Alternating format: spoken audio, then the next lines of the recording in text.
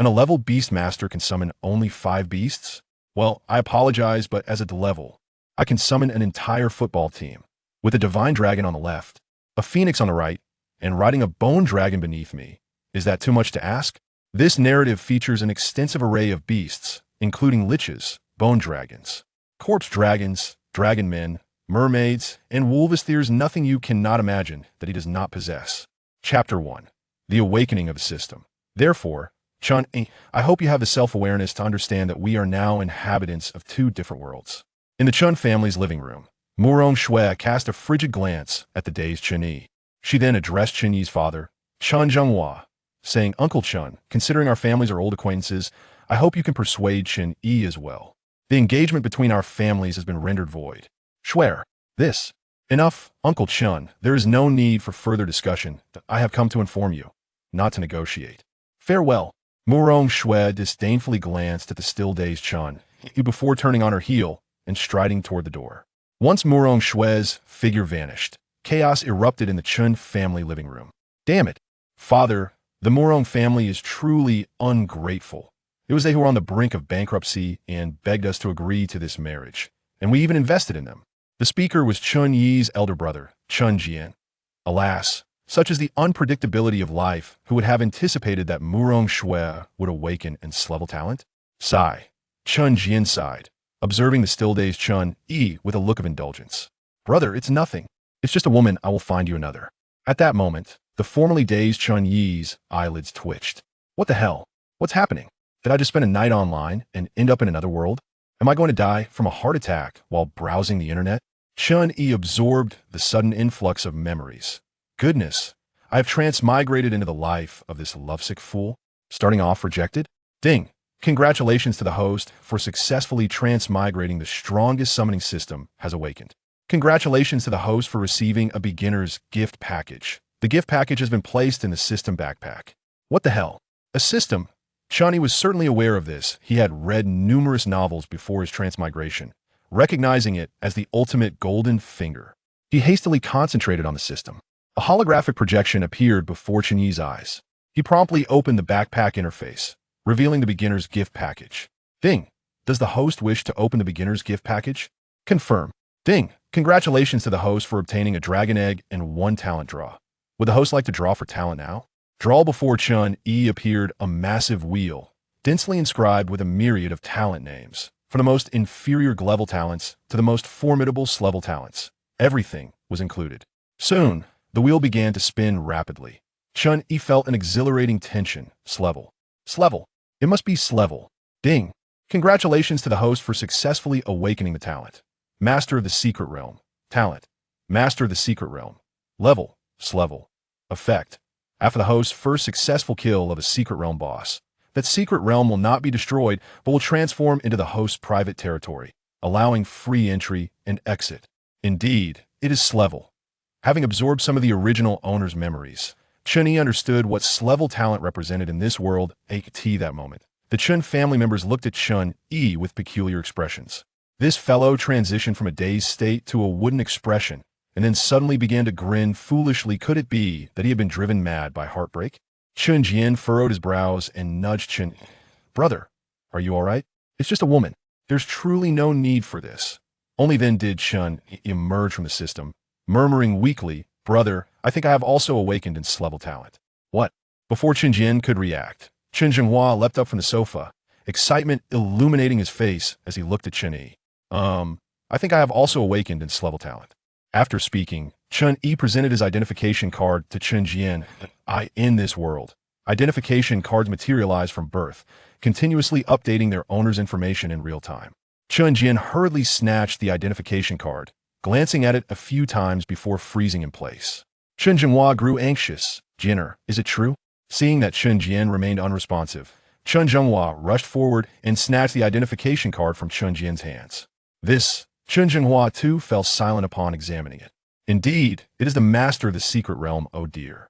What the hell? This isn't Slevel talent. Yet why does it seem so disappointing? Chun Yi protested, snatching the identification card back. I say, Dad, brother, what are those expressions? This isn't Slevel talent. Chun Jian appeared somewhat awkward. Brother, there are quite a few individuals with the master of the secret realm talent in Huagua, but Chen Yi grew anxious, but what? Brother, do enlighten me. Chun Jinghua shook his head. The master of the secret realm is also referred to as the turtle shell. Turtle shell? Dad, could you please finish your thoughts in one go? Setting aside whether you can successfully kill the secret realm boss. Even if you do kill it and possess the secret realm, you alone can enter and exit freely. Aside from storing beasts, which serves as a sort of warehouse, and finding refuge in times of danger, it seems to have no other significant utility. What the hell? Chun Yi was dumbfounded. It turns out he had drawn a mere warehouse. Chun Jian patted Chun Yi's shoulder. It's alright even if it's not great. It's still in level talent. Don't worry, little brother. Next time a level secret realm appears, I will certainly help you secure it. Ding! Task activated. Successfully possess a secret realm space within 1 month. Task reward. Randomly obtain 1 talent. Huh. Chun Yi stared at the system prompt in astonishment. Wait, brother, isn't it true that each person can awaken only 1 talent at most? Chun Jian shot Chun Yi an incredulous look. Naturally. Have you ever heard of anyone awakening 2 talents? What the hell? What the hell? This is incredible. Chun Yi beheld the task reward before him, which suggested that he might have the opportunity to obtain 2 or even more talents in the future. Sire, if only you could awaken a top-tier level talent like Murong Shui did, how delightful it would be to make the Murong family regret their decision. Dad, what exactly talent did that wretched girl awaken? Wretched girl? Chun Jinghua and Chun Jian looked at Chun Yi in astonishment. It should be noted that Chun Yi had idolized Murong Shui since middle school, treating her as a goddess. Chun Jian's expression was peculiar, but it seemed that his brother had already come to terms with things, and he need not worry about him being unable to cope. Murong Shui awakened the ultimate affinity with fire element.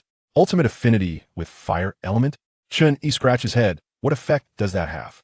You really must have wasted your years of education. Those who awaken the ultimate affinity with fire element can elevate the potential of their contracted fire-type beasts by 1 tier. Chun Yi seemed to understand. Is that all?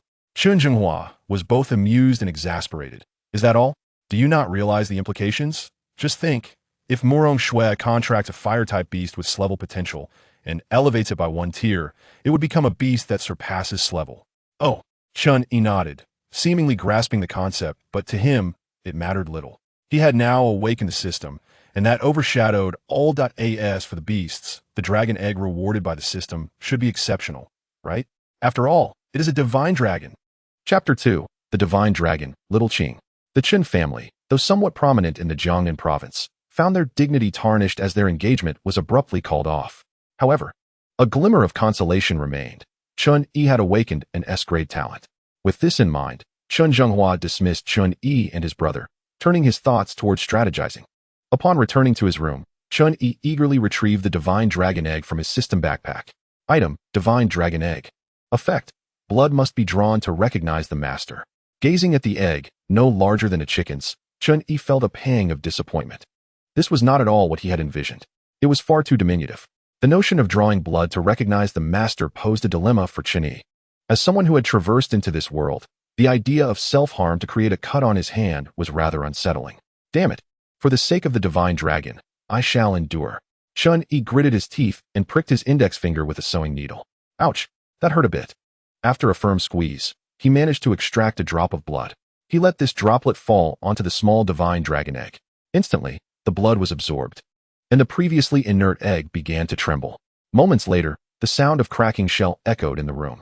To Chun Yi's eager gaze, a small azure snake, no thicker than a pencil, emerged from the egg. Subsequently, to his utter disbelief, it devoured the entire eggshell. Ding! The host has successfully hatched. Please name your divine dragon. Is this truly a divine dragon? It looks like nothing more than a snake, and such a tiny one at that. Chun Yi looked at the petite azure serpent and decided, henceforth you shall be called Little Qing. The little snake opened its mouth, displaying an oddly human-like smile. Once the name was confirmed, an identification card materialized beside Little Qing.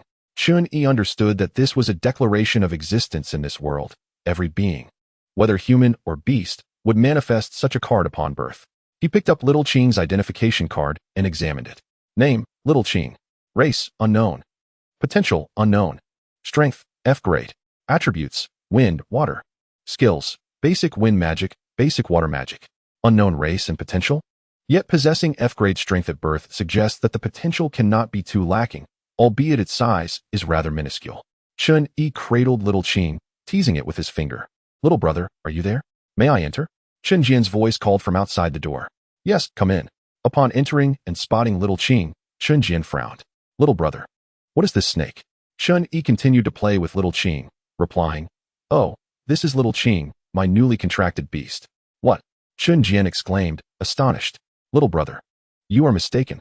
You have just come of age and can only contract a beast after reaching D-grade Beastmaster status. You were aware of that, weren't you? Of course, that is precisely why I contracted little Qing. But little Qing, father and I had arranged for you to receive a fledgling Sanyue wolf, which possesses B-grade potential. This cannot stand. Wait here, I shall speak with father. With that, Chen Jian hurried off. In a short while, he returned with a furious Chen Zhenghua. Upon seeing the pencil-thin little Qing, Chen Zhenghua's anger surged. He had paid a hefty sum to reserve at Sanyue wolf for Chen Yi, and now this had transpired. You impudent child. Who allowed you to contract a beast without permission? Do you not realize this is irreversible? Chen Yi was aware of little Qing's prowess. Father, you understand nothing. That Sanyue wolf is unworthy to carry little Qing's shoes. How dare you? You know nothing. That Sanyue wolf possesses B-grade potential. What potential does your snake have? Surely not A-grade. Chen Yi was genuinely unaware of little Qing's potential. While little Qing's potential was unknown, it was undoubtedly superior to that Sanyue wolf. Unknown? Chen Zhenghua's expression soured. Nonsense. You're deceiving me, and it's unknown. Hand over its identification card. You still doubt me? Chen Yi tossed little Qing's identification card to Chen Zhenghua. Goodness. It truly is unknown. Chen Zhenghua glanced at it, utterly flabbergasted. Born with F-grade strength? Dual attributes. And it possesses 2 skills from birth? Chen Zhenghua stared at little Qing, realizing this creature might indeed be quite remarkable. What do you mean? It has skills? Chen Jian inquired, stepping closer to observe. Wow. Chen Jian was taken aback. I remember how much effort I expended to help my white ape comprehend a single skill.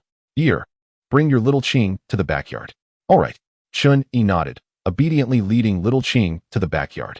In the backyard, Chen Zhenghua glanced at Chen Yi, then, touching his ring, summoned a 3-meter-tall black bear into the yard. Here, have your little Qing attack my earth-shattering bear. Huh. Father, if it ends up killing it, you won't hold me responsible, will you? Chen Zhenghua chuckled. My earth-shattering bear has now reached B-grade. Do not worry, if your F-grade little snake can even injure it. From now on, you shall call me father. All right, little Qing, use your basic wind magic to attack it. Little Qing nodded its tiny head and opened its mouth. A green light flared, and a half-meter-long wind blade materialized, slicing towards the earth-shattering bear. The earth-shattering bear did not dodge, but allowed the wind blade to strike. Clang. With a crisp sound, the wind blade vanished, yet the bear remained unharmed, not a single hair displaced. Little Qing's human-like face displayed a look of defiance. Seemingly undeterred, it began to conjure half-meter-long wind blades in rapid succession, striking the earth-shattering bear. Even this formidable creature, caught off guard, could scarcely withstand such relentless onslaughts. With all wind blades converging upon a single point. After approximately 10 seconds, the earth-shattering bear bore a thin, delicate wound from little Qing's wind blades. Holy cow! Chen Jian was left in shock. This is an F-grade beast? Is this what you call basic wind magic? Your basic wind magic is akin to a machine gun? Chen Zhenghua, equally astonished, urged, let us see if your little Qing can use basic water magic. Oh, then, the wind blades transformed into water orbs the size of heads, raining down upon the earth-shattering bear like a barrage. Both Chen Zhenghua and Chen Jian were left utterly dumbfounded. All right, stop now. Here, where did you find this extraordinary creature? Chapter 3. Brother E, someone is after you. There was no way he could admit that little Qing was a gift from the system. Perhaps I stumbled upon it by the roadside? Chen Zhenghua's veins throbbed at the thought. Well, it seems we have all underestimated you, my boy. You have your own secrets. Chen Yi grinned mischievously. Father, it seems your earth-shattering bear has sustained some injuries. And, didn't you say earlier that if little Qing could injure the earth-shattering bear, I would be the one to call you father? Chen Zhenghua shot a glare at Chen Yi. Do you dare to call me father? Forget it, forget it. Given this, your entrance examination should be secure. In the end, Chen Zhenghua dragged a frustrated Chen Jian away. The entrance examination. Chen Yi reflected on the original owner's memories. This world's universities were not vastly different from those of the original world. Upon reaching university, individuals with beast-taming talents could apply for specialized beast-taming institutions. The original owner had already enrolled in the Jiangnan province's beast-taming division. Ding ding ding. Lost in thought, his phone rang. Chen Yi glanced at the screen. It was his close friend, Mu Qingha. Hey, Ego, wanna hang out? Hang out. Why? Ego. I heard from my father that your dad has invested heavily in you. A B-grade potential Tsanyue wolf. You better look out for me in the future. I didn't take that. I found my own contracted beast. There was a palpable pause on the other end of the line. What? Ego. Are you out of your mind? That's a B-grade potential beast. You can't buy one even if you have the money. Do you have something else? If it's about this, I might just die. Stop. Ego, let's talk in person. I've caught wind of something. It seems the Morong family has plans against you. The Morong family? Morong Shui? Chun-Yi felt a pang of irritation.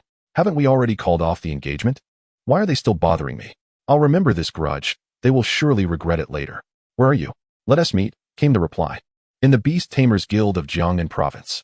Chun-Yi spotted Mu Qinghe pacing back and forth. Ego, you finally made it. Chun-Yi found a seat, observing the chaos around him. This place is quite lively. Well, other places don't allow summoning beasts at will, but here, there are no restrictions, Mu Qinghe replied excitedly, rubbing his hands together.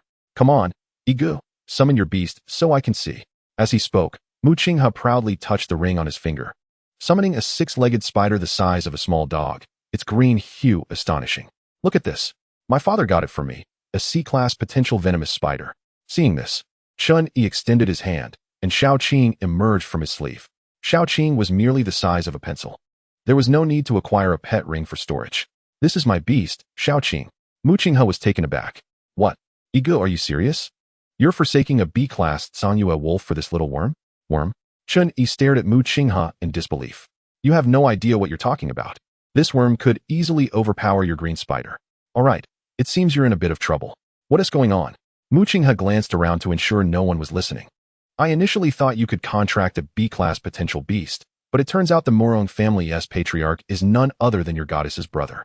Morong Shui's brother? Chun-Yi recalled. Morong Lei? Exactly. He has never liked you, but back then, the Morong family relied on your Qin family. Now, however, it's different. Your goddess has awakened her S-class talent, and the Morong family is basking in glory.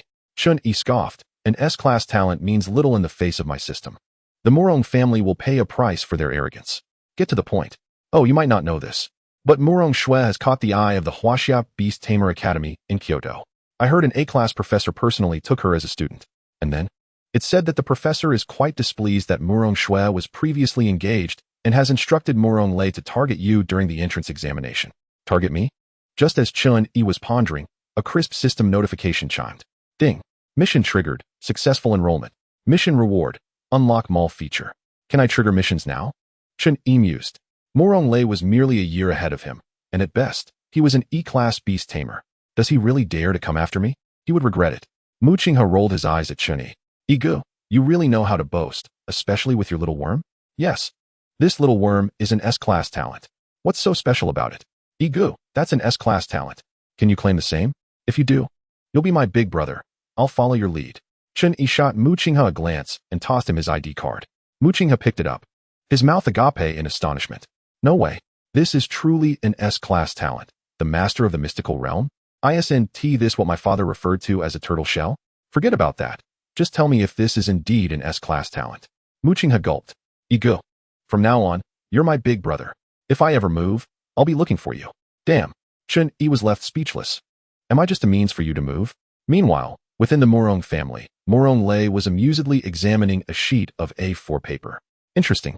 He didn't contract that Tsanyue wolf? Is this true? Rest assured, that Tsanyue wolf cub has already been returned by Chen Zhenghua.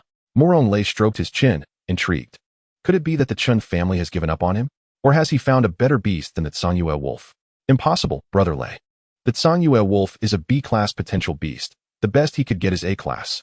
It's not that I look down on the Chen family. But can they really manage that? True. However, just to be safe, you should handle it personally the day after tomorrow. With that, Morong Lei tossed a ring to Su Feng. This was given by that esteemed individual. It contains a D-class demon wolf. When the new student assessment begins, release it secretly to eliminate that brat Chen-Yi. Su Feng appeared hesitant. Eliminate? Didn't you just say to stop him from enrolling? After all, he is the second son of the Chen family. Isn't killing him a bit excessive? Morong Lei waved his hand dismissively. What is there to fear? The Morong family now has the protection of that esteemed individual. The Chen family is nothing to worry about. At the entrance of the Chen family, Chen-Yi, having just parted ways with Mu Qinghe, stood bewildered before the scene unfolding before him. Had he only been gone for a few hours? Why were all his uncles and relatives gathered at the entrance waiting for him? Look, Heir is back. Before Chen Yi could react, he was half pushed, half dragged into the living room by his uncles. Xiao Yi, there is a significant figure in the house waiting to meet you. You have to be on your toes. In the living room, only two individuals remained. One was his father, Chen Zhenghua, and the other was a middle-aged man in military uniform. Seeing Chen Yi arrive, Chen Zhenghua waved him over eagerly. Commander Yan, this is my son, Chen Yi. What?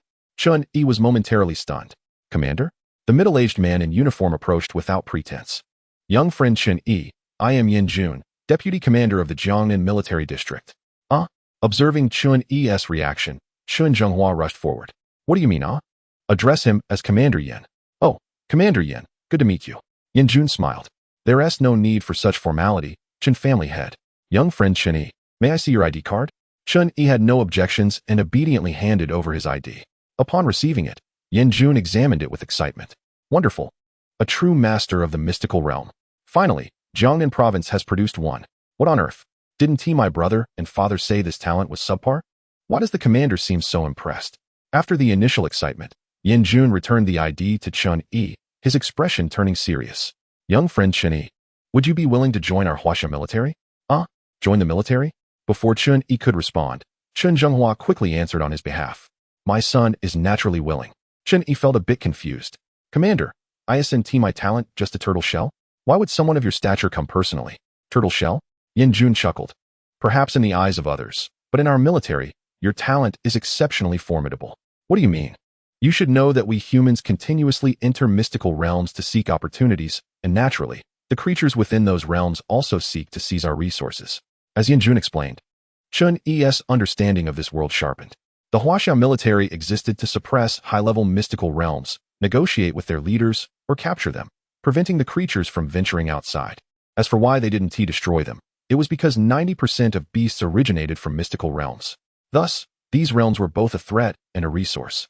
As long as they could firmly control the leaders within the mystical realms, those realms would serve as strategic resources for every nation. Whenever a high-level mystical realm emerged, the military would be the first to suppress it, and new mystical entrances were often quite small, making it impossible to transport large equipment inside. Therefore, a person possessing the talent of a master of the mystical realm was the aspiration of every military district. With Chen Yi emerging in Jiangnan province under Yan Jun's command, he certainly wouldn't let this opportunity slip away. After much contemplation, Chen Yi inquired, So, Commander Yan, what must I do if I join the military? What can the military offer me? Kid, mind your words. Chen Zhenghua interjected, his anxiety palpable at the thought of Yan Jun's displeasure. Yan Jun chuckled. As a holder of S-level talent, we will grant you the rank of Major General, albeit without real power. Each time a high-level secret realm emerges, you will need to assist us in transporting strategic resources. Major General? That's tantamount to being a general. Chen Yi exclaimed, though he noted the lack of authority. Nevertheless, such a title would afford him considerable respect in the outside world. Yan Jun, noticing Chen Yi lost in thought, continued, Of course, the military will expedite the acquisition of a secret realm for you.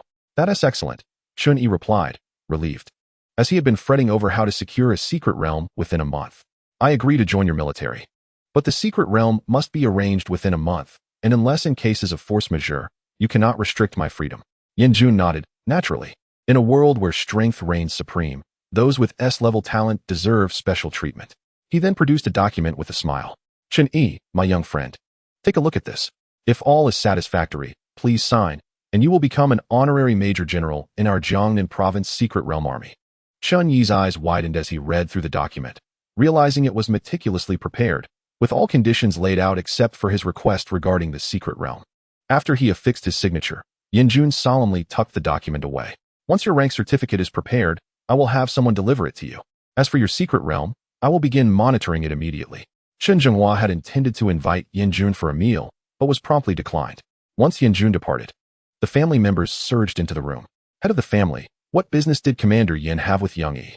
Chen Zhenghua, still in disbelief, sat in his chair and said, You may not believe it, but young Yi is now a major general, specifically in the secret realm army.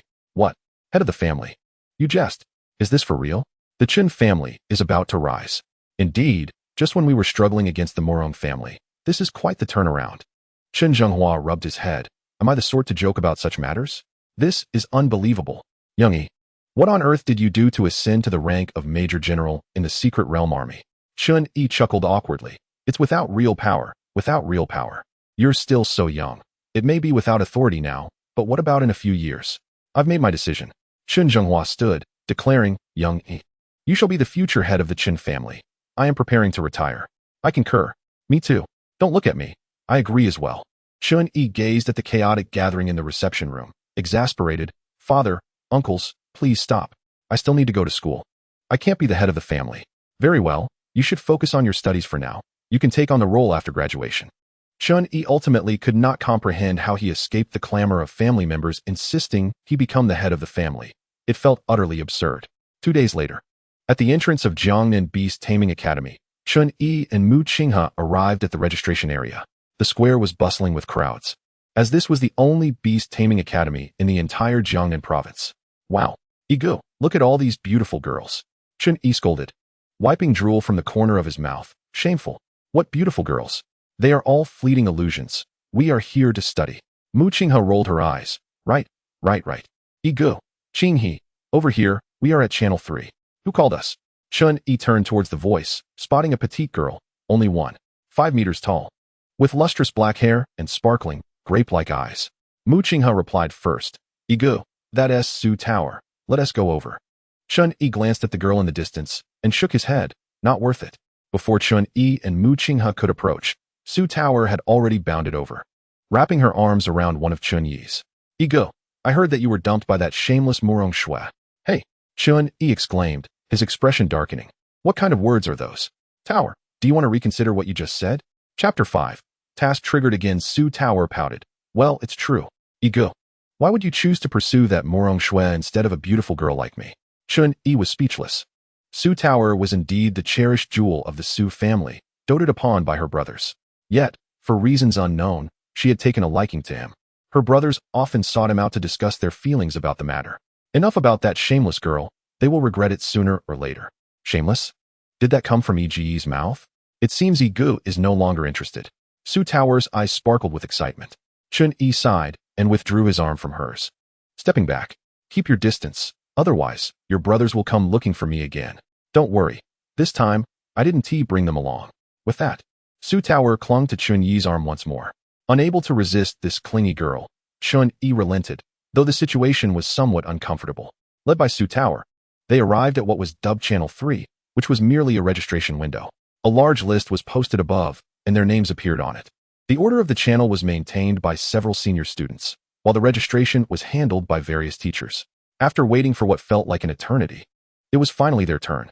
The teacher at Chun Yi's window was a rather disheveled old man, and Chun Yi found himself somewhat put off by the sight. Is this the kind of person who can be a teacher? ID card. The old man glanced at Mu Qinghe, who stood ahead. He then took her ID card, inspected it, and remarked, not bad, B-level talent, sticky web. Next, Su Tower dutifully presented her ID card as well. Oh, A-level talent, spirit fox bloodline? What a promising candidate. Finally, it was Chun Yi's turn. Upon receiving his ID card, the old man was taken aback, and even let out an expletive. What the hell? S-level talent. How is the master of the secret realm here? His exclamation drew the attention of those nearby. My goodness, S-level talent? Shouldn't someone with S-level talent be attending the main academy in the capital? Did you not hear what this teacher just said? Master of the secret realm, Turtle Shell. Oh, so it's Turtle Shell. No wonder. I know him. Isn't he the Chun Yi from the Chen family? The one who was dumped by Murong Shui. That is the love-struck fool. From afar, 2 pairs of malicious eyes turned towards Chun Yi. Lei Gu. Who would have thought this kid awakened S-level talent just like your sister? Humph. It's just Turtle Shell, in terms of enhancement. It's not even as good as a random B-level talent. What right does he have to be compared to Shui? Su Feng nodded. Indeed, Lei Gu. Your sister awakened the fire element's ultimate affinity, one of the most powerful talents known. Murong Lei displayed a hint of pride. Naturally. This kid will be a blemish on Shui's path to strength. The rest is up to you. Su Feng reached into his pocket and fiddled with a ring. Don't worry, I'll ensure this kid doesn't make it out of the assessment secret realm. At that moment, Chun Yi had become the center of attention, which was rather bothersome, and he shot a disgruntled glare at the registering old man. Old man, your mouth is really too loose. The old man recognized his error and offered an apologetic smile. It was unexpected. My apologies. With your talent, the military should have already sought you out, right? Why do you care? Is the registration complete? If so, I'm leaving. The old man, still smiling, returned Chun Yi's ID card, teasing. It seems they indeed sought you out. The three individuals smoothly entered the inner sanctum of the academy. What they initially perceived as a vast plaza outside paled in comparison to the grandeur that lay within. Although the space was teeming with people, it did not feel congested in the slightest. Come on, Ego, let us head to the cafeteria for a bite. It seems we shall be waiting until the afternoon. Su Tower urged, tugging Chun Yi towards the dining hall. A hint of curiosity flickered in Chun Yi's eyes as he inquired, Tower, have you been to this academy before? You seem quite familiar with the surroundings. Su Tower straightened her posture proudly. Of course. I used to visit my brother here frequently. Ego, wait for me. Mu Qinghe exclaimed, hastily following suit. However, they had barely ventured far when a golden-haired young man obstructed their path. Tower, so this is where you've been. I've been looking for you everywhere. Upon noticing Chun Yi, the boy's previously cheerful demeanor darkened, and he pointed an accusatory finger at Chun Yi, demanding, who is this person? Towel, let him go at once. Su Tower shot him a disdainful glance, retorting, Lu Hong, what business is it of yours if I am with Ego? A good dog should not obstruct the way, move aside. Rather unfazed by her insult, Lu Hong responded, Tower, it's your third brother who asked me to look after you. But wait, Ego? Oh, so you are the Chun family's sycophant who was rejected by Murong Shui. At this revelation, Su Tower erupted in fury, exclaiming, Lu Hong, silence. I will not allow you to speak that way about Ego. Tower, don't be foolish. This person is worthless, after being discarded by Murong Shui. He comes crawling back to you. What the hell? Who do you think you are? Aren't you just another sycophant of Su Tao? How dare you criticize me? Chun Yi protested vehemently. A sycophant, you say? Lu Hong retorted angrily. I suggest you watch your tongue. Just because your Chun family has some money does not make you exceptional. Let me tell you, my brother serves in the secret realm army and holds a military rank. Chun Yi cast a scornful glance at him. And what of it? That is your brother, not you. Who cares if someone has a military rank? I happen to be a major myself. A major? Huh. Lu Hong laughed derisively. You? Really? Prove it. Yes, I will prove it. What are you going to do about it? If you are not satisfied, call your brother over. I am not afraid of you, Chun Yi boldly challenged. Lu Hong, visibly irritated, scoffed. What a new student, so audacious before even enrolling. What? Do you wish to teach me a lesson? If you have the guts. Follow me to the arena, and I will show you your place. Ding. Task activated, gaining notoriety. Task objective, as the host of the system. You have been underestimated. Please establish your reputation within the academy. Task reward, basic transfer, unlock skill interface. The activation of a task was a surprise. Establishing a reputation? In this world where strength reigns supreme, one must fight to build a name. With this in mind, Chun Yi glanced at Lu Hong and decided to use him as his stepping stone. What is there to fear? Lead the way to the arena. I shall teach you a lesson. With that, he followed Lu Hong into the academy's communal arena. Mu Qinghe watched in astonishment. Is this really the Egu I know? How incredibly bold. He dares to challenge an upperclassman before even starting school. Meanwhile, Su Tower's eyes sparkled with admiration. Egu is so cool. No longer just a sycophant.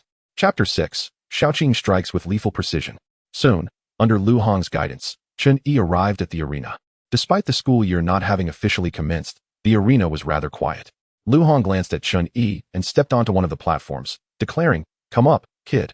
Just as Chun Yi was about to follow, Mu Qinghe tugged at him, cautioning, Ego, be careful. There might be a trap.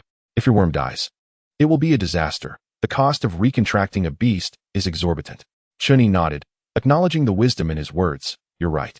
I will simply eliminate his beast and see if he has the resources to contract another. What?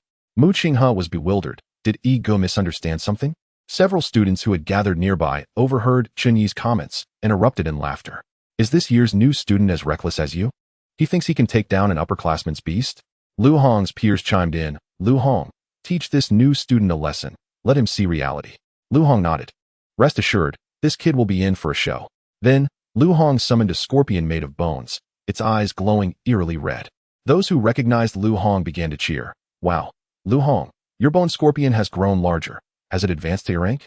Lu Hong beamed with pride. Indeed. And I have successfully taught it its first skill. Has it learned a skill? Su Tower frowned. Hey Lu, if you go too far, I won't let you off easily. What? Su Tower, who do you look down upon? It's just one skill, as if no one else has one, Chun Yi retorted, clearly annoyed. With a flick of his wrist, Chun Yi summoned Shaoqing from his sleeve, tossing it opposite the bone scorpion. The spectators gaped in disbelief. What on earth is that? Lu Hong laughed. You don't even value learning skills. I thought you had a trump card. This worm is your beast? The disparity in size was staggering. Lu Hong's bone scorpion was nearly a meter long, while Chun Yi's Xiaoqing was no larger than a pencil. Lu Hong looked at Su Tower, feigning sympathy. Tower, I can't hold back now. My bone scorpion could easily crush that worm. Chun Yi grew impatient. Are you going to fight or just talk? Stop wasting time. Such eagerness to meet your end, Lu Hong sneered, directing his bone scorpion to attack. Let me show you the true nature of the skill you look down upon. The bone scorpion slowly burrowed into the hard arena floor. Gasps erupted from the crowd. It can burrow underground. Incredible. Chun Yi scoffed. Burrowing? If that's the case, I shall take to the skies. I don't believe you can harm my Xiaoqing from beneath. Suddenly, Xiaoqing glowed with azure light, lifted by a gentle breeze. What? The worm can fly? The spectators were astonished. This is absurd. Such pure elemental energy. Can this tiny worm also wield skills? Lu Hong was internally shocked, but quickly regained his composure. Your beast has some merit, but my bone scorpion is already a rank. The bone scorpion's tail emerged from the arena floor, its menacing barbs aiming at the airborne Xiaoqing. With the sound of bone scraping, the tail shot forth like a cannonball, targeting Xiaoqing. Knowing he needed to establish his reputation, Chun Yi prepared to showcase his strength. As the tail hurtled towards Xiaoqing, a massive blade of wind coalesced to meet it. Lu Hong smirked. You're overestimating yourself. Under the gaze of the audience, the wind blade collided with the tail. However, instead of the anticipated crash, the tail and wind blade seemed to pass each other by, with the tail continuing its trajectory towards Xiaoqing, while the wind blade sliced towards the exposed scorpion's tail. In a moment of confusion among the crowd, the tail that was about to strike Xiaoqing split perfectly in two, missing the worm, while Xiaoqing's wind blade struck the scorpion's tail with precision. The chilling sound of bones grinding echoed through the arena as the bone scorpion writhed in pain, its tail severed. As the scorpion emerged from the arena floor, Xiaoqing unleashed two additional wind blades, one aimed at the scorpion's head and the other at its midsection.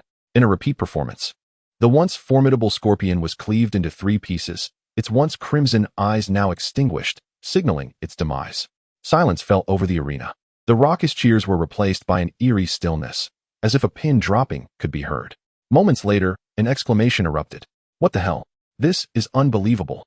What species is this worm? To think it possesses F-rank strength, yet can effortlessly vanquish the renowned defensive bone scorpion. Lu Hong has truly bitten off more than he can chew. If he doesn't re-establish a contract with a beast before the school year begins, he may very well face expulsion. Oh, I remember now. Isn't this newcomer the devoted admirer of the genius Morong Shui? This type of admirer must be akin to a wolf dog, truly fierce. Chun Yi, upon hearing this, felt a wave of annoyance. What the hell is this wolf dog nonsense? Is that where your focus lies? Chun Yi was somewhat speechless. The reputation of Morong Shui was indeed colossal. How could there be such a disparity among those who share S-rank talents? Meanwhile, Lu Hong's expression turned ashen as he stared in disbelief at the corpse of the bone scorpion before him. At that moment, Xiaoqing opened her tiny mouth, and the massive corpse of the bone scorpion was astonishingly consumed entirely. It was a sight to behold, leaving no trace behind. Despite having swallowed something 100 times its size, Xiaoqing showed no signs of change. The spectators' perceptions were once again shattered. What on earth is this species? From which secret realm does it hail? Goodness, once I rise to be a D-rank beastmaster, I must capture one. Heaven knows I've never seen anything like it. Could it possibly be a foreign creature? It's utterly ferocious, leaving no remains at all. I lack the confidence to annihilate Lu Hong's bone scorpion. Best to steer clear of this wolf dog in the future. Chun Yi retrieved Xiaoqing and approached the dazed Lu Hong. Remember this, my name is Chun Yi. If you dare to call me a sycophant again, the beast you contract will face my wrath. This statement was directed at Lu Hong, but it also served as a warning to the crowd below. Subsequently, Chun Yi departed the arena, accompanied by the equally dazed Su Tower and Mu Qinghe. My goodness. Ego, what on earth is this worm? What rank is it?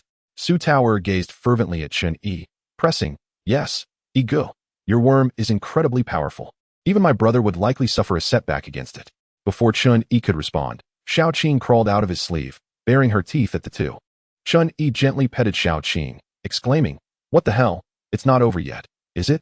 I've already stated that Xiaoqing is a divine dragon. Who dares to call her a worm? I'll lose my temper. Chapter 7, Learning Skills in Vain. In the arena, Lu Hong remained in a stupor. His heart a tumult of emotions, anger, hatred, yet, Above all, it was fear that prevailed. With the school year about to commence and his soul beast now deceased, expulsion loomed over him.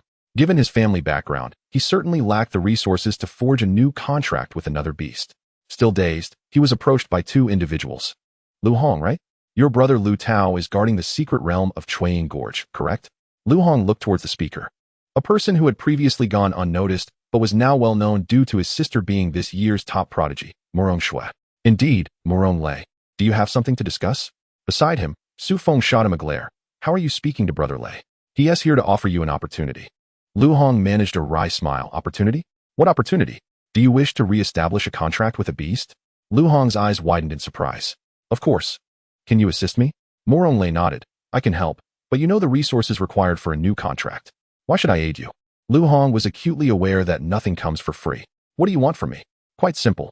This year's freshman assessment will take place in the Chuaying Gorge, which your brother guards. You just need to have him. After several hours, the news of Chun Yi's swift defeat of an E-rank beast belonging to an upperclassman spread like wildfire. While still dining, Chun Yi finally heard the melodious notification from the system. Ding. Task gaining some fame completed. You have acquired the skill basic transfer and successfully unlocked the skill interface. Chun Yi hurriedly accessed the system. Previously, there were only 3 interfaces: character, inventory, and tasks, but now a new skill tab had appeared. Opening the skill section, he found a solitary entry: basic transfer. Skill, basic transfer. Effect, allows the transfer of secret realm creatures that have pledged allegiance to the host's secret realm territory. Restriction, can only transfer creatures of D rank or below. What the hell? I don't even have a secret realm territory yet. How is this of any use to me? Chun Yi felt a wave of frustration. It seemed the system's current offerings leaned heavily towards secret realm territory development. Was it expecting him to cultivate a secret realm and forge a new world? After a moment of contemplation, Chun Yi pulled out his identification card to examine it. Noting that it had remained unchanged, it appeared that system skills would not be reflected on the ID. A Beastmaster's ID only showcased their talent interface. The trio remained in the academy cafeteria until the afternoon. Ding. All freshmen participating in the assessment, please gather at the Academy Square. Ding. All freshmen participating in the assessment, please gather at the Academy Square. Ding. All freshmen participating in the assessment, please gather at the Academy Square. The Academy echoed with the announcement. Ego. It's finally beginning. Your Xiaoqing is so formidable. You must protect me. Ego, don't forget about me. You need to help me too. Chani, somewhat perplexed, asked, what? Can you receive help during the assessment? Come on. Ego, your Qin family is one of the prominent families in Jiangnan province.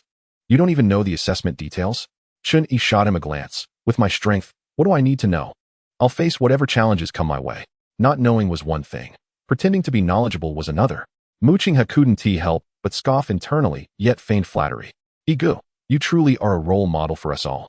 By the time the trio reached the square, it was already teeming with people. Thousands, if not tens of thousands. Suddenly, a colossal flying dragon appeared in the sky, atop which stood a disheveled old man, the same one who had registered Chun Yi and his companions. Heavens! That's an A-rank beast, the bat-winged heavenly dragon. Isn't it? Absolutely, it's an A-rank beast. When will I ever possess such a creature? Enough dreaming. We'd be grateful just to have a C-rank beast. Look, there's someone standing on the dragon. At that moment, Chun Yi also noticed, his expression filled with envy. When will I be able to command such presence? However, the old man seemed to hold considerable status as well. Ego, it's the bat-winged heavenly dragon. I could only ever see A-rank beasts on television. Witnessing one in person is truly astonishing. Please, it's just a flying dragon. Xiaoqing is a divine dragon. What is so special about a flying dragon? Here we go again, Mooching thought, exasperated. Ah yes. Igu's Xiaoqing is the mightiest. Really? Igu is truly impressive. Su Tower gazed at Chun Yi with admiration. Mooching couldn't help but roll his eyes. Did this girl genuinely believe it? This was an A-rank beast, the bat-winged heavenly dragon, a subspecies of the dragon family. Truly, a woman in love has the intellect of a child. The old man on the bat-winged heavenly dragon cleared his throat, demanding silence. Ahem, allow me to introduce myself. I am Luo Rong, the Vice Dean of the Jiangnan Province Beastmaster branch. This year's freshman assessment will be led by me. You are to prepare and notify your families that this assessment will last 1 week, during which you will lose all contact with home. Gather at the academy entrance early tomorrow morning. Having said this, the bat-winged heavenly dragon took off with Luo Rong, vanishing from sight in moments. Chun Yi found himself speechless. Seriously? We waited all this time just to hear that old man say a few words? What a performance. Mu Qinghe blinked in surprise. Igu, that's the vice dean. You must watch your words. If he hears you, you'll be in trouble. Chen Yi shrugged. All right, fine. The assessment is tomorrow. Let us go. Igu will treat you to a drink. I want to go too. Unbeknownst to Chen Yi, the departing vice dean Luo Rong was watching him and his companions from a distance, his expression darkening. Beside Luo Rong stood a girl clad in black, her features exquisitely defined. Yet her expression was as frosty as ice, exuding an air of haughtiness. This insolent brat dares to jest at my expense? I shall make him wear these little shoes. So, grandfather, is this the only rival I have this year? He appears to be rather unremarkable. Frost, do not underestimate this lad. His talent is classified as S rank. Unless I am mistaken, he should currently be affiliated with the military. Luo Han Frost furrowed her brow. S rank, indeed. Alas, he is merely a master of the secret realm. Otherwise, he would surely be at the main institute in Kyoto. Humph, an auxiliary talent that barely qualifies as S rank is hardly noteworthy. Besides, even a talent as formidable as Murong Shui S cannot create waves without the requisite capabilities. Your arrogance, nurtured since childhood, is palpable. I sense that this boy is no pushover. Exercise caution during this assessment, and avoid any conflicts with him. Grandfather, I am not arrogant. I possess absolute confidence in my own abilities, while it was of little consequence. The fact that her grandfather specifically brought her to meet this individual only served to inflate Luo Han Frost's pride. She was determined to discover what merits had caught her grandfather's eye. Chapter 8. The Articulating Husky. Before dawn on the following day, Chen Yi was roused by Chen Zhenghua, who fussed and hurried him off to the academy. Upon arrival, he was met with a throng of students already gathered. Igu, you're finally here. I've been waiting for you forever. Mu Qinghe exclaimed, scampering over to him. What do you mean I'm just arriving? Goodness, what time is it? Who in their right mind comes this early? I'm just too excited. Who can sleep at a time like this? Most of us didn't even return home. Naturally, Chen Yi joined the ranks of those waiting.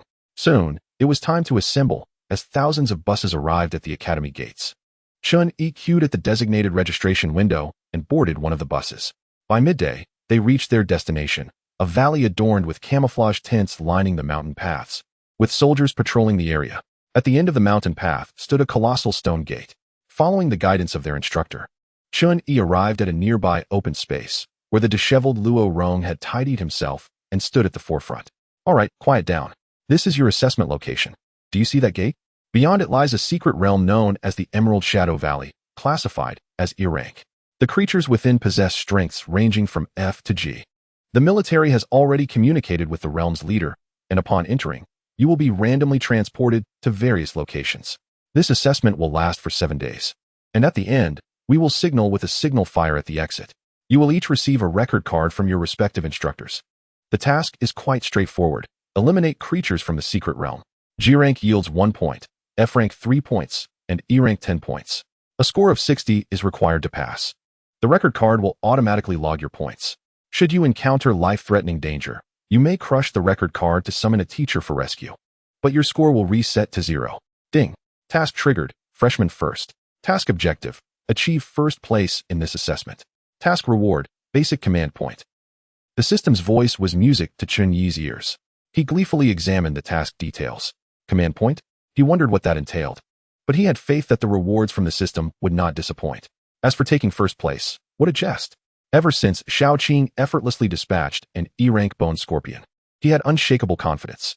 In his father's words, although Xiao Qing was merely classified as F rank on her status card, her true strength had undoubtedly reached D rank. What does D rank signify? The Academy's graduation requirement is to cultivate a D rank beast. If Chen Yi wished, he could have graduated even before the term began. Mu Qinghe turned to him, disappointment etched on his face. Igu, this random dispersal for transport means you must find me quickly. I need to cling to your coattails. Don't forget about me, Igu? Su Taotao added, looking equally displeased. Chen Yi nodded. Once we enter, let us move to the highest terrain. We will inevitably cross paths. After receiving his record card, he followed the main group towards the secret realm. At the entrance, a member of the secret realm military scanned Chen Yi with a device, presumably to ensure that no prohibited items were brought into the realm to prevent cheating. Unbeknownst to Chen Yi, as he crossed the threshold of the grand door, one of the soldiers responsible for scanning shot him a menacing glance. Crossing through the gate, Chen Yi found himself by a small stream, where a deer was drinking water. The deer, sporting antlers, was startled by Chun Yi's sudden appearance, and, before he could react, charged directly at him. Xiaoqing. A flash of azure light gathered from Chun Yi's sleeve, and Xiaoqing's wind blade cleaved the deer in two. As the creature collapsed, Chun Yi's scorecard flickered subtly, the 0 transforming into 3. What the heck? This creature is also classified as F rank? How pathetic. Xiaoqing emerged from Chun Yi's sleeve, blinking up at him. All right. It's not that this creature is weak, it's just that you are too strong. Satisfied with the response, Xiaoqing leapt to the fallen deer and opened her mouth, which resembled a black hole, swallowing the two halves in one gulp. Even though Xiaoqing was Chun Yi's beast, the scene tightened his chest with discomfort. They had agreed to regroup at a high point, but all he could see were trees. He had no idea where he was. Adhering to the principle that water flows downward, Chun Yi proceeded upstream along the creek. Meanwhile, Su Feng, having entered the secret realm, retrieved the ring given to him by Murong Lei. After a moment of contemplation, a husky appeared before him, originally brimming with vigor. Su Feng froze, rubbing his eyes in disbelief. Wait a minute, didn't Ti Lei Gu say a wolf was sealed inside? How did it turn into a dog? The husky, still stretching, was incensed by Su Feng's remark. You little brat. My grandpa is a wolf. With a shake of its tail, the husky proclaimed, see? My tail is raised. I'm a wolf. Dogs have their tails drooping. Su Feng was taken aback. You can talk? The husky regarded him with disdain. Humph. I am the king of wolves. Handsome and dashing. Why should my speech surprise you? Su Feng remained momentarily stunned. A talking beast was certainly no ordinary creature. All right. What is your name, kid? That old coot told me to help you take out someone, and then I'd be free. Who's the target? The husky shook its tail inquisitively. Su Feng suddenly remembered the primary objective of his mission and hastily produced a piece of cloth. If Chun Yi were to see this, he would undoubtedly curse. Damn it, you even stole a man's underwear? This is the personal garment of that individual. I was told that giving this to you would suffice. The husky nodded, approached to snatch the cloth, licked it, and sniffed it. All right, I understand. Come along, kid. Grandpa will take you to find him. With that, the husky raised its head, sniffing the air, and led Su Feng closer to Chun Yi. Su Feng, now wearing a wry expression, observed the husky leading the way, noting that its tail had already drooped. Damn it, you claim to be a wolf, but you're clearly just a dog. 2 days had slipped by since the assessment commenced, and Chun Yi continued to traverse the creek, his scorecard now boasting a remarkable total of 72, securing a passing grade. He had not actively sought out creatures, as the stream seemed akin to the lifeblood of this secret realm, with numerous beasts drinking at its banks. For the sake of the system task, he certainly did not let any opportunity slip by. Xiaoqing dispatched them all with ease. Remarkably, Chun Yi observed her devouring dozens of large creatures without any noticeable growth. She remained as small as a pencil. Xiaoqing, in my memories, dragons are colossal and magnificent. When will you transform into such a form, allowing me to ride you? That image would be absolutely stunning. It is uncertain whether Xiaoqing comprehended anything, for in the past few days, whenever I spoke to Xiaoqing, it merely gazed at me with a foolish expression. Ha! Yuku, are you running away? You and your sister are not as self-important as you claim, are you? Watch as I slay your beasts and ensure you cannot enroll in school. Then let us see how you maintain your defiant demeanor. After 2 days, I finally spotted a figure, seemingly intent on revenge, which piqued Chun Yi's interest, and he stealthily approached. Chapter 9. A warm-up by slaying 2 individuals. Chun Yi advanced toward the source of the sound. Several figures emerged before him. 3 individuals with wicked grins circled a pair of siblings, who appeared to be a brother and sister. A colossal frog and a wooden rat stood guard beside them, while overhead, 3 red-clawed eagles circled menacingly. Lin Hao, do not overstep your bounds. We have made it abundantly clear that we, as siblings, will not join your family. The young man at the forefront declared. The audacity. Were it not for the fact that the siblings had awakened B-grade talents, they were merely commoners unworthy of my attention. Indeed, young Master Lin's status is far beyond yours. He personally invites you, yet you dare to refuse? Humph. Do you truly believe we are unaware of the Lin family's reputation?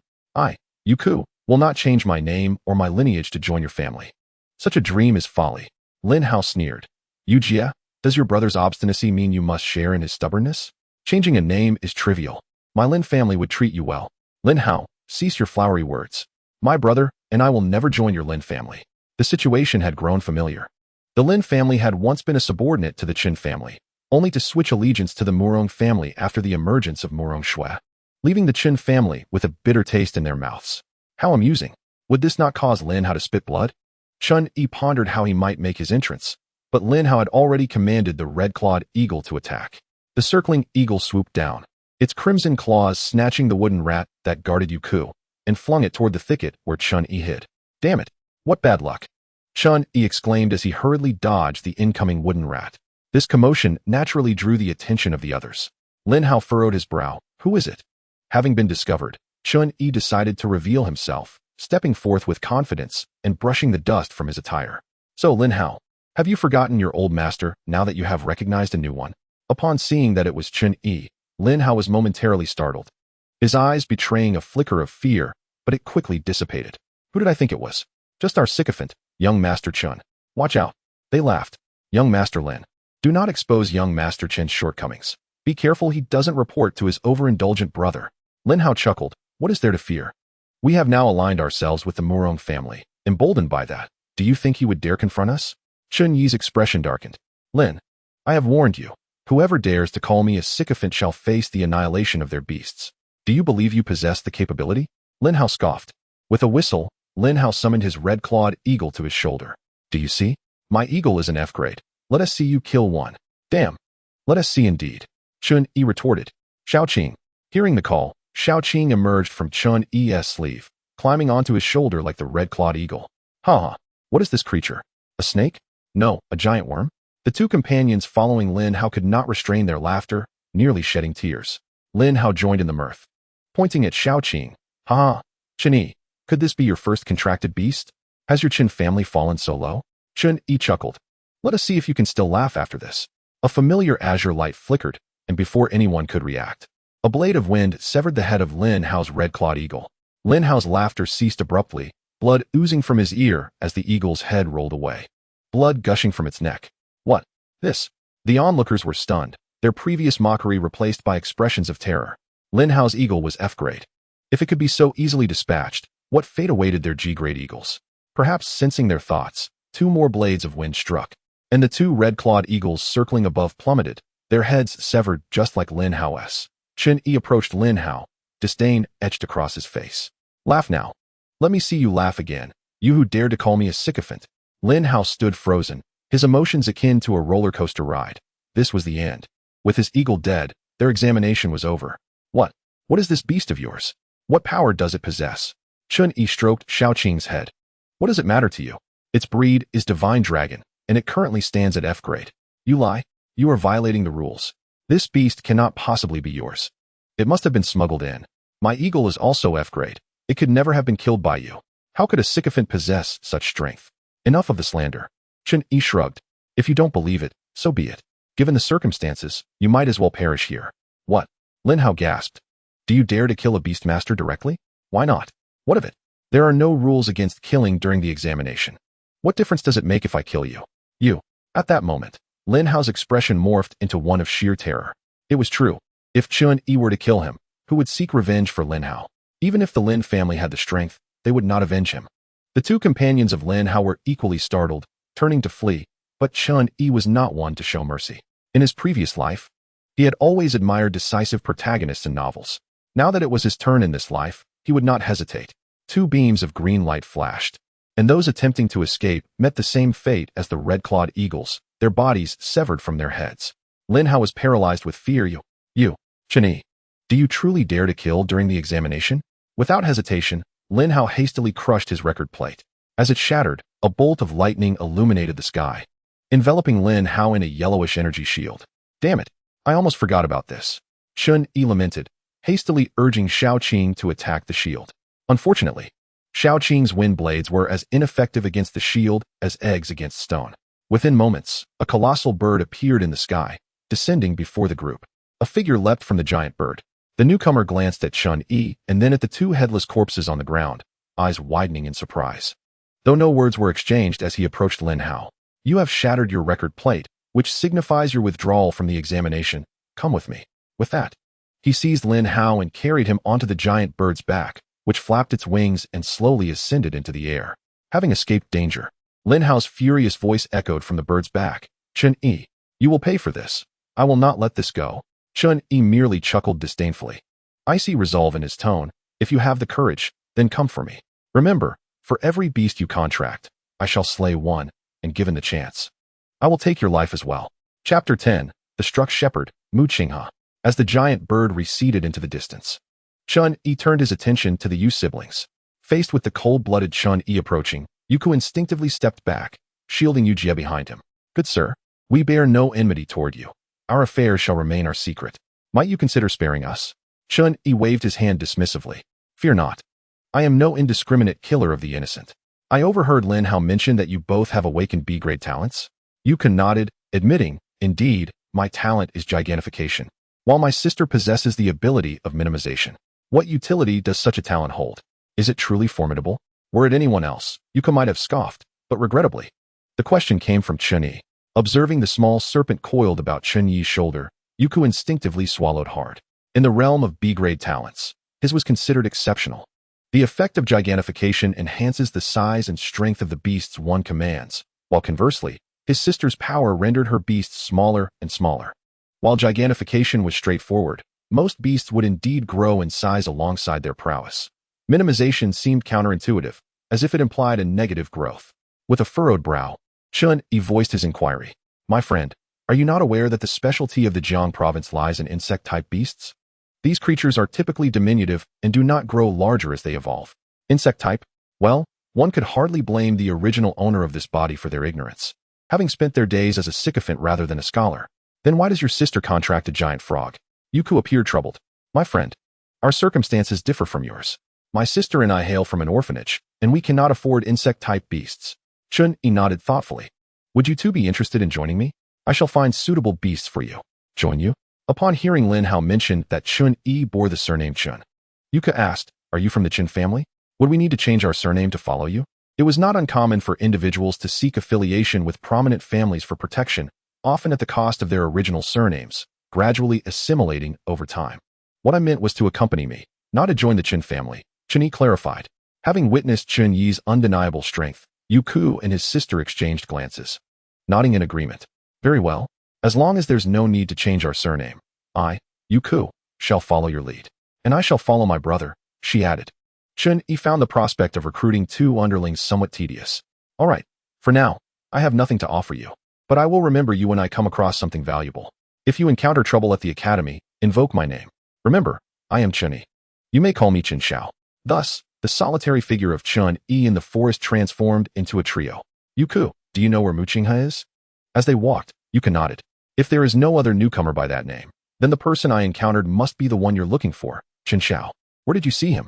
Yuko recalled, just yesterday, before Lin Hao found me, I witnessed Mu Qinghe being pursued by a girl clad in black. What? Chun-Yi halted, a look of confusion crossing his face. He was being chased by a girl? Indeed, Chen Xiao. At that moment, he was being pursued by a young lady who had a dark cloud hovering above her, from which lightning struck down towards the friend you seek. What a shock. Could it be that he has entangled himself in some romantic debt? Chun-Yi mused, pondering whether to seek him out. Romantic debt? Yuko considered, I don't believe so. As the girl kept repeating Mu Qinghe's name, seemingly intent on extracting information from him. All right then, a brother in need deserves assistance. Yuko, lead me to where you saw him. Meanwhile, atop a hill, Mu Qinghe was engulfed in darkness, wearing a sorrowful expression. Before he could catch his breath, he spotted a dark cloud approaching from afar, and despair washed over him. He contemplated shattering his record plate in frustration, but managed to restrain himself. Moments later, Luo Hanshuang appeared beneath the dark cloud, her icy gaze locking onto Mu Qinghe. Mu Qinghe, will you tell me where Chun-Yi is? Mu Qinghe, filled with woe, thought. This madwoman is truly unhinged. My dear lady, we all entered the secret realm together and were randomly teleported. Even if you were to kill me, I still wouldn't know where Yigu is. Yet Luo Hanshuang remained relentless. I have inquired, and you are his only close friend. I refuse to believe there isn't a special means of communication between you. My lady, where did you hear such nonsense? I genuinely don't know where Yigu is.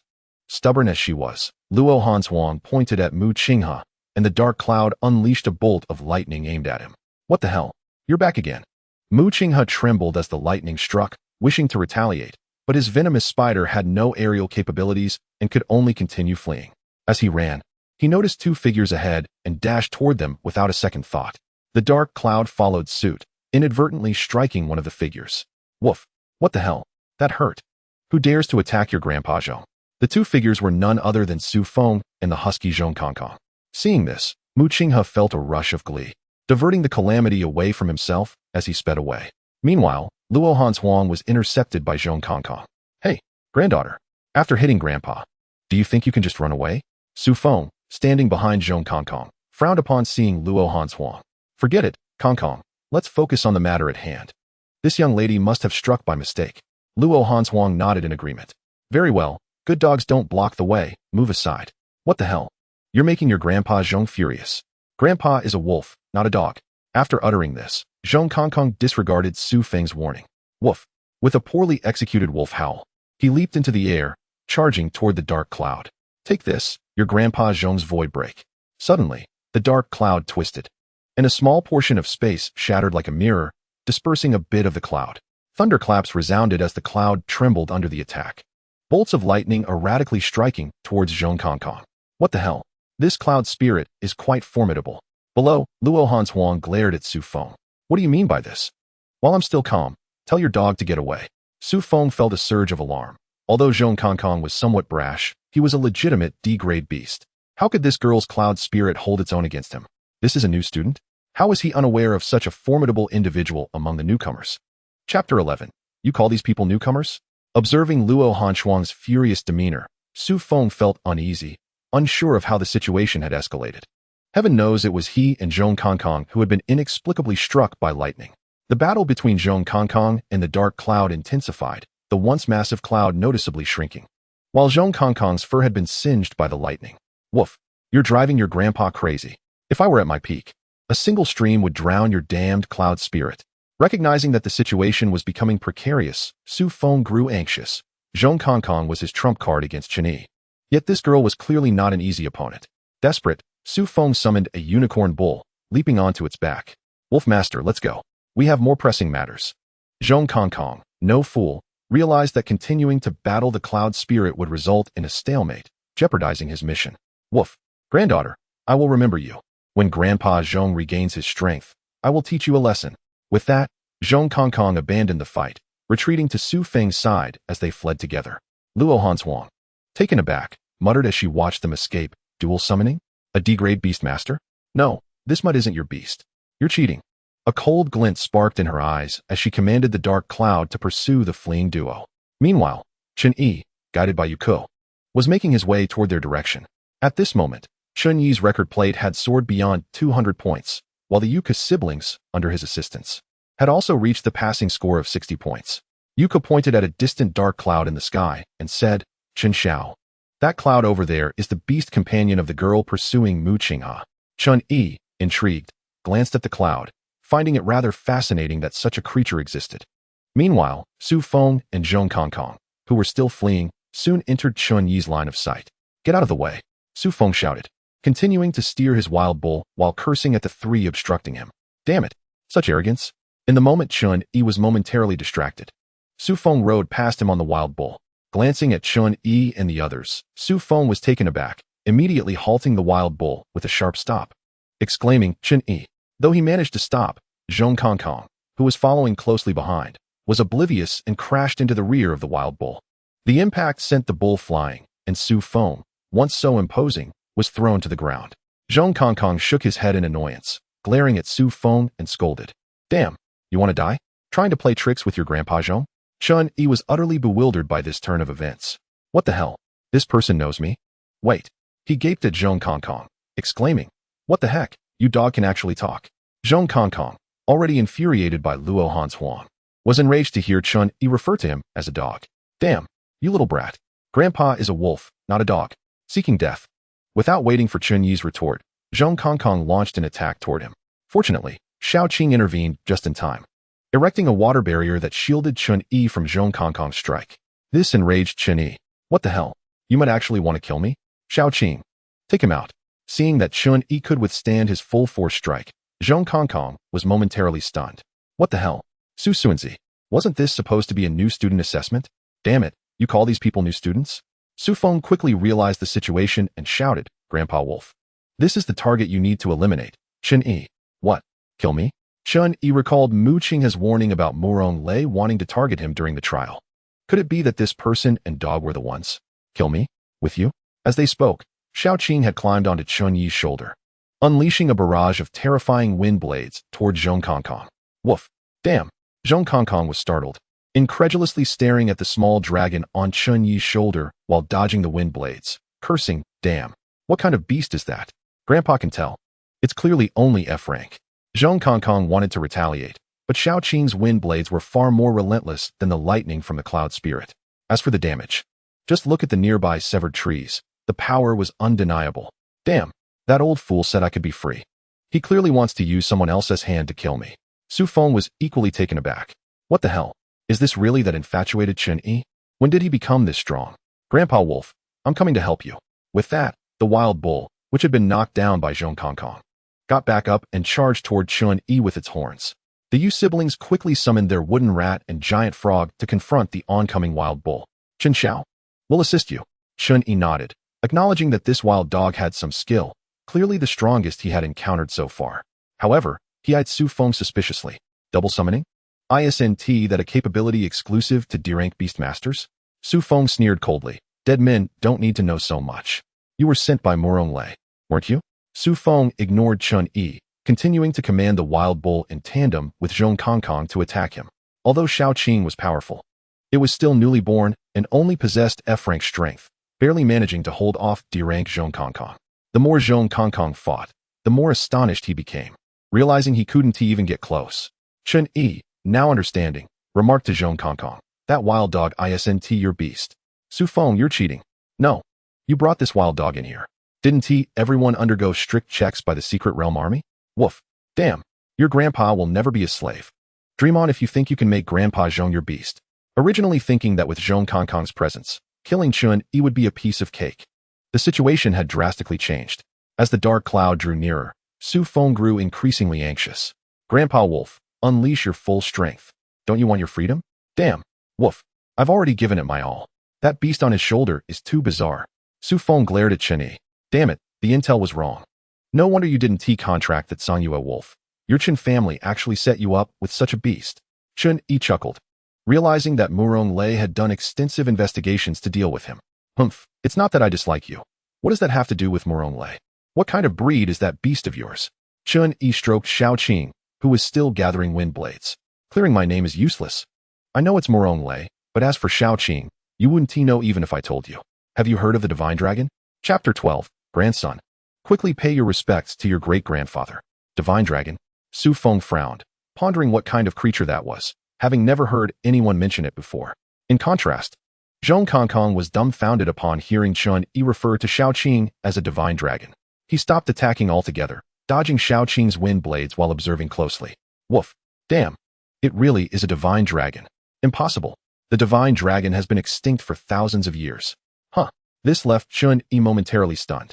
Could it be that divine dragons truly existed in this world? You wild dog know about divine dragons. Seeing Zhong Kongkong cease his attack, Chun Yi ordered Shao Qing to halt as well. Zhong Kongkong nodded. How could I not know of the divine dragoness fame? Wait, the divine dragon clan prides itself on being the highest in the world. How could it possibly become a beast? Damn, what the hell? Chun Yi, exasperated by Zhong Kongkong's incessant scrutiny, retorted, what is the big deal? I am the reincarnation of the creator god. What is so remarkable about contracting a divine dragon? Su Feng was now frantic. Grandpa Wolf, what is going on? Hurry up and act. If you delay any longer, that woman will arrive. The reincarnation of the creator god? What the hell is that? Damn, I get it. You must be the illegitimate child of that big shot from the void. Amidst the astonished gazes of everyone, Zhong Kongkong, who had previously been baring his teeth at Chun Yi, suddenly approached him and, in a sycophantic manner, licked Chun Yi's shoe. Grandpa, I was just blind before. You can contract a divine dragon. You must be an extraordinary person. Please don't hold it against me. Huh. This left not only Chun Yi, but also Su Feng and the Yu siblings utterly dumbfounded. What kind of absurd twist was this? Was this dog-s brain malfunctioning? Grandpa Wolf, what on earth are you doing? Don't you want your freedom? Su Feng was now panicking, beads of sweat forming on his forehead. Zhong Kongkong, however, remained unfazed, casting a disdainful glance at Su Feng. Grandson, come over and bow to your great-grandfather. You, this is too much. Su Feng was on the verge of collapse. What the heck is going on? Zhong Kongkong, are you betraying us? Don't you want your freedom? Zhong Kongkong's eyes darted around, glancing at the divine dragon on Chun Yi's shoulder, seemingly making a significant decision. Damn, That old man put some ridiculous restriction on Grandpa's body. Grandpa has had enough. Suddenly, Zhong Kongkong's back began to glow, and an ethereal chain appeared. Woof! Zhong Kongkong glanced back at the chain, barking, and his entire body began to tremble. Within mere moments, the chain shattered. As it broke, Zhong Kongkong spewed forth a mouthful of dog blood, his original D-rank strength plummeting to the lowest G-rank level. Ugh, that hurt like hell. At present, Zhong Kongkong appears frail to the naked eye, limping even while walking. Grandfather, I have expended all my strength to break the seal, turning from darkness to light. You must look out for me from now on. Chun-Yi was momentarily stunned by this audacious maneuver. It seemed the dog truly knew of the divine dragon's existence and its power. Thus, he surmised that as the master of the divine dragon, he must be no ordinary individual. However, this dog had a discerning eye. After all, I am the man who possesses the system. Very well, come to my side, and I shall protect you in the future. Woof, here I come. Su Feng found himself in an awkward predicament, momentarily at a loss. Woof, grandfather, this brat intends to kill you. Do not let him escape. Eliminate him. It appeared that Zhong Kongkong, in a bid to establish a bond, immediately directed Chun-Yi to slay Su Feng. Chun-Yi nodded. Without Zhong Kongkong's urging, Su Feng was doomed. However, to ensure that he had no chance to shatter that accursed record plate, Chun-Yi knew he must strike with lethal precision. Chun-Yi's little Qing could contend fiercely with the formerly D-ranked Zhong Kongkong, and Su Feng was aware that today was indeed his downfall.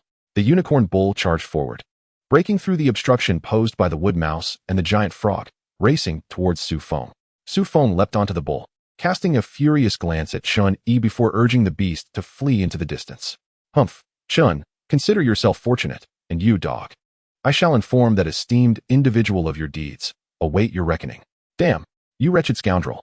Zhong Kongkong was poised to unleash a void break, but the injuries sustained from breaking the seal were too severe.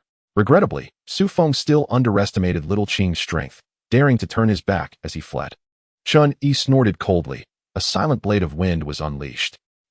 Su Feng's upper body plummeted from the bull, blood spraying forth. The severed half of his body had not yet succumbed to death. His hand groped toward his waist, likely seeking the life-saving record plate. Another blade of wind severed his hand, sealing Su Feng's fate. The unicorn bull, witnessing the grim fate of its master, wasted no time. It discarded Su Feng's lower half and bolted away. Chun-Yi paid no mind to the bull, with its master dead. It had effectively transformed into a wild beast of the secret realm. Observing this, Zhong Kongkong excitedly approached Su Feng's corpse, kicking his face to flip it over. Gazing upon Su Feng's expression of terror before death, Zhong Kongkong felt immense satisfaction, lifting his leg to urinate upon the body. Then, triumphantly, he returned to Chun-Yi, proudly dropping Su Feng's severed arm at his feet. Woof, grandfather is fierce, truly deserving of being the divine dragon's master. I admire this temperament. The you siblings, having witnessed Chun-Yi kill before, exhibited little reaction. Chun-Yi, bemused, glanced at Zhong Kongkong and remarked, from now on, do not address me as grandfather, call me boss. Woof, understood, boss. Prompted by Zhong Kongkong, Chun-Yi picked up Su Feng's severed arm, retrieving the beast-taming ring that had sealed Zhong Kongkong. Just as they began to tidy up the aftermath, dark clouds loomed ominously in the distance. Luo Hanshuang glanced at the bisected Su Feng, then at Zhong Kongkong standing beside Chun-Yi, furrowing her brow. Chun-Yi, intrigued by this suddenly curious girl, found the prospect of contracting a cloud rather amusing. Seeing this, Yuku approached Chun-Yi and whispered, Chen Xiao, it's this girl who has been pursuing Mu Qinghe. Chun-Yi nodded, preparing to inquire about Mu Qinghe's whereabouts when Luo Hanshuang spoke first. No wonder my grandfather favors you. You possess some skill. Her tone suggested familiarity, prompting Chun-Yi to question, your grandfather? Who is your grandfather? Do we know each other? Luo Hanshuang cleared her throat, introducing herself. I am Luo Hanshuang. My grandfather is Vice President Luo Rong of the Academy. My grandmother is He Yimei, President of the Jiangnan Beastmaster Alliance, and both my parents are professors at the Academy. By the way, my grandparents hold positions at the Kyoto Beastmaster Institute. Chun-Yi felt his eyelids twitch. Was such self-introduction typical? What a background. Are you stacking buffs here? Chapter 13. Lightning? Merely little Qing's sustenance. Chun-Yi gulped as a wave surged around his neck.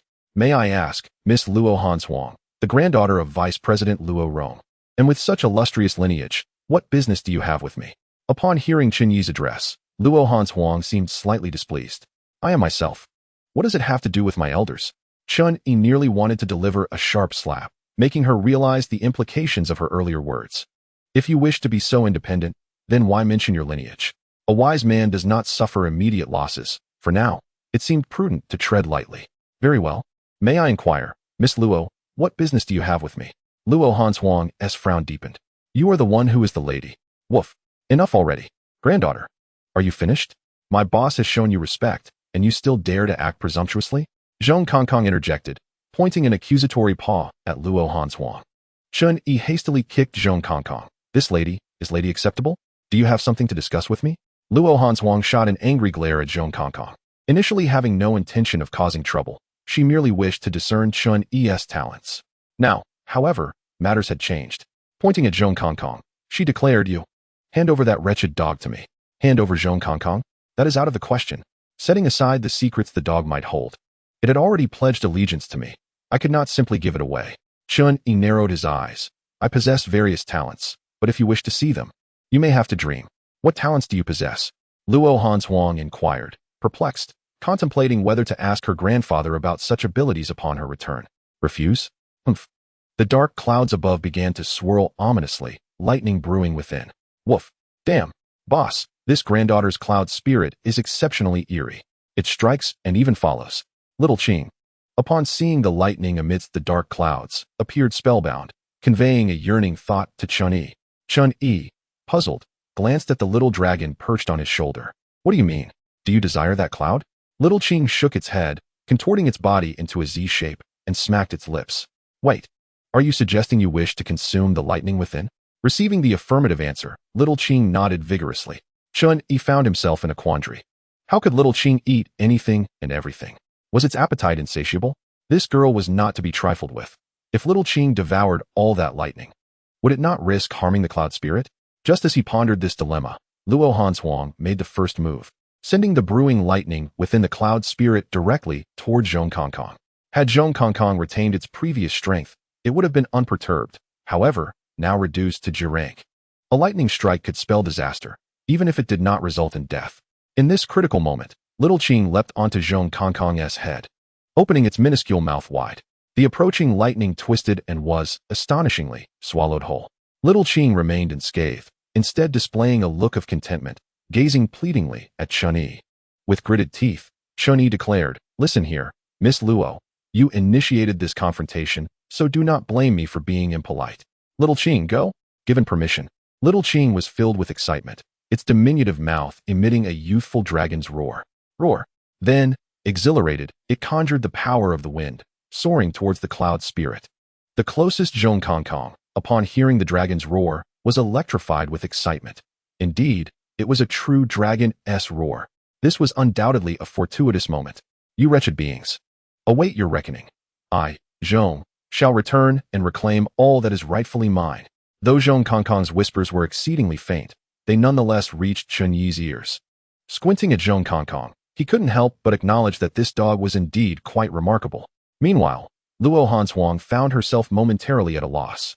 The usually invincible Yunling was utterly powerless before this slender little serpent, as if it were a harbinger of doom. The audacity of this small snake consuming the lightning conjured by Yunling, as if it were sustenance, was utterly unfathomable. As she watched her Yunling visibly diminish at an alarming rate, Luo Hanshuang finally panicked. Chun Yi, command your beast to halt. Having gained the upper hand, Chun Yi had no intention of letting it go so easily. What? You initiated the fight, and now you wish to call it off because you're losing. Luo Hanshuang was momentarily at a loss for words, but upon witnessing Yunling's rapid reduction, she swallowed her pride. Make your beast stop. I concede. What do you wish? Had it been anyone else, Chun Yi might have demanded Yunling's life, but this girl had a background far too formidable for him to contend with. Seeing Luo Hanshuang relent, he opted not to press further. I don't want anything. You must ensure that when we exit, you won't involve your grandparents or parents in seeking retribution against me. Luo Hanshuang nodded. I've already stated that I am my own person, even if I seek vengeance. It will be through my own strength. Very well. Following Chun Yi's command, Xiao Qing reluctantly emerged from Yunling, returning to perch upon Chun Yi's shoulder. He keenly noticed that Xiao Qing had indeed grown a size larger. And one more thing, this dog has now acknowledged me as its master, so you cannot trouble it. Luo Hanshuang shot a fierce glare at Zhong Kongkong, but ultimately nodded in agreement. Once Zhong Kongkong perceived that the danger had passed, he swaggered out from behind Chen Yi, nonchalantly declaring, "Woof, granddaughter, good morning." Before he could finish, Chen Yi, visibly annoyed, kicked him, commanding, "Silence." Woof. Faced with Chen Yi, the master of the divine dragon, Zhong Kongkong felt a twinge of fear and promptly closed his mouth. Luo Hanshuang shot another glare at Zhong Kongkong and cautioned Chen Yi. "This dog possesses considerable intelligence and a sharp tongue. Without a contract, I advise you to be cautious. Be wary lest he brings you unforeseen calamities." Upon seeing Chen Yi nod in acknowledgement, Luo Hanshuang ceased her entanglement, reclaiming Yunling before departing the scene. Finally, tranquility returned, and Zhong Kongkong hurriedly approached Chen Yi, licking his shoes with a sycophantic expression. "Woof. Damn, that granddaughter of mine left and insulted Grandpa Zhong. Rest assured, my loyalty to you is as clear as day." Chen Yi disdainfully shifted his foot away from Zhong Kongkong's licking.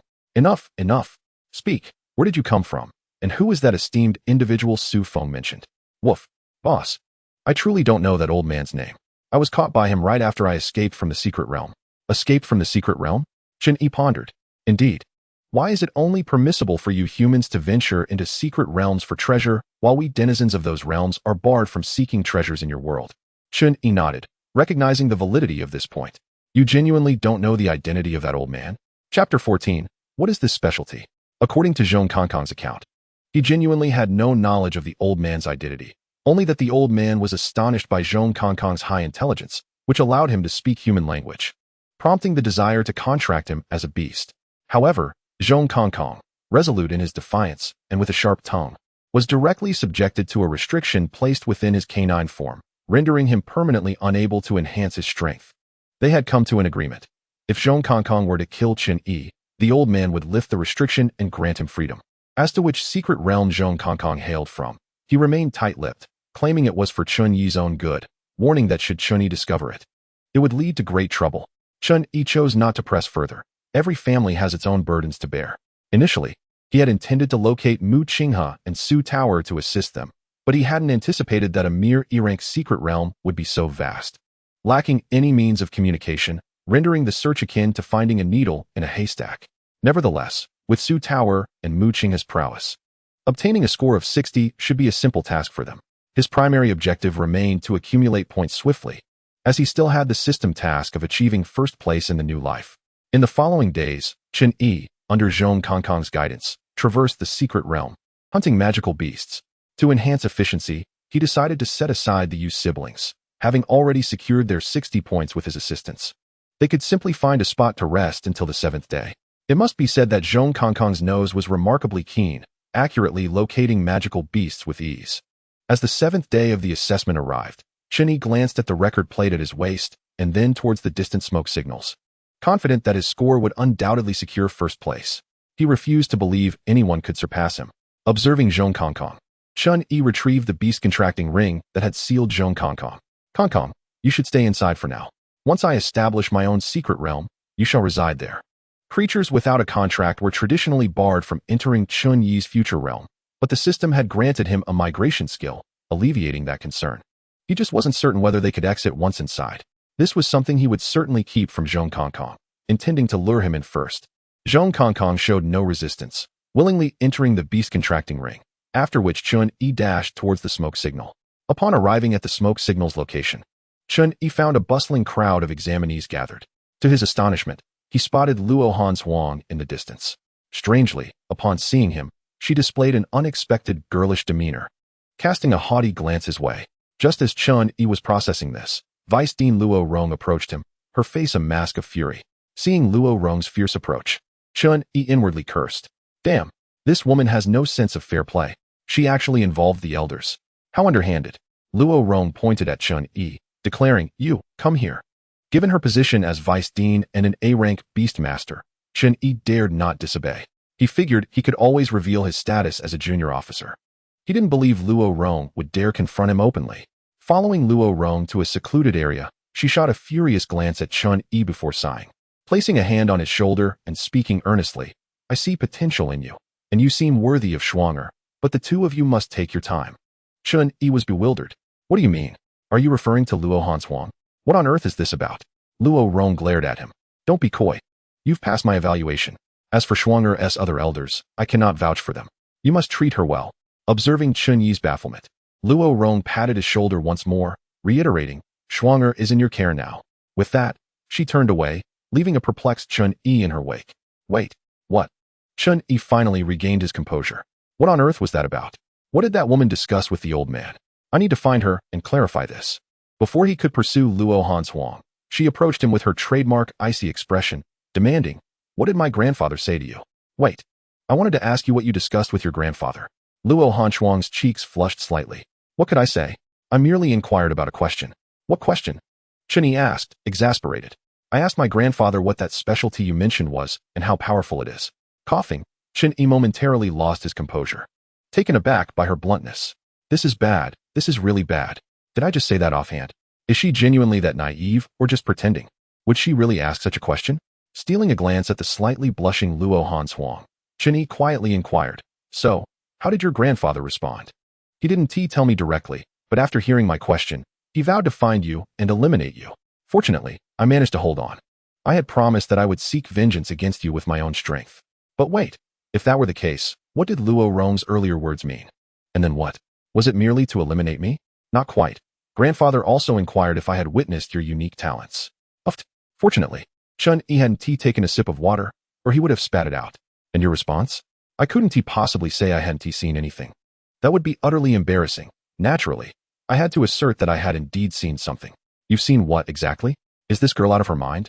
Observing Chun Yi's displeased expression, Luo Hanshuang questioned, could it be that the special talent refers to your beast that can absorb lightning?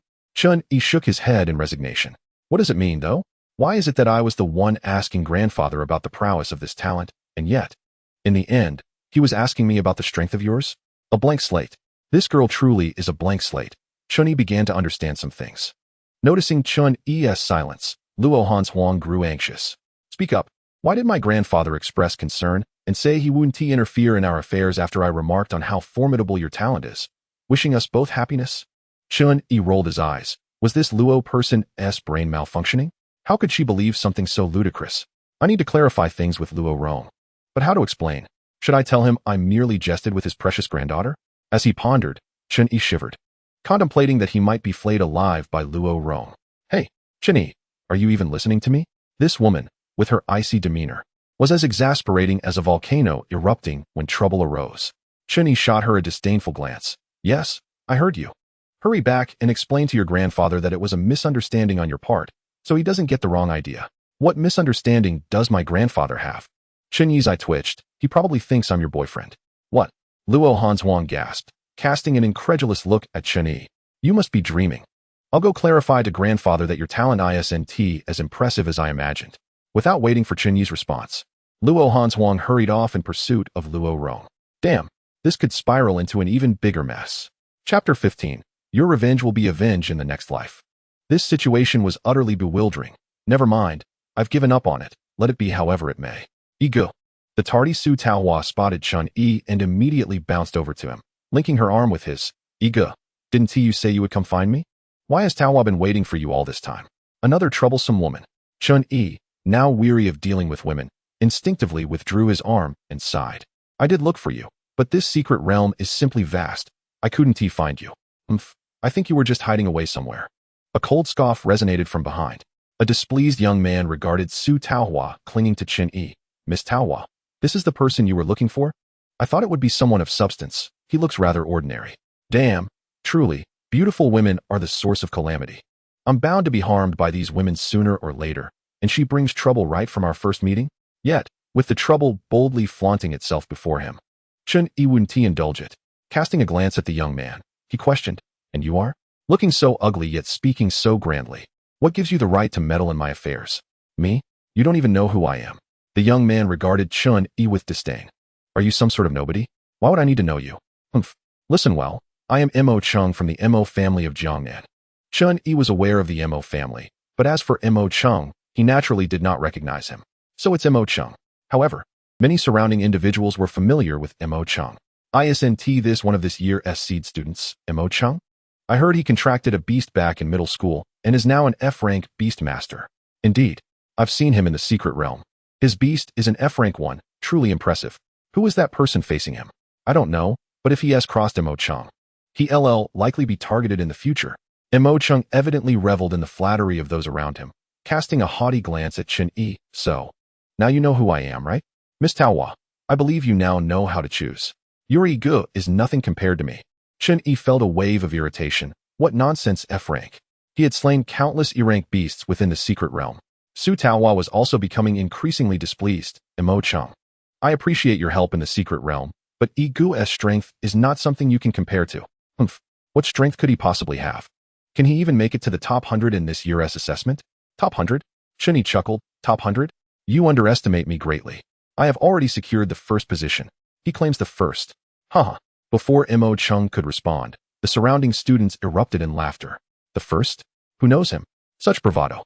This year's first is undoubtedly the lightning goddess, Luo Hanshuang. Indeed, I've seen it with my own eyes. The lightning goddess wielded her cloud spirit to directly strike down an E-rank beast with several bolts of lightning. Not to mention, the lightning goddess is the granddaughter of the vice president. She awakened her beast mastery talent at a young age and has contracted a beast, leading us by several years. Once Imo Chung, who had been showing off, saw the conversation shift towards Luo Hanshuang, he felt a twinge of annoyance. To assert his status, he turned back to Chen Yi. Did you hear that? Who do you think you are to claim the first? If you can't even make it into the top 10 among the new students, I'll kneel and call you grandfather. Damn, this guy is digging his own grave. Chen Yi nonchalantly nodded. Sure, if I make it into the top 10, you must kneel and call me grandfather. Imo Chung smirked. You're truly arrogant. Fine. If you fail to reach the top 10, you must kneel and call me grandfather. Chen Yi nodded again, agreed. Su Taohua, feeling anxious, tugged at Chen Yi's sleeve. Igu, don't be impulsive. This year's new students are the most outstanding batch ever. I've heard many have already contracted beasts and achieved F-rank beastmasters. Rolling his eyes at Su Taohua, he thought it was all this woman's fault. He should keep his distance from troublesome women in the future. Can't afford to provoke them, but can I hide from them? We shall see. Imo Chung glanced at him before departing. As dusk approached, Mu Qingha's disheveled figure finally appeared at the campsite. He spotted Chen Yi at once and rushed over. Visibly emotional, Ego, where on earth have you been? I've been searching for you for so long. Chen Yi dodged Mu Qingha's embrace with disdain. Who knew this secret realm would be so expansive? Is it my fault I couldn't find you? Did you not pass? Mu Qingha wiped his nose. I did pass. But I was bullied terribly. Ego, you must avenge me. Who bullied you? Tell me. As your leader and brother, I must help you seek vengeance. Really? Mu Qingha looked at Chen Yi with excitement. Of course. With our brotherly bond. If I don't help you, who will? Mu Qingha looked touched. Su Taohua, who was linked to Chen Yi, now curiously eyed the disheveled Mu Qingha. Who on earth made you suffer like this? Mu Qingha began scanning the area and finally spotted the icy Luo Hanshuang in the distance. He excitedly pointed at her. Ego, it's that woman. She chased me for 2 whole days. I'm suffering. Avenge me. Chen Yi followed his finger and immediately furrowed his brow. Damn. You can't be talking about Luo Hanshuang. Luo Hanshuang. Is that the name of that woman? The one in black. Damn. It's undoubtedly Luo Hanshuang. I can't even hide from her. Chen Yi cleared his throat softly and patted Mu Qingha on the shoulder, saying, Su Tower, be a witness. A witness to what? Today, I sever my brotherly ties with Mu Qingha. Brother Qingha, I shall seek vengeance for you in my next life. Both Mu Qingha and Su Tower were left bewildered. What kind of outrageous words were these? Ego, do you even realize what you just said? Mu Qingha suddenly pieced it together. Could it be that Ego knows this woman? Is she someone formidable? The tears that Mu Qingha had just wiped away began to flow again uncontrollably. No, Ego. Please, can we just let this grudge go? Oh, we won't seek revenge, huh? Then how about we restore our brotherhood? Mu Qingha was utterly speechless, pondering what kind of leader he had stumbled upon. Forget about revenge, just forget it. Ego, who is this woman that even you dare not provoke? Chen Yi, with a hint of helplessness, continued to pat Mu Qingha's shoulder. Her name is Luo Hanshuang. Her grandfather is the vice president of the academy, Luo Rong, and her grandmother is the president of the Beastmasters Alliance of Jiangnan Province, Hime. Both her parents are professors at our academy, and her maternal grandparents hold positions at the Kyoto Beastmaster Main Institute. A series of titles left Mu Qingha utterly dumbfounded. Ego, this buff is stacked up excessively. Chapter 16. First in the assessment. Finally, after confirming that the last person had arrived at the assembly point, the instructors directed the military personnel to maintain order. All the new candidates for the assessment began to submit their record cards one after another. Chen Yi observed that it seemed quite a number of individuals had been eliminated over the past 7 days. This secret realm was indeed simple for him. But for the other freshmen with only G-grade beast companions, it was exceedingly arduous. A single encounter with an F-grade beast could prove disastrous for those unfortunate enough to face one. Next to the registration desk was an electronic screen that displayed the real-time rankings of the new students. Naturally, the first to register was the standing Luo Hanshuang. After handing her record card to the teacher, he merely picked up a scanning gun to take a glance, and the electronic screen promptly displayed Luo Hanshuang's score. First place, Luo Hanshuang, 1032 points. A collective gasp echoed through the crowd. Truly, the thunder goddess, Luo Hanshuang, had achieved a score in the 4 digits. Indeed, I barely scraped by with all my effort. Sigh, comparison breeds despair. As each student registered, the rankings on the screen continuously shifted. Unfortunately, by the time half of them had registered, the second-place score was merely 89 points, with not a single score surpassing 100.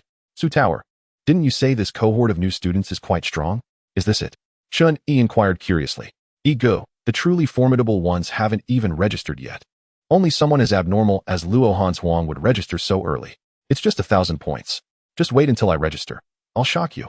Su Tower and Mu Qinghe were intrigued. Ego, what score do you have? Do share. Are you kidding?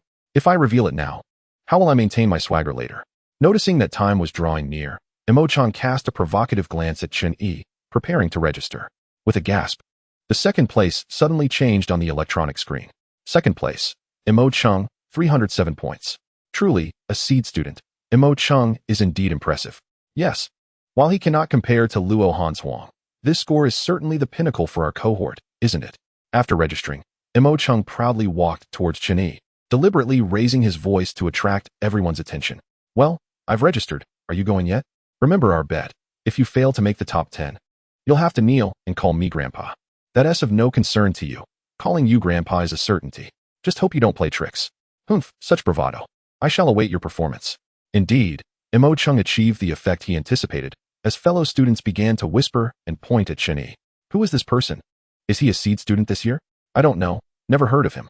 Could he be a dark horse? Impossible. I can probably name all the seed students from Jiangnan province. This person is definitely not among them. How intriguing, to dare make such a wager against Imo-chung. They truly did not know what they were getting into.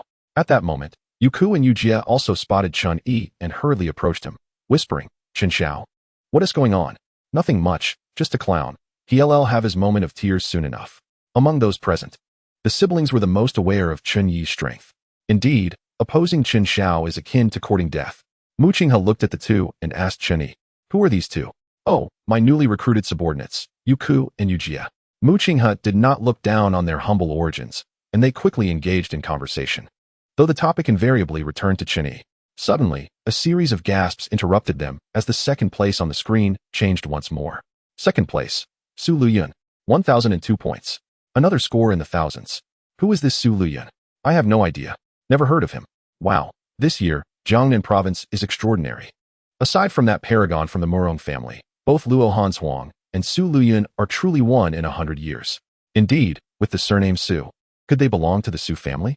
A talent of this caliber doesn't need to rely on the Murong family?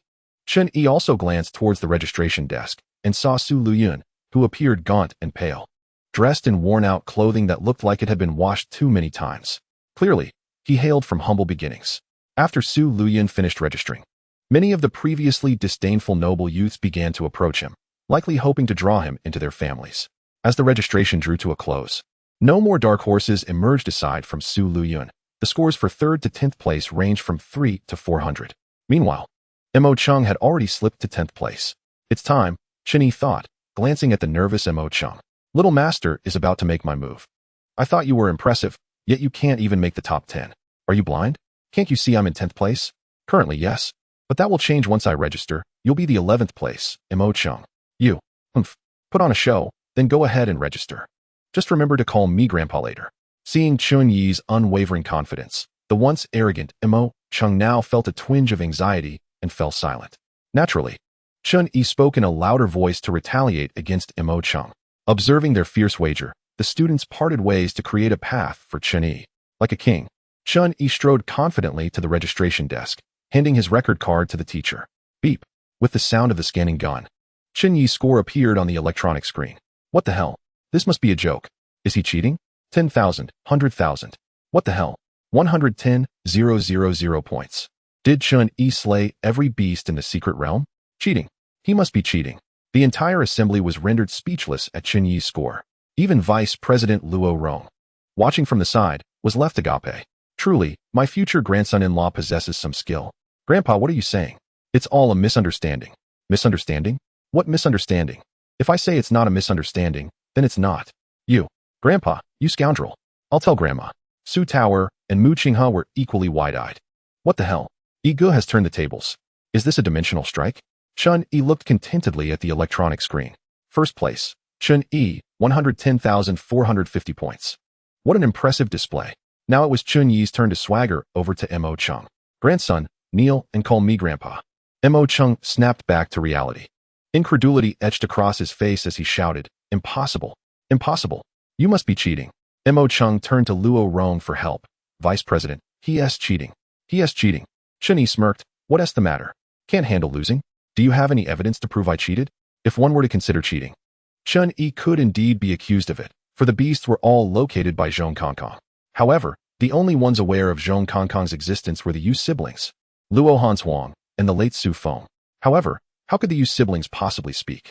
Even Luo Hanxiang did not utter a word. Chapter 17, Kneeling to Call Grandpa. Luo Rong glanced at the display screen and asserted unequivocally, Chun-Yi, the score is valid. Remarkable. Who exactly is this Chun-Yi? This score? Even that prodigy from the Morong family likely couldn't achieve, could they? It dawns on me. Isn't Chun-Yi the so-called Lickspittle of the Chen family rumored to have been betrothed to that prodigy? A Lickspittle? I doubt it. Perhaps he is merely pretending to conceal his true strength. With such prowess, would he truly be a Lickspittle?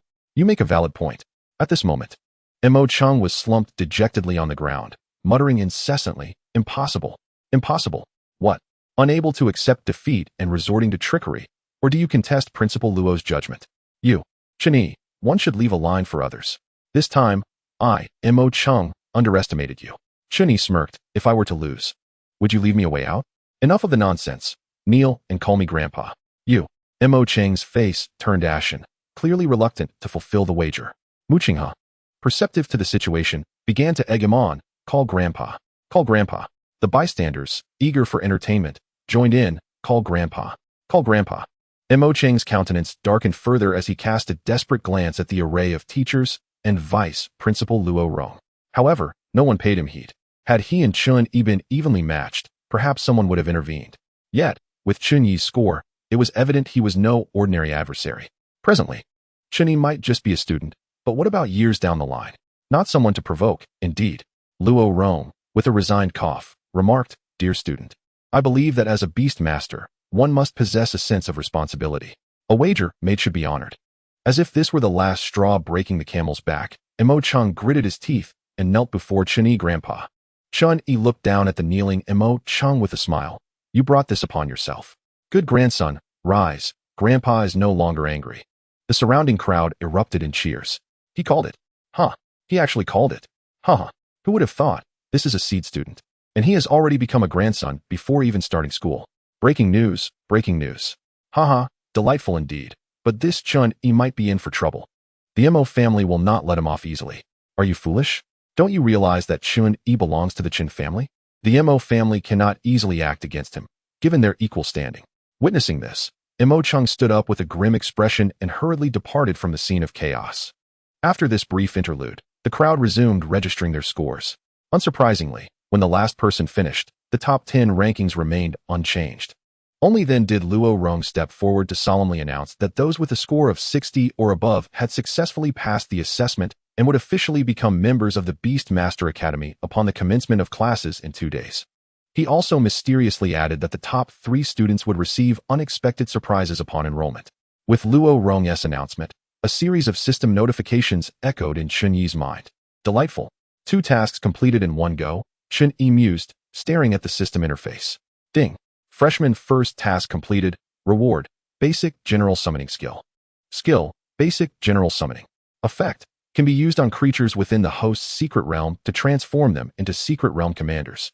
The basic summoning can convert up to 10 commanders. Note, secret realm commanders are equivalent to the host's summoned beasts and do not conflict with the host's contracted beasts, allowing for simultaneous summoning. Holy cow! Chun-Yi's eyes widened in astonishment.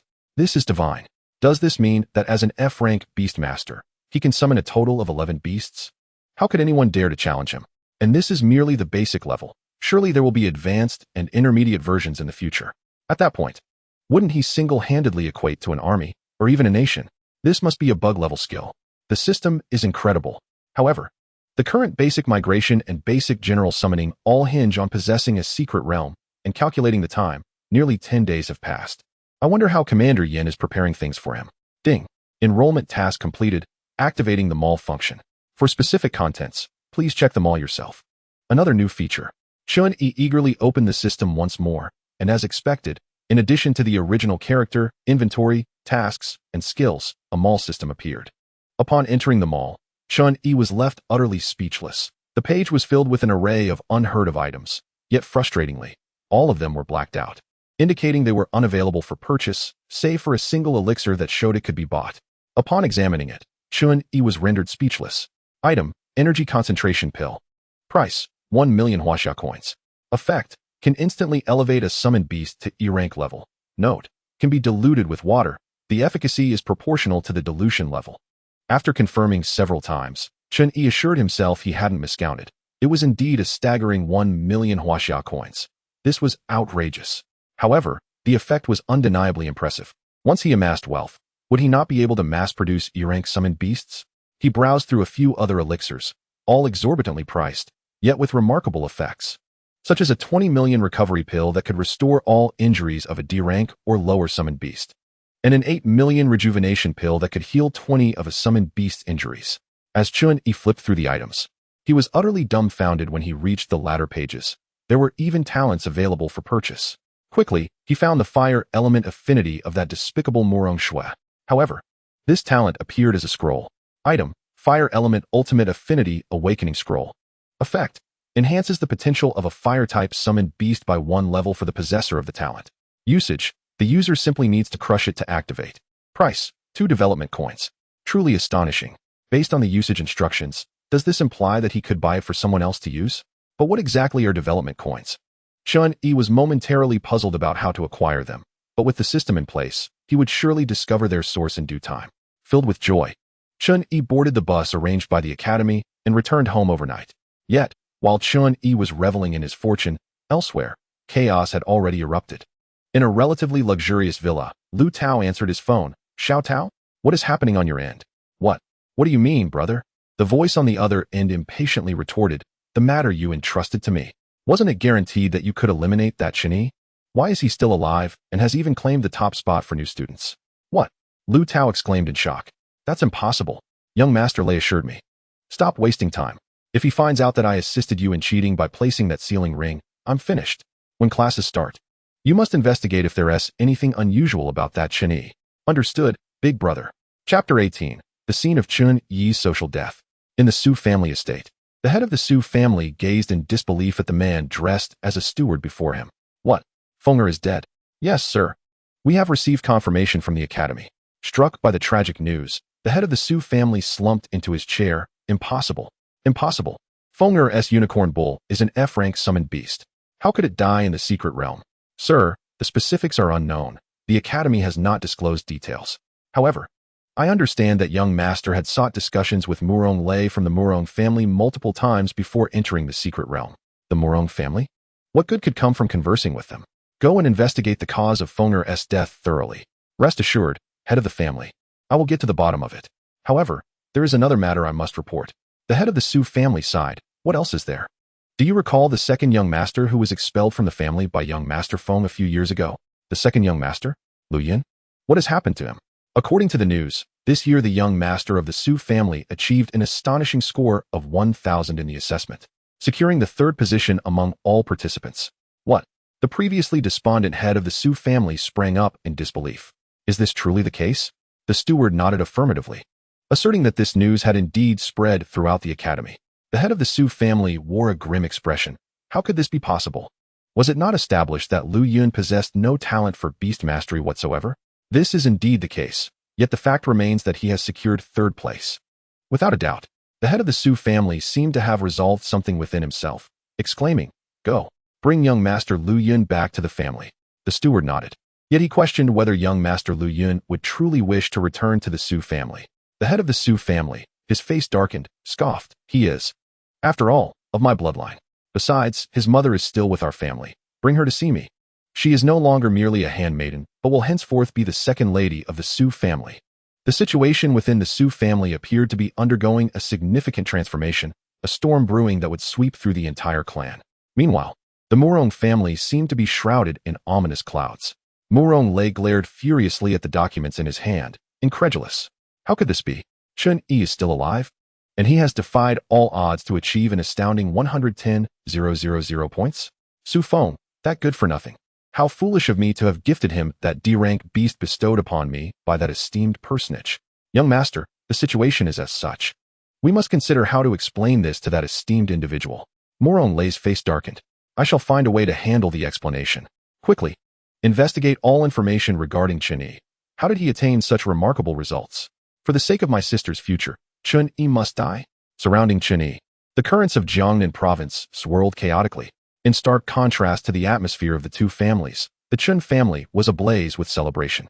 Though it was the dead of night, the place was aglow with lights, and a multitude of servants bustled about energetically. You, hang that lantern higher. And you, the red carpet must stretch from the main entrance to the inner courtyard. Chun Jian observed his exuberant son, Chun Zhenghua, and advised, Father, you should rest. I can handle things here. Rest? How can I rest? Your brother has achieved such remarkable results. I have no time for rest. Chun Jian nodded in agreement. Indeed. Who would have thought his brother, silent until now, would suddenly astound us all with 110,000 points? A six-figure score, unprecedented in the entire Jiangnan province. Yes, I had a feeling that the little snake your brother contracted was extraordinary. Who would have thought? Ah, indeed, father, given this situation. Not only has my brother awakened an S-grade talent, but he has also become a major in the Secret Realm Army, and his contracted beast is of extraordinary strength. Even that Murong Shui cannot match my brother's current achievements, can she? Humph. Do not even mention Murong Shui to me. I firmly believe Ear will only grow stronger. Let the Murong family regret their decision. As the father and son continued their excited conversation, an elder from the family rushed in. Head of the family, Ear's vehicle is about to arrive. Let us hurry outside to prepare. At that moment, Chun Yi stood at the entrance of his home. A stoic expression on his face. A red carpet led straight to the inner door, and a brand new LED sign above the entrance continuously scrolled congratulations to young Master Chun Yi for achieving first place in the Academy's freshman assessment. Rows of lights adorned either side of the path, while prominent family elders stood along the red carpet, holding confetti cannons, eagerly awaiting Chun Yi's arrival. Congratulations to young Master for achieving first place in the Academy's freshman assessment. Before Chun Yi could fully comprehend the situation, the elders shouted in unison. In the end, Chun Yi was left bewildered as he made his way home, a look of embarrassment plastered on his face. Must it be so elaborate? Observing Chun Yi's discomfort, Chun Zhenghua approached with a grin. How is it? I believe your welcome banquet is quite splendid, but alas, it is too late. Otherwise, I would have invited the families we collaborate with to join in the celebration. Chun Yi quickly waved his hands in protest. Please, father, do not do this. Are you trying to ensure my social demise? Little brother, what are you saying?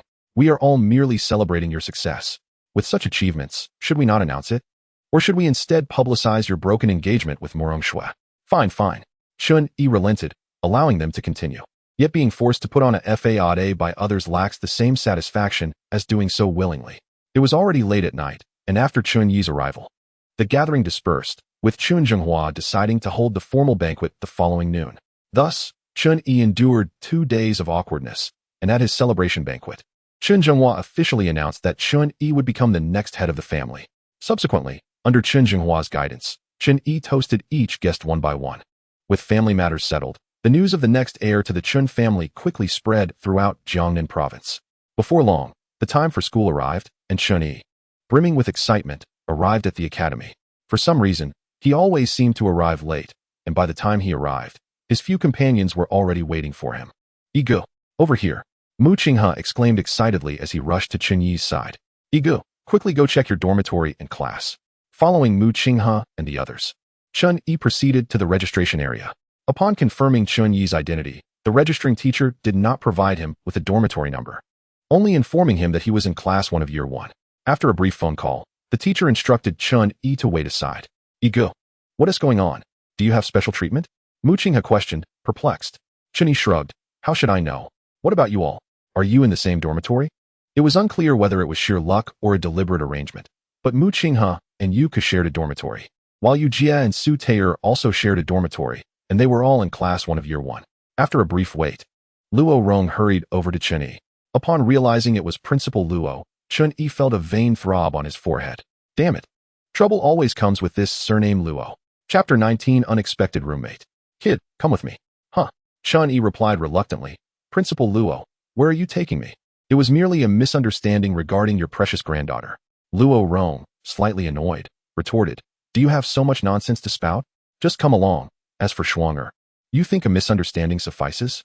Damn, how unreasonable. With no other choice, Chun-Yi bid farewell to Mu Qinghe and followed Luo Rong into the school. Principal Luo, could you possibly divulge where exactly you are taking me? You little brat, do you think I would harm you? There's actually a possibility, Chun-Yi thought to himself. Enough, I want to keep it from you. Remember what I said on the day of the assessment about special rewards for the top 3? Of course, I remember. Then that's settled. I'm taking you to claim your reward. Oh, such a delightful prospect. Chun-Yi instantly perked up, following Luo Rong. They arrived at a cluster of standalone villas. Chun-Yi stood in awe before the luxurious villa area, marveling at the academy's grandeur. Was this truly the only Beastmaster academy in Jiangnan province? Luo Rong led Chun-Yi to a villa, tossing him a set of keys with a curt tone. This will be your dormitory from now on. Huh, what? This villa is my dormitory? Is it really necessary to be so extravagant? Observing Chun-Yi's expression, Luo Rong chuckled. What's wrong? Don't want it. Power and status are commensurate. As this year's top fresh graduate, the academy naturally cannot treat you the same as the other students. Certain privileges are to be expected. Of course I want it. Chun-Yi eagerly accepted the keys. However, Luo Rong smirked slyly. Of course, this villa is shared. Your roommate is already inside waiting for you. A roommate? It must be that third place Su Lu Yun, right? Noticing Chun-Yi's confusion, Luo Rong patted him on the shoulder. Treat your roommate well. With that, Luo Rong departed without looking back. What is this supposed to mean? Damn. A cold sweat broke out on Chun-Yi's forehead as an ominous thought echoed in his mind. With a heart full of trepidation, Chun-Yi pushed open the grand door of the villa. What greeted him was a lavishly adorned interior that left him momentarily speechless.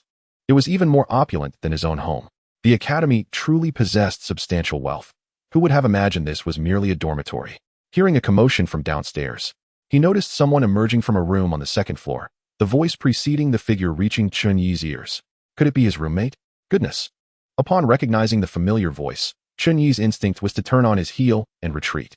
Sure enough, the well-known silhouette of Luo Hanzhuang appeared on the 2nd floor. What an outrageous act of selling your own granddaughter. Is that old man Luo truly deranged? Is that you? A startled exclamation rang out as Luo Hanzhuang cast an irritable glance at Chun-Yi below.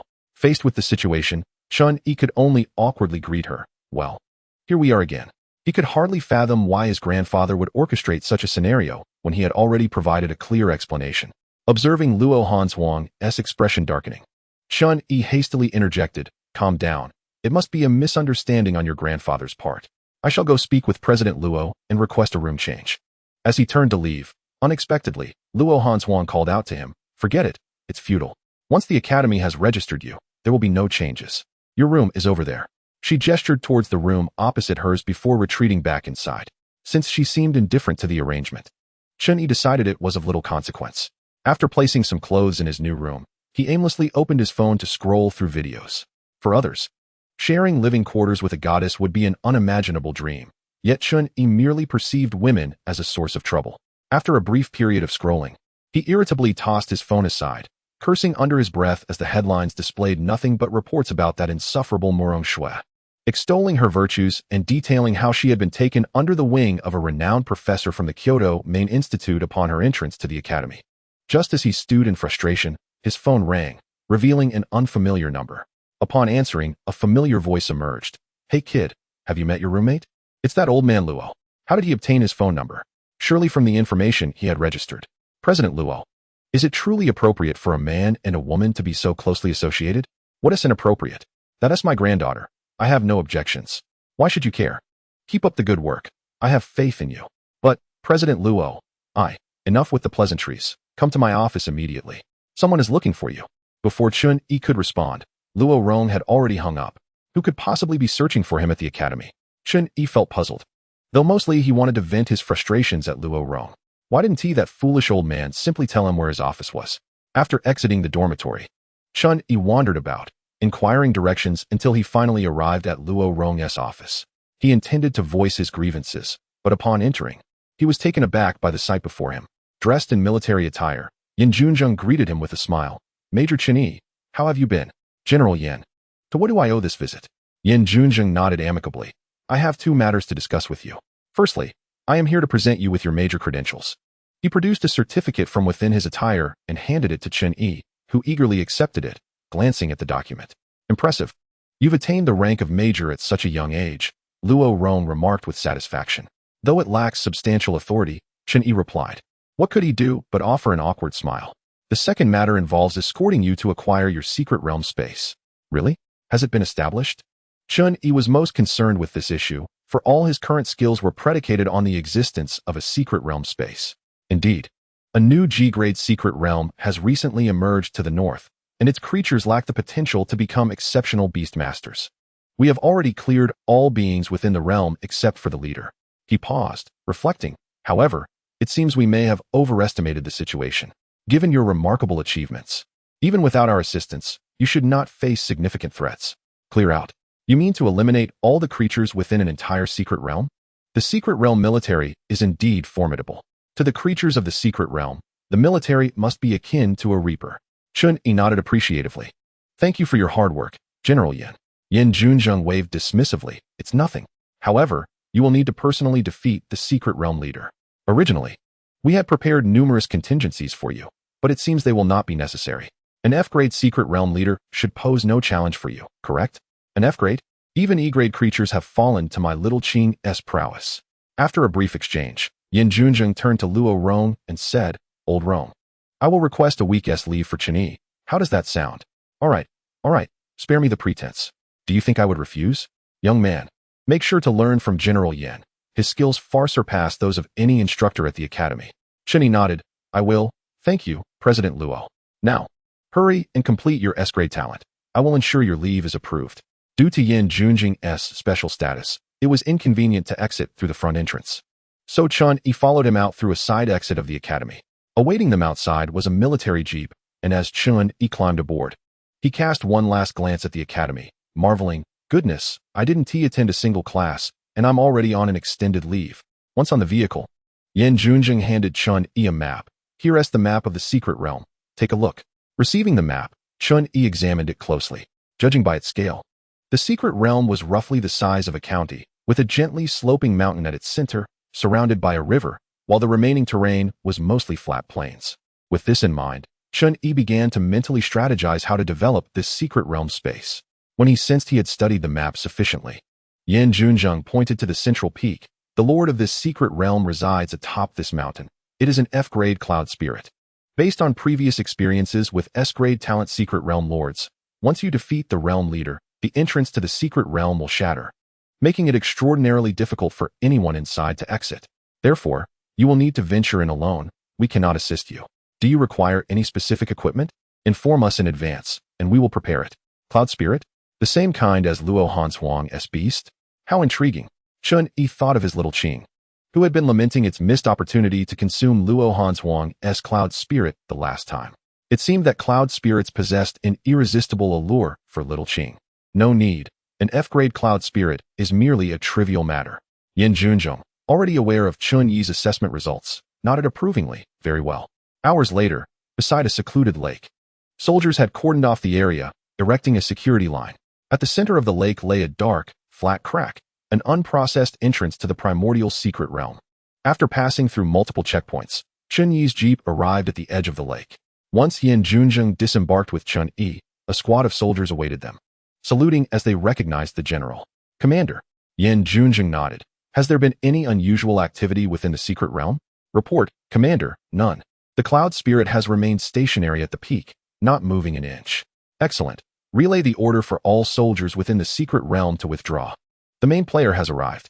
One soldier glanced curiously at Chen Yi. Commander, who might this be? Yan Junzheng smiled, pushing Chen Yi forward. This is Major Chen Yi. We will depend on him for our logistical support henceforth. The soldier immediately rendered a military salute to Major General Chen Yi, having formally met him. Ah, this. Chen Yi instinctively returned the salute. Although he had witnessed such scenes numerous times on television, being in the moment left him somewhat flustered. All right, hurry and relay the orders. Major General Chen Yi is new to the army and still getting accustomed. Yes. The soldier jogged off toward the portal of the secret realm. Yan Jun also guided Chen Yi toward the temporary command center. So what are your impressions of the military camp on your first visit? Chen Yi pondered for a moment, replying, serious, orderly. Hee. Yan Jun chuckled, pointing to the portal in the center of the lake. Do you see that? That is the newly established portal. We have expanded it. Expanded it? Chen Yi looked on with curiosity, noticing that the portal was merely a meter high and a few centimeters wide. Quite surprising, isn't it? Some high-level portals are less than half a meter tall, forcing our secret realm troops to crawl in. This was indeed unexpected for Chen Yi. He had assumed that portals were as accommodating as those used for entrance examinations, where even a vehicle could easily fit. Thus, your role as the master of the secret realm makes you a rare asset for our military. Consider this. Spaces within a sea level or higher secret realm can be as vast as an entire nation. Without modern machinery to assist us, how could we swiftly assault and occupy these realms?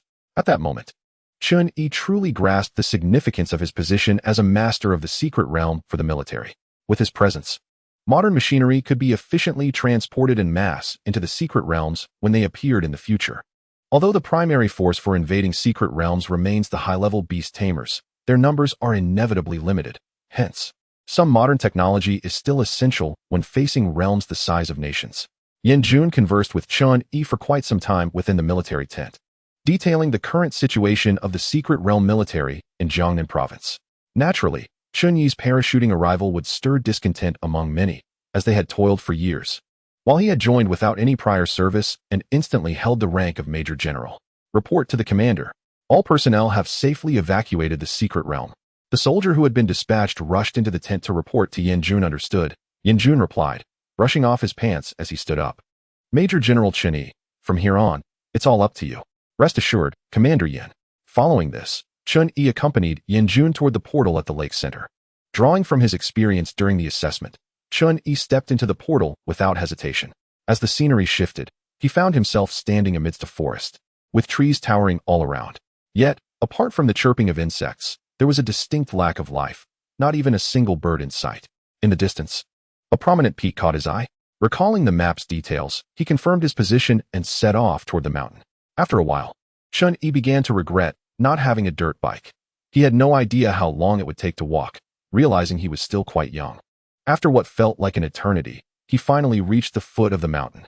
The map had suggested that the river surrounding the peak was modest, but up close, it was somewhat breathtaking.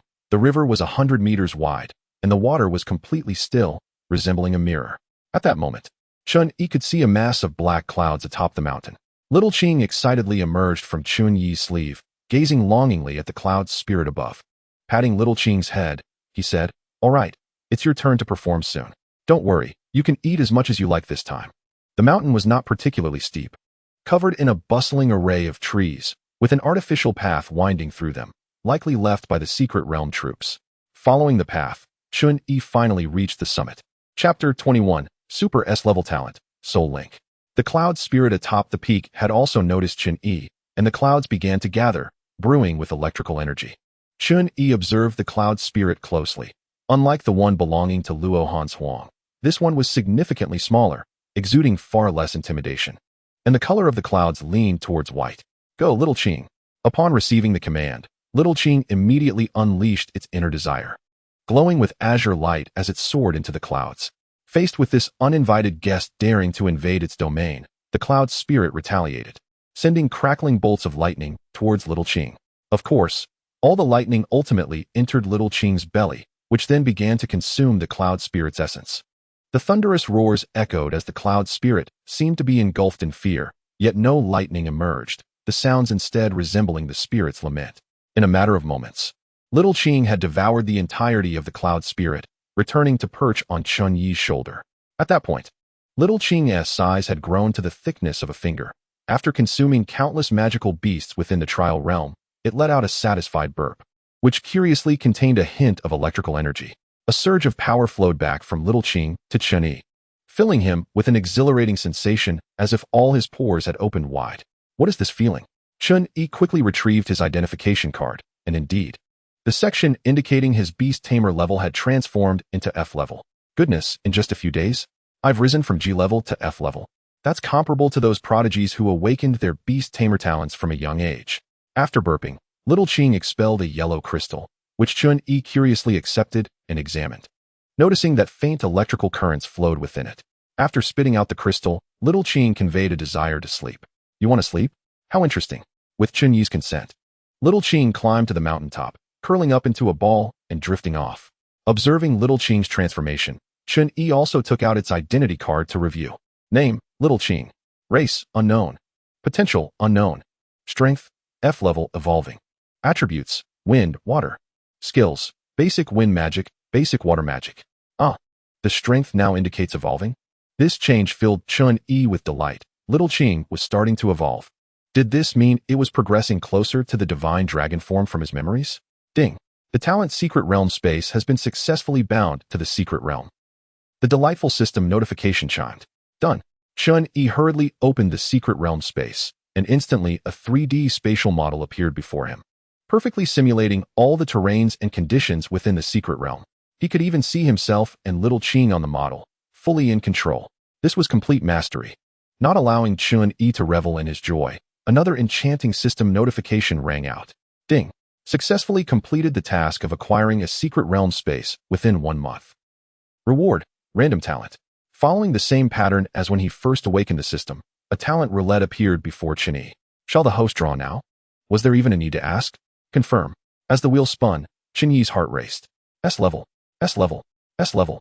Finally, the wheel came to a halt, the pointer resting on the smallest option. Congratulations, host, you have acquired the talent, Soul Link. What kind of talent is this? Chun-Yi hastily opened the system's character interface for further details. Talent, Soul Link. Level, Super S level.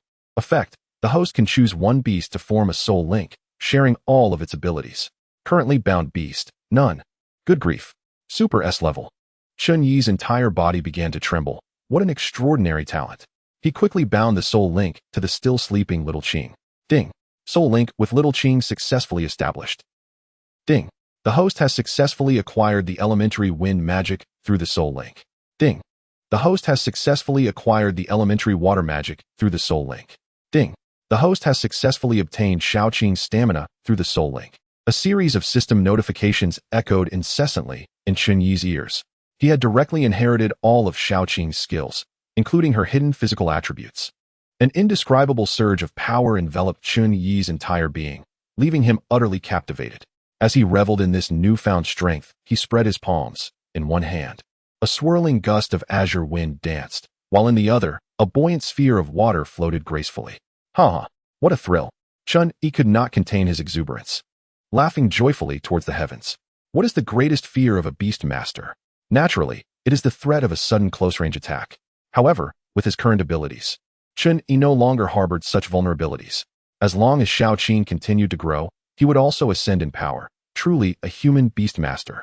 Chun-Yi summoned a gentle breeze beneath his feet, lifting him into the air, and closed his eyes to embrace the world around him.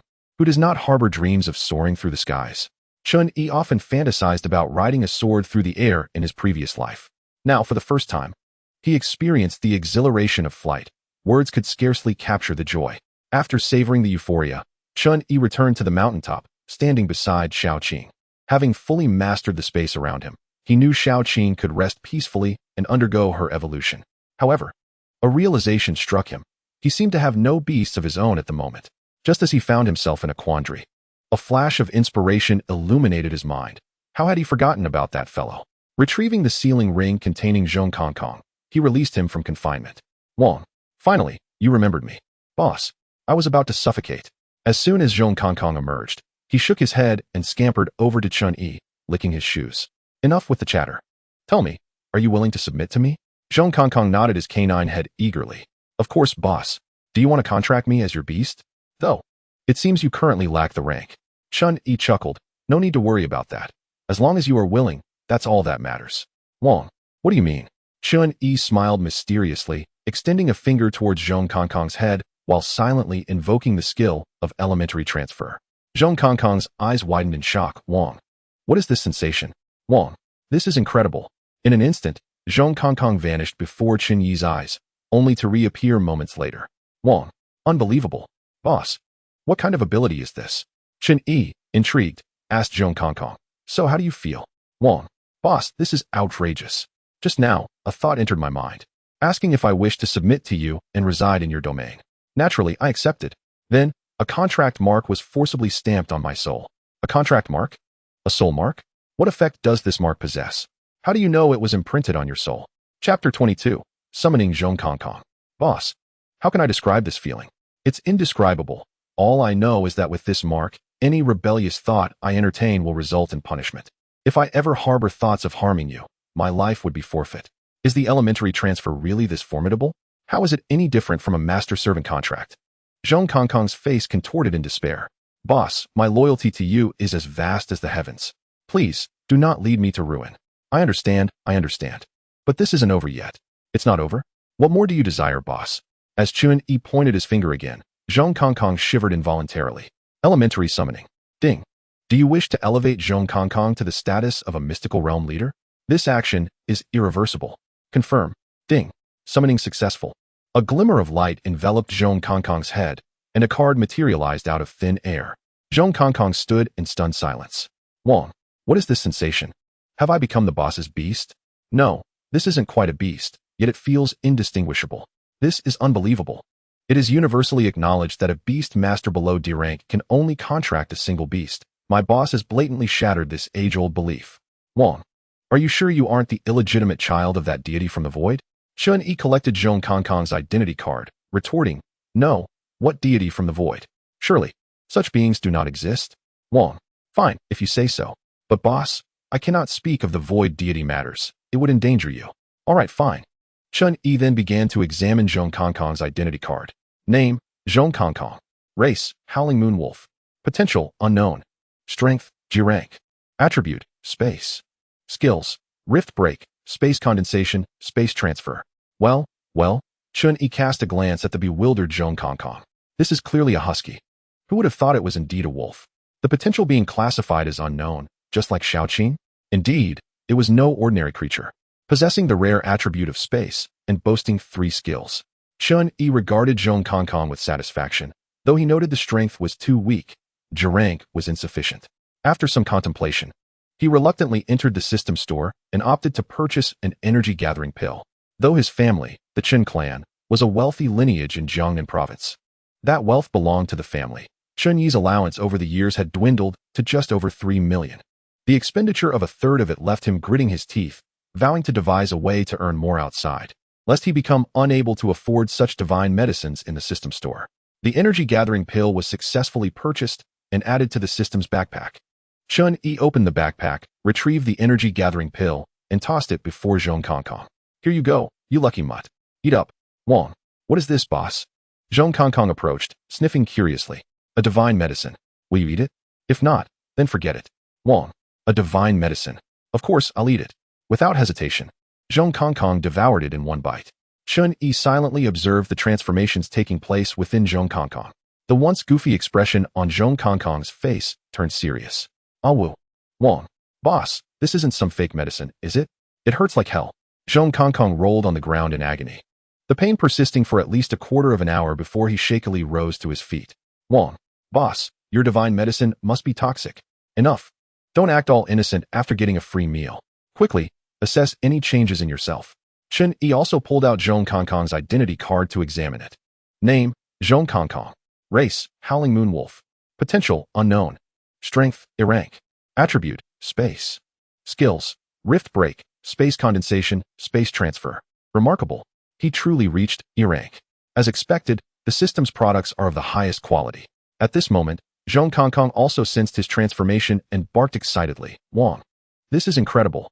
Boss, I am now E rank. Wong. Unbelievable. I've advanced 2 levels. This divine pill is truly miraculous. Boss, do you have any more? Just a few more. Chen Yi kicked Zhong Kongkong, exclaiming, Get lost. You want more? That one nearly emptied my pockets. Wong. Boss is the best. With the matter of the beast during Xiaoqing's slumber settled, Chen Yi was just about to return when a delightful system notification chimed again. Ding. Task triggered. Race migration. Task objective. Transport a group of mystical realm beings with awakened intelligence to the host space. Note: over 100 units will be considered a race. Task reward. Randomly acquire 1 talent and 1 development coin. Another talent. Goodness, a development coin. It turns out this item is obtained through system tasks. 2 coins would equate to an S-rank talent. Chun-Yi suddenly recalled something and promptly retrieved his identity card to check. It still displayed only 1 S-rank talent, the master of the mystical realm. It seemed the identity card could only showcase a single talent. In the realm of reality, the mystical portal at the heart of the lake began to twist and shatter, vanishing from the surface, following Chun-Yi's defeat of the realm's leader. Yin-Jun learned of this development almost immediately, calculating that Chun-Yi had been inside for less than a day. It seemed he had underestimated this new student. The top of his class. Commander, our young major appears to be quite remarkable. After all, he is dealing with an F-grade cloud spirit. One of the most troublesome elemental beasts, remarked a military officer dressed in the garb of the realm forces beside Yin-Jun. Yin-Jun remained non-committal. Yet he felt a stirring sense of expectation. It seemed he had indeed recruited someone extraordinary for our Jiangnan military district. Let us hope so. However, merely defeating a realm master is already an impressive feat, he mused, shaking his head. It goes beyond that. You must keep a close watch on this lad, Jiang Feng.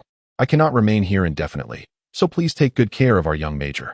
Jiang Feng nodded, assuring the commander, rest assured, I will exercise due diligence. After a considerable time, the tranquil lake's surface rippled, and Chun-Yi's figure materialized out of thin air. Before he could steady himself, Yin-Jun's voice reached his ears. So, have you familiarized yourself with your space? Upon Chun-Yi's nod of confirmation, Yin-Jun guided him to the jeep they had arrived in, encouraging him to attempt to store it. As the absolute master of space, a mere thought from Chun-Yi conjured a realm sand table before him. When he placed his hand upon the jeep and selected a point on the sand table with his mind, the jeep in reality instantaneously appeared within the confines of the sand table. With another mental command, the jeep reappeared in the world. TSK. This skill as a life talent truly deserves its S-grade classification, Yin-Jun remarked, thoroughly pleased with the results. Life skills. That's for others. I possess a suite of complementary skills, Chun-Yi retorted. As an S-grade realm master, can one still categorize me by level? I am an existence akin to a bug. Chapter 23. Developing a prosperous enterprise initially. Yin-Jun anticipated that it would take Chun-Yi some time to eliminate the cloud spirit. Thus he had arranged a week's leave for him. However, it turned out, it was accomplished in a single day. Upon returning to the academy, Chun-Yi did not immediately attend class, but rather contemplated his future direction. Based on the skills and talents currently provided by the system, it was highly probable that he would develop a faction, and the most crucial resources for establishing power were, naturally, wealth and manpower. With sufficient funds, he could swiftly create a small faction composed entirely of E-grade beastmasters using the system's shop. Having the capability of the system's marketplace meant he had no reason to refrain from utilizing it. After much contemplation, and confirming that Luo Hans Huang was absent from the room, Chun-Yi called for Mu Qinghe and the Yu siblings with a single phone call. Although the Mu family was considered a prominent clan, Mu Qinghe was overshadowed by several older brothers, and his standing within the family was not as high as one might expect. However, he had absorbed some business acumen from the family environment. Chun-Yi resolved to place Mu Qinghe in the spotlight while he remained behind the scenes. Gazing at his dwindling balance of 2 million, Chun-Yi gritted his teeth and plunged into the system marketplace, purchasing a concentration pill for 1 million. According to the pill's effects, he diluted it in a 1:100 ratio, transforming it into numerous vials of liquid. The next task was to give Mu Qinghe a thorough mental overhaul. Moments later, the trio arrived at Chun-Yi's villa dormitory. Wow, Brother E, you're amazing. Your dormitory is better than my home. Mu Qinghe exclaimed, casting envious glances around. Hey, the boss is indeed the boss. Is this villa just for you? If only it were just for me, he thought, recalling Luo Hanshuang's icy visage, causing him discomfort. He would prefer sharing a regular dormitory with Mu Qinghe. This is the surprise for the top 3 freshmen. Just like you, I have a roommate, and you absolutely won't guess who it is. Yu Jie instinctively asked. Who is it? You guess. You wouldn't believe it if I told you. Who? It can't be that goddess of thunder, right? Mu Qinghe shivered at the thought of Luo Hanshuang. Chun-Yi shot him a glance. Indeed, the young man had guessed correctly. Yes, it was her. Come on. Who would believe that the academy would allow you two to live under the same roof? It's like a blind date. Damn. It really feels rather akin to a blind date, thanks to that fool of a principal, Luo Rong. By the way, brother, Why did you rush to call us over? Only then did Chun-Yi begin discussing serious matters. Qinghe, what is your standing in the Mu family? Mu Qinghe looked at Chun-Yi, puzzled. Why do you ask? What's it to you? I'm just a nobody. Do you have any plans to branch out on your own? Huh. Boss, what do you mean? I'm doing fine in the Mu family. Why would I want to branch out? I plan to establish a trading association. With you as its president. Mu Qinghe was momentarily taken aback, processing Chun-Yi's words. What? Boss, are you kidding? Aren't you supposed to be the next head of the Qin family? Why do you need to do this? Don't worry about that.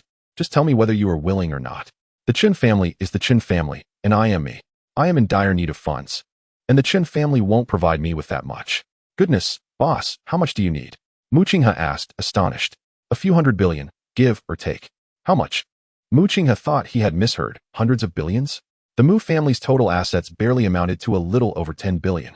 A few hundred billion, no more chatter. Are you in or out? Mu Qinghe hesitated. He had observed the changes in Chun-Yi over time, realizing that his brother had a monumental secret. Weighing the decision, he finally bit his lip. Brother E, I can do it, but what will we sell in this trading association? We will sell various Beastmaster potions. Beastmaster potions? At Mu Qinghe's puzzled expression, Chun-Yi retrieved a vial of diluted concentration pill liquid from his realm space. We will start by selling this. The three of them leaned in closer. Boss, what is the effect of this? Chun-Yi smiled mysteriously. What level are your Beastmasters now? Boss. My venomous spider is already F grade. Surprised, aren't you? Mu Qinghe boasted as he summoned his venomous spider to show off. The Yu siblings appeared somewhat embarrassed. Boss. We are still at G grade. All right, put your venomous spider away. You too, summon your Beastmasters. Following Chun-Yi's instructions, the Yu siblings summoned their wood mouse and giant frog. Chun-Yi produced another vial of concentration pill liquid, handing one to each of them. If you trust me, give this medicine to your Beastmasters. The siblings exchanged glances and, without hesitation, fed the liquid to their respective beasts. After a few moments, both beasts began to writhe in agony on the ground, startling their owners. Boss, what is happening? My wood mouse won't be harmed, will it? Chun-Yi offered Yuku a reassuring glance. Don't worry. Would I harm my own little brother? The moment of miracle is about to arrive. Unlike the previous encounter with Zhong Kong. This time the episode lasted only about 5 minutes before both beasts digested the effects and ceased their suffering. Alright, check your Beastmaster's identity cards and let me know if there are any changes. The two complied immediately, their eyes widening in astonishment upon seeing the identity cards. B-Boss. My wood mouse has leveled up to F grade. Mine too. My giant frog has also leveled up to F grade. What? Mu Qinghe's eyes bulged in disbelief. Old Ku, Shaojia. Can I see your Beastmaster's identity cards? Typically, each Beastmaster's identity card is confidential, as beasts are one's trump cards. However, since they were all Chun-Yi's subordinates, there was little hesitation among them. The Yu siblings generously handed their Beastmaster identity cards to Mu Qinghe. Incredible. It is indeed an F grade. Unbelievable. After a moment of astonishment, Mu Qinghe turned to Chun-Yi with a look of delight. Boss, does this medicine elevate a Beastmaster by 1 rank? Chun-Yi nodded. Yes, but it can only elevate a G grade to F grade. However, once we have more resources, there will be medicines available to elevate them to E grade and even D grade. Wow. Boss, where did you acquire this? Is the supply sufficient? Are there any side effects? There is plenty, and there are no side effects whatsoever, otherwise. I wouldn't have used it on Yuku and the others. At that moment, Mu Qinghe's eyes sparkled with excitement. We are going to strike it rich. This will undoubtedly sell like hotcakes. Boss, I'm all in. Chapter 24, The Beastmaster Alliance. Chun-Yi looked at the exhilarated Mu Qinghe, pleased with his current state. Boss, how much do you intend to sell this medicine for? After pondering briefly, Chun-Yi replied, how about 1 million? 1 million? Mu Qinghe exclaimed, astonished at Chun-Yi's proposition. What? Is that too expensive? Too cheap. Chun-Yi was momentarily bewildered. Too cheap? 1 million is inexpensive? Boss, this is a medicine that directly enhances power. Time is money. Typically, it takes at least a year for a G grade to ascend to F grade. This medicine saves an entire year. Isn't 1 million a bargain? Chun-Yi considered this reasoning. Perhaps you are right. Let us set it at 1 million then. We will adopt a strategy of low margins for high volume. This is merely our introductory product. And there are more astonishing medicines to come. All right, boss, it's your call. At that moment, Chun-Yi failed to notice that the Yu siblings had turned pale upon hearing that figure. Oh my, did we just spend 2 million? They were acutely aware that their frugal living only allowed for a monthly expenditure of a few thousand. B-Boss, Yuka stammered, looking at Chun-Yi. We truly lack the funds to pay for the medicine we just used. Chun-Yi, initially puzzled, quickly understood. What are you two thinking? Do you expect to pay me to be my subordinates? This is merely a basic benefit. Yuka felt a surge of gratitude, realizing that following Chun-Yi also meant they wouldn't have to change their surnames, and he was providing them with such valuable medicine. Boss, my life from now on belongs to you. Me too. Chun-Yi waved his hand. All right, just keep it in mind. You both have tasks to attend to. What do you need us to do, boss? You two grew up in an orphanage, correct? Indeed. I need you to rally others in similar circumstances. But their SA condition, loyalty. I will also take responsibility for their future Beastmaster resources. Of course, if they perform well. I won't hesitate to offer them medicines like the one you just received. Yuku and Yujia exchanged glances, realizing that the boss was genuinely planning to establish a new faction. This was undoubtedly a significant opportunity. All right, boss, we indeed have many brothers and sisters. Some have awakened their Beastmaster talents, but unfortunately, they lack the funds to procure beasts and thus haven't entered our academy. Chun-Yi nodded. Yes, go ahead. As long as they are loyal, I will assist them with their Beastmaster needs. The Yu siblings, filled with excitement, hurriedly departed from Chun-Yi's villa. Now only Chun-Yi and Mu Qinghe remained. Boss, why don't you seek out Su Tao? If you ask, that girl would undoubtedly follow you wholeheartedly. She truly cares for you. The mention of women made Chun-Yi's head spin. He quickly interrupted Mu Qinghe.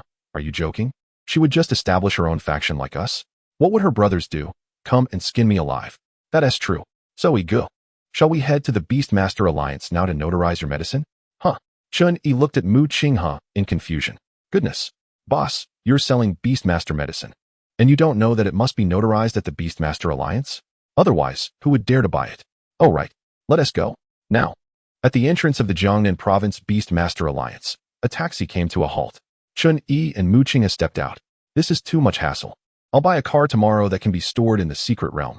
Secret realm? Boss, you didn't manage to find a secret realm, did you? Of course. Who do you think I am? I haven't heard of any new secret realms appearing nearby recently. How did you manage that? Chun-Yi chuckled as they walked towards the Beastmaster Alliance, keeping the secret to himself. As it was Chun-Yi's first visit to the Beastmaster Alliance, he was unsure where to handle the notarization of the medicine, so he approached the information desk. A young woman of similar age to Chun-Yi sat behind the desk, and she was quite attractive. Excuse me, where can I notarize a Beastmaster medicine? The woman looked Chun-Yi up and down. Beastmaster medicine? Do you have a Beastmaster medicine that needs notarization? Chun-Yi produced the spirit-gathering Dan liquid and nodded. Yes. She handed him a form, instructing him to fill in the details of the medicine that needed notarization. After glancing at the content, which mainly required specifying the types of Beastmasters it was effective for and the effects of the medicine, Chun-Yi, with an eye on future prosperity, meticulously filled it out. Upon reviewing the completed form, the woman gasped, applicable to all Beastmasters, with the effect of directly elevating G-grade Beastmasters to F-grade? Are you certain you didn't make a mistake? Chun-Yi affirmed. No, that's exactly how it works. Hello, my name is Zhongli. Please hold on for a moment. This effect is extraordinarily astonishing, and I need to report this to my superiors. With that, the employee named Zhongli hurried off into the back. Interesting. Has this kid come to boast at the Beastmaster Alliance? While waiting, Chun-Yi heard a mocking voice nearby. How do you know I'm boasting? He glanced over. Allow me to introduce myself. I am Li Mao, from the Li family.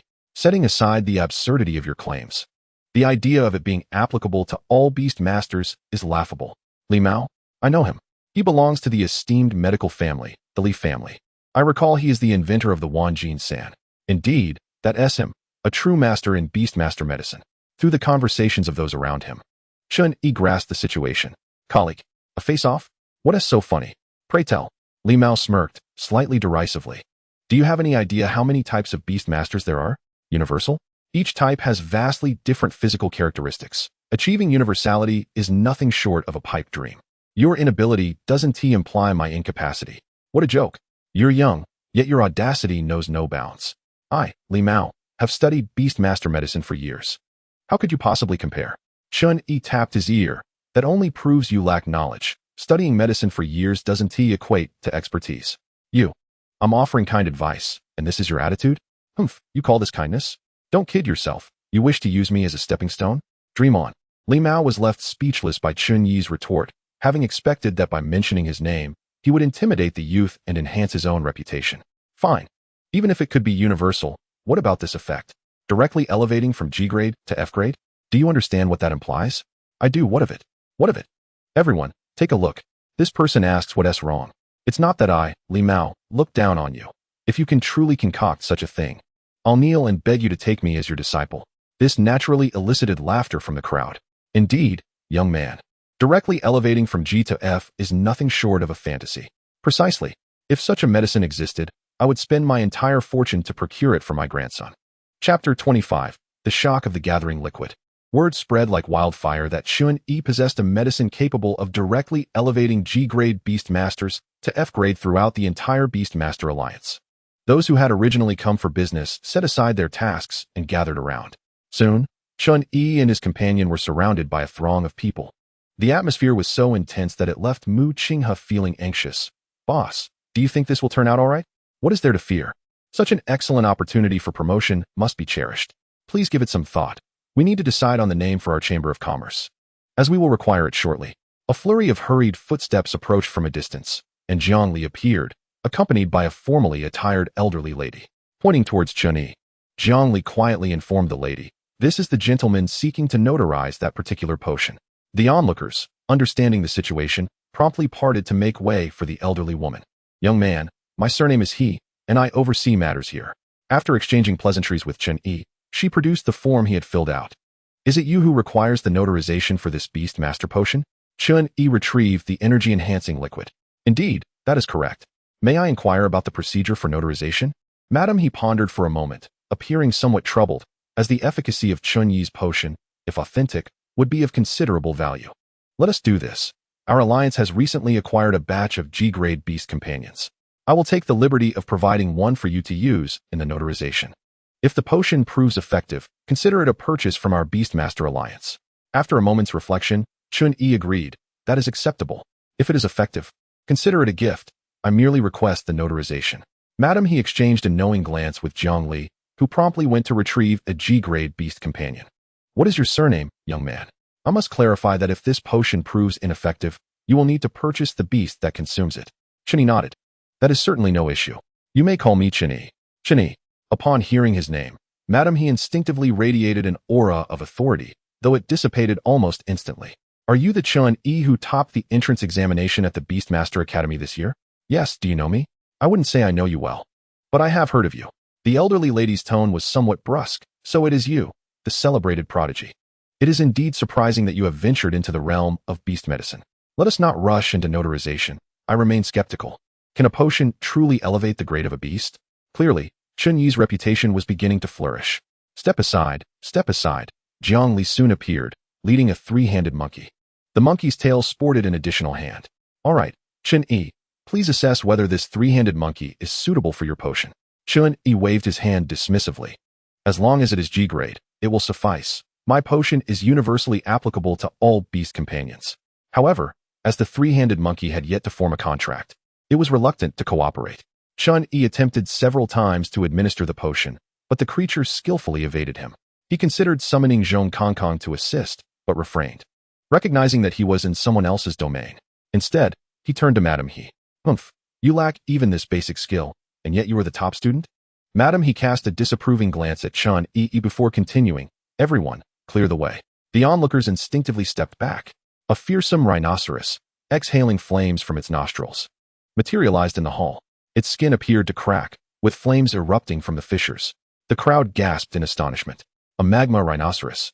There is no mistaking it. This is a fully evolved specimen. Fully evolved? AA grade. Good heavens. I am witnessing an A-grade beast with my own eyes. It was evident that this formidable magma rhinoceros belonged to Madam He. Whether intentional or not, the creature unleashed a torrent of fire towards Chun-Yi. "By the heavens!" Chun-Yi exclaimed, instinctively employing a basic wind magic he had acquired through his bond with Shaoqing. A wall of azure wind appeared before him, effectively shielding him from the fiery assault. "Ah, Madam He," expressed mild surprise. "What is the meaning of this, Madam He? I am merely seeking notarization. Have I offended you?" Chun-Yi felt a surge of irritation. Had it not been for Madam He's formidable prowess, he would have confronted her directly. "Oh, I am simply growing old and somewhat out of sorts. Do not take offense, young man. You may proceed with administering the potion."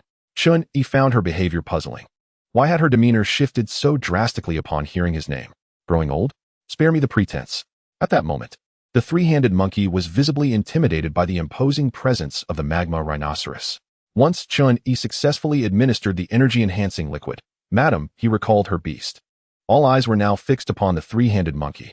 As anticipated, shortly after ingesting the potion, the monkey began to writhe in agony on the ground. The most animated among the crowd was naturally Li Mao, who pointed at the monkey with glee. Huh, see, I told you this fellow was a fraud. Look at the monkey's condition. It must be poison. Indeed, I knew it. How could there possibly exist such an extraordinary potion? Madam, he glanced at Chun-Yi, perplexed. Is this truly the potion you claim it to be? Why the hurry? Do you expect immediate results? The monkey's constitution is too weak. My potion is working to enhance its physique to facilitate its advancement. Pain is an inherent part of the process. Li Mao chuckled mockingly. Such eloquent rhetoric. What nonsense is this? Today, I have truly broadened my horizons. You will see soon enough. Madam, give it a maximum of 10 minutes. The potion's effects should be absorbed by then. Let us wait.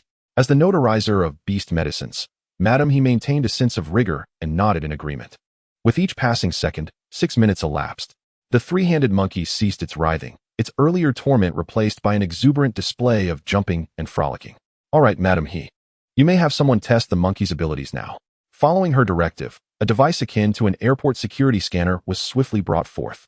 The staff led the three-handed monkey through the apparatus, and soon a set of data appeared before the astonished crowd. Species, three-handed monkey. Condition, healthy. Strength, F grade.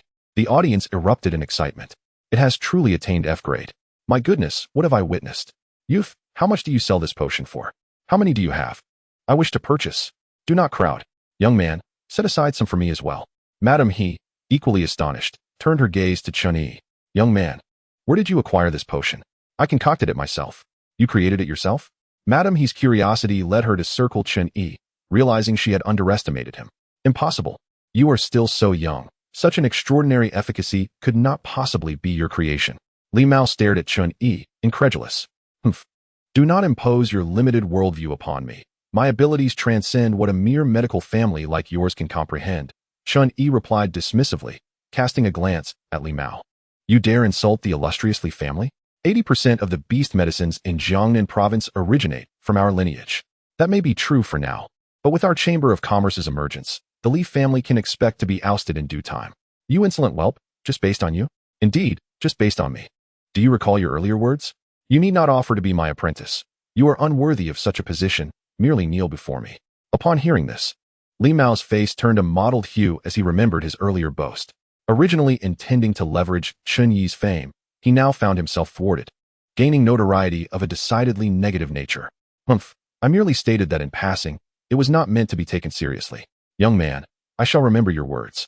I will inform my family of this, and you can anticipate your Chamber of Commerce being targeted by the Li family. With that, Li Mao hurriedly departed, eager to inform his family elders of the existence of the energy-enhancing liquid. Without a doubt, this would incite a significant upheaval in the beast medicine industry of Jiangnan province. Humph, is this the esteemed Li family? The words one speaks can sometimes be as embarrassing as a flatulence, utterly shameful. Chun-Yi chose to disregard Li Mao. There were more pressing matters at hand. Goodness, the Li family must be feeling utterly humiliated at this moment. Hush now, do not speak carelessly. Be wary of your words getting out. Regardless of the circumstances, the Li family still retains its standing. Humph, I fear that might not be the case in the future. What do you mean by that? Soon after, a gentleman produced a business card and presented it to Chun-Yi. Young man, I am the owner of the Lontong Beast Medicine Pharmacy. May I inquire what kind of commerce your association engages in? Might we procure some medicinal supplies from your guild? Quite ambitious, indeed. Subsequently, a throng of individuals eagerly thrust their business cards towards Chun-Yi. He glanced at Mu Qinghe and signaled, "It is your turn." Understanding immediately, Mu Qing has stepped in front of Chun-Yi and declared, "Esteemed guests, I am the president of the soon-to-be-established Divine Dragon Chamber of Commerce. Should you have any inquiries, feel free to approach me. The name Divine Dragon Chamber of Commerce has a certain allure to it." Chun-Yi then entrusted Mu Qinghe to handle the eager merchants while he accompanied Old Lady He to a secluded office to process the notarization documents. Chun-Yi, you are quite an enigma. Old Lady He jested while printing the notarization for him. Chun-Yi found it difficult to gauge this elderly woman. Manager He, please refrain from jesting. I am merely an ordinary student. A student? A mere student capable of concocting such extraordinary beast medicines? Furthermore, you summoned no beast just now. Yet you wielded such pure wind magic? Did I? What wind magic? Chun-Yi feigned ignorance, evading her probing questions. In an instant, The temperature in the office surged, and a rhinoceros head materialized, unleashing a searing flame towards Chun-Yi. Goodness! Taken aback by the sudden turn of events, Chun-Yi swiftly conjured a wind shield to dissipate the flames. He stepped back and summoned Zhong Kong, who eyed both Old Lady He and the floating rhinoceros head warily. Manager He, what is the meaning of this? Woof! How dare you bully my master, old hag? Huh? Wasn't your beast a snake? How did it transform into a dog? And this dog can talk? This young man seems to have been underestimated. Chun-Yi's anxiety heightened. Had this old woman investigated him? How could she know so much about him? He was prepared to retreat into the secret realm at any moment, for he could not possibly defeat an A-grade lava rhinoceros. Woof! How could you be so blind, old hag? I am a wolf. Old Lady He, observing Zhong Kong, frowned deeply before retracting the floating rhinoceros head. Young man, put your dog away. If it speaks out of turn, I fear I may not be able to restrain myself, and might actually harm it. Woof! As Old Lady He withdrew the rhinoceros, Chun-Yi quickly returned Zhong Kong to the secret realm before he could utter another word. Indeed, Zhong Kong possessed impressive strength, but his tongue was far too loose. Noticing Chun-Yi's continued wariness, Old Lady He smiled and handed him the notarization for the energy-concentrating liquid, expressing her approval. Not bad. Not bad. I have high hopes for you, young man. Henceforth, treat Schwanger well. What on earth? Chun-Yi was taken aback. Recalling the series of buffs that Luo Hanshuang had conjured upon their first meeting, one of which was that her grandmother was He-Mei, the chairwoman of the Beast Alliance.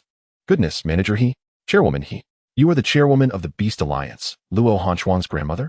Indeed, that is I. I never anticipated that Schwanger, usually so cold, could assess characters so astutely. Young man, you harbor secrets. What a predicament. Chun-Yi hurriedly sought to clarify. Chairwoman, you misunderstand. I truly have no connection with your granddaughter. Enough. No need for explanations. You young ones, Chun, from now on, you need not refer to me as chairwoman in private. Simply call me grandma, like Schwanger does. With that, He-Mei handed him another business card. Young Chun, for any matters, just give me a call. Chun-Yi felt utterly flabbergasted. Chairwoman, you truly misunderstand. Yet, He-Mei did not grant him the opportunity to explain further. Chairwoman, call me grandma. With that, she concluded the notarization and urged him to leave. This. Chairwoman. Bang. The office door closed behind him, leaving Chun-Yi in a state of utter disbelief. What on earth just transpired? Upon descending the stairs, he found Mu Qinghe had already finished dealing with the merchants and was ready to leave the Beast Alliance with him. Their next step involved registering the Chamber of Commerce and leasing an office building. Chun-Yi transferred 500,000 to Mu Qinghe, delegating all subsequent matters to him, as Chun-Yi preferred to remain in the background and await the profits. Chapter 27. Teacher, have I passed? After several days of tireless effort, the framework for the Divine Dragon Chamber of Commerce was finally established. Given the limited initial funds, Chun-Yi did not rent an office in the commercial district, but opted for a modest storefront instead. As for the initial employees, they were all individuals brought forth by the Yu siblings. Their business acumen was of little concern. Loyalty was paramount. The first batch of products consisted of 100 bottles of energy-concentrating liquid. To prevent an immediate market saturation, Chun-Yi decided to sell only 5 bottles per day. This strategy aimed to build a reputation and accumulate some capital before introducing other medicinal supplies from the system. After finalizing all arrangements, the 7-day leave that Yin Jun had secured for him finally came to an end. As the alarm clock rang, Chun-Yi lazily rose from his bed. Having enjoyed a few days of waking up naturally, he now had classes to attend. Exiting his room, he encountered Luo Hanshuang, who had also emerged after a few days of absence. Chun-Yi quickly lowered his gaze, pretending not to see her, as her presence was rather bothersome. Noticing his evasion, Luo Hanshuang was indignant. Hey, what is the meaning of this? Am I that bothersome? Are you deliberately avoiding me? Indeed, you are quite bothersome. Chun-Yi could only manage an awkward smile. I'm just being considerate. After all, it's a bit strange for a man and a woman to be living together. Humph, I don't mind. Why should you, a grown man, be concerned? Oh. Once they were done with their grooming, Chun-Yi suddenly realized he had no idea how to get to his class. With no other option, he glanced at Luo Hanshuang with an expectant look. Feeling uncomfortable under his gaze, Luo Hanshuang retorted, What do you need? Well, do you happen to know how to get to class 1 of the first year? Huh. Chun-Yi, it's been 7 days since the semester started, and you haven't shown up once? You're telling me you don't even know where your class is? Faced with her incredulity, Chun-Yi could only nod sheepishly. Luo Hanshuang shook her head in disbelief. Fine, just follow me. We're in the same class. Ultimately, Chun-Yi trailed behind Luo Hanshuang as they entered the long-awaited classroom. The students inside were taken aback, exchanging bewildered glances. Who is that? Why is he in our class? And it seems he is with our goddess. Goodness, how would I know? Since the start of the semester, I haven't seen the goddess speak to anyone. Wait, could he be that mysterious top student? If that is the case, it seems to be true. Go, over here, over here. Su Tower, spotting Chun-Yi after a long absence, excitedly waved him over. With both Luo Hanshuang in front and Su Tower behind, it was exasperating to be entangled with either of them, let alone both at once. Noticing Chun-Yi's lack of response, Su Tower took the initiative to approach him, wrapping her arms around his. Go, come on, your seat is next to mine. Su Tower's gesture stunned all the students. Oh my heart, how is it that the goddess Tower is so familiar with that guy? Damn it, I must compete with him. Luo Hanshuang cast an annoyed glance at Chun-Yi from behind, muttering under her breath, shameless. Chun-Yi, with a dark expression, was on the verge of losing his patience. What had he done to deserve this? The once tranquil classroom had rapidly divided into 3 factions, one led by Chun-Yi and his companions, Mu Qinghe, and others. The second comprised the remaining students, and the last was the enigmatic Luo Hanshuang, who radiated an aura of refusal. Shortly after, a female teacher entered, her gaze sweeping the room until it landed on Chun-Yi. With a furrowed brow, she inquired, "And you are?" "Teacher, my name is Chun-Yi. I was on leave a few days ago," he replied. "Chun-Yi? Humph, so you are the top student among the newcomers. Don't presume that simply because you excelled in the assessment, you can disregard the discipline of the academy. If you continue this way, don't expect any credits from me." "But, teacher, I was on leave." "Fine, I understand. Take your seat." Who had he offended? Chun-Yi felt an urge to confront the teacher, though he merely contemplated it. Once seated, the teacher commenced her lecture for the day. "How did everyone fare with the assignment I set yesterday?" Noticing the classroom was eerily silent, her irritation grew. It was merely a partial summoning. Is it truly that difficult? Partial summoning? Chun-Yi found the terminology unfamiliar. What was that? All right, I will demonstrate once more. The teacher tossed a piece of chalk into the air, and before it could fall, a bird's claw appeared out of thin air, snatching the chalk and returning it to the teacher's hand. Did you understand? If you cannot master this simple technique, how will you summon larger beasts in confined spaces in the future? Ah, so that was it. Chun-Yi recalled the rhinoceros head summoned by He Huichang a few days prior. It was indeed a partial summoning. Luo Hanshuang, as our class monitor. Why don't you give it a try? Sure. Luo Hanshuang approached the podium. As the teacher threw the chalk, a dark cloud materialized, unleashing a bolt of lightning towards the chalk. Very good. Haven't you mastered it perfectly? Why the silence before? However, Luo Hanshuang chose to ignore the teacher, casting a provocative glance at Chun-Yi before returning to her seat. The teacher, visibly infuriated, thought that had it not been for her grandfather being the vice principal, she would have reprimanded her. Wow, truly our class goddess. In comparison, it's clear some first-place rankings are inflated. First, luck plays a part. It will eventually be revealed. With Luo Hanshuang's demonstration, the students began to whisper amongst themselves, glancing at Chun-Yi. The teacher, seemingly displeased with Chun-Yi, pointed at him. "You, the top student this year, come up and give it a try." "Okay." Chun-Yi responded curtly as he made his way to the podium. "Haha, quick, record this moment. The top newcomer's awkward moment will surely become a hot topic in our campus forum." Many students took out their phones, ready to film Chun-Yi. Although using phones in class was typically forbidden, the teacher appeared oblivious. Remember, this is a partial summoning. As the top student, if you cannot even manage this, don't bother attending my class anymore, and don't expect to earn any credits. Chun-Yi increasingly sensed something was amiss with the teacher. Yet, a mere partial summoning, while challenging for others, was as simple as breathing for someone like him, who had absolute control over the secret realm. As the teacher tossed the chalk, the head of Zhong Kongkong's dog appeared before Chun-Yi. The dog opened its mouth, launching a spatial blow that struck the chalk, causing it to freeze midair. Chun-Yi stepped forward, retrieved the chalk, placed it on the podium, and asked, "Teacher, have I passed?" Chapter 28. I struck the teacher.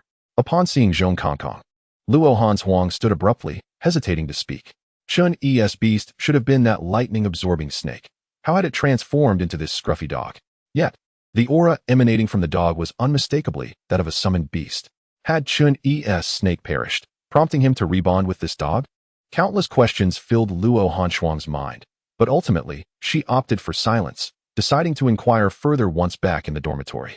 The teacher's expression darkened upon Chun-Yi's demeanor. "What do you mean by that? Are you provoking me?" "Humph, if you're so capable, don't bother coming to my class tomorrow." "Enough."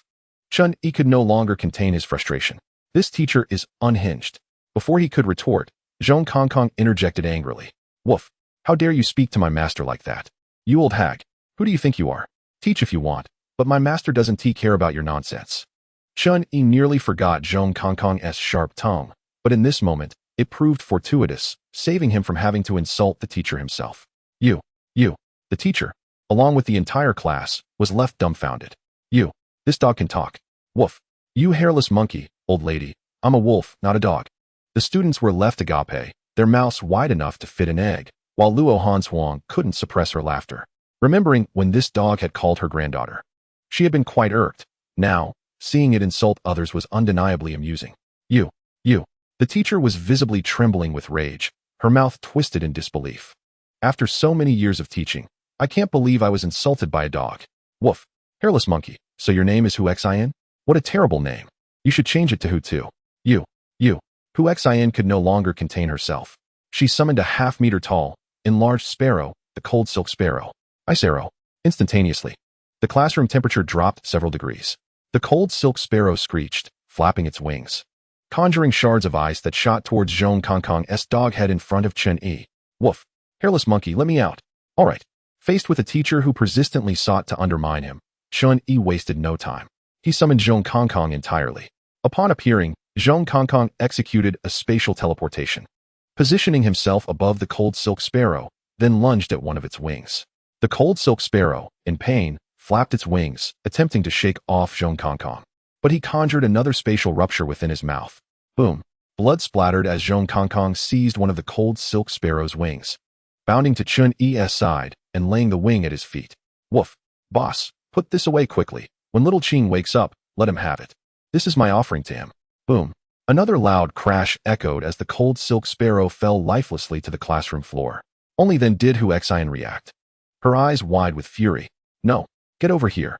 She rushed to check on the cold silk sparrow's injuries. Hurry, give me back its wing. Chun-Yi glanced around before pointing at himself innocently. Teacher, are you speaking to me? Don't waste time. Return it. If anything happens to my cold silk sparrow, you'll never graduate. Really? You dare threaten me? Chun-Yi dismissed her, returning to his seat. No. Woof. Hairless monkey, did you hear? No. If you disrespect my master again, I'll bite you to death, you wingless wild chicken. You. Hu Xin glared at Zhong Kongkong, then at the unperturbed Chun-Yi. Fine. I will report this to the principal. Prepare to be expelled. With that, Hu Xin hurriedly collected the cold silk sparrow and dashed out of the classroom, presumably to seek help for it. As Hu Xin exited, the classroom erupted into chaos after a brief silence. Wow. Chun-Yi is awesome. Who dared to question my bro's credibility as the top newcomer? Hey, you were the first to doubt him. Me? Impossible. From now on, Brother E shall be my leader. Good heavens. Is it true that a freshman assaulted the teacher? Or was it a swift and decisive defeat? Zhong Kongkong spat out the feathers from his mouth, disdainfully remarking, Woof. Damn it. You lot think you can be the dogs of my master? Do you even deserve it? The previously excited crowd fell silent in an instant. Zhong Kongkong's gaze swept across the room and landed on Luo Hanshuang. Oh, granddaughter, you're here too. You barely qualify as my master's concubine. At this revelation, an even deeper silence enveloped the group, as it hinted at the undeniable connection between Chun-Yi and the goddess, suggesting their relationship was quite significant. Damn, that foolish dog. Chun-Yi hurriedly recalled Zhong Kongkong into the secret realm, then turned to Luo Hanshuang with an apologetic smile. Heh, you know how this dog is. Luo Hanshuang's expression darkened, glaring at Chun-Yi with resentment. Mind your dog's mouth. If you dare to tease me again, don't blame me for being merciless. Rest assured, it won't happen again. Torn, did I see that correctly? The goddess just let that slide? Good heavens, is this still our thunder goddess? I can't take it anymore. But Chun-Yi's beast truly does dare to speak. Wait, what do you mean by that? Chun-Yi's beast is remarkable. Nonsense. It can speak human language and even directly incapacitate the teacher's canis catus. It is certainly exceptional. No, what I mean is, that beast actually possesses innate skills. A beast with innate skills? How do you know? What kind of skill is it? Taunting. This beast undoubtedly carries a taunting aura. Now that you mention it, it does make sense. I almost couldn't resist cursing just now. Listening to the discussions around him, Chun-Yi felt utterly speechless. What the hell is this taunting skill? Has he brainwashed himself? At this moment, Mu Qinghe and Su Tower approached Chun-Yi. Brother E, what should we do now? You assaulted the teacher on your very first class. You 1T really get expelled, will you? To be honest, Chun-Yi was quite troubled as well. However, given another chance, he would likely still act for this teacher who was intentionally targeting him. What is there to fear? If worst comes to worst, I'll just drop out. I'm not boasting, but with my current strength, attending school is merely a waste of time. If someone else had said that, they might have been met with ridicule, but coming from Chun-Yi, it felt entirely plausible, especially since he had just incapacitated the teacher. What is there to learn anyway? Class monitor, what shall we do now that our teacher has been driven away by Brother Chun? A student curiously asked Luo Hanshuang. Self-study. Oh, moments later. Principal Luo Rong stormed into the classroom, his presence commanding the attention of the students. He pointed angrily at Chun-Yi, shouting, "You scoundrel, come with me to the office." Chapter 29. A dog's bark reverberates worldwide. As Chun-Yi followed Luo Rong out of the classroom, Luo Hanshuang pondered for a moment before deciding to follow as well. Good heavens, could it be that Chun-Yi is truly going to be expelled? Expelled? Humph. Even if they wanted to expel us, they would never expel him. Why not? Do you even need to ask? A powerhouse like Chun-Yi is someone the Academy needs to look up to for a sliver of reputation. Are you referring to the National Beastmaster Academy exchange competition held every year? What else could it be? Alright, that makes sense. In Luo Rong's office, Chun-Yi glanced at the furious Principal Luo Rong. Principal Luo, you wanted to see me? You have the gall to ask me? Good heavens, you're truly something. Taking a long leave right at the start of school, and on your first day back, you send teacher who's beast to the ICU. Chun-Yi replied with a hint of grievance. Is it my fault? Who knew what kind of poison that teacher who had taken, deliberately targeting me at every turn? Deliberately targeting you? Fine, I will look into this matter. Now tell me, how should I deal with you? Bang. The office door swung open, and Luo Hanshuang appeared outside. Grandfather, I can attest that it was indeed that teacher who inexplicably targeted Chun-Yi. You, Shuang-er, what are you doing here? Luo Rong rubbed his forehead, appearing exasperated. I merely came to speak a few words on Chun-Yi's behalf. Teacher who's behavior is indeed quite abnormal. Alright. Teacher who has been with us for many years. You should head back now. Several teachers have already reported your lack of proper study attitude. I haven't even addressed that with you yet. Facing her grandfather's reprimand, Luo Hanshuang paid it no mind and simply sat down in a nearby chair. Grandfather, just pretend I'm not here. You all continue. You little brat. You haven't even settled down yet, and you're already taking sides? Grandfather, what are you talking about? You're just rambling. Do you believe I want to tell Grandma? Faced with his granddaughter, Luo Rong felt overwhelmed. Fine. Just stay there. Kid, have you thought about how you want me to deal with you? Chun-Yi cast a furtive glance. Compensate. Teacher who's Canis Catus is a D-rank beast. And you've nearly killed it. Do you have the money to compensate? Good heavens, that level is actually D-rank? Zhong Kongkong's scruffy dog seems to have some merits. Luo Rong rubbed his temples and sighed. Forget it. No need for compensation. The Academy will cover the medical expenses for her Canis Catus. Considering you're Shuang-er's boyfriend and a major general, you'll just go back and reflect for half a month. Grandfather, Principal Luo, you're truly misunderstanding this. Can we clarify? In the end, Chun-Yi was punished with a half-month suspension to return to school only after proper reflection. To Chun-Yi, this punishment was hardly a penalty, but rather a reward. Ding. Task triggered. Severe punishment for the mastermind behind the scenes. Task objective. Given the recent targeting of the host must identify the puppeteer and deliver a profound lesson. Task reward. 1 secret realm key. Good heavens. I already sensed something was off. And now the system task has emerged. Undoubtedly, someone is causing me trouble. However, to have a teacher serve them, I must ponder the identity of this individual. Enough. Kid, why are you standing there dazed? You may leave. Luo Rong's urging snapped Chun-Yi out of his thoughts. Responding with a nod, he prepared to head back to his dorm for some serious reflection. After Chun-Yi left, Luo Rong began to inquire about Luo Hanshuang. Shuang-er, what do you think of this kid? On the surface, Luo Hanshuang did not think highly of Chun-Yi, but she could not help but admire his genuine abilities. Grandfather, I suspect Chun-Yi has contracted 2 beasts, and their levels are not low. What? He contracted 2 beasts? Elaborate. Subsequently, Luo Hanshuang shared her suspicions and some of Chun-Yi's unusual behaviors with Luo Rong. To contract 2 beasts before reaching D rank, if it truly aligns with our assumptions, then this talent is utterly terrifying. Shuang-er, you must seize this opportunity. Isn't your cloud spirit already at the threshold for advancement? Yes, but the thunderstone needed for advancement can only coalesce after the cloud spirit's demise. It is exceedingly rare. I have been asking Grandma to search for it. Grandfather did not anticipate that the initial anomaly he noticed in this cloud spirit which distinguished it from others, would lead to such complications in advancement. Little did the grandfather and granddaughter realize that the thunderstones they sought were being treated as mere refuse, discarded by Chun-Yi in the secret realm. In another villa within the Academy's villa district, Moron-Lei glared furiously at the person before him. Hu-Hai, you claimed your family had a way to expel Chun-Yi. What is the outcome? Merely a half-month suspension? Hu-Hai was drenched in cold sweat. Young Master Lei, this truly isn't our fault. You clearly stated that the kid's abilities were average, yet he is evidently quite powerful. Powerful? Moron-Lei sneered coldly. If he is so powerful, why is he still groveling at my sister's feet? I suspect your Hu family's teacher is utterly useless. Absolutely impossible. My aunt's Canis Catus is a D-rank beast. Enough. I understand. I will report this matter to that esteemed individual. As Hu-Hai stepped outside, Moron-Lei retrieved his phone from his pocket. Hello, Professor. You heard that, didn't you? This Chun-Yi is far more formidable than we anticipated. He is merely a freshman. Had it not been inconvenient for me to take action personally, he would not be so audacious. Yes. We are well aware of your prowess in the Moron family. Since I have recognized your sister as my adopted daughter, I will certainly consider her interests. This Chun-Yi is a stain on Schwerer's reputation. He must perish. I will provide you with a number shortly. Just inform them that I referred you. And let them deal with Chun-Yi. Professor, who is the opposing party? Shadowkill, the third-ranked assassin organization in Huagua. Moron-Lei was taken aback. He never expected that to eliminate a mere freshman, that esteemed individual would even summon Shadowkill to take action. Nevertheless, this only underscores the high regard in which he holds his sister. Moron-Lei smirked coldly and dialed the number.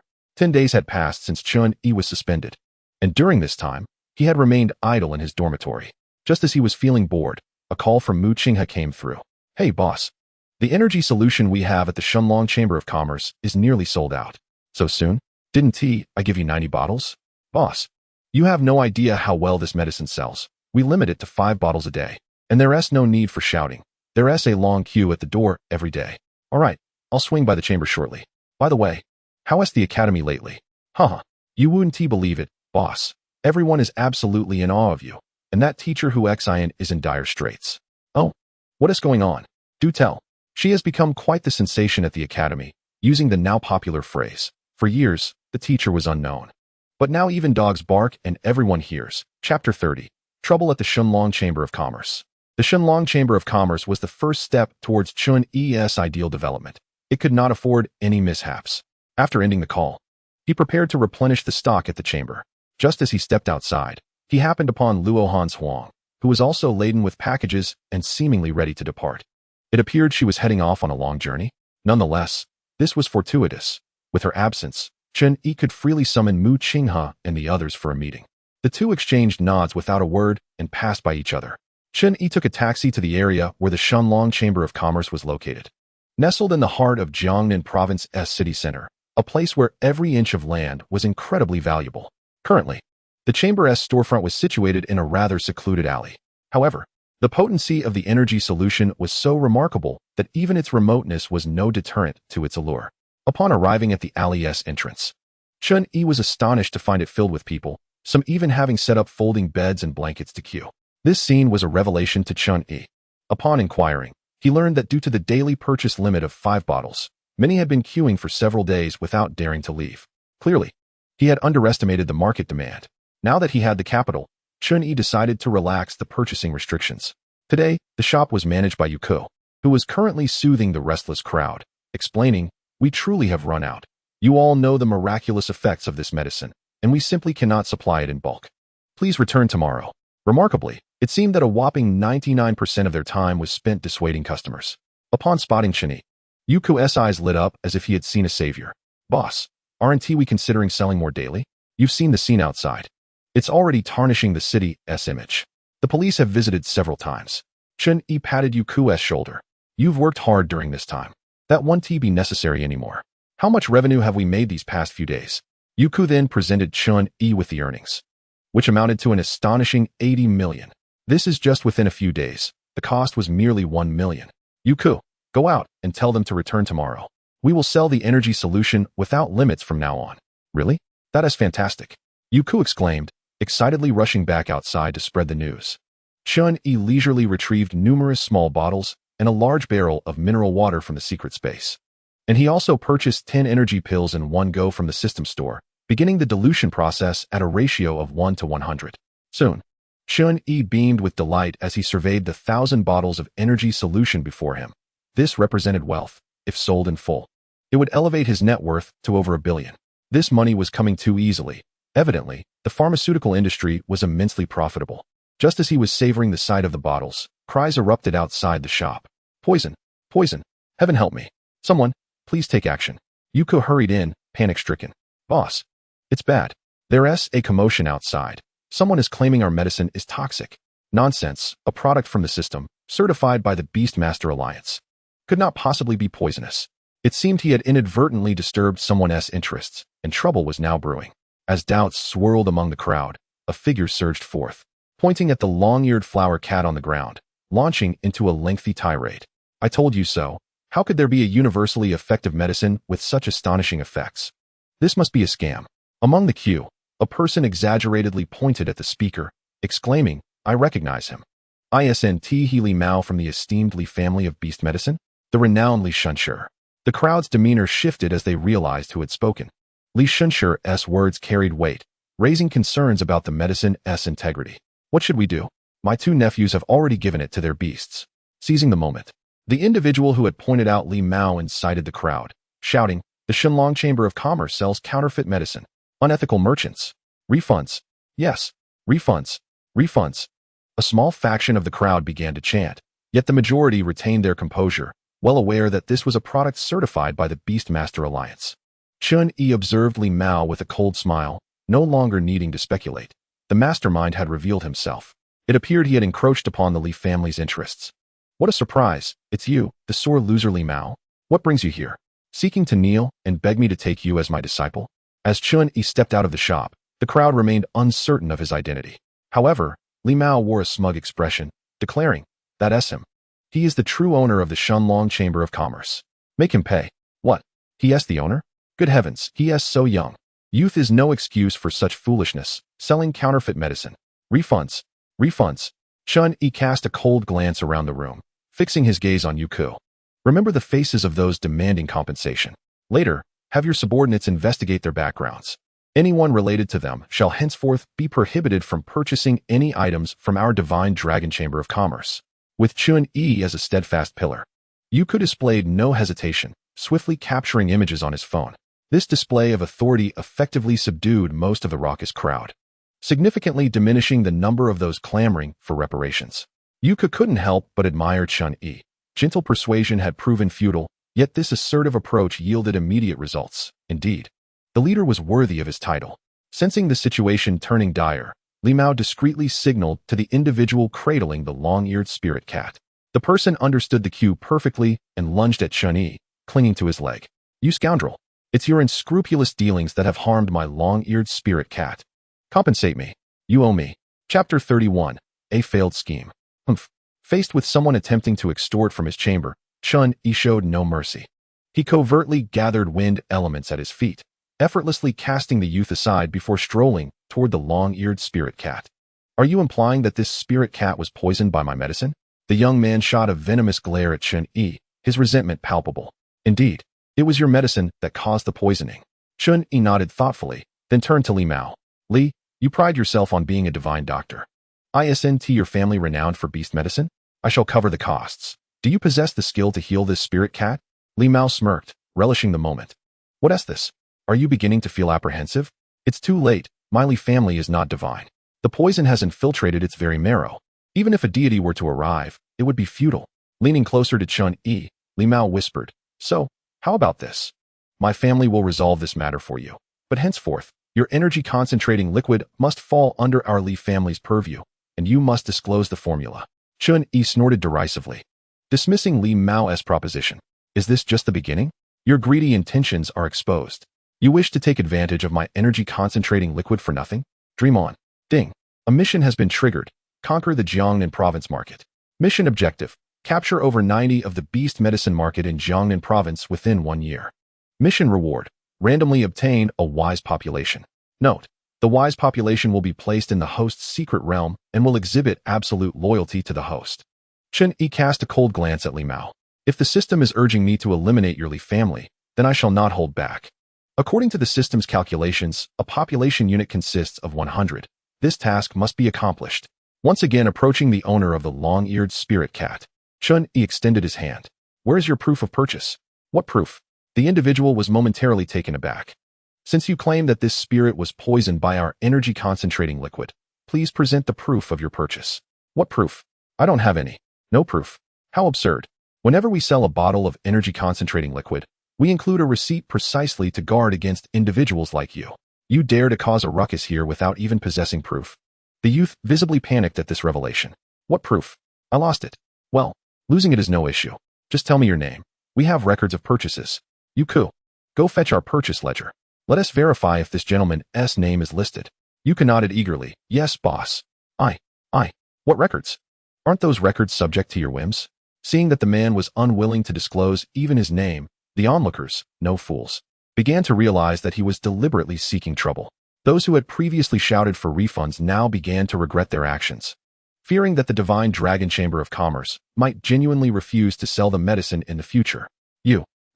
Consider me unfortunate. Your Divine Dragon Chamber of Commerce is merely a bully. As the situation threatened to unravel, the young man grabbed the long-eared spirit cat and attempted to flee. How ridiculous. You think you can stir up trouble and then simply walk away? Dream on. Chun-Yi summoned Zhong Kong to block the man's path. Did I grant you permission to leave? Do you intend to silence me? After splattering our Divine Dragon Chamber of Commerce with slander, do you truly believe you can depart so easily? The youth's fear began to surface as he glanced helplessly at Li Mao, who showed no intention of assisting him. What do you want? I can apologize. Woof. Damn. You little brat. Does my master require your apology? Who do you think you are? Rip. This dog can actually speak. Such high intelligence. The president of the Divine Dragon Chamber of Commerce is quite remarkable. The crowd was astonished to hear Zhong Kong articulate words. Woof. What are you all staring at? Have you never seen such a handsome wolf as Grandpa Zhong? Be quiet. Woof. Yes, master. Chun-Yi was thoroughly impressed by Zhong Kong's ability to attract hostility. Ladies and gentlemen, my beast has this peculiar disposition. The onlookers managed to muster a constrained smile. After all, those willing to purchase medicine priced at 1 million per bottle held some status. They had their dignity to uphold, no matter how incensed they were. They couldn't descend to arguing with a dog. Once more, Chun-Yi approached Li Mao. I shall inquire once again. Are you certain your Li family lacks the capability to heal this spirit beast? Li Mao's expression had grown increasingly grim. He hadn't anticipated Chun-Yi to be so astute. Requiring a purchase record for a simple medicine was truly a case of losing the rice while trying to steal a chicken. Indeed. You believe you can heal it? Indeed. We at the Divine Dragon Chamber of Commerce can heal it. Haha. Absurd. This spirit beast is not merely ill, it is poisoned to the core. It will hardly last a day. Just how could you possibly manage it? If you succeed, I, Li Mao, shall kneel and reverently call you master. Here we go again. Chun-Yi sneered. So, your Li family is merely a frog at the bottom of a well, a so-called beast medicine family lacking substance. As for your family's reputation, it is laughable. Last time within the Beast Alliance, you two claimed you would kneel, yet in the end, you ran away. Li Mao's countenance darkened at the reference to Li family prestige. Very well, everyone present shall bear witness. If the Divine Dragon Chamber truly manages to heal this spirit beast, I, Li Mao, shall kneel and acknowledge him as my master. Li Mao then turned to Chun-Yi. But what if you fail? If I fail, then I shall give you the formula for the energy concentrating liquid free of charge. Really? Li Mao's eyes gleamed with excitement. Such a stroke of fortune. I, Chun-Yi. Never lie? Excellent. It's a deal. Then please, Mr. Chun, commence the treatment. However, Chun-Yi shook his head. Not so fast. He then called for Yuko. Go summon the representatives from the Beast Alliance. Tell them I require a public verification of the beast medicine. After a moment's contemplation, Chun-Yi halted Yuko. This matter necessitated the involvement of officials for credibility. Reluctantly, he extracted a business card and dialed the number inscribed upon it. When the call connected, an elderly yet vigorous voice resonated through the line. Hello? Who is this? Greetings, is this Chairman He? It's me, Little Chun-Yi. Ah, it's you. What is this? You actually took the initiative to call me? Indeed, Chairman He, your wisdom is unparalleled. I truly have a matter to discuss with you. Very well. What is it? Speak. Chun-Yi proceeded to relay the details of the situation to Hime, requesting her to lend a hand and conduct a public verification of the beast medicine. Upon hearing this, Hime expressed mild dissatisfaction. How dare you question the integrity of medicines verified by our alliance? Do you think we hold no value? Very well. Little Chun, where are you located? I shall bring my team right over. After providing the address of the Divine Dragon Chamber of Commerce, Chun-Yi ended the call. Chapter 32, The Blood-Revitalizing Pill That Defies Fate. After hanging up, Chun-Yi approached the long-eared spirit caddis owner, who was now trembling in fright. Tell me, do you believe your spirit beast is already dead? The young man nodded vacantly. At this point, can it possibly survive? Good. Then I shall consider your beast to be deceased, shall I? Why, yes, of course. Excellent. After posing these inquiries, Chun-Yi leisurely moved a chair from his shop, awaiting Hiimei's arrival with her entourage. Humph, merely bluster. Li Mao cast a fleeting glance at Chun-Yi, his heart racing with excitement. He was already envisioning the accolades he would receive from his family's leaders upon returning with the formula for the energy-enhancing liquid. Before long, a cacophony of revving engines echoed from outside the alley. Vehicles adorned with the emblem of the Beast Tamer Alliance came to a halt, and Hiimei, holding a folder, descended from one of them.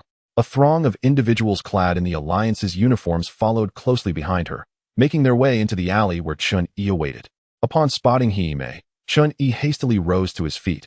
He could not afford to offend such a prominent figure. Chairwoman He, you have arrived. Indeed.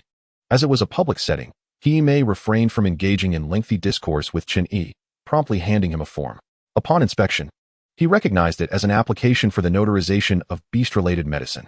Having undergone the process once before, he found it familiar. The name of the medicine was Blood Vitality Pill, applicable to all types of beasts. As for its effects, Chun-Yi filled in the details as per the system's description. For beasts below E rank, regardless of the severity of their injuries, as long as they were not deceased, they would recover within 5 minutes. For E rank and above, the efficacy would diminish. This was indeed the second product Chun-Yi intended to launch through the Divine Dragon Chamber of Commerce, the Blood Vitality Pill, with a price tag of 4 million per unit in the system's marketplace. Just as he was completing the form, Hiimei, visibly irate, approached the owner of the long-eared spirit cat. I am Hiimei, president of the Jiangnan Province Beast Tamer Alliance. Are you the one who openly questioned the authenticity of our notarized medicines? It must be noted that although Hiimei had aged, she still commanded an air of authority befitting her stature. The young man before her was understandably intimidated. In Jiangnan Province, the various noble families were formidable. Yet the Beast Tamer Alliance loomed above them all, an entity not to be trifled with. Desperate, the young man cast a pleading glance toward Li Mao, who was equally alarmed, never anticipating that the president herself would come in person. Seeing the young man's beseeching look, Li Mao quickly turned away, eager to distance himself from the situation. However, sensing the urgency, the young man resolutely pointed at Li Mao, exclaiming, Chairwoman He, it was him. It was Li Mao who urged me to act this way. Li Mao's expression turned to one of shock. He had never expected this individual to betray him. You are slandering me. Chairwoman He, you must not take his word for it. Silence. Hiimei shot a glare at Li Mao, then gestured for the young man to continue. Yes. It was Li Mao who provided me with a vial of poison to administer to my long-eared spirit cat, instructing me to cause a scene at the Divine Dragon Chamber of Commerce. Once the deed was done, the Li family promised to assist me in recontracting a C-rank potential beast, along with a 1 million hush fee. Nonsense. You are fabricating lies. Li Mao angrily pointed at the youth. The onlookers exchanged knowing glances. It all made sense now. They had not expected the Li family, a venerable lineage in medicine, to engage in such underhanded tactics. The Li family has truly lost their way. Meanwhile, Li Mao's face had turned ashen. If it weren't for his covetous interest in the energy-enhancing liquids formula, he would have fled the scene by now. Hiimei scoffed. What a fine mess, Li family. Do you mean to say that the notarizations conducted by our alliance are all fraudulent? Chairwoman He, this is a misunderstanding. You must not listen to this person's one-sided tale. This is nothing but a frame-up. Yes, a frame-up. This is all part of the ploy devised by Chun-Yi. The specifics will be thoroughly investigated by our Jiangnan Province Beast Tamer Alliance. You need not say more. Hiimei glanced at the pale-faced Li Mao before turning her attention to Chun-Yi's application form. After perusing it briefly, she gasped. What? Applicable to all beasts? For beasts below E rank, regardless of the severity of their injuries, as long as they are not dead, they will recover within 5 minutes? The efficacy decreases for those above E rank? Chun-Yi nodded, affirming, indeed, this is the second medicine our Divine Dragon Chamber of Commerce is about to launch. The Blood Vitality Pill. Hiimei's eyes sparkled with excitement as she looked at Chun-Yi. Little Chun, you cannot be jesting. If this is true, it will not only stir Jiangnan Province, but likely cause a seismic shift throughout all of Huaxia. While the energy-enhancing liquid was remarkable, it merely elevated G-rank beasts to F rank, which held little significance for high-tier beast tamers. But the blood vitality pill was a game-changer. If it were indeed real, every beast tamer, regardless of their prowess, would seek to acquire one for emergencies. Impossible. Absolutely impossible. Li Mao's face paled further. If such a medicine were to come to light, the Li family would be in jeopardy. The truth will reveal itself through trial. Chun Yi then led He Mei and the alliance staff to the ailing long-eared spirit cat. You may verify the condition of this long-eared spirit cat. I will use it as the test subject. Very well, He Mei nodded, instructing her staff to retrieve medical equipment to examine the long-eared spirit cat. As various machines whirred to life, a report was prepared and presented to He Mei. After reviewing it, she nodded and said, "Little Chun, we have confirmed that this long-eared spirit cat is indeed poisoned, with the toxin permeating its marrow. While its heart still beats, its brain has succumbed to death. Thus, we conclude that this long-eared spirit cat is effectively deceased. Are you certain you wish to use it as the subject for notarization?" The onlookers gasped in disbelief. Brain death. The Li family is truly ruthless. And the owner of this beast is equally callous. Indeed, if it could be revived, that would be nothing short of miraculous. Even the esteemed Li family's medical prowess cannot be compared to a miracle. Enough. Surely you cannot believe this. Chun Yi, undeterred by the skepticism surrounding him, purchased a blood vitality pill from the system's marketplace and placed it into the long-eared spirit cat's mouth. If this succeeded in reviving it, he would not need to promote it. The news would spread like wildfire. As he administered the pill, the once rambunctious crowd fell into a profound silence, holding their breath as they watched the long-eared spirit cat before them. Moments later, the long-eared spirit cat, which had been entirely purple, gradually regained its natural coloration. Astonishingly, after a few more minutes, the creature, previously declared brain dead, opened its eyes and attempted to stand unsteadily. Boom. The entire alley erupted in exuberance. A miracle. A miracle. Good heavens. What have I witnessed? We have just witnessed the validation of a divine medicine. Incredible. Jiangnan province is on the brink of transformation. How small-minded we were. The entire nation of Huaxia is to undergo a revolution. After a few more breaths, the once deceased long-eared spirit cat had fully recuperated, bounding into the arms of its owner. The young man, He Mei, now more exhilarated than Chun Yi, exclaimed, "Little Chun, did you concoct this medicine yourself?" Chun Yi nodded affirmatively. Thinking it unwise to disclose that he had procured it from the system shop, they would likely not believe him regardless. Extraordinary. Truly extraordinary. Chairwoman, can you issue the notarization for me now? Yes, of course. Just wait. I shall prepare it immediately. With that, He Mei dashed to retrieve a nearby folder, swiftly commencing the process of drafting the certification for Chun Yi. Meanwhile, Li Mao stood there, utterly dumbfounded, his face a grim shade of green as he discreetly plotted his escape from the scene. Regrettably, there was no need for Chun Yi to intervene, as the individual present had no desire to curry favor with him. Before long, Li Mao found himself escorted before Chun Yi by the onlookers. "Divine Dr. Chun," he stammered. "This scoundrel intends to play tricks again, and we caught him red-handed." Observing the disheveled Li Mao, Chun Yi procured a stool and seated himself before him. "Li, you must accept the consequences of your wager. Kneel." At that moment, Li Mao was nearly grinding his teeth in frustration. "Chun Yi, show some mercy. Let us leave it at this today. After all, I am of the Li family. Should you go too far, they will not let this go unpunished. Do you dare to threaten me?" Chun Yi furrowed his brow. In the distance, Zhong Kongkong understood the unspoken cue, swiftly teleporting to Li Mao's side and delivering a swift kick to his calf. Li Mao, a mere mortal, was unable to withstand Zhong Kongkong's strike. With a pitiful cry, he collapsed to his knees before Chun Yi. "Damn it, you're made to kneel before my master out of respect. Do you think everyone is worthy of such an honor?" "You," Li Mao exclaimed, his voice filled with hysteria. Yet, Chun Yi remained unmoved, casually cleaning his ear with his pinky. "Finished? If so, bow your head. A mere bow will suffice. You're not worthy of apprenticeship. But considering your previous debt to me, 2 bows will do. Shameless wretch. You shall not, damn it. You prattle on more than I do."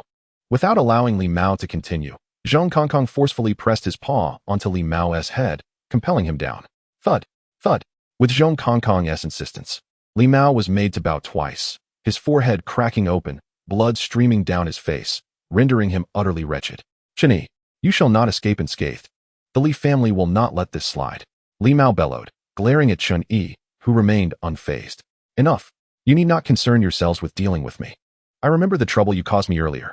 Await your reckoning." for the Li family is destined for ruin.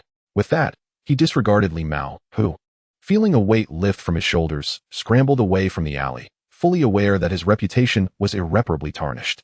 After resolving the matter with Li Mao, Chun-Yi turned his attention to the audacious youth who had dared to wrong him.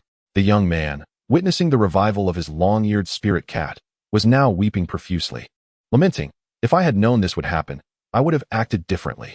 Since you have offended me, do not presume I will show you mercy." Chun-Yi remarked, "Are you pleased to see your beast revived?" Upon hearing Chun-Yi's words, the youth hastily replied, "Yes, I am delighted. You celebrate too soon." With that, Chun-Yi extended his hand. "Pay up. Our Divine Dragon Merchant Association sells this blood vitality pill for 40 million. What? The youth gasped in shock. "You're taking advantage of the situation." I have no money. Taking advantage? Nonsense. Do you doubt that there are many willing to pay 40 million for my blood vitality pill? Chun-Yi shot him a derisive look. The surrounding crowd eagerly chimed in. "Divine Dr. Chun, I'll pay 50 million for one. 60 million. I'll offer 60 million. I'll bid 100 million. Hearing the escalating bids, the youth's face turned ashen. "Humph, you're dreaming. I never asked you to save my spirit cat. And I haven't even demanded compensation for your cat's experimentation." Chun-Yi shrugged. "No money? That is unfortunate. I distinctly recall asking you whether you accepted that your beast was dead, and you seemed to agree. Past is past, present is present," the youth protested. But before he could finish, Zhong Kongkong materialized out of thin air and clamped down on the neck of the recently revived long-eared spirit cat. With a powerful tug, he yanked it from the youth's arms and bit down hard. Crack! The sound of breaking bones echoed as the spirit cat's head hung limply, lifeless once more in Zhong Kongkong's jaws. "Well, since you have no money, I'll retract the effects of my medicine." "Die." The youth stood in disbelief. You're a demon. Compensate me for my beast." "Woof. Speak another word, and the next thing Zhong will crush is your neck." Chun-Yi shrugged. "Did you hear that? Test me, and see if I dare to kill you. Even if I did, I doubt those around us would speak of it." At that moment, the gathered crowd was wholly unconcerned with the unknown interloper. Their sole focus was to please Chun-Yi and procure a blood vitality pill from him. "Of course not. Divine Dr. Chun, you needn't lift a finger. Just say the word, and I'll act on your behalf." The youth, pale as a ghost, left the corpse of the long-eared spirit cat behind, scrambling to escape into the distance. As he departed, Chun-Yi couldn't resist a parting shot. "Don't forget to collect your 1 million hush money and your C-class potential beast from the Li family." "Collect? What nonsense. If he were to approach the Li family now, it would be a certain death sentence." Having observed the events unfold, He-Ime approached Chun-Yi once the situation was settled, handing him the certification for the blood vitality pill. "Little Chun, my intuition about you was spot on. Do you have time later to visit me? I have serious matters to discuss." Chun-Yi, taken aback by the affectionate address in public, thought, "The weasel pays a New Year's visit with ill intentions." Internally, he was reluctant, yet he found himself unable to refuse. He could only agree to accompany He-Ime to the Beastmaster Alliance in Jiangnan Province. Chapter 34. You launch a surprise attack. You can't afford it. Of course, before Chun-Yi accompanied He-Ime to the Beastmaster Alliance, he first needed to reassure the crowd in the alley, while also promoting his wares. "Everyone, please do not rush. And there's no need to queue. The herbs for the blood vitality pill are rare, and our current production is limited. Therefore, our Divine Dragon Merchant Association will sell one every 2 days at a fixed price of 40 million, forever unchanging. As for the energy concentration liquid, I promise that starting tomorrow, it will be available in unlimited quantities. However much you desire, you shall have. Is Divine Dr. Chun's promise genuine? Once I speak, I will not deceive you. Rest assured, we will soon offer the blood vitality pill in unlimited quantities, and each month we will unveil a new and unimaginable concoction." Chun-Yi's words ignited a fervor among the crowd, as the miraculous medicines from the Divine Dragon Merchant Association were beyond compare. They were now all the more eager for the upcoming releases. Following this announcement, the individuals who had been queuing promptly dispersed, eager to relay the news back to their respective factions to secure a blood vitality pill. Subsequently, Chun-Yi made a bulk purchase of 10 blood vitality pills from the system store, leaving no funds behind and instead acquiring energy concentration pills, which he then diluted into energy concentration liquids. From holding a fortune to now being penniless, Chun-Yi couldn't help but feel a twinge of melancholy. Yuka happily accepted the medicines from Chun-Yi, storing them carefully. In just a few days, these medicines would yield unimaginable wealth for Chun-Yi. Having completed these tasks, Chun-Yi followed He-Ime to the Beastmaster Alliance. Inside the chairman's office of the Beastmaster Alliance, Hime kindly poured a cup of tea for Chun-Yi. Little Chun, when you think about it, we are practically family now. There are certain matters I will not keep from you. Family. Chun-Yi could only force a smile in embarrassment. Chairwoman please proceed. Yet Hime's expression soured. Call me chairwoman. No, call me grandma. All right. I cannot afford to offend. Chun-Yi thickened his skin and addressed her as Grandma If you have matters to discuss, please go ahead. Hime then smiled. That's more like it. Little Chun, do you realize the commotion your certification of the blood vitality pill will cause today? Chun-Yi nodded, having anticipated as much. It would likely be a seismic event. Do not underestimate you, my dear. Given the current capabilities of your Dragon Chamber of Commerce, a mere group of schoolchildren lacks the capacity to handle this upheaval, the elderly matriarch remarked. Chun-Yi nodded in agreement. He had indeed contemplated this. However, he had a plan in mind. Chun-Yi intended to seek out Yanjun to explore the possibility of collaborating with the military, thereby making it exceedingly difficult for those powerful factions to easily target the Dragon Chamber of Commerce. Once Chun-Yi's strength escalated, he would no longer fear such external factors. Allow me to propose something, the matriarch suggested. What if you could secure an investment from the Beast Tamer Alliance in your Dragon Chamber of Commerce? Chun-Yi furrowed his brow, realizing that the Beast Tamer Alliance wished to involve themselves as well. Yet, as long as the conditions were reasonable, he could not dismiss the idea of aligning with the alliance. What do you think, grandmother? Hime took a sip of tea. Rest assured, my dear Chun, I have no intention of harming you or leading you astray. The Beast Tamer Alliance is prepared to gift you a prime office building in the city center, in exchange for a 20% stake in your business. Goodness, that's quite a generous offer. An office building in the city center? It would require billions to acquire. Given the current foundation, this deal was undeniably advantageous for Chun-Yi, though it could prove disadvantageous in the long run. After much contemplation, he pressed on. Are there any other stipulations? The Dragon Chamber of Commerce must allocate a specific monthly quota of medicinal supplies to the Beast Tamer Alliance. Priority purchasing rights? That is acceptable. Following this, Chun-Yi and Hime deliberated on numerous details.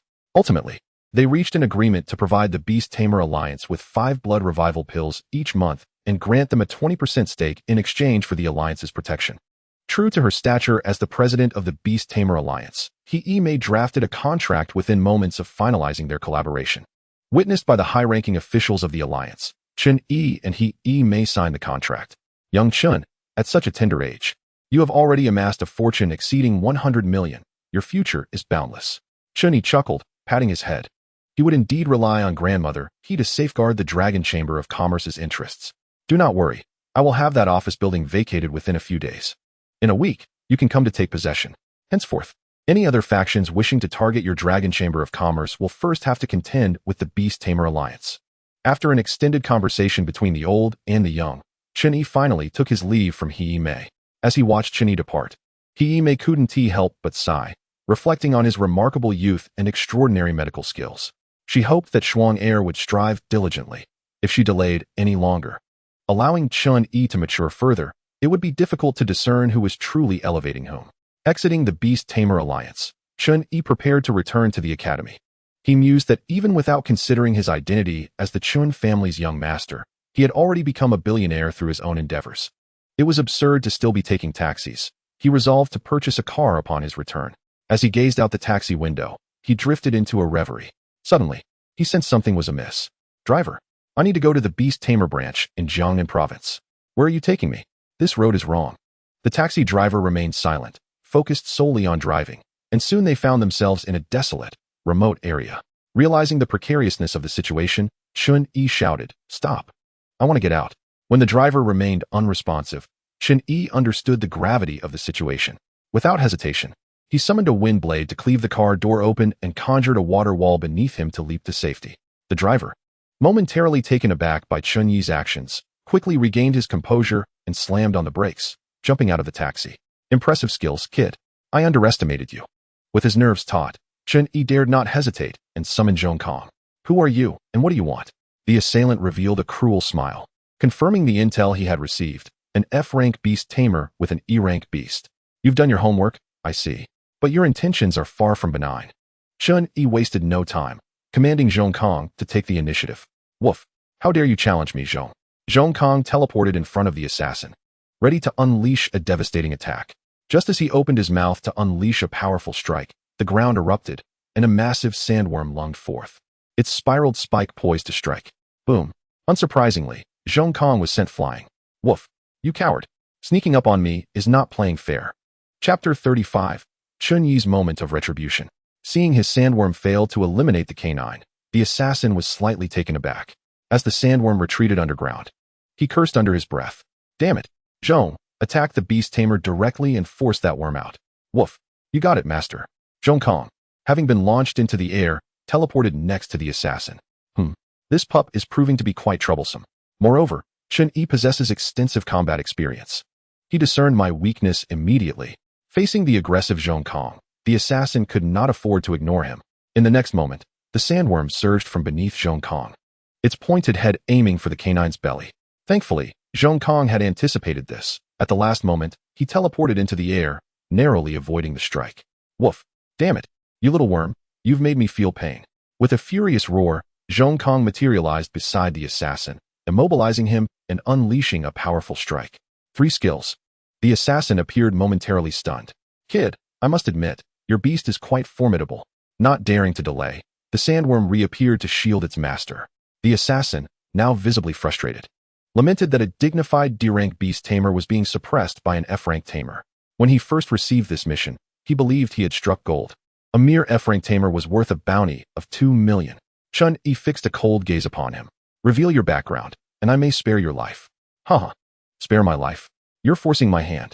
The sandworm vanished into the ground once again, just as Zhong Kong was poised to strike the driver.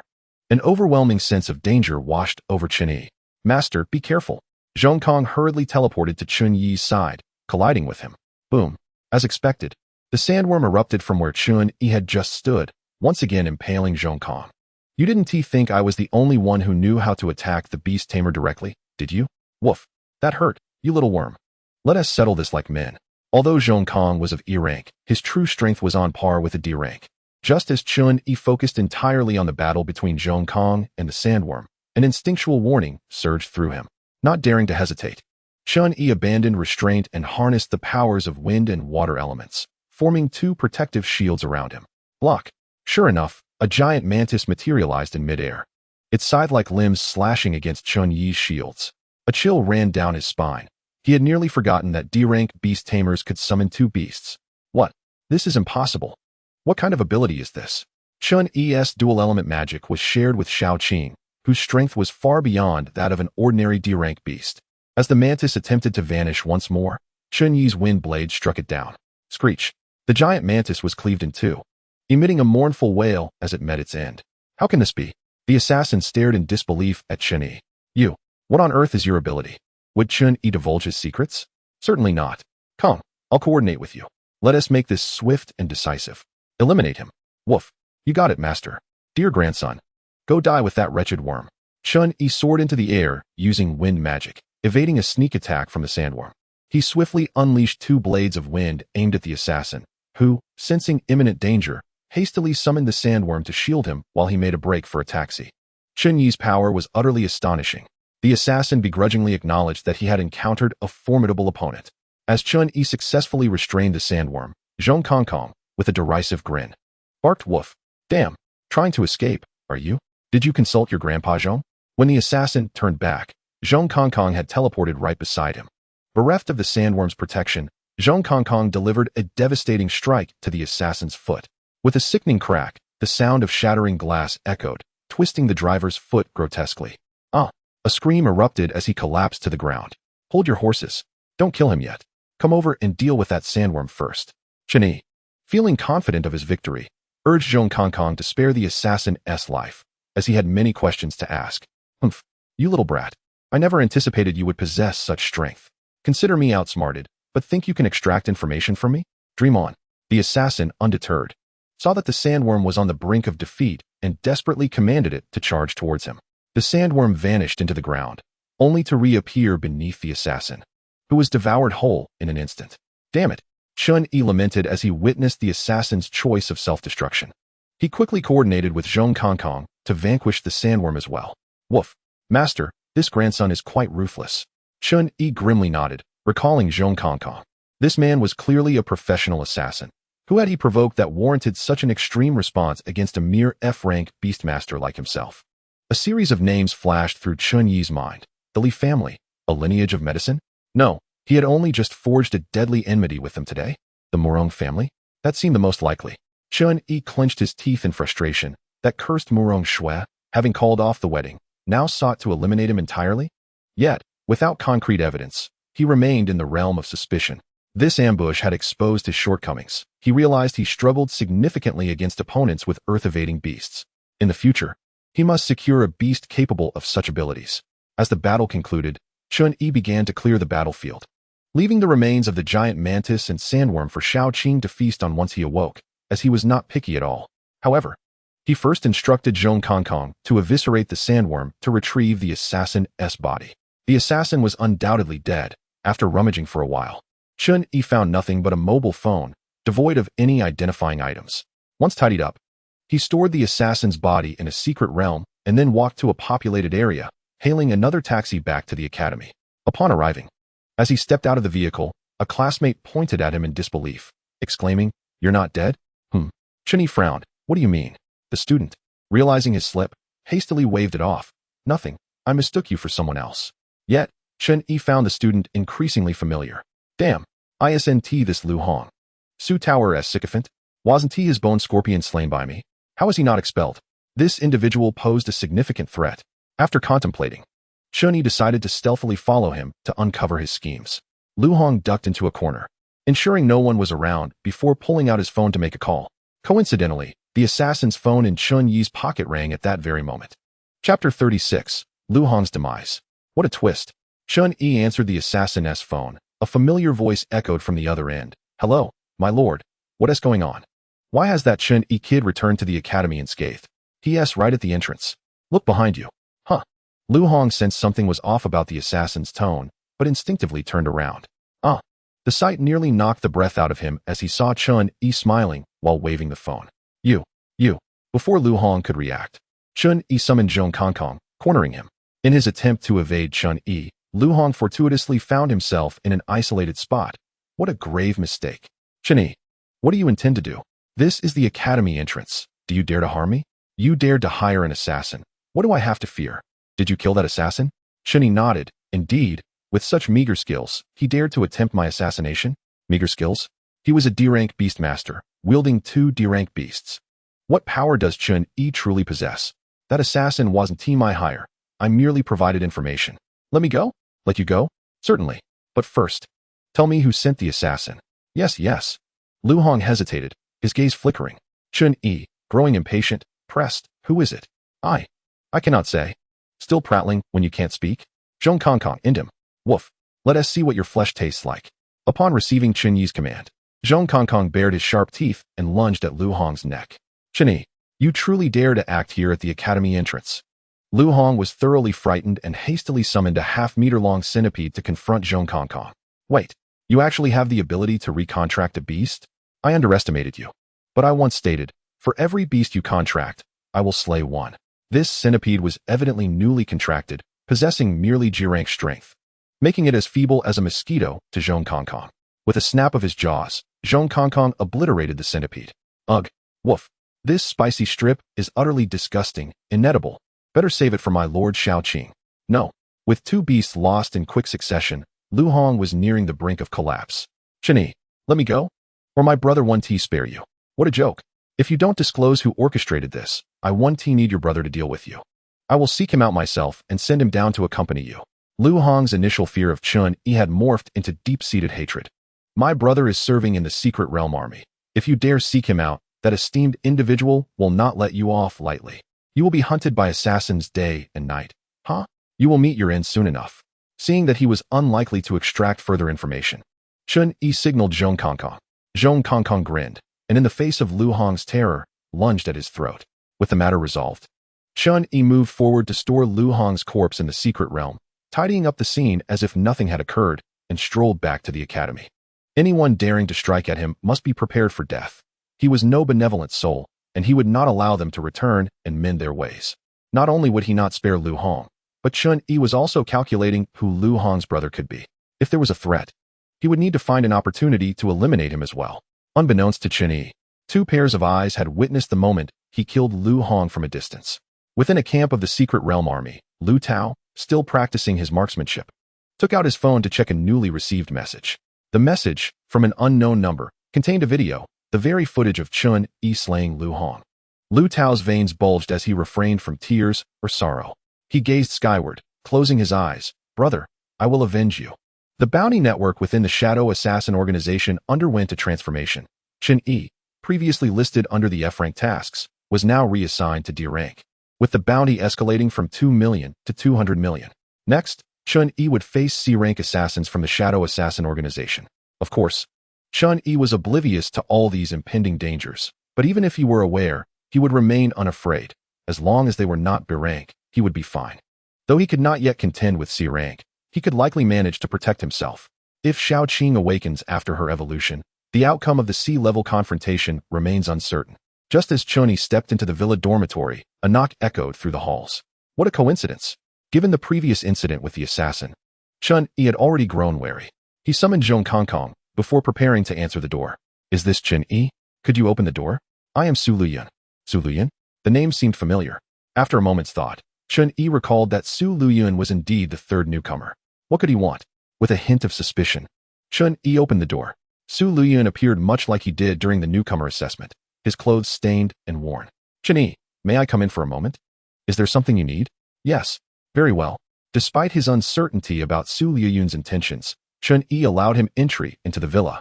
Once seated, Su Luyun wasted no time and stated plainly, I was behind you when you killed Lu Hong just now. Chen Yi's expression darkened, and he quickly summoned Zhong Kongkong. So, are you here to threaten me? Su Luyun hastily waved his hands. Don't misunderstand. I wish to discuss a collaboration with you. You? Collaborate with me? Pray, enlighten me. Su Luyun nodded, his previously amiable demeanor suddenly morphing into one of fierce intensity. I hope you can eradicate the Su family. Eradicate the Su family? Chen Yi was taken aback. Su Luyun, bearing the Su surname. Was there a connection? Sensing Chen Yi's confusion, Su Luyun began to introduce himself. I am Su Luyun. As you might have guessed, a member of the Su family. More specifically, I am the second young master of the Su family. At this, Su Luyun shook his head. No, with my useless brother's death, I should now be considered the eldest master. Indeed, a true member of the Su family, and yet you wish to annihilate them? Chen Yi was even more perplexed. If you are the eldest master, why seek the family's destruction? Su Luyun then recounted his lineage. Although he was the biological son of the head of the Su family, his mother was merely a maid accompanying the matriarch. According to the family's traditions, he was not recognized, leading him to live as a servant since birth. He was often oppressed by his nominal elder brother, Su Feng. After enduring much hardship, he awakened as a Beastmaster, even achieving the coveted A-level talent. Just when he believed he could finally turn his fortunes, his brother sabotaged him, convincing the clan that he had not awakened any talent, ultimately resulting in his expulsion from the family. Fortunately, just before his banishment, his mother secretly gave him her life savings. Demonstrating remarkable resilience, Su Luyun did not fade into obscurity after being expelled from the Su family. He used the funds to purchase a beast, which unexpectedly evolved during the contract signing. This achievement earned him third place among the newcomers. At that moment, he learned that his brother, whom he had despised for so long, had been killed. This news elated him, and the family quickly welcomed him back. Even his mother was no longer a mere maid, but had gained recognition as the second lady of the house. Believing his life was finally turning a corner, he returned to the Su family only to discover that the glittering facade was but an illusion. Under the head of the family's directive, the Su clan continued to regard Su Luyun as a servant. His mother, subjected to the first lady's jealousy, faced increasingly cruel treatment, and throughout his first month back, Su Luyun watched helplessly as his mother wept daily. Chen Yi listened in disbelief.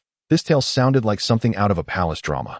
Chapter 37, The Reaper of the Su Family. Though Su Luyun's plight sounded quite tragic, it was ultimately just his side of the story, and Chen Yi was not inclined to take it at face value. How can I trust your words?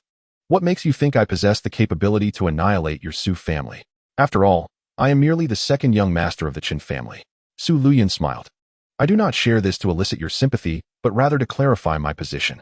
As for why I approached you, I have conducted an investigation into your background, and I do not believe the Chen family has the means to destroy the Su family. Oh, if that is the case, why seek my assistance? The Qin family cannot, but the Shenlong Merchant Association can. Chen Yi adjusted his gaze.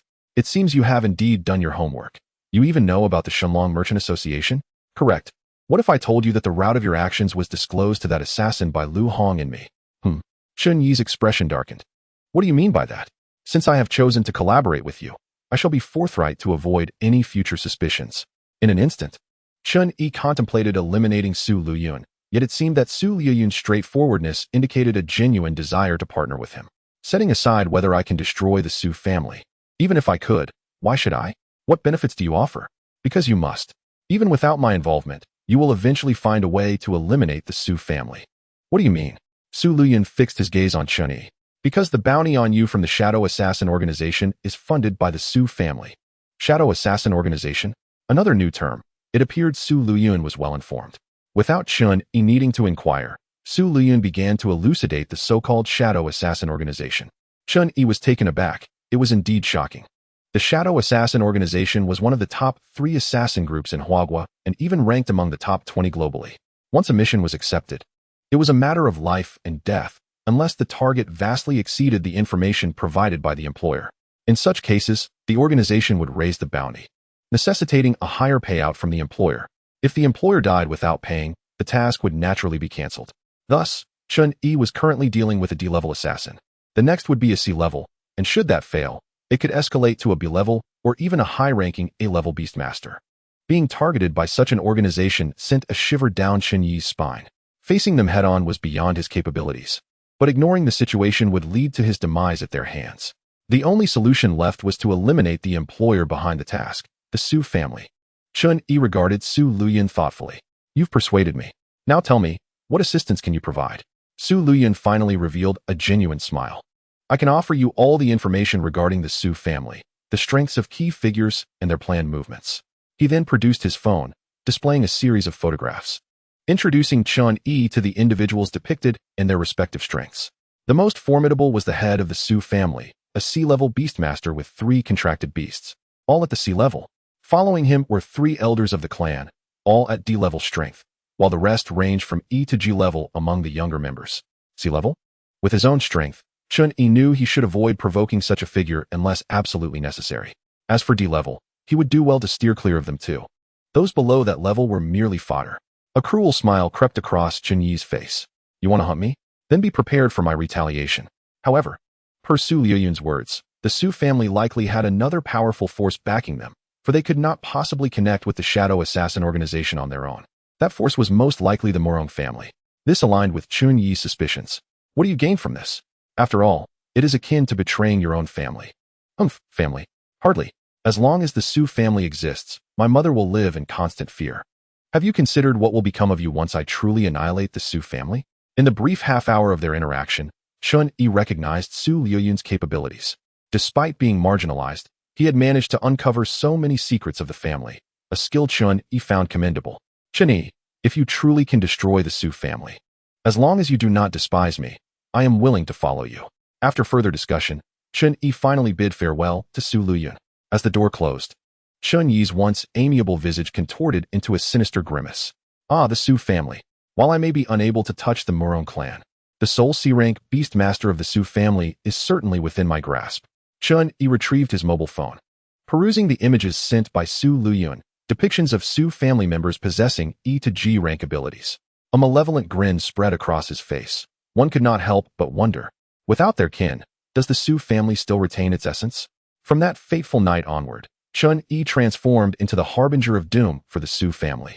It was on this very day that strange disappearances began to plague the Su household, all orchestrated by none other than Chun Yi himself. Who would have imagined that he was, in fact, a humanoid beastmaster capable of flying with the wind? Coupled with Zhong Kongkong's spatial teleportation, he became a specter of death, striking unseen and unheard. Each attack was nearly instantaneous. Once Chun Yi had singled out a target from the Su family, he would summon Zhong Kongkong from the skies. With a swift teleportation, Zhong Kongkong would sever the target's throat, and afterward, Chun Yi would dispose of the body within a secret realm. Meanwhile, the long-missing Luo Hans Huang was investigating the whereabouts of the lightning stone in a remote village. According to information provided by her grandmother, someone in this village had once formed a contract with a cloud spirit, and it was rumored that upon its death, the spirit had transformed into a gemstone. 2 slender figures, both young maidens, made their way toward the outskirts of the village, one of them awkwardly carrying 2 large hoes. Sister Hanswang, how long has it been? Is Grandma He's information reliable? Luo Yu asked, shivering. My grandmother wouldn't deceive me about such matters. It must be true. Didn't the village chief say that there indeed exists a stone, buried alongside the Cloud Spirit's master? Following closely beside Luo Hanswang, Luo Yu trembled. Sister Hanswang, you're not actually considering digging up someone's ancestral grave, are you? If anyone finds out, we might get struck by lightning. Luo Hanswang sighed in resignation. Xiaoyu, why don't you head back? I can manage on my own. For reasons unbeknownst to her, Luo Hanswang found herself thinking of Chen Yi, recalling his lightning-devouring serpent and that foul-mouthed mutt. She was resolute in her quest to elevate her own cloud spirit swiftly. Luo Yu chuckled nervously. No, I was just joking. If you leave me here, I'll surely return home to face my grandfather's wrath. Soon, the two arrived at the grave site indicated by the village chief. This is it, Xiaoyu. Start digging. Luo Hanswang took the hoe from Luo Yu's hands, preparing to excavate the ancestral grave. Suddenly, the ground beneath her twisted violently, and a fissure approximately half a meter wide appeared. Before Luo Hanswang could react, she plunged directly into the chasm. Sister Hanswang, Luo Yu gasped in shock. Hurrying to the edge of the fissure, it was a newly formed secret realm. Realizing the gravity of the situation, Luo Yu understood she was powerless to rescue Luo Hanswang. She hastily contacted Luo Rong to report the circumstances. At that moment, Luo Rong was savoring tea in the principal's office. Upon hearing the news, he was immediately alarmed. And after inquiring about the exact location, he dashed out, summoning an A-rank beast, the Batwing Dragon. Climbing aboard the dragon, Luo Rong dialed Yin Jun's number. Given the unknown nature of the secret realm, he could not afford to gamble with his precious granddaughter's life. Yin Jun, upon receiving the message, recognized the urgency and promptly ordered his troops to assemble. Within half a day, the area surrounding the grave had been fully secured by the secret realm army.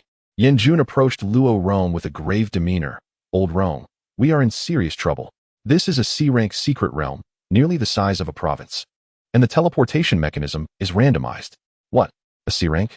Luo Rong exclaimed, panic gripping him as he instinctively moved to leap into the secret realm.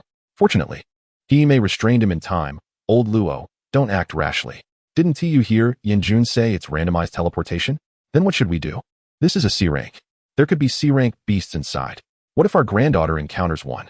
Yin Jun stepped forward to reassure Luo Rong. You both are A-rank beastmasters. Crucial pillars in this situation. What if we find your granddaughter but cannot contact you? Luo Rong sighed deeply. Old Jun, what do you suggest we do? Meanwhile, Chen Yi remained blissfully unaware of the turmoil unfolding. Concealed within the clouds above the Su family, he muttered in frustration, damn it. Have the Su family finally started to think wisely? They've begun to operate in groups. How could they not? You've already eliminated 50 individuals in recent days. I initially thought I had overestimated you, but it seems I had underestimated you. The voice of Su Luyun echoed from his phone. So, what news brings you to call me? Indeed, the atmosphere within the Su family is tense. My father is furious and seems to suspect your involvement. Yet he dares not confront you directly.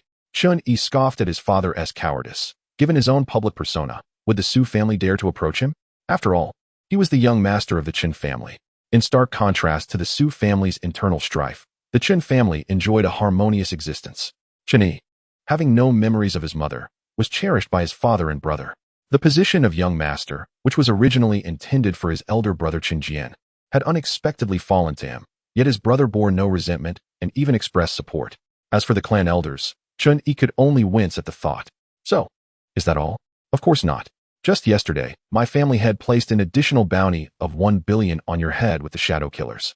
And assassins have already taken the contract. What? Chen Yi felt a headache coming on at the mention of the enigmatic assassin organization. The last assassin he had encountered was of D rank. Following the shadow killer's pattern, the next would likely be C rank. Su Luyun voiced her concerns. Chen Yi, this cannot continue. When do you plan to take action against the D rank clansmen and my father? Rubbing his temples, Chen Yi realized that he could not afford to delay any longer. The pressure from the impending C rank assassin was mounting. He resolved that as soon as Shao Qing awoke, he would eliminate the head of the Su family. Just as he ended the call, his phone rang again. To his surprise, it was Yin Jun. He knew that Yin Jun would not contact him without cause. Without hesitation, he answered the call. Major Chen Yi, the military requires your immediate assistance. Please come at once. Yin Jun's authoritative voice brooked no argument. Chen Yi's expression darkened. Clearly, something was amiss. He quickly found a secluded corner to descend, then hurried to the address provided by Yanjun. Upon arrival, he found the area cordoned off by the military, with soldiers patrolling at intervals. Recognizing Chen Yi, they swiftly guided him to the temporary command center near the entrance of the secret realm. Upon entering, Chen Yi was taken aback. He was surrounded by familiar faces, superior figures of considerable influence. As he approached, Yanjun cleared his throat. Chen Yi, come here. I need to brief you on your mission. Oh, Yanjun proceeded to outline the current situation and the urgent objectives. Allow me to introduce you.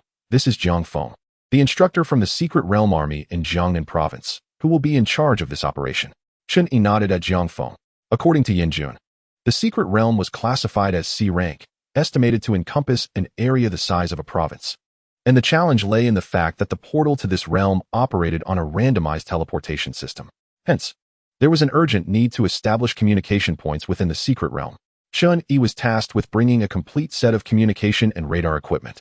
Upon entering the secret realm, Jiang Feng would first fire a signal flare, followed by igniting a continuously burning beacon. All soldiers entering the secret realm must swiftly locate Jiang Feng's position to regroup, with Chen Yi's role being of utmost importance. However, Yanjun would not place all his hopes solely on Chen Yi. In addition to Chen Yi, a radar system had been disassembled into hundreds of parts, which would be carried into the realm by countless soldiers.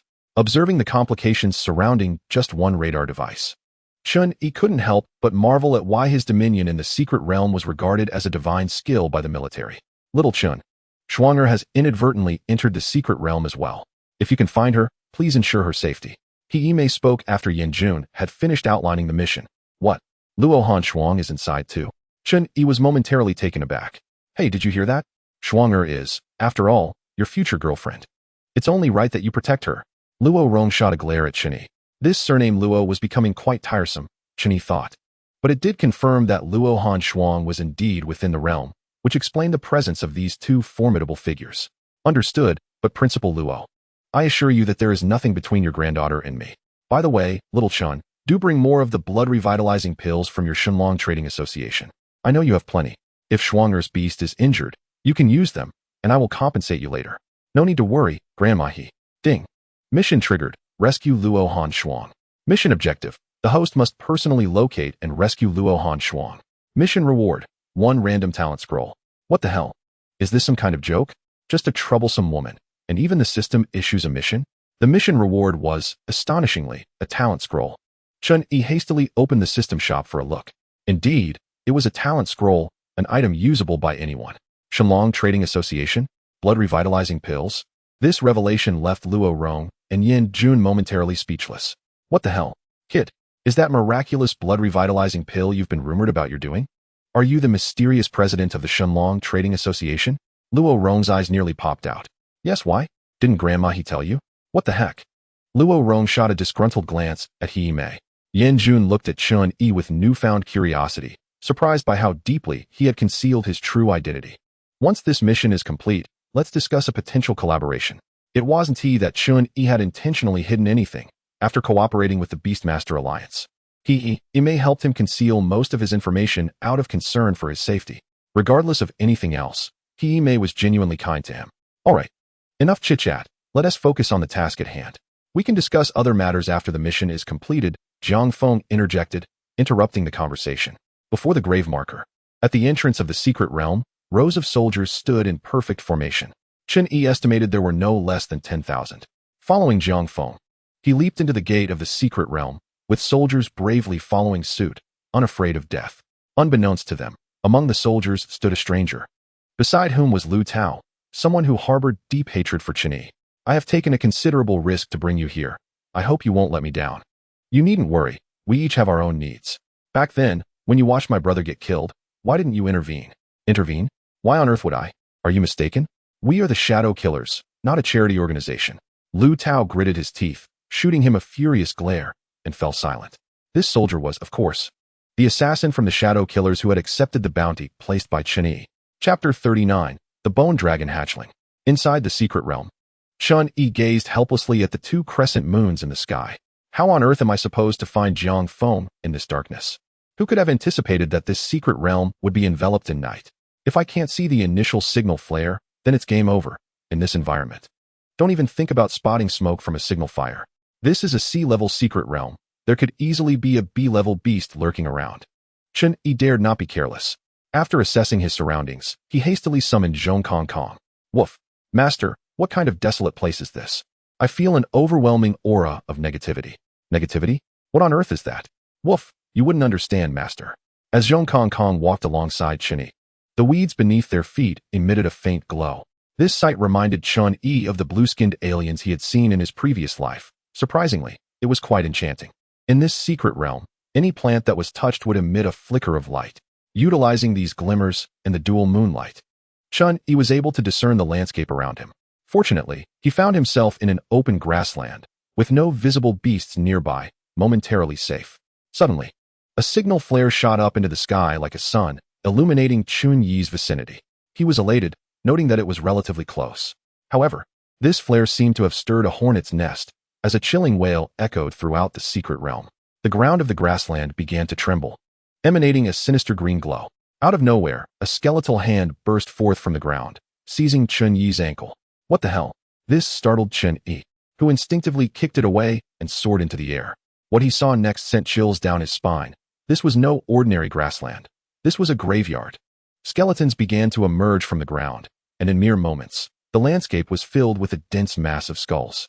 The skeletons resembled humans, but were unmistakably not human. All of them possessed at least F-level strength, with some towering figures even reaching D-level. Chen Yi felt a wave of curses rising within him. Had he not been able to fly, he would have been finished. Zhong Kong Kong, hovering in the air, gazed down in astonishment. Woof. Boss. What the hell is this place? Undead creatures? I told you, the aura here is too heavy. Don't ask me. Who should I ask? Isn't this your paradise? Woof. Master. What do you mean?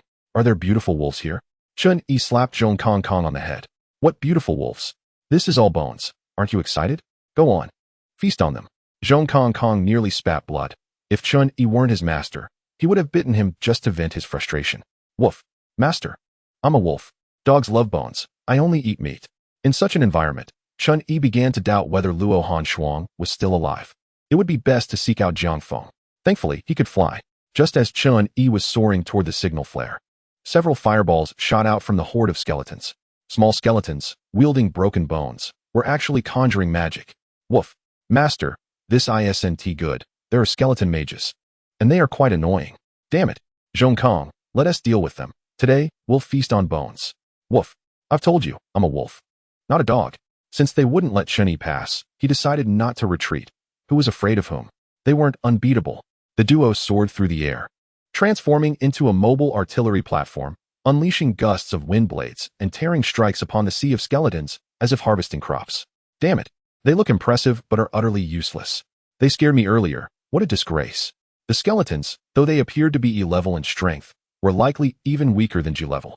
And those few formidable D-level skeletons were, in reality, merely E-level. Other than their overwhelming numbers, they posed no threat to Chen Yi whatsoever. This exhilarating experience of mowing down skeletons was immensely satisfying for Chen Yi, upholding the age-old tradition of reaping where one had sown.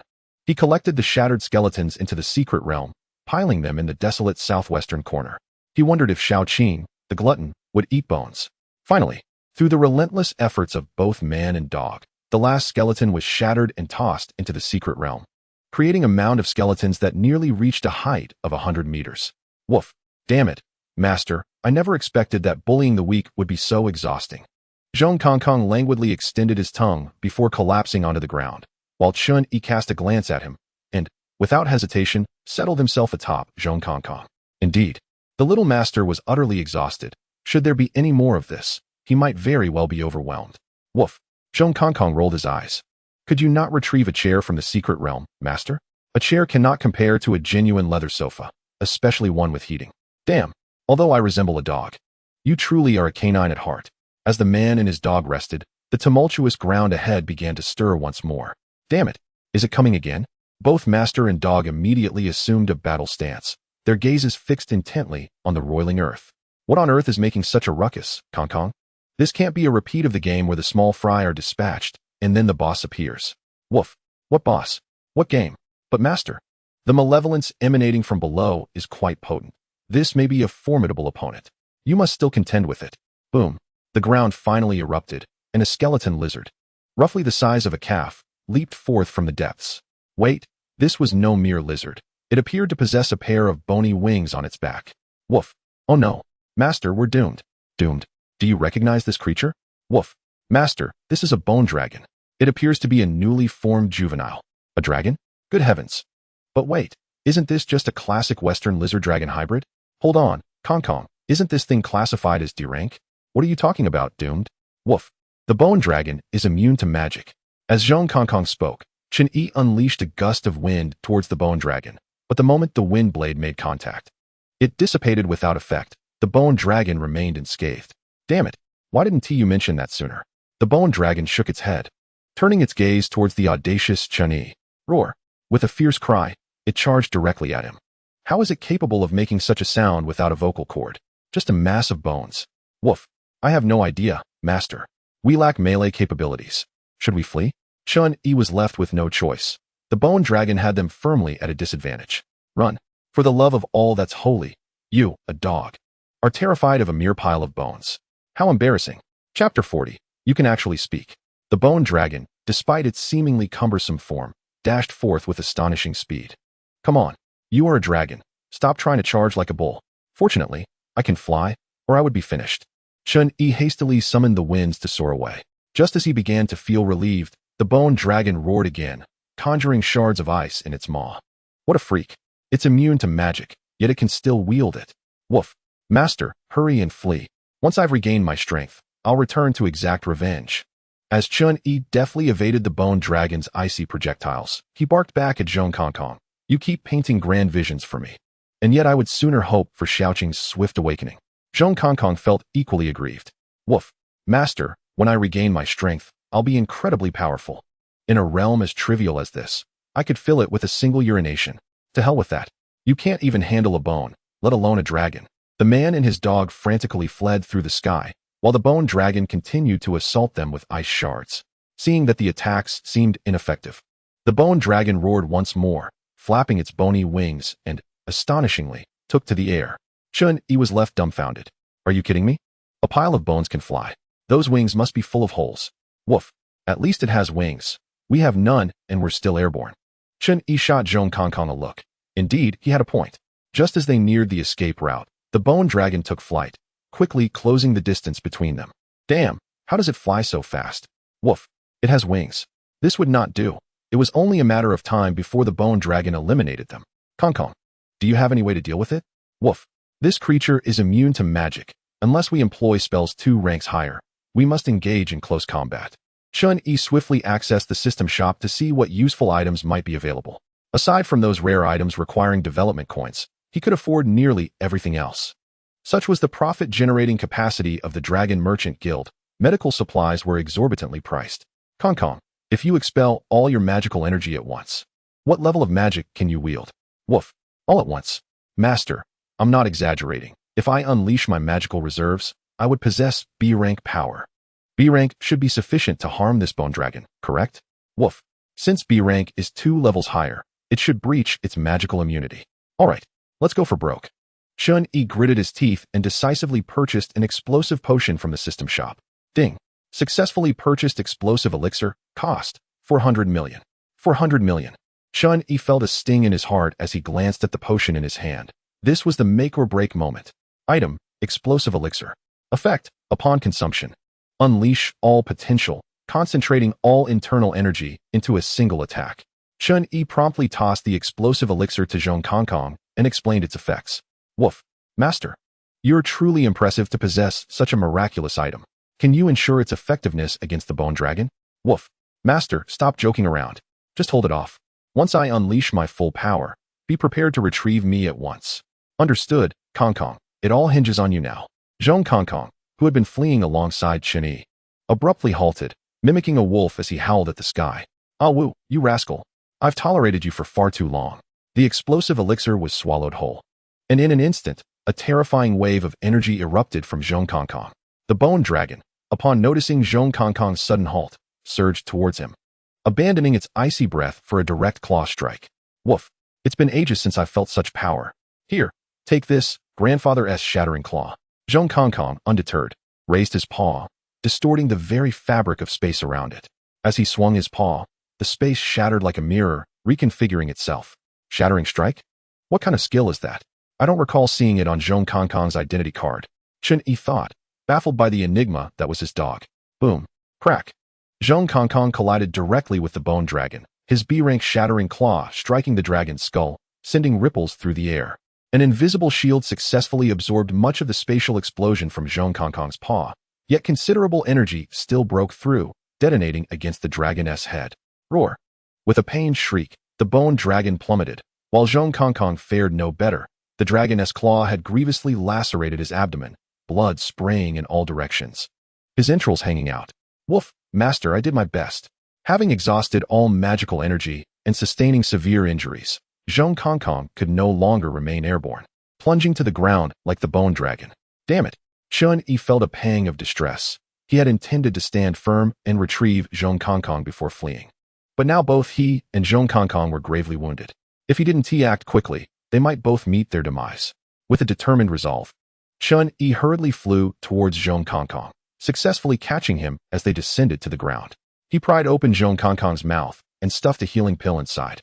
The system's potions acted like a bug. In mere moments, Zhong Kongkong's wounds began to heal at a visibly rapid pace. This truly was a life-saving item in critical moments. Had he undersold it at 40 million? Only then did Chun-Yi finally take the time to observe the bone dragon, which lay equally incapacitated. Its blue soul flames flickered with diminished intensity, and a large hole had been blasted into its skull by Zhong Kongkong's attack. Goodness. Kongkong, you're astonishing. I thought you were just stalling. It seems you've nearly vanquished it. Zhong Kongkong, his eyes weak and dog-like, glanced around and barked, Woof. Master, hurry and run. This creature absorbs negative energy, and the atmosphere here is so thick with it that it will soon heal. As if in response to Zhong Kongkong's words, the skeletal dragon raised its head, two flickering soul flames fixated on Chun-Yi. Goodness. Chun-Yi was taken aback, instinctively wanting to flee. However, he soon realized that the skeletal dragon remained utterly still, merely observing him in silence. What was happening? Had Zhong Kongkong managed to subdue it? Chun-Yi conjured a wall of water before him and tentatively reached out a hand towards the skeletal dragon. To his surprise, the dragon cooperatively leaned its forehead toward Chun-Yi's outstretched hand. What on earth? Had it truly been tamed? Chun-Yi turned to Zhong Kongkong, seeking clarification with his gaze. At that moment, Zhong Kongkong appeared equally bewildered, barking, Woof. Goodness. What is going on? Just as the duo stood there in confusion, the skeletal dragon pointed with its claw at Zhong Kongkong and then at its own jaws. A soft, youthful voice emanated from the skeletal dragon, saying, I want to eat. Chun-Yi, shocked, exclaimed, You can talk? The skeletal dragon's voice sounded distinctly feminine. Chapter 41. The successful abduction of the skeletal dragon. Yes, I can speak, it replied, albeit with a stutter, confirming that this dragon was indeed capable of communication. Naturally, this was a positive development. But why have you been relentlessly pursuing us? Chun-Yi inquired. The skeletal dragon's eyes shimmered, rippling like water. I was sleeping, it smelled good, but I was awakened, and then my home was gone. I was angry. Oh. So it had been peacefully slumbering when it was disturbed, only to awaken and discover its home had vanished, leading to its ire in pursuit of Chun-Yi and Zhong Kongkong. Wasn't your home underground? How could it possibly be gone? The skeletal dragon pointed to its own body. Bones' home. Ah, so it regarded those skeletal remains as its home. Chun-Yi instinctively activated his sand table, glancing at the towering mound of bones. It smells good. I want to eat. The skeletal dragon's youthful voice chimed in again, prompting Chun-Yi's mind to race as he endeavored to decipher its meaning. As if grasping a revelation, Chun-Yi produced a blood-replenishing pill. Is this what you wish to eat? The skeletal dragon excitedly nodded, exclaiming, So fragrant, I want to eat. Realizing the skeletal dragon posed no real threat, Chun-Yi generously tossed the blood-replenishing pill into its mouth, a flicker of thought crossing his mind. Crunch. As the pill entered the skeletal dragon's skull, it disintegrated into powder, merging with the bones. The moment the pill integrated, the skeletal dragon trembled, roaring, fragrant, comfortable. I want to eat more. Chun-Yi brandished another blood-replenishing pill before the skeletal dragon, asking, Do you want more? The skeletal dragon eagerly replied, I want, it's delicious. Then why not accompany me? I can provide you with one every day.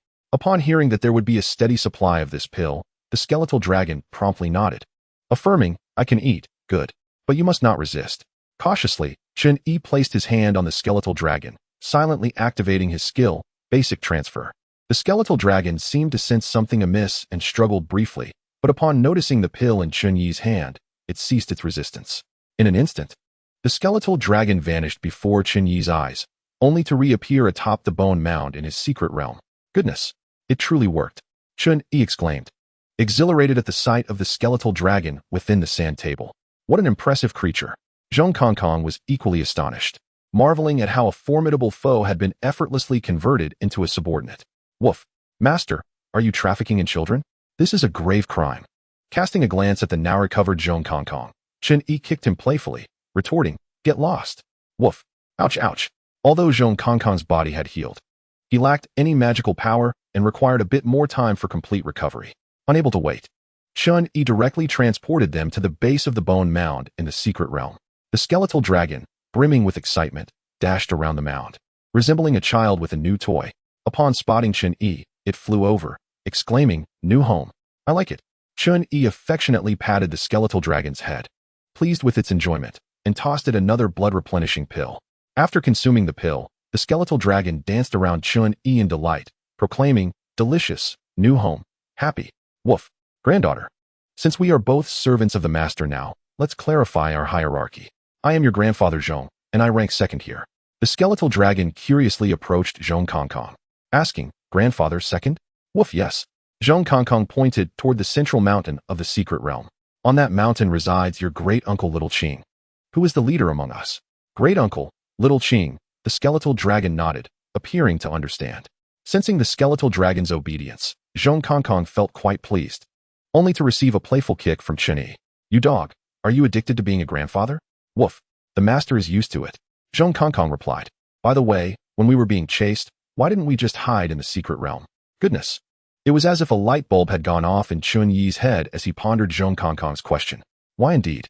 He had completely forgotten. You don't understand. I was doing this to train you. With the successful transfer of the skeletal dragon complete, it was time to summon it. Thankfully, the skeletal dragon was only D rank. Otherwise, his basic summoning skill would have been ineffective. Chun-Yi pointed at the skeletal dragon's forehead, activating basic summoning.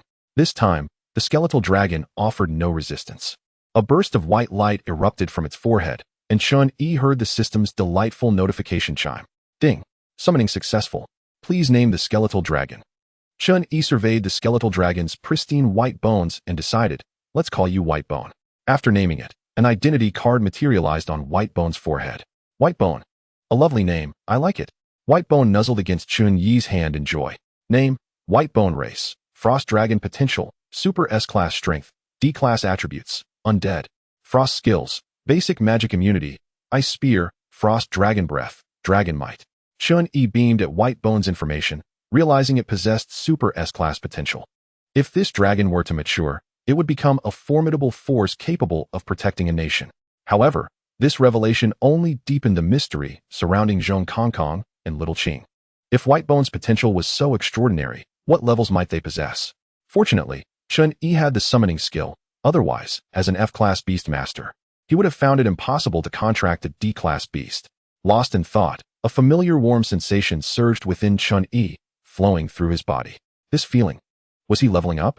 Checking his identification card, he confirmed his suspicions. The level section had transformed to E-class. Incredible. In just 2 months, he had ascended 2 levels. From G-class to E-class. Such rapid progress seemed almost cinematic. With Whitebone now contracted as his beast, Chun-Yi returned to the secret realm, intending to locate Jiang Feng and promptly hand over a series of devices within his space. Upon reappearing in the secret realm, he immediately summoned Whitebone. Though still youthful, Whitebone had grown to the size of a calf.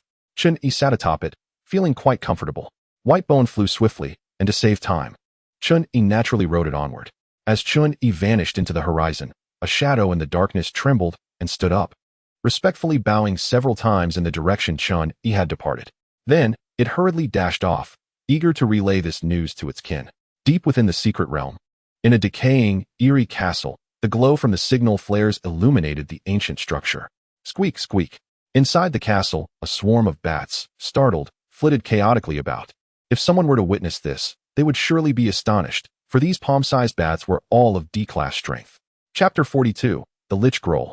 In a dimly lit chamber tucked away in the corner of an ancient castle, Luo Hanshuang peered through the narrow gap of the door, observing the chaotic flurry of bats outside. Unfortunately, upon her sudden arrival in this secret realm, she had been transported directly to this very spot. Initially eager to venture out and explore, she was taken aback when she opened the door to find a dense swarm of bats hanging ominously in the air. Terrified, she promptly retreated back into her room. It soon dawned on her that this was undoubtedly a high-level secret realm, and she wisely refrained from making any rash moves, trusting that her family would surely come to her rescue upon learning of her predicament. However, a startled bat inadvertently flew directly in front of her room, catching sight of Luo Hanshuang through the door's crack. With a cacophony of screeches, the entire horde of D-rank bats seemed to find their target, rushing towards her chamber with fervor. Above, Chen Yi, mounted upon his skeletal steed, quickly discerned the whereabouts of Jiang Feng and his companions. At that moment, Jiang Feng found himself encircled by a legion of undead creatures, which were inexplicably launching an organized assault against him and his allies. In the skies above, Chen Yi soon noticed that the mastermind commanding these undead was a decaying corpse. A lich? Yet, it was clear that Jiang Feng, as a commander, was not to be underestimated. His 3 C-rank turtle familiars formed an impenetrable barrier around him.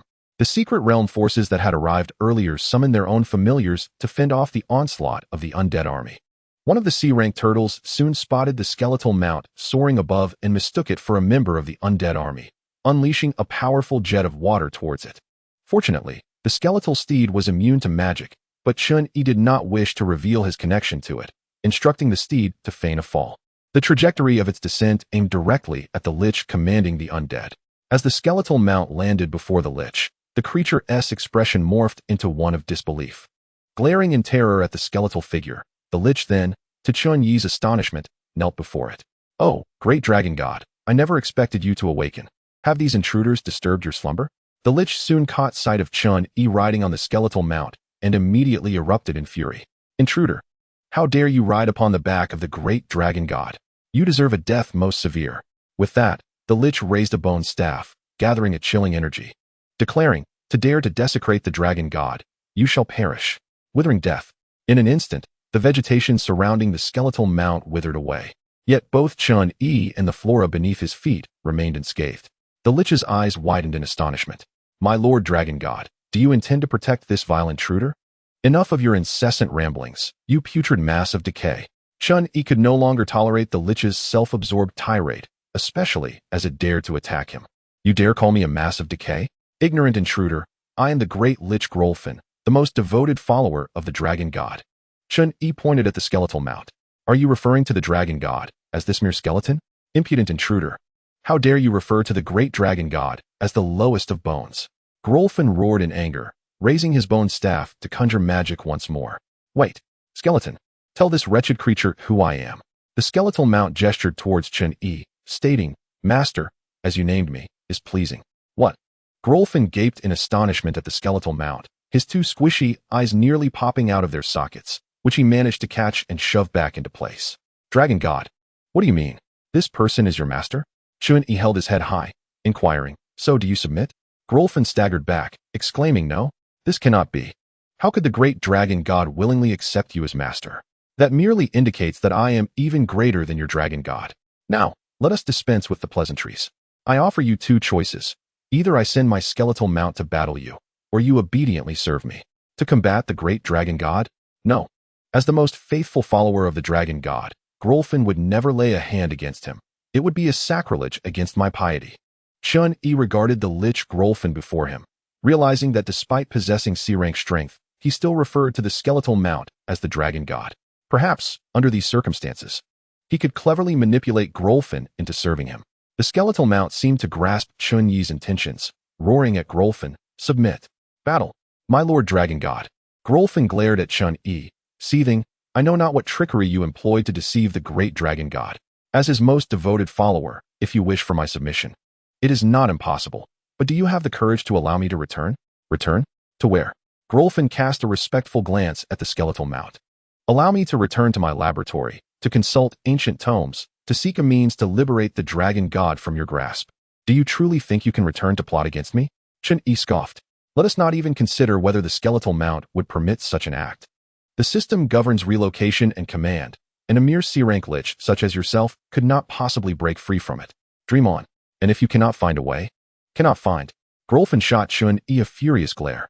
To ensure the safety of the dragon god, I shall come to you and become your subordinate. Then it is settled. You are destined to be my subordinate. Now be gone. Grolfin nodded, kneeling once more before the skeletal mount, joining his hands in prayer. As he departed, he cast a sorrowful glance at the skeletal figure, proclaiming, "Great dragon god, I shall find a way to rescue you." Watching Grolfin vanish into the night, the skeletal mount curiously nudged Chun-Yi. "Master good, I like. That one is unwell." Chun-Yi couldn't help but chuckle. "That was a lich, not a human. Why does it refer to you as the dragon god?" The skeletal mount shook its head in confusion. "Skeleton sleep, not know. Very well, very well. Let us hope it is not a case of mistaken identity." With Grolfin's departure, the previously organized undead army descended into chaos, each faction fighting independently. Chun-Yi then retracted the skeletal mount into his spatial realm, summoning Zhong Kongkong. At this moment, Zhong Kongkong's magical power had recovered to 80%. Chun-Yi began issuing orders to Zhong Kongkong, instructing him to coordinate with Jiang Feng in a tactical sweep against the disorganized undead forces. Naturally, after defeating the skeletal undead, their remains were disposed of into the secret realm space, replenishing the skeletal mountain where the skeletal mount resided. In Chun-Yi's secret realm, he observed the steadily rising and expanding skeletal mountain, while the skeletal mount joyfully scampered about. Chapter 43, Shadow Assassin. After a fierce battle, Jiang Feng's 3 C-rank giant turtles emerged victorious with overwhelming force. The disorganized undead army suffered casualties while others fled. At last, Chun-Yi reunited with the main group. To ensure the safety of the camp, Jiang Feng refrained from recalling his familiars, allowing them to patrol the vicinity. "Well done, my friend. I did not misjudge you." Jiang Feng regarded Chun-Yi with satisfaction. As Chun-Yi busied himself with organizing supplies from his spatial realm, he inquired about the situation from Jiang Feng. According to Jiang Feng, this world was predominantly inhabited by undead creatures that abhorred bright light. Based on past experiences, secret realms ruled by undead typically lacked intelligence, rendering them incapable of control. Thus, the current task was to locate a spatial rift for return and investigate the secret realm. If no suitable familiars could be found among its inhabitants, the realm would need to be destroyed to prevent unforeseen dangers. As Chun-Yi organized the supplies, a mountain of resources began to accumulate before him, while the early arriving secret realm forces, under Jiang Feng's command, hastily commenced construction efforts.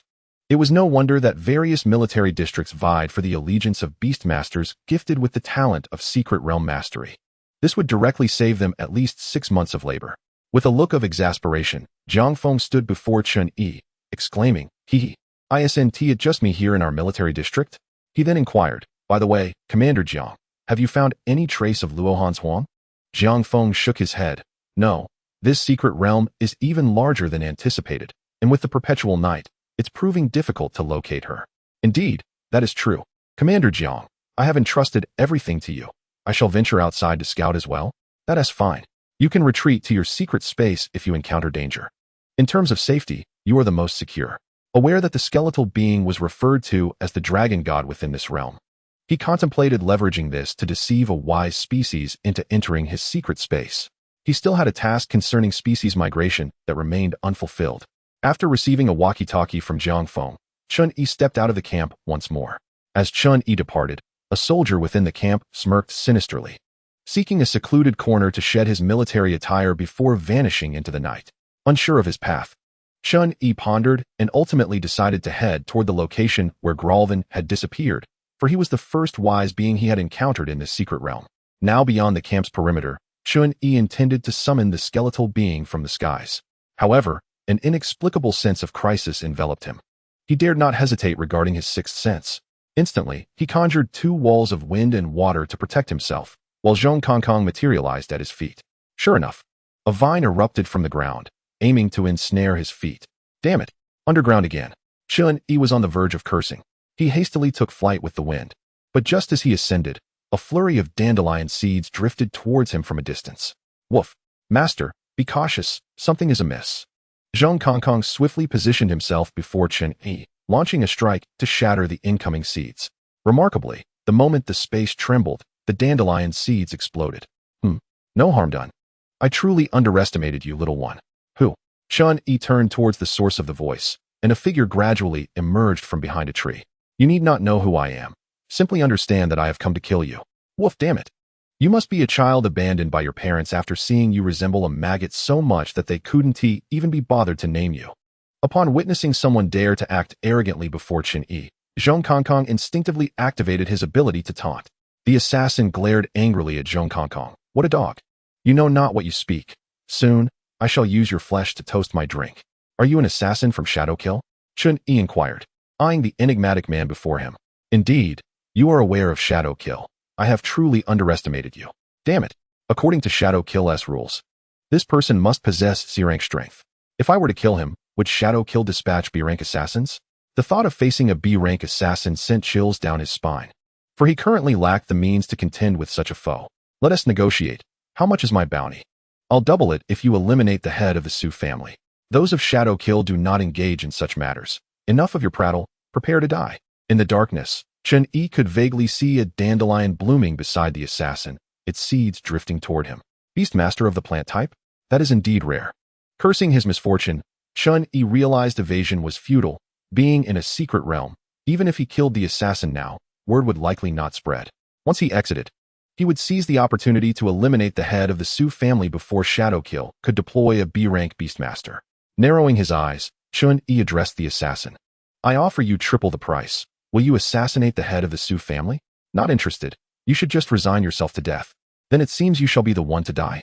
Had this encounter occurred days prior, Chen Yi would have merely sought to evade a C-rank assassin. But the circumstances had changed. The area around the assassin was filled with dandelion seeds, and Zhong Kongkong was naturally reluctant to charge in, but someone dared to do so. Skeletal being. With a roar reminiscent of a dragon, the skeletal being, as large as a calf, appeared before Chen Yi, charging toward the assassin without needing a command. Zhong Kongkong followed closely behind. Boom. Upon contact with the dandelion seeds, a series of explosions reverberated, yet the skeletal being remained unscathed. Woof. Granddaughter, splendid work. Clear the path for your grandfather. I shall bite him to death. The assassin, taken aback, thought, what is this creature? There's nothing about it in the data. No. Dual summoning? Chen Yi, you are a D-rank Beastmaster? Yes. Damn it. Even if you are D-rank, you shall die today. As the skeletal being closed in, countless vines surged from the ground, ensnaring the airborne skeletal being and yanking it downward. Woof. How dare you bind my granddaughter before your grandfather? Just as Zhong Kongkong prepared to assist, a more furious voice echoed, damn invader. You dare lay hands on the dragon god, truly deserving of death. Death as decay. In an instant, the ground where the vines resided crystallized with frost, and the once robust vines withered to a yellow hue, disintegrating into dust with the wind. No. The assassin, witnessing his reliable devil vine perish, felt an indescribable sorrow. Who is it? Show yourself. Emerging slowly was Gralvin, his body a grotesque mass of decay. Pointing his bone staff at the assassin, he seethed, You insignificant invader. How dare you lay a hand on the dragon god? Chapter 44. The Evolution of the Skeletal Being. Intelligent humanoid beings? The assassin's expression twisted into a snarl. Damn. Gralvin wasted no time, raising his bone staff to unleash another strike of death as decay. The assassin swiftly rolled to the side, narrowly escaping as frost formed where he had stood, rendering the airborne dandelion seeds inert as they fell to the ground. Chen Yi seized the opportunity, and Zhong Kongkong teleported directly to the assassin's side. Woof. You thought you could act so arrogantly? Enjoy your meal, old man. Once you're dead, I'll rip off your little member and feed it to the bugs. Upon hearing this, the assassin's lower body twitched in revulsion at the dog's crude taunts. Just as Zhong Kongkong aimed to strike the assassin, a massive mouth erupted from the ground, engulfing him whole. A colossal man-eating flower took the place of the assassin. As the flower opened, the assassin's head poked out, seething. Damn it. You'll regret this. Accustomed to walking tall with 3 C-rank plant-type beasts, he found himself outmatched by this humanoid intelligent being.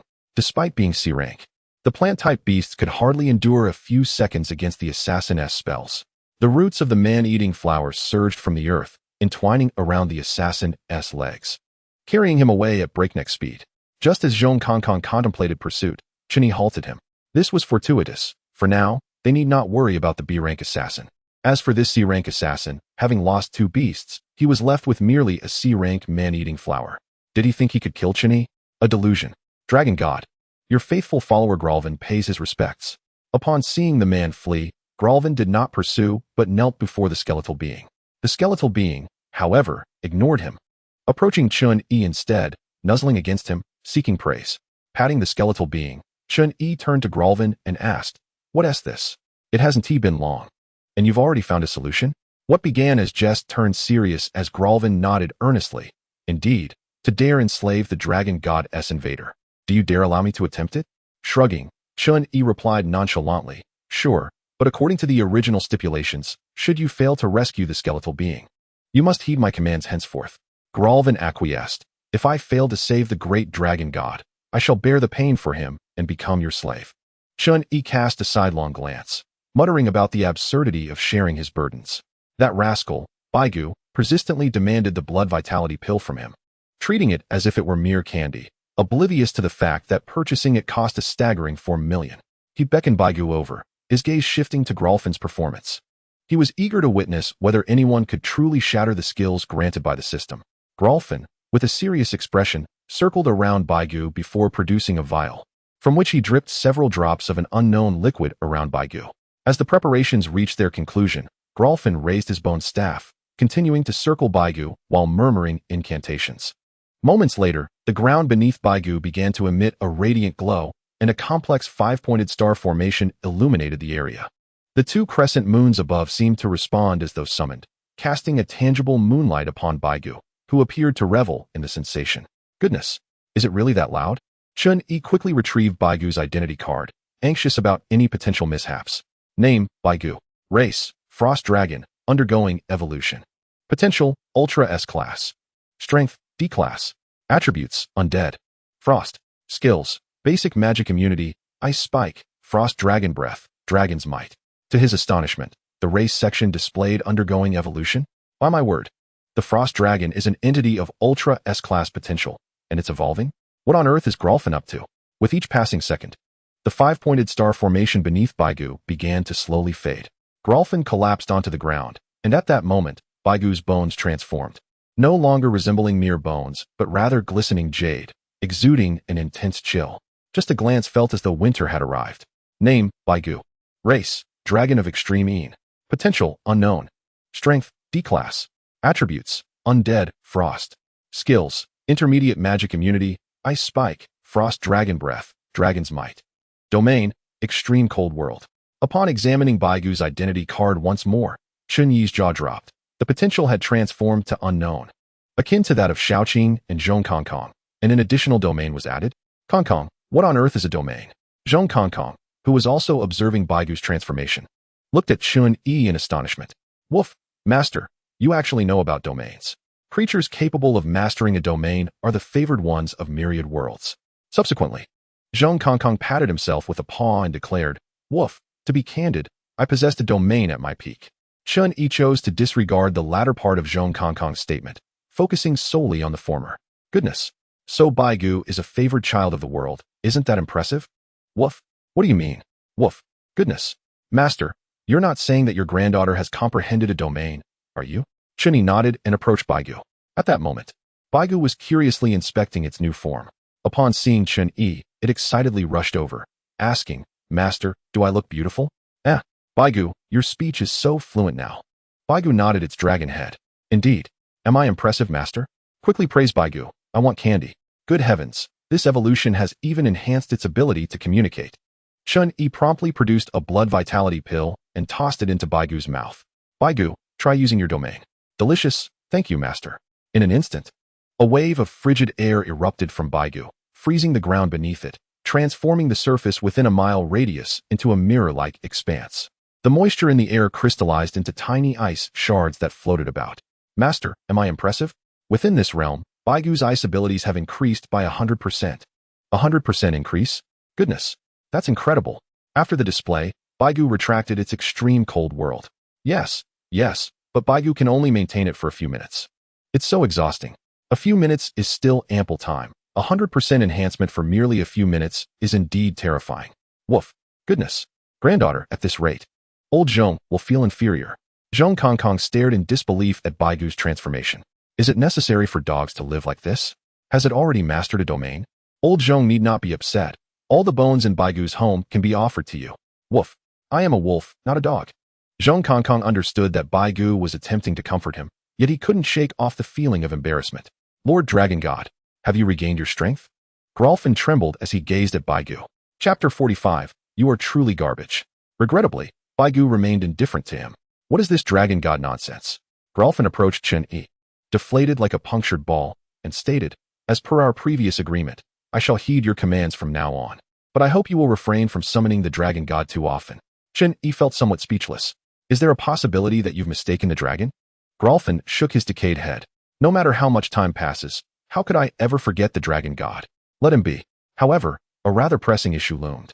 Gralfin was of C-class strength, while his basic teleportation could only transport D-class entities. Yet, if he didn't initiate the bond, he was reluctant to carry this mass of decaying flesh with him. Having gained my allegiance, are you not satisfied? Gralfin glared at Chen Yi with evident dissatisfaction. Upon hearing Chen Yi convey the general idea, Gralfin fell into silence. I understand your implication. You, the invader who enslaves the Dragon God, intend to bring the Dragon God out of this space. Chen Yi nodded. Once he located Luo Han's Huang and found the exit fissure, he would certainly return. The invader who enslaves the Dragon God, let us make a pact. While you remain in this space, I shall continue seeking ways to awaken the Dragon God, attempting to free you from your enslavement. Should you be ready to depart, and I have not yet successfully awakened the Dragon God, I shall dissipate a portion of my power and enter your so-called territory. This arrangement works. Power can be enhanced, but without the initiation of a bond, there would be no absolute loyalty. Chen Yi would absolutely refrain from returning him to reality. Even if he were willing, the Secret Realm Army would not permit it. After reaching a consensus, Chen Yi curiously inquired, Gralfin, are there other sentient beings within this space? Yes, my remaining kin reside in this space. They too revere the Dragon God. Kin? Chen Yi exclaimed with delight. Can you take me to see them? After a prolonged hesitation, Gralfin nodded. With his guidance, the undead creatures they encountered along the way prudently veered off course, and soon, Chen Yi was led to the very grassland where Baigu had appeared. However, the grassland was no longer an expanse of greenery. It had been ravaged by countless skeletons, now a scene of utter devastation. My kin are here. What? Goodness, Gralfin. Please don't tell me that your so-called kin are those skeletons. Gralfin shook his head, pointing to the ground. My kin dwell beneath the earth.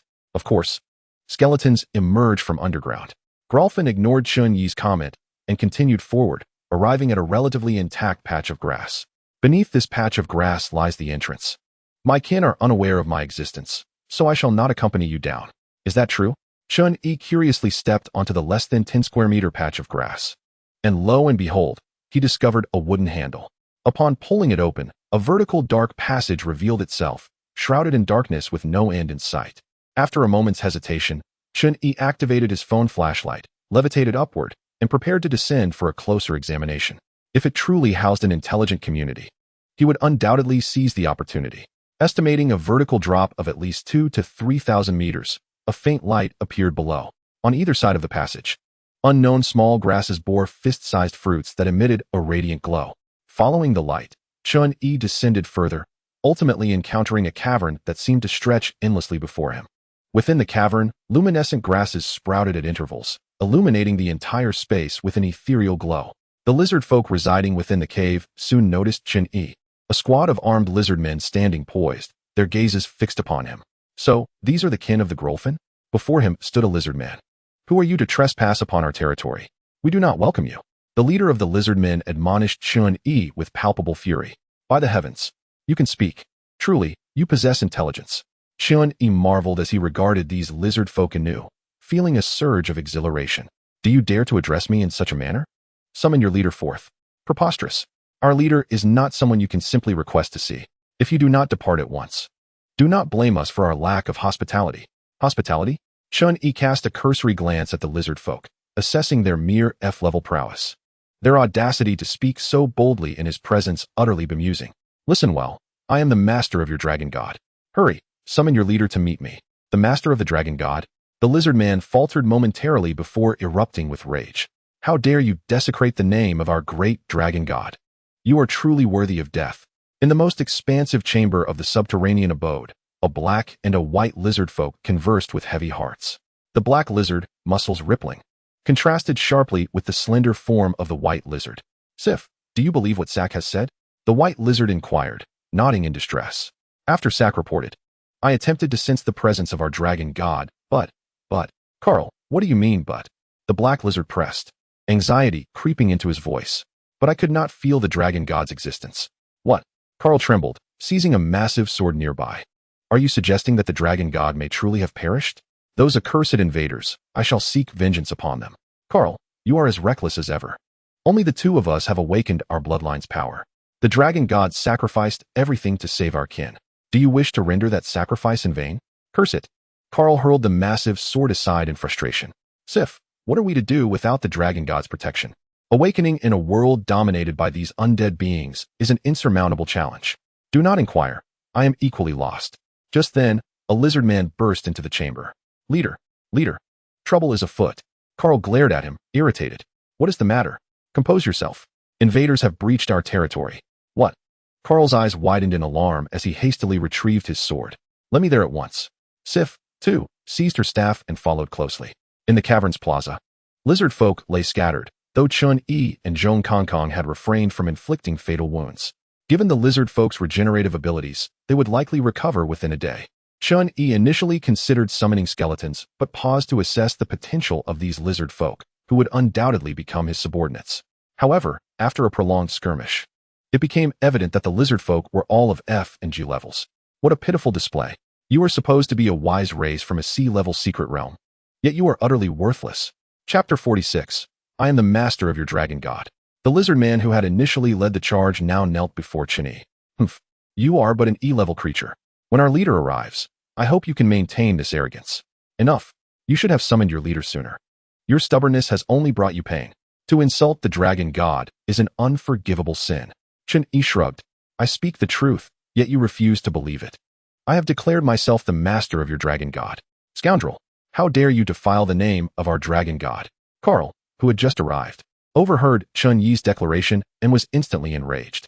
He raised his massive sword and charged at Chun-Yi, swinging it with ferocity. Enough. You think you can strike your forebear before me? Zhong Kong teleported in front of Chun-Yi, energy coalescing around him. What? Carl felt an unfamiliar force restraining him. As if time itself had slowed, Zhong Kong seized the opportunity, teleporting again to deliver a powerful kick to Carl's chest. Boom. Carl was sent flying, landing before Sif, a trickle of blood escaping his lips. How is this possible? The initial leader of the lizard folk gazed in disbelief at Zhong Kong. You are merely an E-level creature, while our leader is a D-level awakened warrior.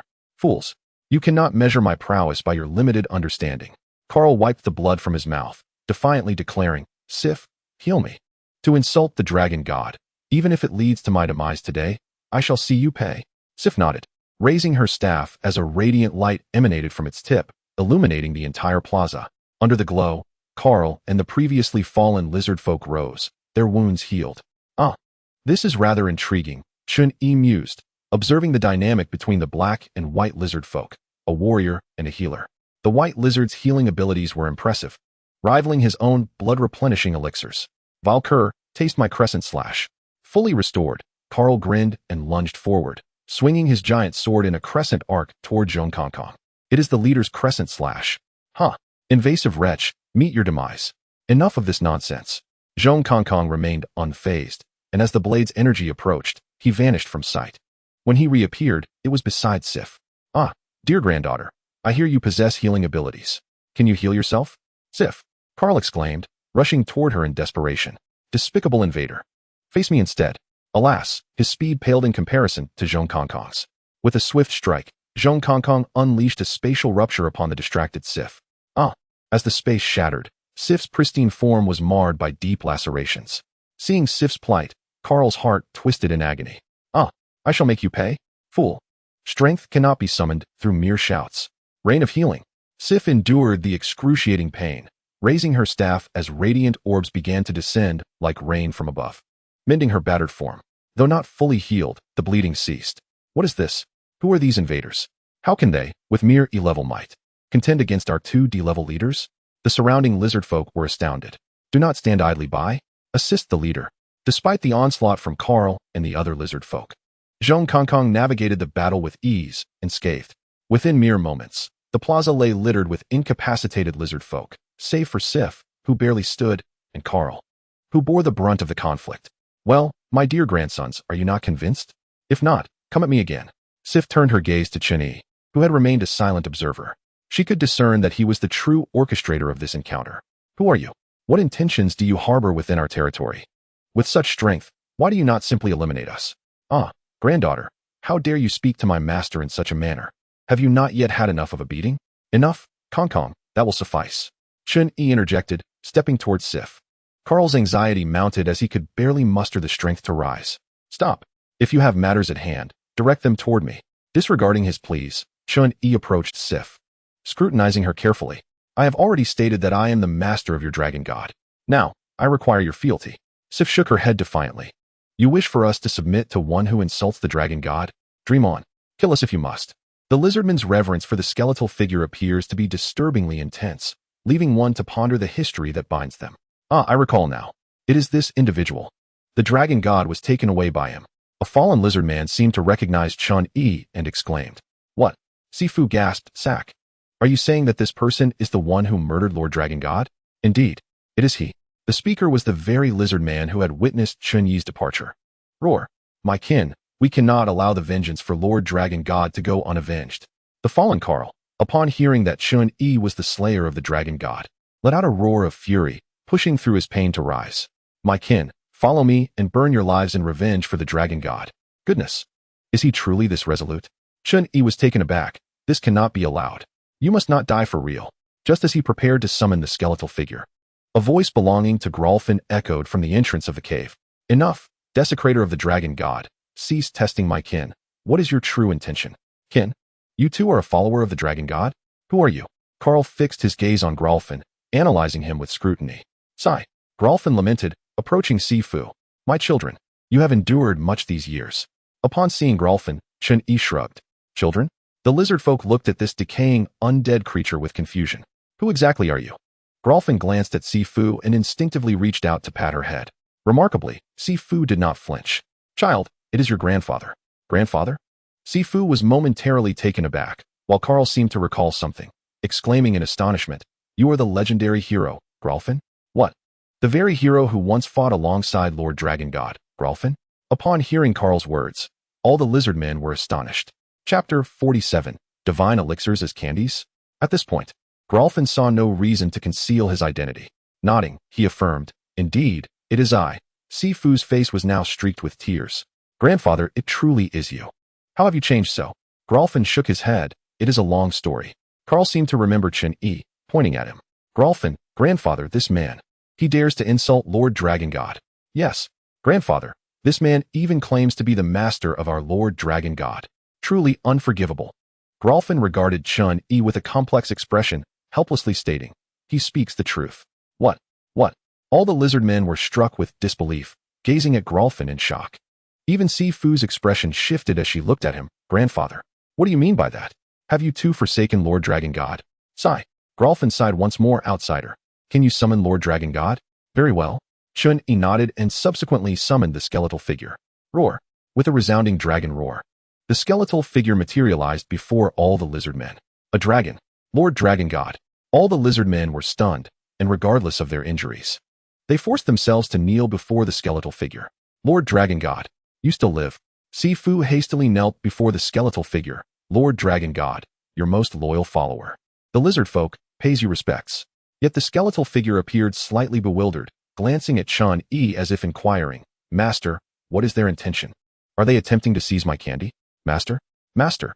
The lizard men stared in astonishment at Chen-Yi. Lord Dragon God, what do you mean by this?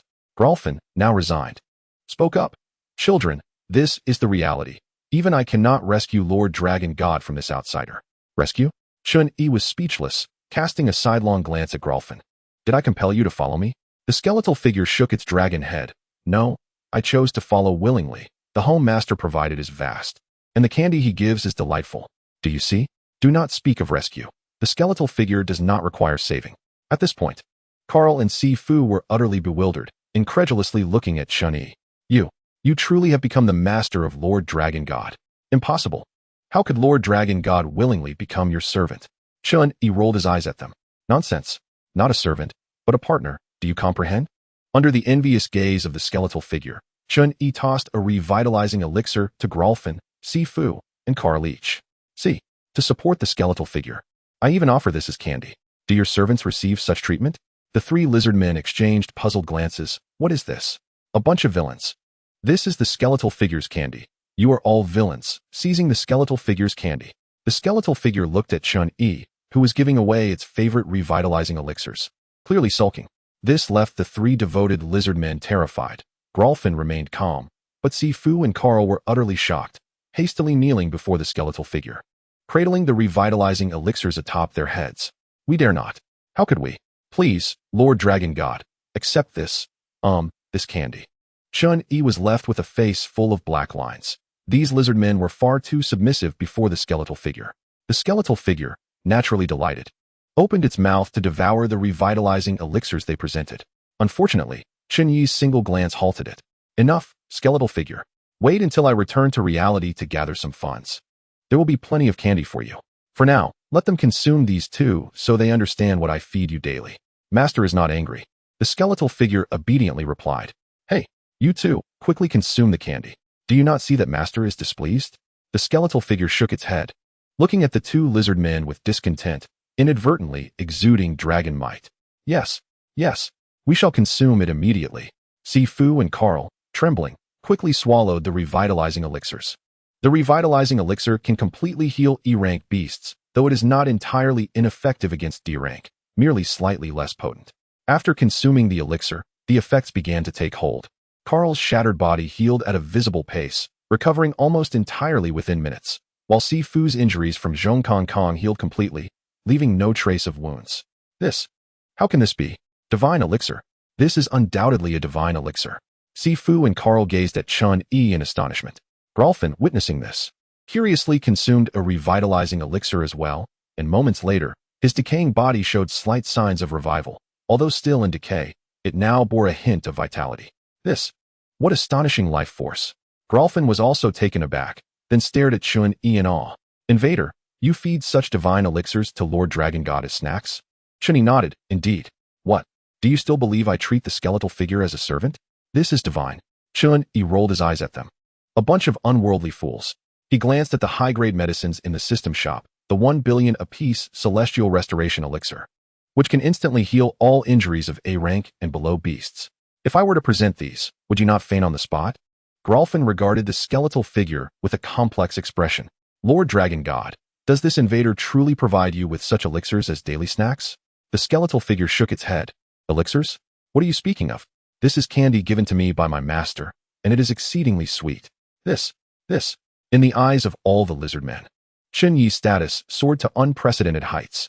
To treat such divine elixirs as snacks for his own Lord Dragon God was not servitude. It was akin to venerating Lord Dragon God as a revered ancestor. At the very least, these lizard men could never hope to honor Lord Dragon God in such a manner. All the lizard men looked at Chun-Yi with complex expressions, and it was ultimately Grolfin who first spoke. Mighty outsider, I acknowledge you as the master of Lord Dragon God. Forgive my earlier offenses. Mission accomplished. A few revitalizing elixirs had effortlessly conquered an entire race. What a tremendous gain. Chun-Yi waved his hand dismissively, assuring, it is nothing. Merely remember our agreement. Grol shook his head. No need. I am exceedingly grateful for your treatment of our dragon god. Should I lower my cultivation and enter your realm now? Chun-Yi was about to acquiesce, but reconsidered. He had yet to fully comprehend this secret realm and was uncertain about Luo Hanchuan's condition. Grol's C-rank prowess would indeed prove advantageous. Let us postpone your cultivation reduction until we exit. For now, maintain your current state and accompany me. Grol nodded, responding, I shall follow your orders, my lord. Chapter 48. The Awakening of Shaoqing and Successful Evolution. At this juncture, Sif and Carl were also filled with curiosity. Unable to restrain herself, Sif inquired, Grandfather, what kind of agreement do you hold with this esteemed lord? Grol instinctively glanced at Chun-Yi, who shook his head, indicating silence. Chun-Yi intended to disclose these matters himself, as he needed to persuade these lizard folk to enter his domain. Approaching Sif and Carl, Chun-Yi extended 2 fingers, presenting them with a choice. You may either remain here or accompany me to my territory. To your territory? Sif asked, intrigued. Indeed, my territory lies beyond this space. Sif and Carl exchanged glances. Might I ask, my lord, what of the dragon god? The bone dragon? It is indeed within my territory, and I shall take it with me. My lord, may we have some time to consult our kin? Carl hesitated before speaking. Chinny nodded. That is acceptable. I shall grant you half a day. After that, I will depart. Should you wish to join me, gather here. Thank you, my lord. Sif expressed gratefully. One moment. Chinny called, halting Sif. My lord, do you have further instructions? Observing the scattered lizard folk in the plaza, Chun-Yi shook his head. He produced 3 blood restoration pills, stating, dissolve these 3 pills in water and administer them to your kin. Sif gazed in astonishment at the 3 pills in Chun-Yi's hand. Goodness! Such divine elixirs truly seem inexpensive. Master, Bone Dragon is obedient. It wishes to partake as well. Before Sif could decline, Chun-Yi tossed the 3 pills, prompting Sif to rush forward to catch them, hurriedly expressing her gratitude. Thank you for your generosity, my lord. Now, go swiftly. Remember, you have only half a day. Subsequently, Sif and Carl hurriedly sought water to dilute the elixirs and fed them to their fellow lizard folk. Those who consumed the elixir quickly recovered most of their injuries. Gazing at Chun-Yi in astonishment before following Sif and Carl to the council of their kin to deliberate whether to accompany Chun-Yi. Chun-Yi patted the bone dragon and tossed it another blood restoration pill, declaring, this is the last one for today. From now on, only 1 per day. When I return to the material realm, I will procure some funds and provide you with more. Yes, Bone Dragon is the most obedient. It replied joyfully as it consumed the pill. Grohl did not join the lizard folk in their discussions, but stood guard beside the bone dragon. Intrigued, Chun-Yi inquired why the lizard folk held such reverence for the bone dragon. From Grohl, he learned that they were not originally inhabitants of the secret realm, nor was the bone dragon originally a skeletal dragon. They hailed from another dimension, where the bone dragon was once a black dragon, their totemic beast. When a formidable enemy invaded, the bone dragon sacrificed its vitality to force open a portal, allowing the lizard folk to escape into this space, only to find it dominated by undead beings. By chance, the bone dragon's soul also entered here and transformed into a skeletal dragon. As for Grohl, he had entered this world gravely injured and was on the brink of collapse. To spare his kin from sorrow, he secretly departed from his clan, preparing to face death alone. However, he did not anticipate that, upon his demise, he would become a lich due to the infusion of dark energy. Faced with his decaying body, Grohl chose not to return to his clan, but to silently guard from afar. After hearing this tale, Chun-Yi glanced at the bone dragon, recognizing its determination to protect its devoted kin even in death, which explained the lizard folks' unwavering loyalty. Once Grohl concluded his story, Sif and Carl returned with all the lizard folk to the plaza. Without prompting, all the lizard folk knelt. Led by Sif and Carl, they proclaimed in unison, we, the lizard folk, vow to serve the dragon god unto death and pledge our loyalty to our master. Very well, Chun-Yi replied with a pleased nod. The subsequent task was the intricate process of relocation. He instructed all the lizard folk to gather their belongings as he prepared to escort them to his secret realm. Upon reaching the realm, they would be responsible for establishing their own home, though Chun-Yi had already devised a blueprint. In the future, Chun-Yi's abode would be situated atop the mountain at the center of the space, while the lizard folk would settle in the southern direction at the mountain's base, conveniently close to the bone dragon's skeletal mountain. Once all the lizard folk had been relocated, the cavern below became desolate. After instructing Grohl to wait there, Chun-Yi entered his secret realm. At that moment, the lizard folk gazed in exhilaration at the sun above in the sky. Carl and Sif closed their eyes, savoring the sunlight, having not basked in its warmth for many years. Upon Chun-Yi's arrival, they hurriedly led their kin to pay their respects. Following the relocation, their souls bore the imprint of Chun-Yi, signifying their absolute loyalty to him. The lizard folk expressed their gratitude for the Lord's generosity. Chun-Yi nodded, gesturing toward the distant Bone Dragon Mountain. That is where the Bone Dragon resides, your dragon god's home. You may visit to pay your respects. He then pointed to the surrounding land. This area shall become your territory. Find some timber to construct homes. When I return to the material realm, I will arrange for a blueprint and gather construction materials. You must adhere to my plans during the construction. Sif and Carl nodded in agreement. We shall follow your arrangements. My lord, observing the black and white lizard folk before him, an idea struck Chun-Yi. Tentatively, he approached Sif and placed his finger on her forehead. Initiate summon. Sif looked slightly puzzled as a white light materialized before her. Incredible. It truly works. Chun-Yi marveled internally, astonished that sentient beings could also be summoned. This revelation would astound everyone in the material realm, for it was commonly accepted that sentient beings could not be summoned. After summoning Sif, Chun-Yi proceeded to Carl. Initiate summon.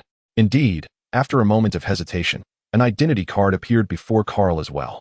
Success. Alas, it is a pity that apart from these two, the rest of the lizard folk cannot be summoned.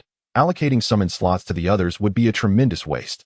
Just as Chun-Yi intended to examine the identity cards of Sif and Carl, a surge of overwhelming power suddenly coursed through him. What is this? A level up in beast mastery? No, this sensation is different. What could it be? Excitement washed over Chun-Yi as he realized Xiaoqing has successfully evolved and awakened. Chapter 49, The Aura of Attack. Indeed, atop the mountain at the center of the space, Xiaoqing opened her eyes, and bolts of lightning crackled above her head, resembling an apocalyptic scene. Xiaoqing leaped into the thunderstorm, beginning to absorb its power. Moments later, the storm dissipated, revealing a massive azure python in midair. Sensing Chun-Yi's presence, Xiaoqing joyfully soared toward him. At this moment, Chun-Yi was equally elated, rather than letting Xiaoqing fly. He opened the sand table and moved her to his side. As I gazed upon the evolved Xiaoqing, I marveled at how it had finally transcended its former pencil-like size to become as thick as an arm. Chun-Yi could barely lift it now. Two fleshy protrusions had also emerged atop Xiaoqing's head, presumably the unformed dragon horns. To my astonishment, the entire lizardman tribe instinctively knelt once again. Sif and Carl, too, were at a loss to understand why, but the moment they beheld Xiaoqing, they felt an undeniable, ancestral suppression that compelled them to bow. Xiaoqing curiously surveyed the lizardman congregation before Chun-Yi hurriedly patted its head, saying, "All right, enough of this. These individuals will be our companions henceforth." With an excited roar, Xiaoqing let out two exuberant cries, its robust form spinning around Chun-Yi in delight. It was then that Chun-Yi took a moment to examine the identity cards of Sif, Carl, and the now-evolved Xiaoqing. Naturally, he began with Xiaoqing, since he had formed a soul connection with it. Name: Xiaoqing. Race: unknown. Potential: unknown. Strength: D class. Attributes: wind, water, lightning. Skills: basic wind magic, basic water magic, basic lightning magic. Talent: divine dragon transformation, level 1. Domain: cloud and rain manipulation. Goodness: it had directly leaped to D class. Its attributes had also expanded to include lightning, likely due to its consumption of that cloud spirit. To his surprise, Xiaoqing had even grasped the concept of a domain, and astonishingly, it possessed a talent. What a joke, having a beast with a talent. The divine dragon transformation sounded incredibly formidable. Chun-Yi had initially intended to request Xiaoqing to demonstrate this ability, but Xiaoqing communicated back, indicating that using the divine dragon transformation would cause it to fall into a deep slumber once more. After all the effort it took to awaken, Chun-Yi was reluctant to let it succumb to sleep again, so he decided against it. Next, he turned his attention to the identity cards of Sif and Carl. Name: Carl. Race: lizardman, abyss-type. Potential: S-class. Strength: D class. Attributes: strength. Skills: charge, crescent slash, spin slash. Name: Sif. Race: lizardman, light-type. Potential: S-class. Strength: D class. Attributes: radiant. Skills: healing light, healing rain, healing chains, damage transfer. Remarkably, these two lizardmen were not lacking in prowess. Their S-class potential was unexpected. However, Sif and Carl could no longer be considered mere lizardmen. The suffixes of abyss type and light type indicated they were branches of the lizardman race. Zhong Kongkong and Baigu naturally sensed Xiaoqing's awakening. At this moment, Zhong Kongkong stood atop Baigu's back, hurrying towards them. Upon seeing the floating Xiaoqing beside Chun-Yi, his eyes widened in astonishment. "Woof, big brother Xiaoqing. You're finally awake. I've missed you so much." Xiaoqing, unable to contain its amusement, coiled its tail to cover its mouth and chuckled. This anthropomorphic gesture left Chun-Yi utterly bewildered. Alas, Xiaoqing still could not speak, and he wondered how many more evolutions it would take before it could. After finishing its laughter, Xiaoqing flicked its tail and pointed at Baigu, gazing curiously at Zhong Kongkong. Understanding immediately, Zhong Kongkong exclaimed, "Oh, big brother. This is Baigu, the new little brother our master has taken in, our granddaughter. Come, Baigu, greet your grandfather Xiaoqing." The blue soul fire in Baigu's eyes flickered as it said, "Grandfather Xiaoqing, I'm Baigu." Suddenly, a thunderclap erupted from the sky, striking Zhong Kongkong squarely on the head and singeing his black and white fur. It was evident who was responsible: Xiaoqing. With a pout, Xiaoqing shot a disgruntled glance at Zhong Kongkong before shaking its tail insistently at Chun-Yi. "Woof, big brother Xiaoqing, what on earth are you doing?" Zhong Kongkong puffed out a cloud of black smoke, looking at Xiaoqing with a face full of grievance. Roar. For reasons unknown, Chun-Yi felt as though he comprehended Xiaoqing's intent and translated. "Xiaoqing says she is female. How could you call her grandfather? Furthermore, She is still young and has only just been born, so you should address her as big sister from now on. Woof. Oh my goodness. So big brother Xiaoqing is actually a grand lady. Woof, understood. Baigu nodded in comprehension, proclaiming, from now on, just like grandfather, we will call you big sister. Satisfied, Xiaoqing nodded in approval. This whimsical exchange between the two dragons and one dog left the lizardmen utterly flabbergasted. On one side stood their revered dragon god, and on the other was Xiaoqing, who exerted absolute ancestral pressure over them. Goodness, where had their tribe ended up? Ding. Congratulations, host. The race migration task has been completed. You have received a reward. Random talent. 1 development coin at long last. The delightful chime of the system resonated, signaling it was time to draw for talents once more. Chun-Yi adeptly opened the drawing interface, and the familiar roulette began to spin, his heart racing with anticipation. Super S. Ding. Obtained S-class talent. Attack Aura talent. Attack Aura effect. The host can choose to activate or deactivate it. When activated, it amplifies allied abilities by 15 and Aura-type talent. Well, although it may not be the best, at least it is an S-class. In the system shop, Aura-type talents are priced at 1 development coin each. As for the development coin in Chun-Yi's inventory, he was reluctant to use it. Anything purchasable with it was of immense value, each capable of making waves in the world. Chun-Yi's ultimate goal was to acquire 100 development coins to exchange for the skill, Space Gate. Having settled matters here, Chun-Yi naturally intended to return to the Lizardman cave, for many tasks awaited him. Upon seeing Chun-Yi's return, Grolfin promptly bowed. My lord, you have returned. Chun-Yi nodded and retrieved the walkie-talkie given to him by Jiang Feng, hoping to establish contact. Regrettably, the device remained filled with static. It seemed the communication equipment had yet to be properly constructed. Grolfin, tell me, if my companion were to arrive in this secret realm and survive, where is she most likely to be found? You mean the girl you showed me before, right? Indeed, that is her. Grolfin nodded thoughtfully. If she is alive, the most probable location would be the Bat Fortress. Chapter 50. Hunters often manifest in the form of their prey. Inside the Bat Fortress, in a vast chamber, the floor was strewn with people, most of whom appeared to be members of the secret realm military. Among them lay Luo Hanshuang.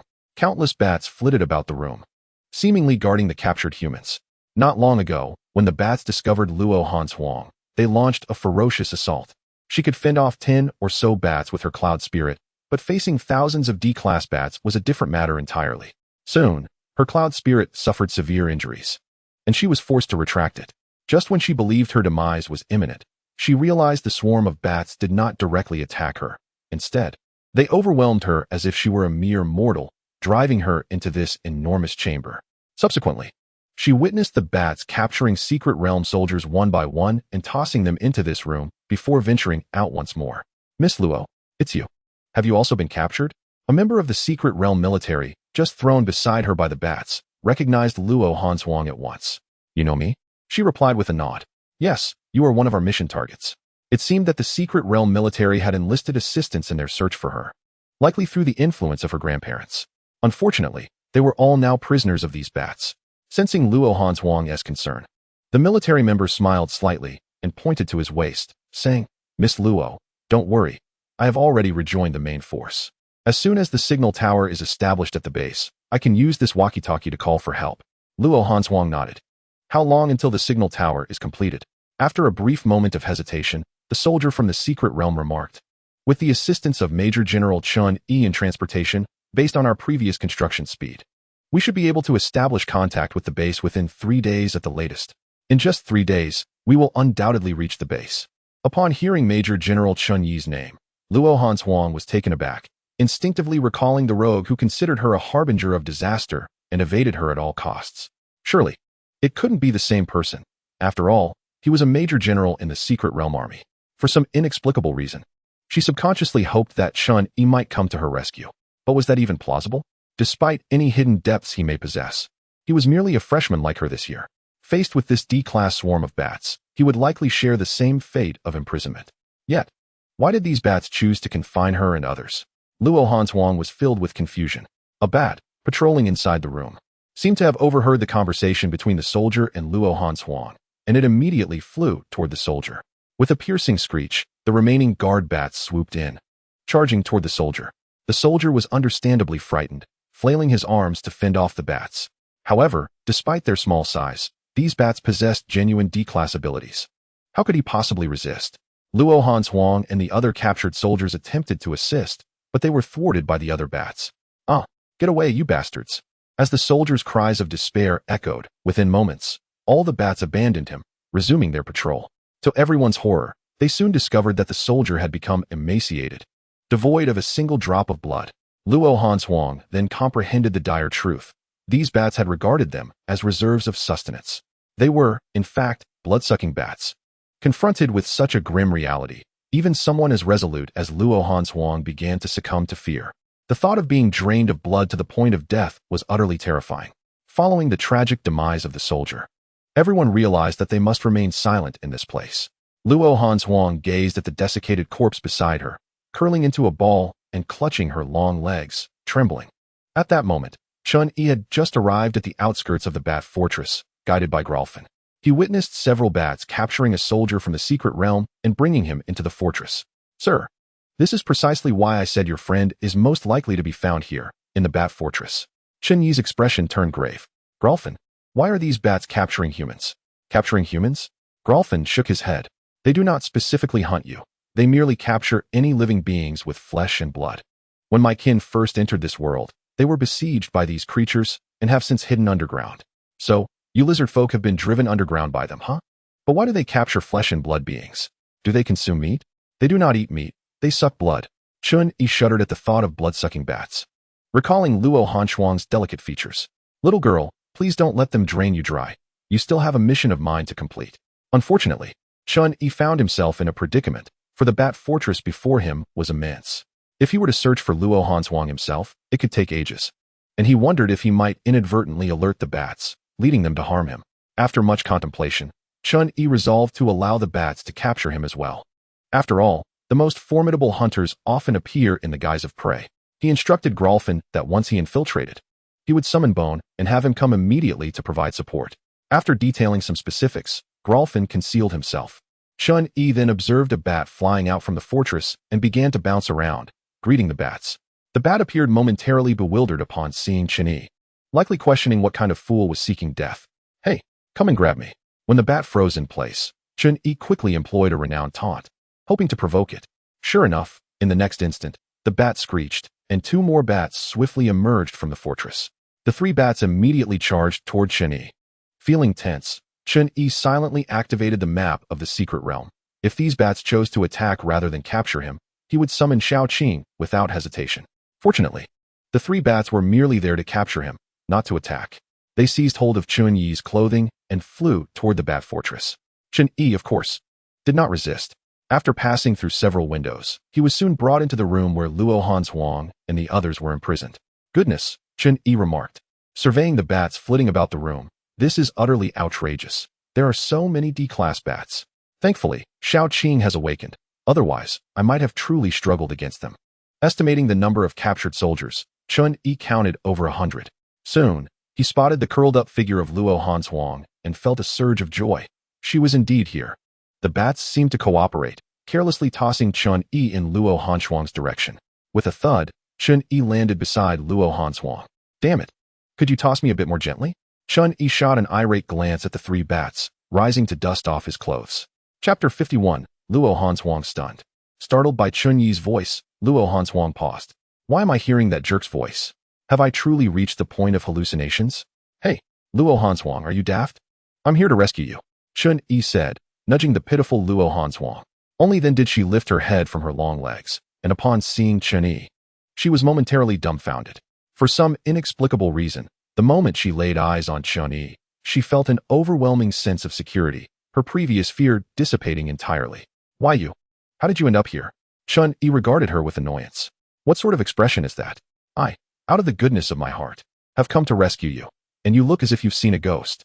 Rescue me? Do you have any idea what level of danger this secret realm presents? Do you even comprehend where you are? Wait, how did you get in here?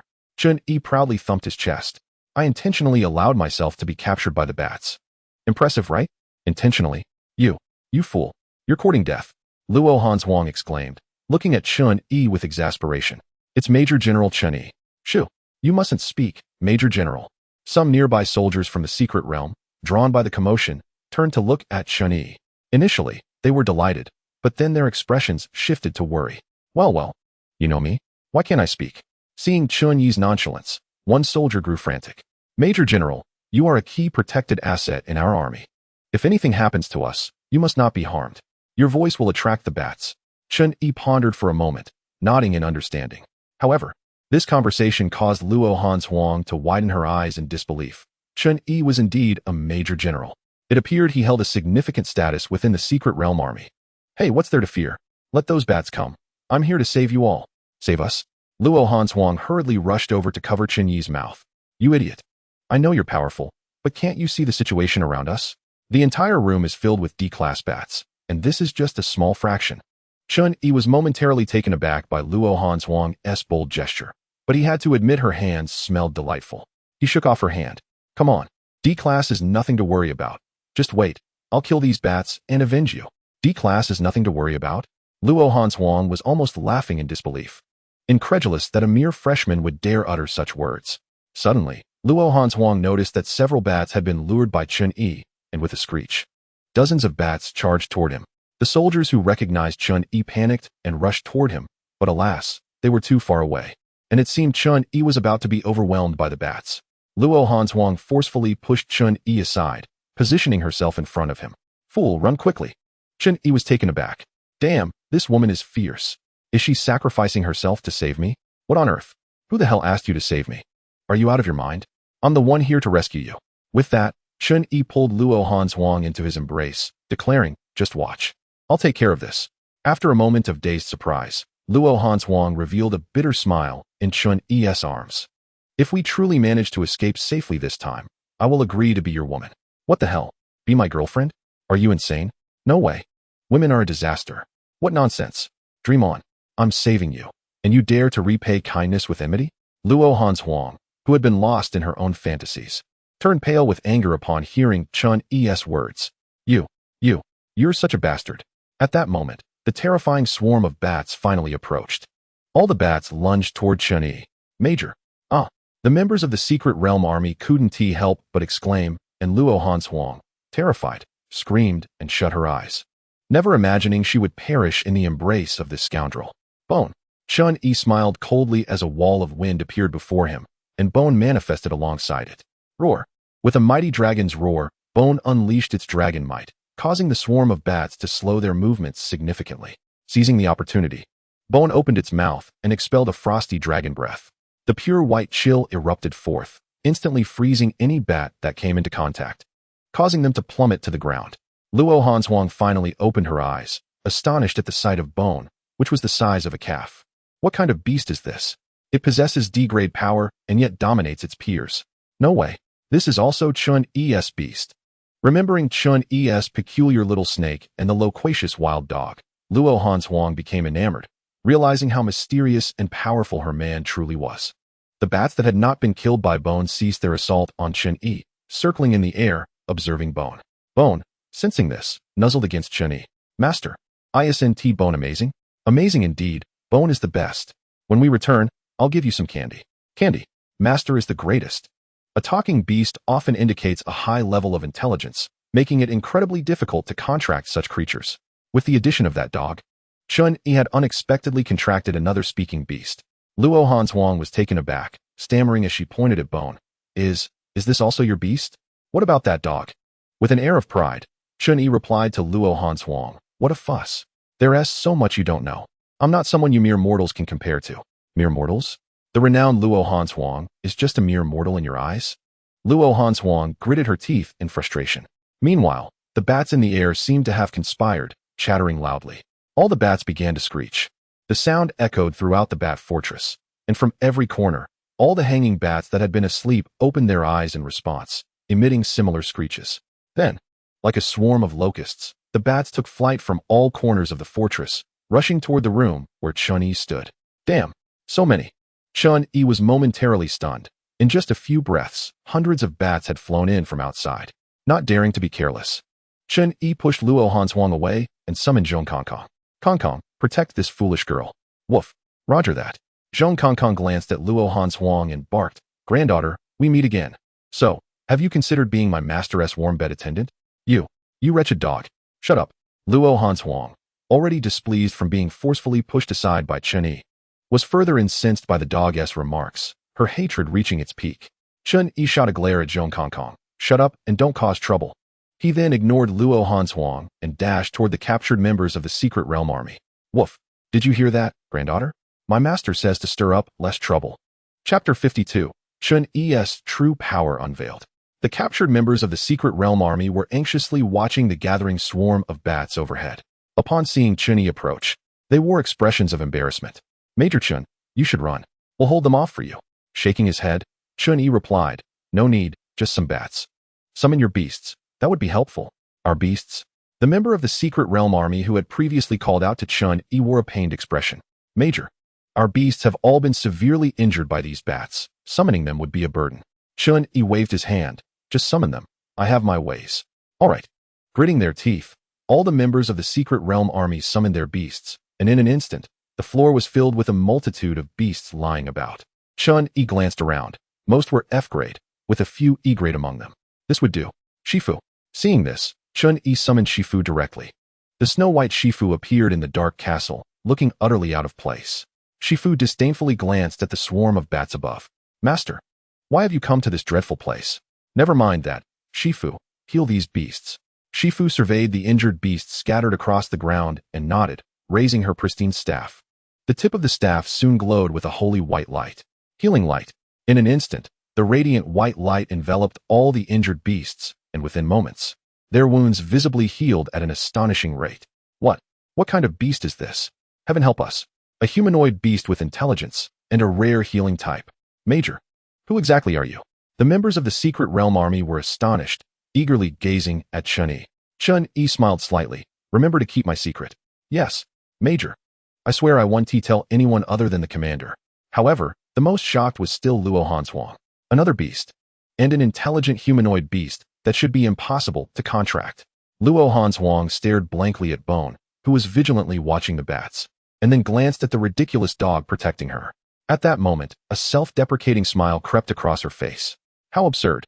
She never expected Chen Yi to hide so deeply. And here she was, thinking of competing with him. 3 summons.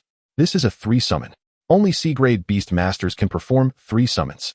And yet, Chen Yi, like her, was merely a freshman this year. If he reaches C-grade in the future, what kind of existence will he be? One person could rival an army. Woof. Granddaughter, have you seen my Master S power? So what do you think? Want to be my big boss S warm bed? Zhong Kongkong seemed to have caught on to Luo Hanshuang's thoughts and began to mock her again. Yet, surprisingly, Luo Hanshuang did not retaliate, but instead cast a meaningful glance at Chen Yi. If he could fulfill a few of my conditions, it wouldn't be impossible. Woof. What? Zhong Kongkong was momentarily taken aback. Luo Hanshuang quickly regained her composure, realizing she had lost her cool. Her face flushed. It's nothing. Meanwhile, the healing light from Shifu seemed to provoke the bats in the air. Screech. Screech. All the bats simultaneously emitted terrifying howls as they charged toward Shifu. Bone, Carl. Protect Shifu. Chen Yi immediately summoned Carl, calling on Bone to safeguard Shifu. Major Chen, we're here to assist you. The beasts, having recovered significantly, rushed to Shifu's side. Though their levels were lower, they were still a welcome addition. Another beast. At this moment, Luo Hanshuang was completely mesmerized by Chen Yi's incredible abilities and found herself no longer surprised. Chen Yi, can your beast heal my Yunling? I can help too. Luo Hanshuang directly summoned her Yunling, which at this moment was the size of a bed, floating on the ground, lacking even the ability to ascend. The Cloud Spirit, nearing the D-rank threshold, should exhibit a rather pronounced healing effect from Sif. However, as long as it has not reached D-rank, the efficacy of the Blood Vitality Pill remains unequivocally potent. Chen Yi promptly threw a Blood Vitality Pill towards it. Excellent. Have your Cloud Spirit consume it.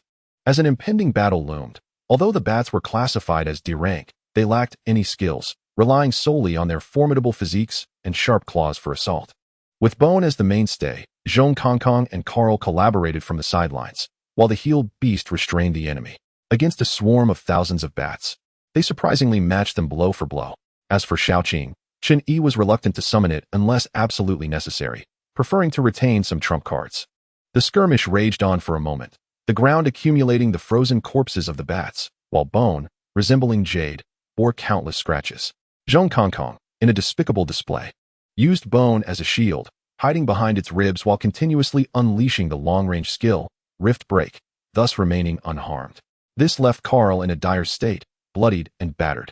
The other summoned beasts, upon sustaining injuries, hastily retreated to seek Sif's healing, as their levels were simply too low, observing the tide slowly turning in favor of the bats. Luo Hanchuan's cloud spirit also recovered and joined the fray. Darn it. Chen Yi thought for a moment before opening his talent page and selecting the attack aura. Instantly, a massive formation materialized beneath his feet, followed by a faint white light emanating from Bone, Zhong Kong Kong, and all his summoned beasts. A 15-group amplification and attack aura. Seeing this, Luo Hanchuan couldn't help but exclaim.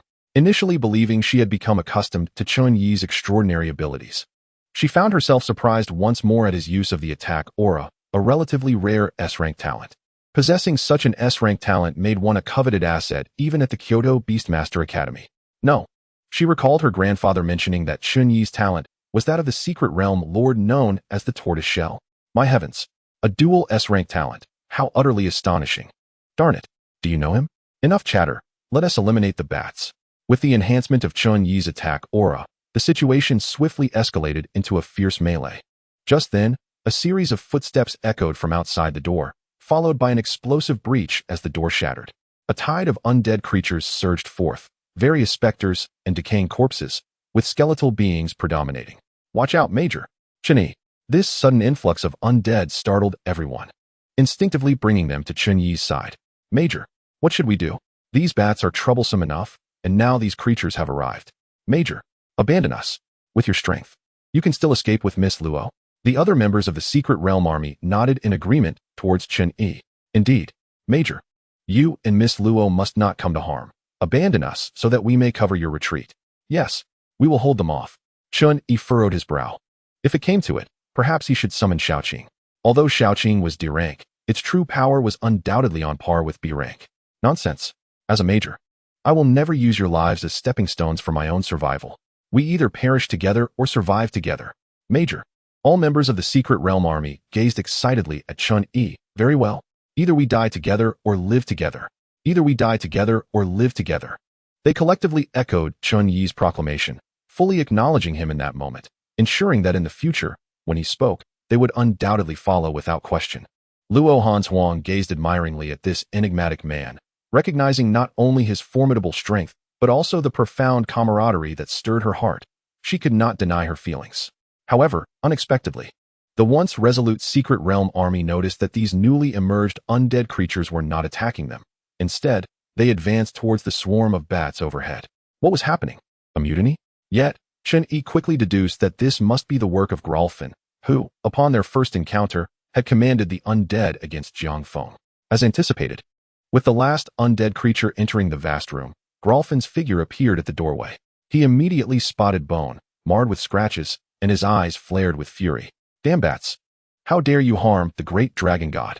C rank. The Secret Realm Army and Luo Hanchuan were momentarily stunned. What were they to do against a C-rank monstrosity? Were he to attack them, their demise would be inevitable. After expressing his rage, Grolfin slowly approached Chen Yi. This terrified the masses, prompting them to instinctively shield Chen Yi, their expressions wary as they watched Grolfin. Luo Hanchuan, too, subconsciously moved closer to Chen Yi. As tension filled the air, Chen Yi, however, chuckled. All right, we're on the same side. With that, he pushed aside the guards shielding him and stepped forward to confront Grolfin. I wondered why you arrived so late. Were you gathering your minions? Indeed, my lord. The bats within the Bat Fortress are numerous, so I went to awaken some undead nearby. My lord, everyone was astonished. This terrifying C-rank creature was, in fact, under Chen Yi's command. How utterly unfathomable. Chen Yi then turned to introduce. This is Grolfin, one of my subordinates in the secret realm. No worries. Now we needn't fear for our lives. The Secret Realm Army was left speechless, their eyes wide with disbelief. What kind of background did their mysterious major possess to subdue a C-rank intelligent being as a subordinate? This was a plot twist even dramas wouldn't dare portray. With Grolfin and the undead it summoned, the battle transformed into a one-sided sweep, the densely packed bats being decimated. The surviving members of the Secret Realm Army breathed a sigh of relief, solemnly saluting Chen Yi with military respect. Thank you for saving our lives, Major. Upon our return, we shall petition the commander, eager to serve under your command. Your own troops? Chun-Yi shook his head. He had previously declared that he was merely a powerless major, and Yin-Jun would likely not consent. I appreciate your sentiments, but let us leave it at that. I only hope you can keep my secret. Rest assured, Major. We shall keep your strength to ourselves. Even if the commander inquires, we will remain tight-lipped. Goodness, has my status surpassed even that of the commander? The battlefield truly forged bonds of camaraderie. He began to understand the enviable brotherhood of the past. I shan't speak of it either, Luo Hanswang added softly from the side. All right, Chun-Yi nodded with satisfaction. Just then, the ground trembled. Kekekek. An ear-piercing cackle echoed through the air. Gralfin's decayed visage displayed shock. No, it cannot be. It's still alive? Who? Chun-Yi inquired with curiosity. Before Gralfin could respond, the ground quaked violently. Boom. With a thunderous roar, the distant earth erupted, and a gigantic bat, over 2 meters in size, emerged slowly. Upon seeing Gralfin, the bat screeched furiously. Damn lizard lich. It's you. Gralfin, equally astonished, exclaimed, You. How can you still be alive? Kekekek.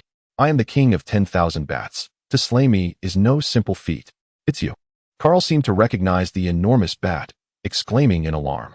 Yet, Chun-Yi remained utterly bewildered, calling out, Could someone enlighten me on what this cackling creature actually is? Does it not realize that those who laugh in such a manner typically meet with a grim fate? My lord, it is our sworn enemy from the lizard clan. Carl furiously recounted the history between their kin and this bat. Shortly after the lizard clan had entered this realm, they found themselves relentlessly hunted and drained by this creature and its winged minions. At that time, the lizard clan had just endured a grave catastrophe, the death of their dragon god, leaving them powerless to resist, and thus they were hunted down mercilessly. However, one day, it seemed to vanish as if into thin air, granting the lizard clan the opportunity to establish their subterranean abode. Rogelfin sneered coldly. Once I could slay you, and today I can do so again. What? Carl gasped in shock at Rogelfin. It turned out that Rogelfin's grandfather had secretly come to their aid back then. Cackling with arrogance, You wretched lizard lich. Do you truly believe I am still the same as I once was? Humph. Death and decay. Rogelfin raised his staff and cast a spell directly at the colossal bat. Cackling still, after all these years, you have made no progress. Your power remains at the C rank. The giant bat, while cackling, opened its gaping maw. Instantly, all the bat corpses on the ground transformed into liquid, surging towards its mouth. In that moment, the bat's body twisted grotesquely, its mouth morphing into a worm-like circular shape filled with countless sharp fangs. Another shriek erupted as 2 pitch-black wings unfurled from the bat's back. The bat's 4 wings flapped incessantly, stirring up a tempest. Cackling with contempt, Wretched lizard lich, do you still have the confidence to kill me now? Rogelfin's eyes widened in disbelief as he gazed at the gigantic bat. B rank. Chapter 54, Triple Domain Overlap. It was indeed B rank. This. The previously exuberant members of the Secret Realm army fell into despair. What a tumultuous turn of events. Rogelfin's expression darkened, utterly unprepared for the bat's ascension to B rank. Beyond C rank, each level represented a chasm of power, and the gulf between just one rank was insurmountable. My lord, you must flee with the dragon god. I will hold them off. Damn it. Why does everyone insist on covering my retreat? Nevertheless, facing a B rank opponent, Chun-Yi felt an acute tension. Uncertain if Shaoqing could manage. You all, withdraw at once. Chun-Yi, wishing to keep Shaoqing hidden, pointed at the Secret Realm army and commanded them to leave immediately. No, Major General, we absolutely cannot abandon you. Rest assured, I am not seeking death. You must leave first. I have a way to escape, but if you do not depart, I cannot move. All the members of the Secret Realm army hesitated. Chun-Yi's reasoning was not without merit. While they might assist against a D-rank bat, against a terrifying B-rank entity, they would only weigh Chun-Yi down. All right, Major General Chun-Yi, we will leave. You must hold on. We will promptly notify Commander Jiang Feng, and reinforcements will arrive shortly. Chun-Yi nodded. Good. Hurry. The Secret Realm army exchanged glances, and ultimately, with gritted teeth, charged towards the shattered gate of the undead creature. Only Luo Hansa, teeth clenched, refused to leave. Chun-Yi was powerless against her. Such a foolish woman. If she would not depart, then she must look after herself. Cackling, you wish to escape? The enormous bat sneered, flapping its wings as it lunged towards the Secret Realm army. Seeing this, Chun-Yi shouted, Rogelfin, stop it. Open the bone domain. Delay it. Instantly, the floor of the room transformed into a sheet of ice, and the bones soared, crashing into the giant bat. Rogelfin raised his staff, ghostly hands. Countless ethereal arms erupted from the ground, reaching for the airborne giant bat. Damn it! What power is this?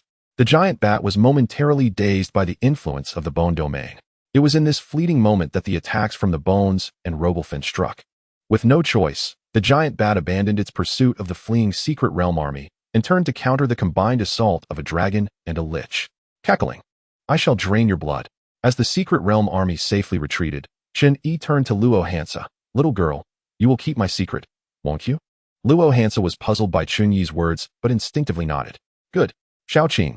With no outsiders present, Chen-Yi finally summoned Xiaoqing, a commanding roar of a dragon resonating through the air. Xiaoqing's form spiraled into view before Chen-Yi. "Is that the little snake? Has it grown so large?" Luo Hansa gazed in astonishment at Xiaoqing. 1, 2, 3, 4, 5. Heavens! Chen-Yi has summoned 5 beast companions simultaneously. Luo Hansa felt a wave of dizziness. Was this not a power reserved for A-rank beastmasters? Upon Xiaoqing's appearance, the bone retreated from its frigid domain, collapsing to the ground.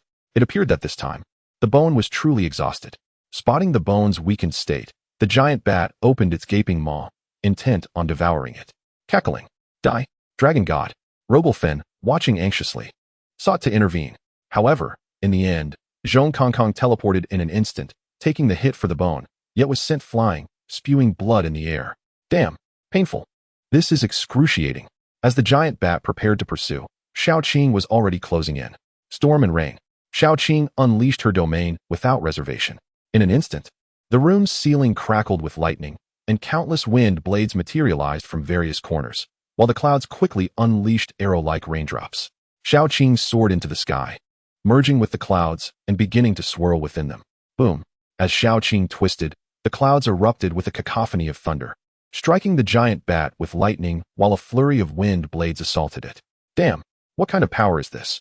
Faced with Xiaoqing's domain, even the B-rank giant bat dared not underestimate the threat.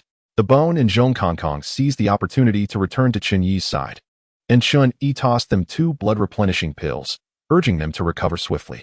Subsequently, he withdrew Shifu and Karl back into the secret realm.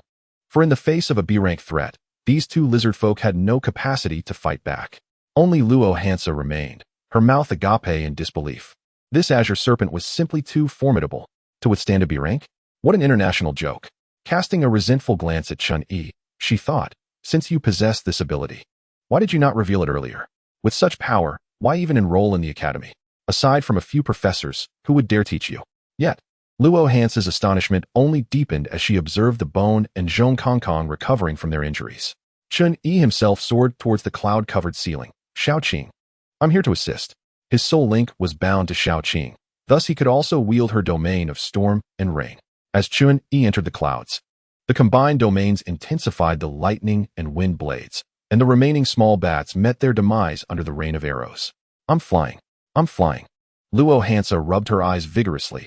What on earth had she experienced today?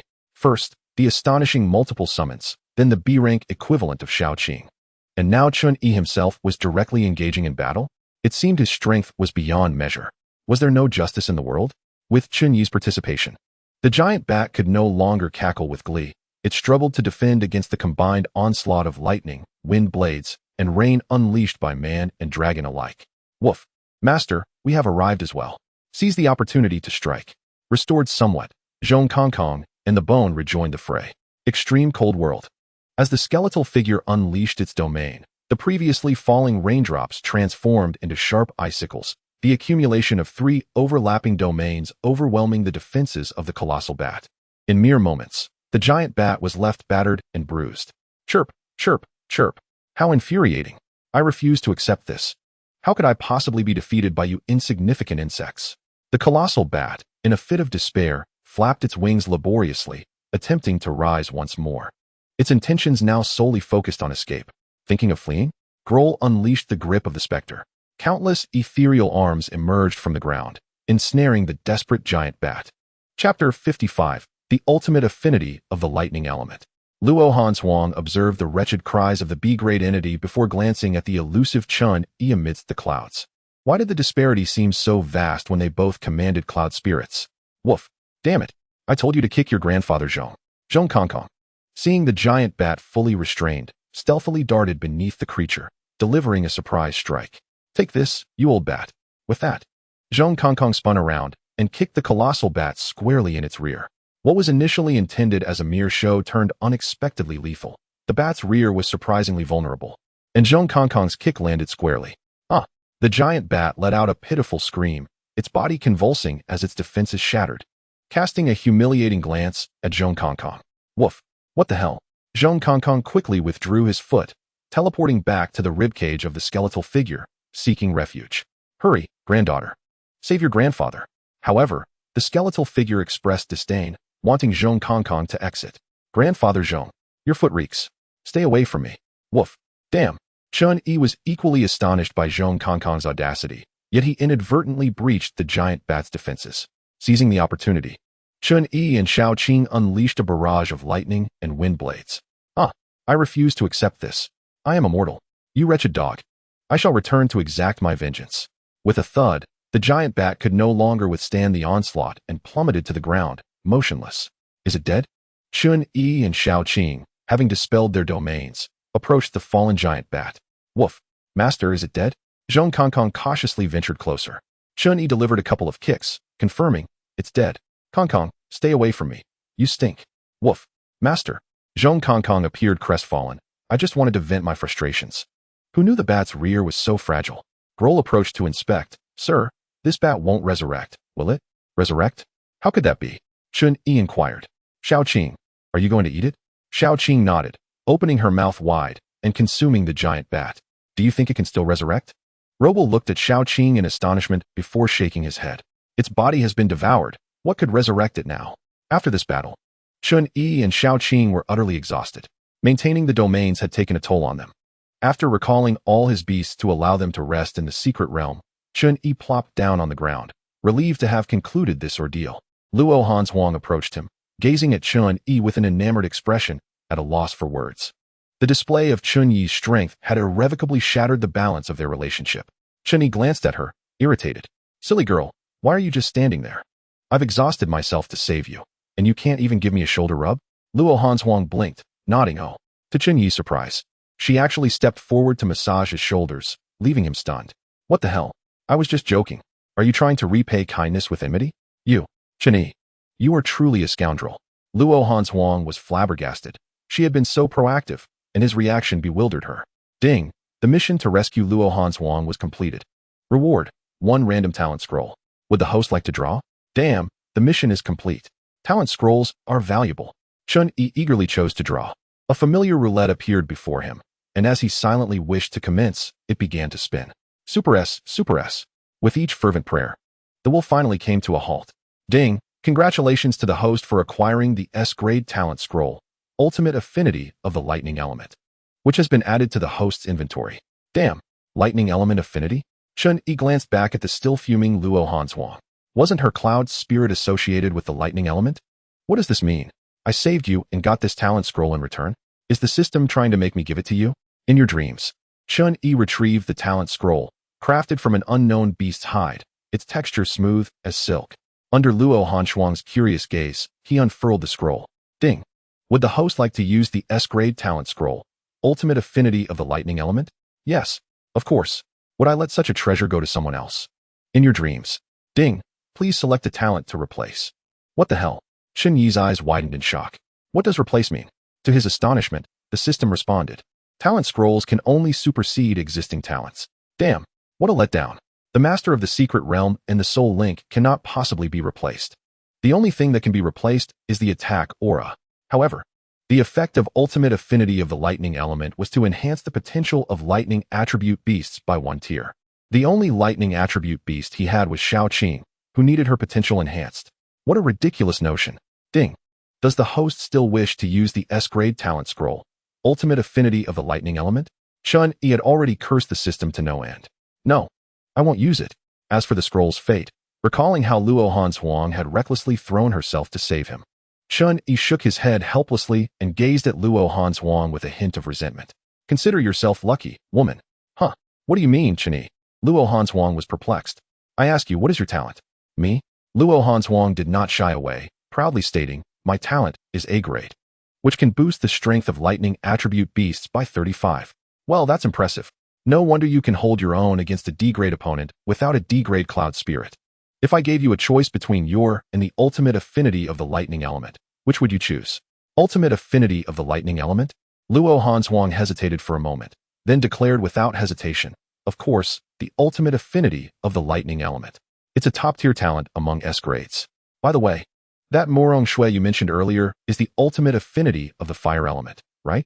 Chun Yi waved his hand dismissively. Don't bring up that wretched woman. She'll regret it sooner or later. Looking at Chun Yi, Luo Hanswang couldn't help but feel pity for Morong Shui. There was no need to wait. If Chun Yi revealed his earlier strength before her, she would likely be regretting it deeply right now. If, and I emphasize if, I offered you an opportunity to comprehend the ultimate affinity of the lightning element, how much would you be willing to pay? Money? Luo Hanswang chuckled. Can money even buy that? If such an opportunity truly existed, my family would probably exhaust all their savings to secure it for me. All your savings? Chapter 56. Return. Indeed. All of it. Luo Hanswang nodded. All right. Deal. Luo Hanswang looked puzzled. Deal for what? Without further ado, Chen Yi tossed her the S-grade talent scroll. Open it. Confused, Luo Hanswang examined the scroll before unfurling it. Unlike Chun Yi's experience, the moment she opened it, the scroll transformed into a stream of light and fused into her body. Luo Hanswang was initially startled, letting out a gasp, but soon seemed to sense something amiss and hurriedly retrieved her identification card for inspection. Upon examining it, she was left utterly dumbfounded. The talent section now displayed an astonishing S-rank talent, with an exceptional affinity for the lightning element.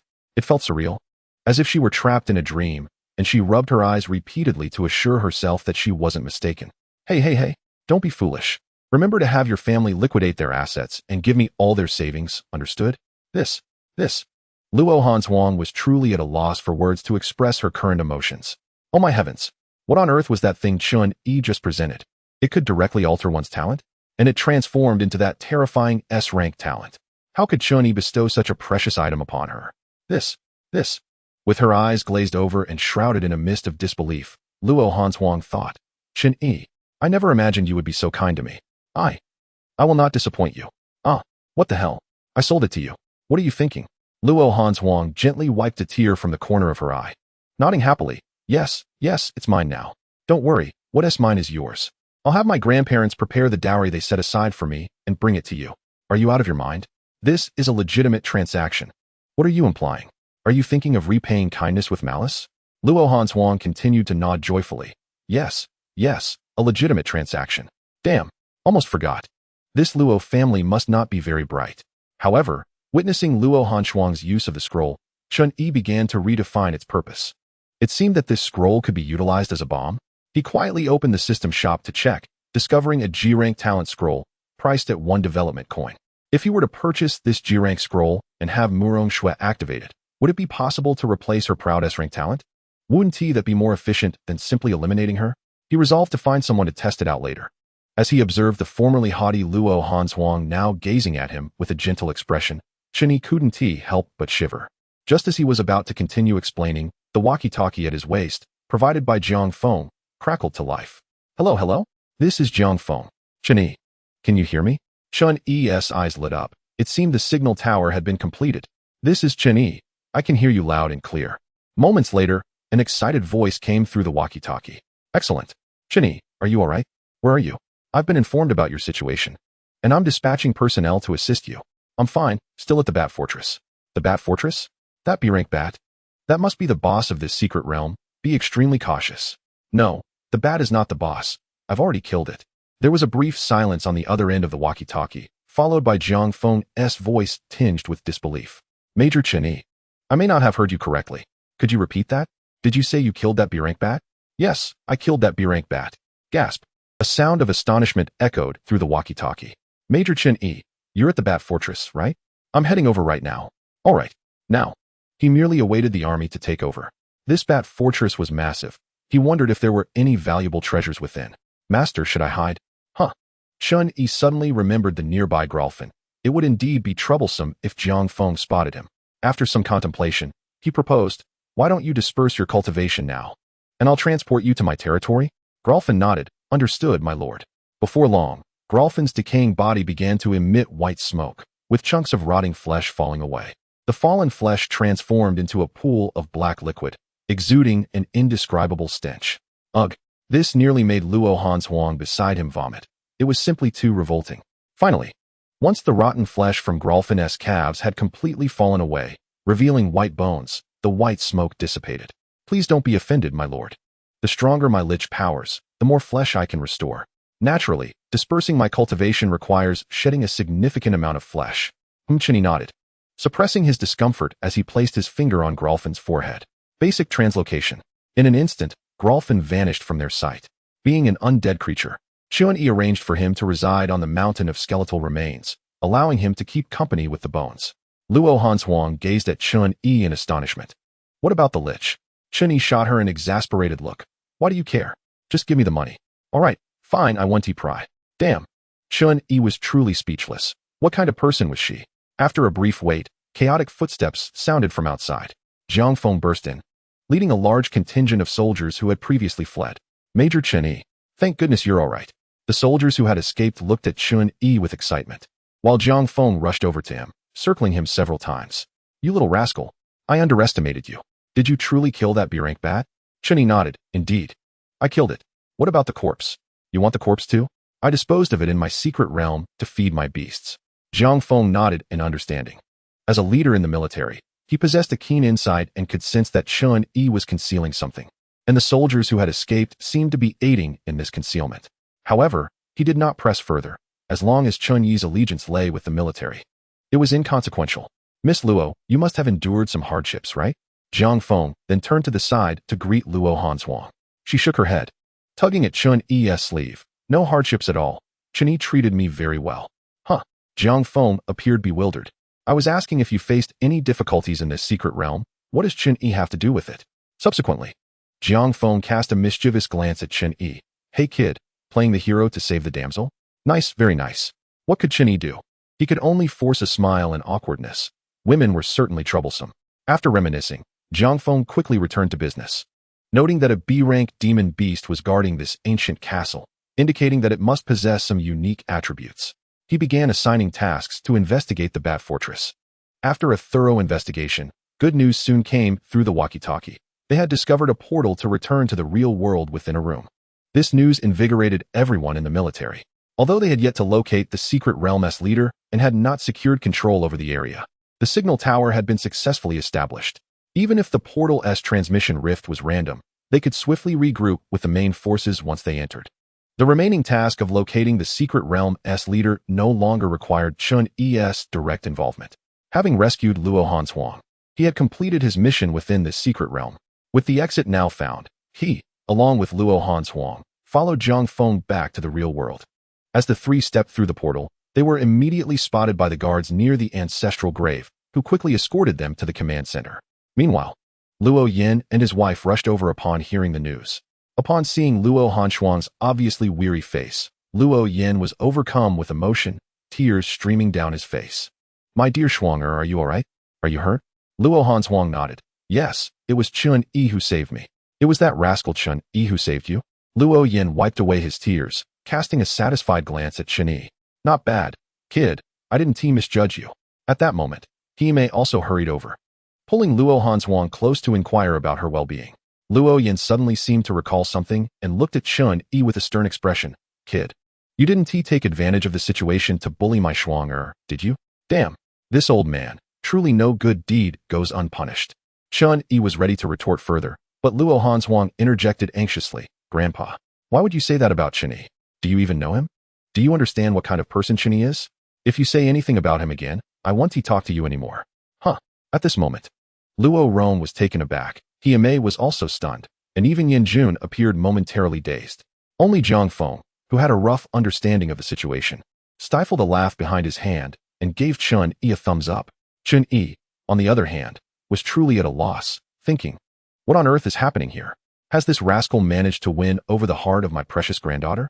Although he too had intended to play matchmaker, for some reason, the reality of it left him feeling quite unsettled. However, the one who appeared most satisfied with the outcome was Hime, who cast an appreciative glance at Chun-Yi before continuing her warm exchange with Luo Hanshuang. This left Luo Rong feeling rather humiliated, and he shot an irritable glance at Chun-Yi, saying, You little rascal, we need to have a word later. Chun-Yi, observing Luo Rong's expression, felt an urge to curse. Was this a veiled threat? If you take the lead, don't blame me for following suit.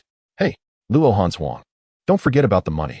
Upon hearing this, Luo Hanshuang, who was still conversing with Hime, nodded and approached Luo Rong. Grandfather, I remember you promised me a substantial dowry, didn't you? Luo Rong nodded, affectionately saying, of course. You are my most treasured granddaughter. Rest assured, the dowry I prepare for you will undoubtedly meet your expectations. Luo Hanshuang immediately beamed, replying, that is wonderful. Seeing her smile brought great joy to Luo Rong, who chuckled. Now you see how fortunate you are to have this grandfather. Grandfather, give me the entire dowry. Luo Rong was still basking in his joy when he was once again taken aback. What do you need the dowry for? Hurry up and give it to me. I want to give it to Chen-Yi. What? Hime frowned at this, while Yan Jun was equally astonished. Jiang Feng couldn't help but raise both hands. Giving Chen-Yi 2 thumbs up, there was no denying it. Luo Rong's mouth hung open, as if he could fit 2 eggs inside. My granddaughter. What kind of outrageous talk is this? Should I record this for you to listen to later? Bat-winged Sky Dragon. With Luo Rong's furious summons, an A-level bat-winged Sky Dragon materialized above Chen-Yi. Seize this rascal. How dare he feed my granddaughter a potion of confusion? Grandfather. Old Luo. What the hell? Is this old man really angry? Chen-Yi thought to himself. What happened to the promise of my entire inheritance? Is he about to go back on his word? However, he certainly couldn't afford to offend an A-level beast. Chen-Yi hurriedly sought refuge beside Yan Jun. Commander, save me. This old Luo is going back on his word. He is truly untrustworthy. Am I going back on my word? You little rascal. Today, I'm going to teach you a lesson. Grandfather, if you dare lay a finger on Chen-Yi, you will lose me as your granddaughter. Frost you. The atmosphere became exceedingly awkward, rivaling that of a battlefield. It was Hime who finally broke the stalemate. All right, Frost, don't speak for now. Old Luo, come here. Let Frost explain what exactly happened. Yan Jun cleared his throat twice. I want to interfere in your family matters. Jiang Feng, come with me. We need to discuss some affairs within the secret realm. Understood. Commander. As Hime led Luo Hanshuang and Luo Rong aside, neither Yan Jun nor Jiang Feng called for Chen-Yi to join them. Chen-Yi, feeling helpless, found a spot to sit down and rest. Inside the military tent, Jiang Feng detailed the events occurring within the secret realm to Yan Jun, who grew increasingly astonished as he listened. Wait a moment. Are you saying that Chen-Yi, the one outside, single-handedly killed a B-level beast? Jiang Feng nodded. You don't believe it? Had I not witnessed it with my own eyes, I wouldn't believe it either. Yan Jun fell into silence, utterly flabbergasted. After a long pause, he finally managed a wry smile. Who would have thought we truly summoned an exceptional major general this time? Commander, if Chen-Yi grows stronger, wouldn't that be beneficial for us? Jiang Feng asked, confused. Yan Jun sighed in exasperation. Have you considered how young Chen-Yi is? Our unit may not be able to accommodate such a formidable figure. Jiang Feng began to comprehend Yan Jun's concerns, falling silent. Jiang Feng, didn't you mention that Chen-Yi saved 100 soldiers? Do those soldiers wish to join him? Indeed, they approached me privately to discuss it. Good. Inform them that I approve. Henceforth, they shall be Chen-Yi's soldiers, completely under his command, and they need not remain in the army at all times. Isn't that against protocol? Protocol? If it allows Chen-Yi to feel a sense of belonging, then bending the rules is inconsequential. Yes, Commander. Meanwhile, Luo Rong was staring at Luo Hanshuang with an incredulous expression. Frost, your grandfather dotes on you, but I want to indulge you blindly. Tell me what exactly Chen-Yi has done to you. Grandfather, I told you not to suspect Chen-Yi. Frost. Hime immediately scolded her. Finally, Luo Hanshuang produced her identification card. Grandfather, grandmother, you can see for yourselves. This is what Chen-Yi has given me. Both elders hastily took hold of Luo Hanshuang's identification card. After a brief glance, their eyes widened in shock, and even the composed Hime gaped in disbelief. Chapter 58, I'll go retrieve your dowry. Frost, what is the meaning of this? Luo Hanshuang smiled. I can't divulge specifics as I promised Chen-Yi, but I can tell you that after using a scroll he gave me, my talent was transformed. Not only Luo Rong, but Hime too was nearly speechless, astonished at the notion of a scroll that could alter one's talent. As the president of the Beastmaster Alliance of Jiangnan Province, she had never heard of such a thing, and to change it to an S-level talent was simply unfathomable. What do you think, grandmother? Do you still dare say that Chen-Yi treats me poorly? To ensure my peace of mind, he even claimed he sold it to me for our entire family fortune. You agreed? Hime asked, slightly at a loss for words. Is there a possibility that he was serious? Of course I agreed. At this moment, Luo Rong finally grasped the situation and wordlessly headed outside. Grandfather, where are you going? Luo Rome turned around, saying helplessly, to fetch your dowry. Neither He Mei nor Luo Hanshuang attempted to stop him, allowing Luo Rome to return home alone. Frost, for your sake and Chun Yi-'s. You must keep this talent transformation a secret, even from your parents. He Mei felt a mix of joy and concern. Should the true power of this miraculous method be discovered by the prominent figures in the capital, it could unleash a storm of chaos. Understood, grandmother. Let us go find Chun Yi. Our family owes him far too much. Still feeling bored, Chun Yi was somewhat disheartened as he watched Luo Hanshuang and He Mei approach. Unsure if he would ever see that money. Little Chun, I want to pry into the specifics. I know the gravity of the situation. I want to express my gratitude on behalf of the entire Luo family for granting such a precious opportunity to Frost. He Mei began with a flurry of compliments. Seriously, am I being bullied by an A-level? Chun Yi felt embarrassed and said, Grandma He, I sold it to Luo Hanshuang. I know, we've discussed it. Our most precious asset is Frost, so you must treat her well. What the hell? I really want to back out. Grandma He, isn't that inappropriate? How can Luo Hanshuang be compared to money? I need the money. With money, I can buy elixirs, and right now, I'm supporting a big eater. Chun Yi lamented. What use is Luo Hanshuang to me? Unfortunately, He Mei seemed to misunderstand, saying, It's all right. This is also Frost's own choice. I hope you two young people can enjoy a good life together. With that, He Mei directly took Chun Yi and Luo Hanshuang's hands and placed them together. This left Chun Yi in an agonizing predicament, utterly bewildered by the situation. What is going on here? Are you forcing me into a relationship? He hurriedly withdrew his hand. Grandma He, you've really misunderstood. All right, little Chun, there's no need to be shy. When you have time, come to the Alliance office. I'll return your 2% shares of the Dragon Chamber of Commerce to you, considering it as a dowry for Frost. You're returning my shares? That is fantastic. The Dragon Chamber of Commerce is currently thriving, raking in profits daily. With the assets of the Luo family now beyond reach, reclaiming one's shares would suffice. After Chun Yi agreed, He Mei quickly took Luo Hanshuang away. She needed to return promptly to assess the effects of her S-class talent. Once they had departed, Yin Jun approached with Jiang Feng. Major General Chun Yi, you are quite the surprise. Your prowess in courting young ladies is remarkable. I have watched this young lady from the Luo family grow up, yet you have managed to capture her heart so thoroughly, Yin Jun remarked, visibly impressed. Commander Yin, how can you utter such words? This is truly a misunderstanding, Chun Yi replied. All right, I shan't meddle in the affairs of the youth. I've heard about your performance from Jiang Feng. It was commendable. Could it have been otherwise? I did slay a B-class beast and saved over 100 lives. Chun Yi retorted. Since you are the master of the Dragon Chamber of Commerce, would you be interested in further collaboration with the military? Yin Jun inquired. Naturally. Chun Yi would not overlook such a lucrative opportunity.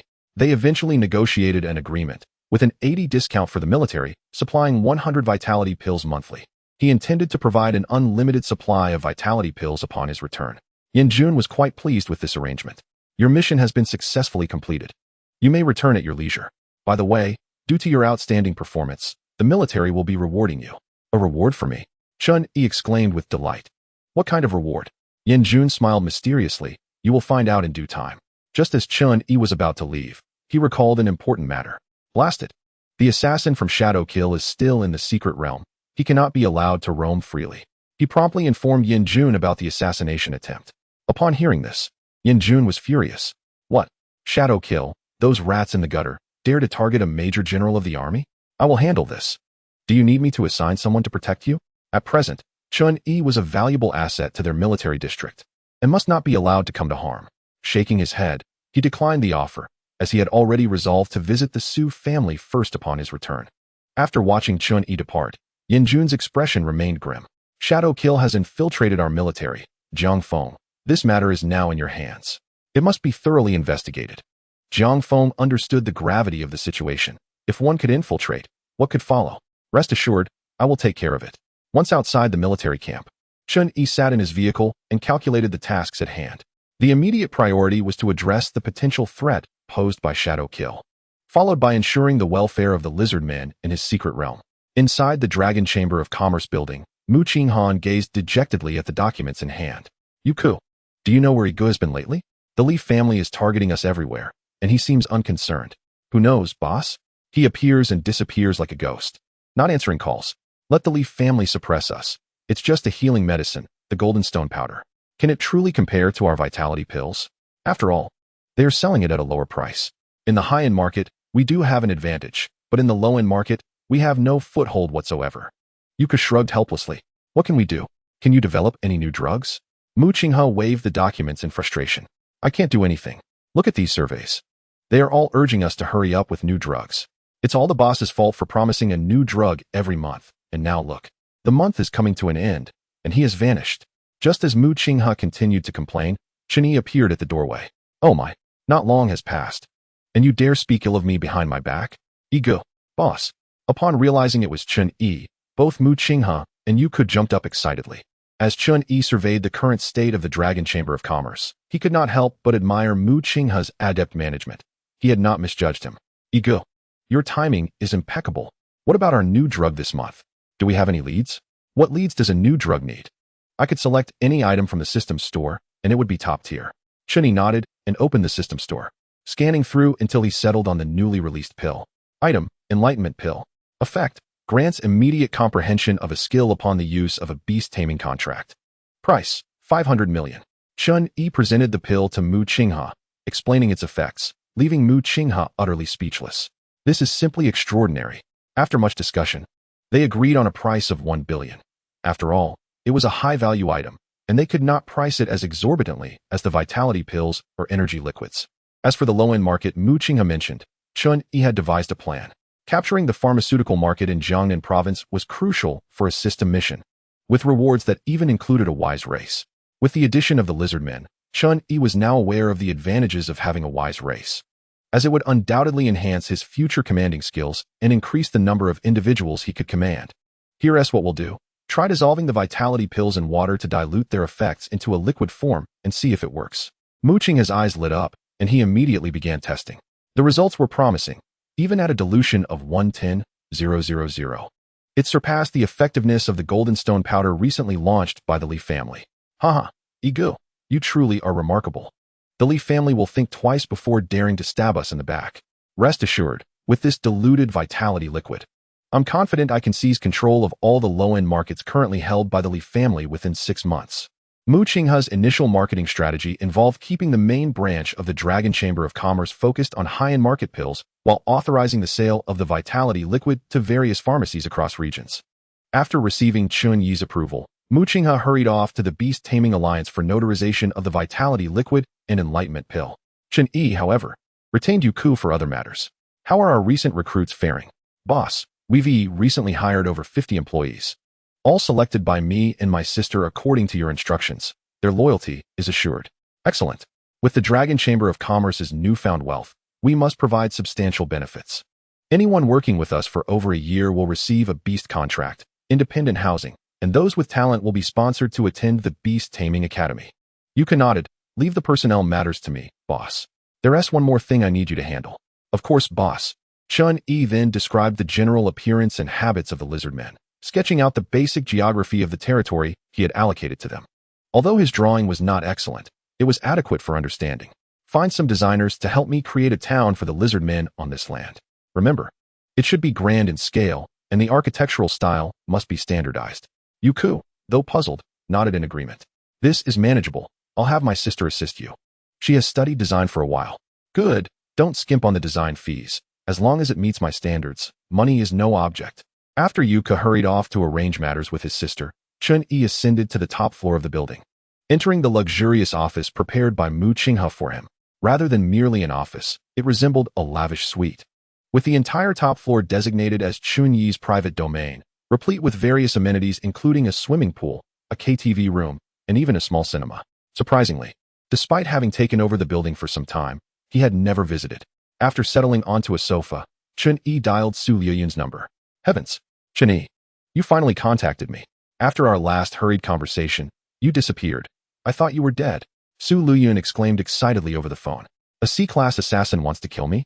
You underestimate me far too much. Do you have time to meet at the top floor of the Shenlong Chamber of Commerce? I have matters to discuss with you. Su Liyun was naturally aware that the Shenlong Chamber belonged to Chen Yi, thus he was not taken aback. A face-to-face meeting? Very well. Since your disappearance, the Su family has lowered their guard. Have you decided to make your move? Indeed. On the other end of the line, Su Liyun's voice was noticeably invigorated. Excellent. Wait for me. I shall be there shortly. A few hours later, Su Luyun appeared at the pinnacle of the Shenlong Tower. Upon his emergence, he seemed rejuvenated. After bidding farewell to Su Luyun, Chun Yi poured himself a glass of water and gazed towards the Su family's direction from the floor-to-ceiling window. Su family, your harbinger of death has returned. Having resolved to act decisively the following night, Chun Yi first returned to his secret realm. He needed to summon Gralfin. The more strength he amassed, the greater his chances of success. After all, he was about to confront an entire family. One must exert full force when hunting a lion, even if it is merely a rabbit. In the secret realm, Xiaoqing and Zhong Kongkong were resting outdoors atop the main peak, while Carl and Sif led their lizard kin in fervent construction efforts. Meanwhile, Baigu had excavated a deep cave within Bone Mountain, where he now lay resting. And Gralfin had fashioned a makeshift dwelling of bones at the entrance to Baigu's cave, taking residence within. With absolute authority, Chun Yi materialized before Gralfin's bone abode. The instant Chun Yi arrived, Gralfin sensed his presence and hurried out to greet him. Thanks to the transferred contract, his loyalty was now beyond doubt. My lord, you have arrived. Yes, Gralfin, I require your strength. Tomorrow night, I shall initiate a massacre. Indeed, a massacre it would be. If the Su family's might is merely rated C, then it is undoubtedly a slaughter.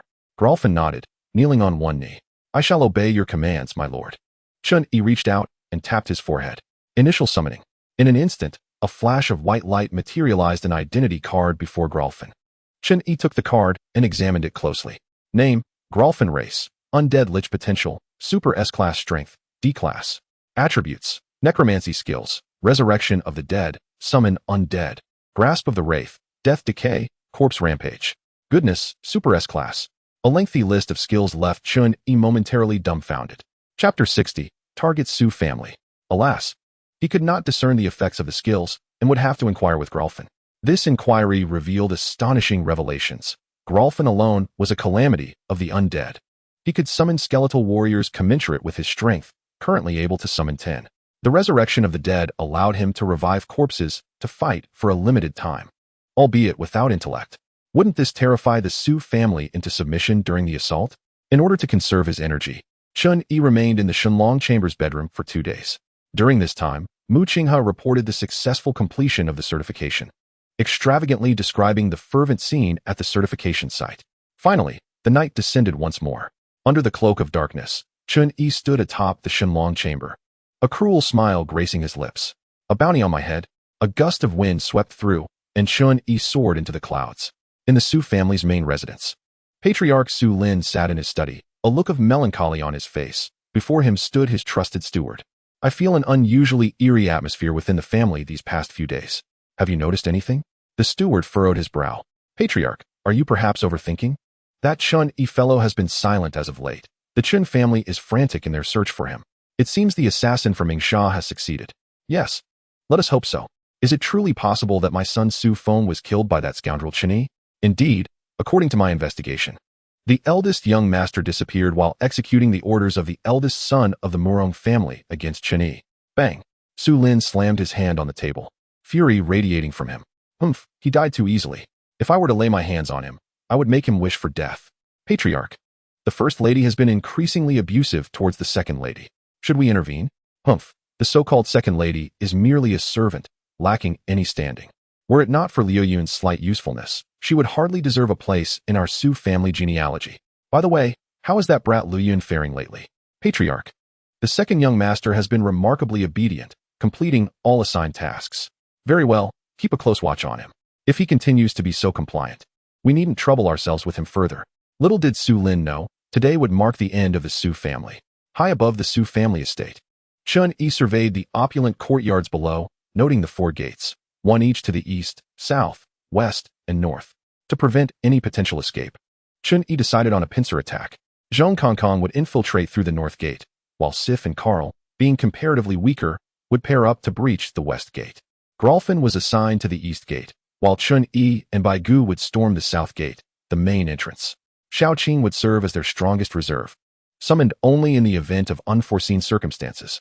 Once their respective targets were determined, Chun Yi summoned his beasts and positioned them at their designated entry points. Finally, he mounted Baigu and approached the main entrance. A merciless slaughter commenced in the darkness. Boom!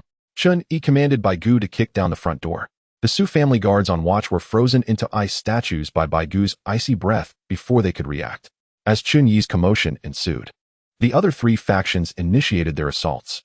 Zhong Kongkong darted through the shadows, appearing uncannily in the Su family members' chambers, sinking his fangs into the neck of an unsuspecting sleeper. Next came another. Sif and Carl, mirroring Chun Yi's frontal charge, pressed on with Sif's healing support, while Carl, like a berserker, swung his great sword ferociously against the Su family members and their beasts. Most terrifying of all was Gralfin. Those he felled would rise again, like zombies, to continue their assault on their kin. Meanwhile, Chun Yi's icy breath had transformed the entire southern gate area into a winter wonderland. The commotion naturally roused Su Lin, who was conversing with the steward in his study. Frowning, Su Lin inquired, "Steward, what is happening outside?" The steward, equally perplexed, replied, "I do not know. I shall go and investigate." "Very well, go." Just as the steward prepared to step out, a frantic family member burst into the study. "Patriarch, it is dire. Intruders have breached our Su family." Su Lin was taken aback, his expression darkening. "What did you say? Who dares to invade my Su family?" "Patriarch, you must see for yourself. The intruders are nearly at the plaza. The family members are suffering terribly." "What? Who is so audacious? What of the guardians?" "I do not know. Intruders have appeared from all directions, and the guardians are all dead." "What?" Realizing the gravity of the situation, Su Lin sprang into action. "Quick! Notify everyone to prepare for battle." "There is no need to notify them. It would be futile. The Su family will surely perish tonight." Su Luyun appeared cheerfully at the doorway of the study. Su Lin, upon seeing him, exploded in rage. "Su Luyun, what nonsense are you spouting? Go and fight." "Fight? Why should we fight? I have stated that the Su family will perish tonight." "You. Very well. It was you who sought them out." Boom. Another thunderous crash resounded. As the wall of the study erupted, Baigu's dragon head poking through. "The master has arrived." "Very well, you stay outside." Chun Yi then leisurely strolled inside, fixing his gaze on Su Lin. "So, you are the patriarch of the Su family?" Su Lin stared at Chun Yi. "Who are you? Are you the one who led the night raid on my Su family?" "Damn it, you audacious cur. How dare you issue a manhunt for me and question my identity?" "Manhunt for you?" Su Lin was momentarily taken aback before a realization dawned upon him. You are Chun Yi? Indeed, when you initiated the manhunt. Did you ever anticipate this day would come?" Chun Yi responded, a hint of triumph in his voice, seemingly struck by a sudden thought. Su Lin furiously pointed at Su Luyun. "It was you. How dare you collude with the enemy and betray the Su family? After all I have done for you and your mother." Su Luyun let out a cold snort. "After all you've done for us? Su, do you have no shame in uttering such words?" Su Lin's gaze shifted between the two. "Where are the other family members? Where's my wife? Why did it take so long for anyone to come to warn us?" "Your family members? They are all outside," Chun Yi replied, moving to the window and drawing back the curtains. Outside, the courtyard was teeming with Su family members, but they were grotesquely disfigured, missing limbs, some even lacking heads, swaying about like the undead. The apocalyptic scene sent Su Lin staggering back in horror. "No, this cannot be. Chun Yi, you are but a fledgling. How could you possess such power?" Chapter 61. Betrayal and Su Luyun's scheme. "Your ignorance is astounding. Are you prepared to meet your demise? Head of the Su family?" Su Lin, consumed by rage, laughed maniacally. "Ah, Chun Yi, Su Luyun, I will remember both of you. But do you truly think you have me cornered? Have you forgotten that I am in C-rank Beastmaster?" In an instant, 3 horned bulls were summoned by Su Lin. "Humph, these 3 bulls are siblings from the same brood. Combined, even a B-rank beast would think twice before challenging them. Steward, call the Morong family and inform them of this situation. Chun Yi, you are doomed." "Oh, is that so?" Chun Yi clapped his hands. Soon after, a woman was forcibly brought in, bound tightly by Carl. "Su, if you dare lay a finger on me, I will kill your wife right now." "Wife?" Carl also complied by removing the gag from the Su matriarch's mouth. Master, save me. It was Su Luyun. This wretched child brought them here." Su Luyun wasted no time, delivering 2 sharp slaps to the matriarch. "Who are you calling a wretched child? You, how dare you strike me? Wretched child. I will kill you. I will slay your lowly mother." The matriarch's face twisted in rage as she screamed at Su Luyun. Chun Yi cast a disdainful glance at Su Lin. "Tell me, Su Lin, how could you ever find this wretch appealing?" Su Lin's face turned ashen. "Steward, have you connected the call?" The steward pointed at the phone. "Master, there is no signal." "No signal? How is that possible?" Su Luyun chuckled. "What? Do you still hope to send a warning? Rest assured, I have already installed numerous signal jammers throughout our estate to ensure your demise is peaceful." "What? Impossible." My Su family is vast. To block signals here would require an extensive network of jammers. Such a large operation could never go unnoticed. Of course, we owe Uncle Kuan a debt of gratitude for his assistance. Uncle Kuan. Su Lin turned sharply to the steward. Xie Kuan, you two have betrayed me? Xie Kuan, no longer concealing his true feelings, looked at Su Lin with a blank expression. Master, you can only blame yourself for being so heartless. What do you mean, Master? Su Feng is indeed the eldest son, but Lu Yun is also your son, the legitimate second son of the Su family. Now he has proven his talent is no less than that of the deceased eldest son. Yet, why does he still receive treatment inferior to that of a servant? And what of it? Su Lin snapped. How I treat my son is none of your concern. Xie Kuan shook his head, sighed, and stepped forward to Su Luyun. But the second son is the one I raised. You. Su Lin was speechless. I had you monitor him. How could you have developed genuine feelings? With another sigh, Xie Kuan glanced at Su Luyun. Second son, I leave this to you. I will go attend to the matriarch. Thank you, Uncle Kuan. Please help me comfort my mother for now. Certainly. Xie Kuan, you scoundrel. I wasted my trust on you. And you, Su Luyun, I never imagined you possessed such cunning. Do you seek my life? With what strength? With that, Su Lin angrily commanded the three horned bulls to charge at both Su Luyun and Chen Yi. Master, be careful.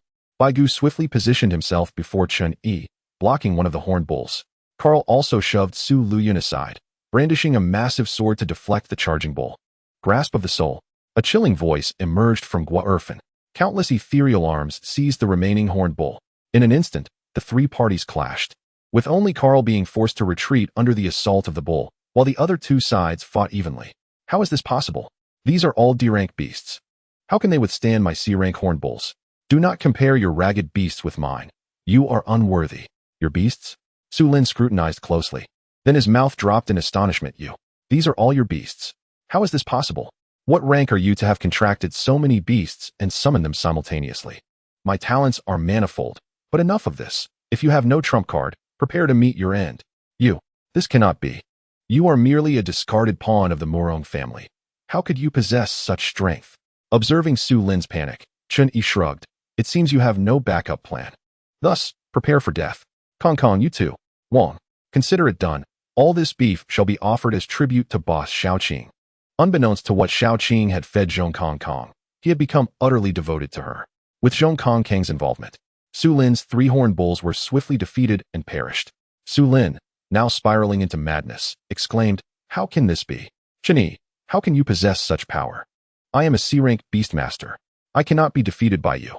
I refuse to accept this. There is no use lamenting now. Do you have anything else to say? If not, you may meet your demise. Chen Yi, do not be so smug. The Murong family will not spare you. Do you think killing me will absolve you of consequences? Ha! The Murong family, that esteemed figure, will not let you go. I will await you in the underworld. Ha! To hell with you. Kong, end him. Wang, understood. Zhong Kong leaped forth, sinking his teeth into Su Lin's neck. With a crunch, blood slowly seeped from Su Lin's mouth as he let out a final, pitiful cry before succumbing to death. Master, the Su matriarch, witnessing Su Lin's tragic fate, was so terrified she wet herself, a foul odor permeating the study. Chen Yi approached Su Luyun, glancing at the matriarch's terrified countenance. So, what do you plan to do with her? Spare me. Su Luyun, I am willing to apologize to your mother. I can kneel. I will do anything you ask. The matriarch pleaded desperately, eyes fixed on Su Luyun. Regrettably, Su Luyun paid her no heed, casting a cold glance at Su Lin's corpse before turning to the matriarch with a cruel smile. Spare you? For over a decade, have you spared my mother? She has demeaned herself before you. Did you ever show her mercy? I was wrong. I deserve to die. I can apologize. I can kneel before your mother. Spare me. Ignoring her pleas, Su Luyun turned to Chen Yi. Is there a way to ensure she longs for death, yet cannot attain it? I wish for her to suffer before she passes. Chen Yi regarded Su Luyun with appreciation. This young man was precisely the type of talent he needed among his ranks. Indeed, I can assure you, she will beg you to end her suffering. Chapter 62. Ensuring the Su matriarch's life is a living hell. What method? As Su Luyun gazed at Chen Yi with eager anticipation, Chen Yi responded with a grin, leaning closer to whisper explanations into his ear. Excellent. Marvelous. Truly, you are commendable. Luyun, so is this necessary? Su Luyun firmly nodded, exclaiming, Yes. I want that wretched person who bullied my mother to regret ever entering this world. Observing the two plotting unabashedly in her presence, The fear within the First Lady was beyond articulation, and she had already lost control over her bodily functions. Subsequently, Chun-Yi commanded Carl to pry open the First Lady's mouth. He then instructed Grohl to resurrect several cockroaches, allowing them to crawl into the First Lady's body to gnaw at her insides. No, no, kill me. I beg you, in my life. At this moment, the First Lady was utterly dumbfounded, consumed by endless terror, yet bound by Carl. She could not even take her own life. As she felt the cockroaches incessantly feasting on her innards, the combination of fear and pain contorted her face. Finally, the cockroaches gnawed through her abdomen and crawled out. The First Lady, feeling a sense of relief, thought, "Am I finally going to die? Please, just kill me." Chun-Yi exchanged a glance with Shifu. Though she felt a twinge of compassion, she understood that good deeds are rewarded and evil deeds are punished. This was the retribution the First Lady had accumulated over the years. A cascade of pure light enveloped the First Lady, and her previously shattered insides were instantaneously restored. In shock, she sensed the strange changes within her body. And as she looked at Chun-Yi, terror etched deeper into her features. "Demon, you are a demon. Kill me. I implore you, in my life." Ugh. The cockroaches once again burrowed into the First Lady's mouth. This cycle continued for dozens of iterations before Chun-Yi finally turned to Su Luyun and asked, "Are you satisfied now?" Sighing, Su Luyun closed his eyes, tears streaming down his cheeks. "That's enough. Kill her." "All right." Upon hearing this, the First Lady's distorted face screamed in desperation, "Kill me. Please, in my life." Crack. Carl's powerful arms swiftly snapped her neck, granting her wish. Subsequently, Chun-Yi discarded all the Su family corpses into the secret realm, allowing the lizard men within to pile them up and incinerate them to ashes. After concluding all matters, Chun-Yi retracted his summoned beasts and strode confidently out of the Su family estate with Su Luyun.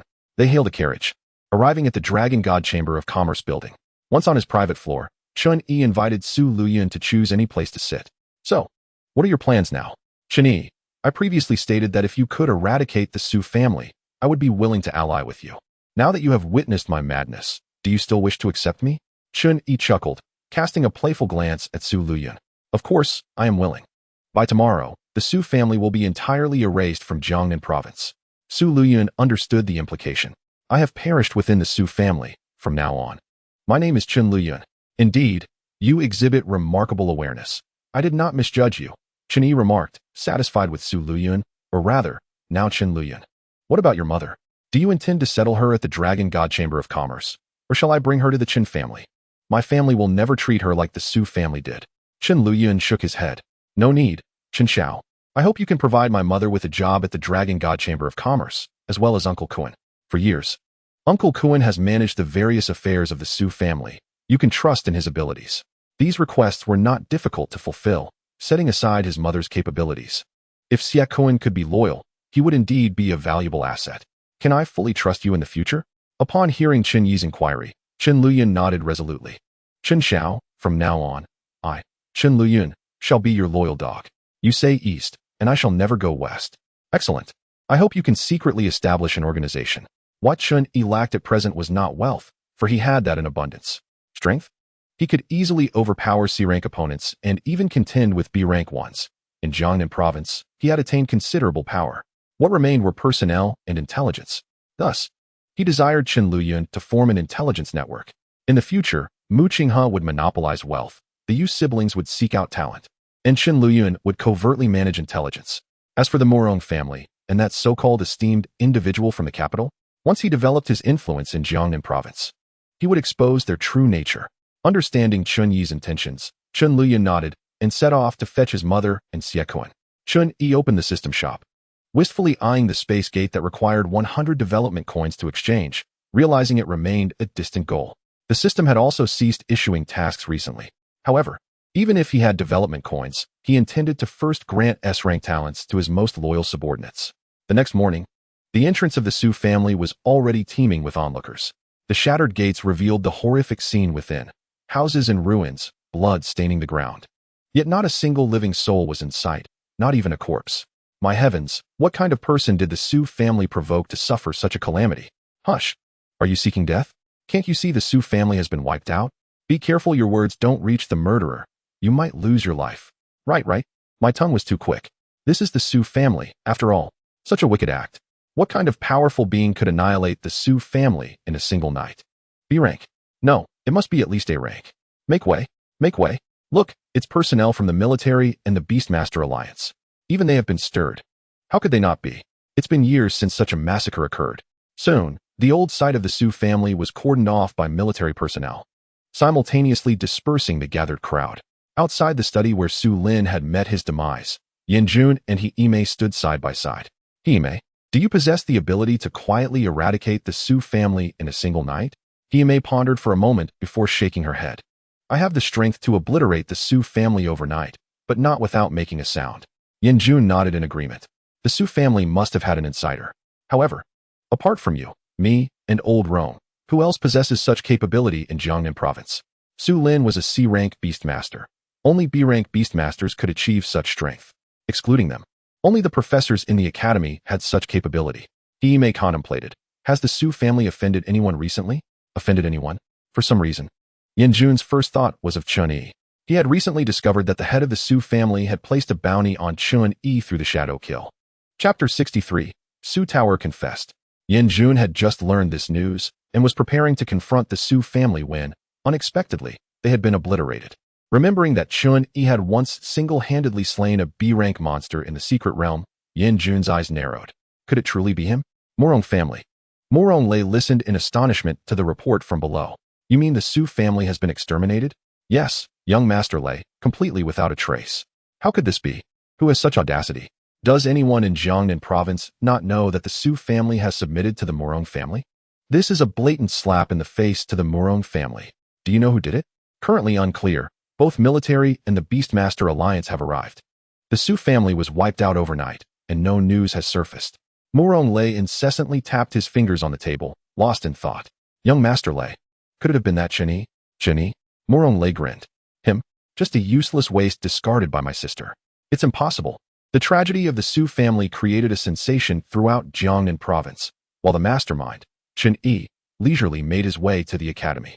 After all, Old Rong had personally called him over. An A-rank figure was not to be trifled with, especially since he was supposed to be the creditor. Upon arriving at Luo Rong's office, Chen-Yi, displaying no hesitation, boldly settled himself onto a plush sofa. Old Luo, what brings you to summon me? He inquired. Luo Rong. Taken aback, shot back. How dare you ask what I want? It's already halfway through the semester, and you have graced us with only a single day of attendance. And on that day, you even ended up thrashing the teacher. What do you expect me to say? Chen-Yi, unfazed, mused to himself that he had assumed the matter was about repaying a debt, only to find it was regarding his attendance in class, given his current prowess. Attending class seemed trivial. Acknowledging Chun-Yi's indifferent demeanor, Luo Rong, in a moment of resignation, tossed him a bank card. Here, the password is the birthday of Frost. It's her dowry. You may as well take it. Really? But wait. How am I supposed to know when Luo Han Frost's birthday is? Chun-Yi exclaimed, glancing at the card with exasperation. Luo Rong, equally vexed, retorted, well, why don't you just ask her? All right, fine. Chen-Yi conceded, his curiosity piqued. How much is in here? Luo Rong replied with a frown. It's the entirety of my life savings. If you, the wealthy overlord of the Shanlong Merchant Association, find it unworthy, so be it. With that, he made a move to reclaim the card. Wait, I do find it worthy. Chun-Yi hastily stashed the card away. You better treat Frost well from now on. Again with this, Chun-Yi muttered under his breath. Have I not treated her well? She's got an S-level talent. This remark did not escape Luo Rong's ears, who realized that Chun-Yi had indeed provided extraordinary support for his granddaughter. Listen, it's one thing to skip class regularly, but you must attend in the coming days, Luo Rong insisted. Why? Chun-Yi questioned. Luo Rong promptly tossed a paper at him, instructing him to take a look. Chun-Yi examined the document, revealing it to be a promotional flyer announcing a martial arts competition for new students, intended as a midterm assessment. The top 3 contenders would earn the opportunity to represent the academy in Kyoto for the National Freshman Martial Arts Tournament. I know you're hiding your talents well. I hope you can represent our academy in Kyoto, Luo Rong urged. Freshman Martial Arts Tournament? Surely that Morong Shui will participate as well, Chen-Yi thought, a glint of cold determination flashing in his eyes as he resolved to make her regret her actions. All right, I accept. Good, then you must attend the academy every day. The rules cannot be broken, and you need to earn your place in this midterm assessment, Luo Rong emphasized. Ding. Task triggered. Achieve first place in the assessment. Task objective: secure first place in the midterm martial arts evaluation. Task reward: access to the Beastmaster equipment page in the system shop. Ding. Task triggered: achieve first place in the national tournament. Task objective: secure first place in this year's National Freshman Martial Arts Tournament. Task reward: Phoenix Egg. The sudden barrage of system notifications thrilled Chen-Yi. The prospect of acquiring the rare Beastmaster equipment was tantalizing. However, the true source of his excitement was the idea of winning the tournament and claiming the Phoenix Egg. With Xiaoqing's undeniable prowess, even at D level, she could withstand B-level opponents. Surely, a creature synonymous with the divine dragon could not be inferior. Meanwhile, Luo Rong looked on in confusion, wondering why Chen-Yi suddenly appeared to be salivating. Was he losing his mind? Chen-Yi snapped back to reality, wiping his mouth and confidently declaring, "Rest assured, Principal Luo, I am certain of securing first in the midterm martial arts assessment, and likewise in the national tournament." Observing the suddenly invigorated Chen-Yi, Luo Rong found himself at a loss, torn between laughter and concern. "You might be overly ambitious. I reckon you'll easily claim our academy's victory. But the national tournament is a different beast. Merely placing in the top 10 would be a commendable feat undeterred." Chen-Yi scoffed at the notion that anyone else among the new students could rival him in strength. After leaving the principal's office, he decided to immerse himself back into campus life. Having only attended class once, under the guidance of Luo Han Frost, he navigated his way to his classroom using his memory. Upon arrival, he was met with a crowd of students clustered around the door, pointing and whispering. "What is going on? Is there some spectacle to witness?" Chen-Yi mused, pushing his way through the throng. Finally squeezing inside, he beheld a familiar figure. A man kneeling before Su Tower, a bouquet in hand. "Tower, your father has already consented to our relationship. Please be my girlfriend. I will cherish you always." What the? Su Tower is being confessed to? Chen-Yi thought, recognizing the suitor as the same individual he had wagered against during the freshman assessment, Mo Chang. "Come on, Tower.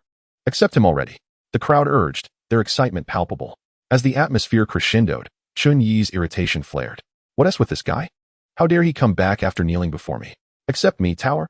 Ever since that day at the assessment, I haven't been able to forget you," Mo Chang pleaded.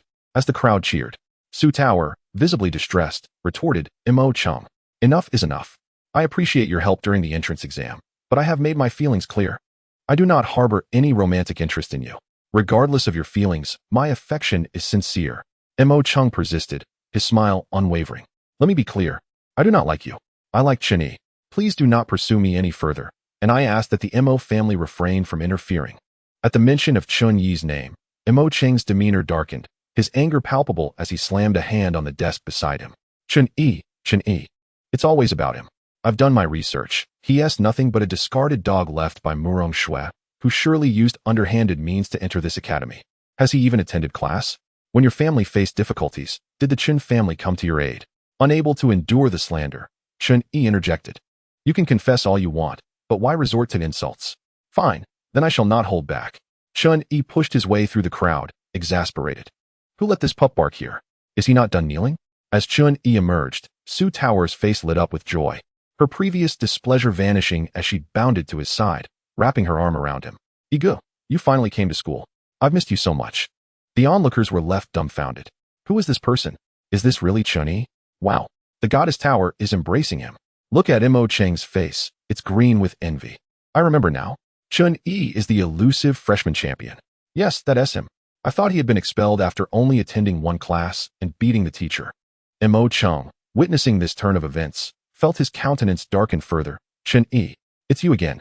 As Chen-Yi disdainfully withdrew his hand from Su Tower, he mockingly remarked, "Isn't it enough for you to kneel? How dare you speak ill of me behind my back?"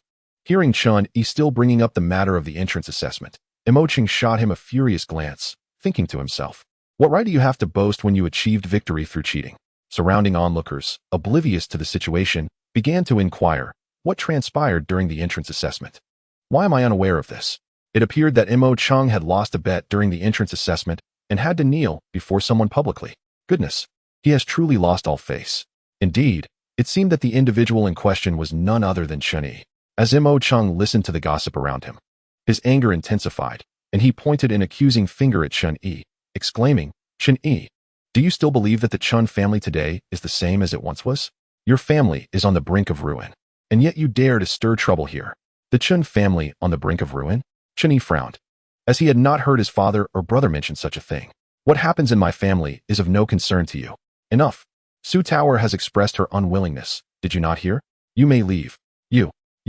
Su Tower, inexplicably, felt an overwhelming sense of security whenever Chun-Yi was near. Listen, Mo Chung, I will not agree to this, so you should leave. Just as Mo Chung was about to explode with rage, a cold voice rang out from outside the classroom. What are you all doing here? Step aside. Do not block my way. It was the lightning goddess, Luo Hanshuang. Quickly, make way for the goddess. In no time, the crowd at the doorway parted to allow her passage. Upon spotting the three arguing individuals within the classroom, Luo Hanshuang felt a surge of joy upon recognizing Chun-Yi, but her expression darkened at the sight of Su Tower by his side. Mo Chung, upon seeing Luo Hanshuang, no longer wished to embarrass himself before such beauty and shot a fierce warning at Chun-Yi, intending to leave. Chun-Yi, you are merely a dog abandoned by Murong Shui. Once your Chen family falls, let us see if you dare to speak to me in such a manner. Suddenly, a dark cloud spirit materialized above the classroom. Luo Hanshuang glared at Mo Chung in fury. What did you just say? How dare you insult Chun-Yi? Mo Chung stood dumbfounded, staring at Luo Hanshuang in disbelief. You, Luo Hanshuang, what do you mean by this? What do I mean? To insult Chun-Yi is tantamount to insulting me, you scoundrel. With that, the cloud spirit unleashed a bolt of lightning at Mo Chung. Mo Cheng's face was instantly charred black, and this was still Luo Hanshuang showing restraint. You, Luo Hanshuang, how dare you lay hands on a student? The onlooking students were in an uproar. Heavens, what is happening? Can someone explain? I want to know too. What did the lightning goddess mean by her words? My goddess. Could it be that the lightning goddess also has feelings for Chun-Yi? This is outrageous. Where did Chun-Yi come from? Luo Hanshuang coldly stared at Mo Chung. If you dare to speak ill of Chun-Yi again, do not think I will merely strike you. I will kill you. Do you believe me? You. It was over. The evidence was irrefutable.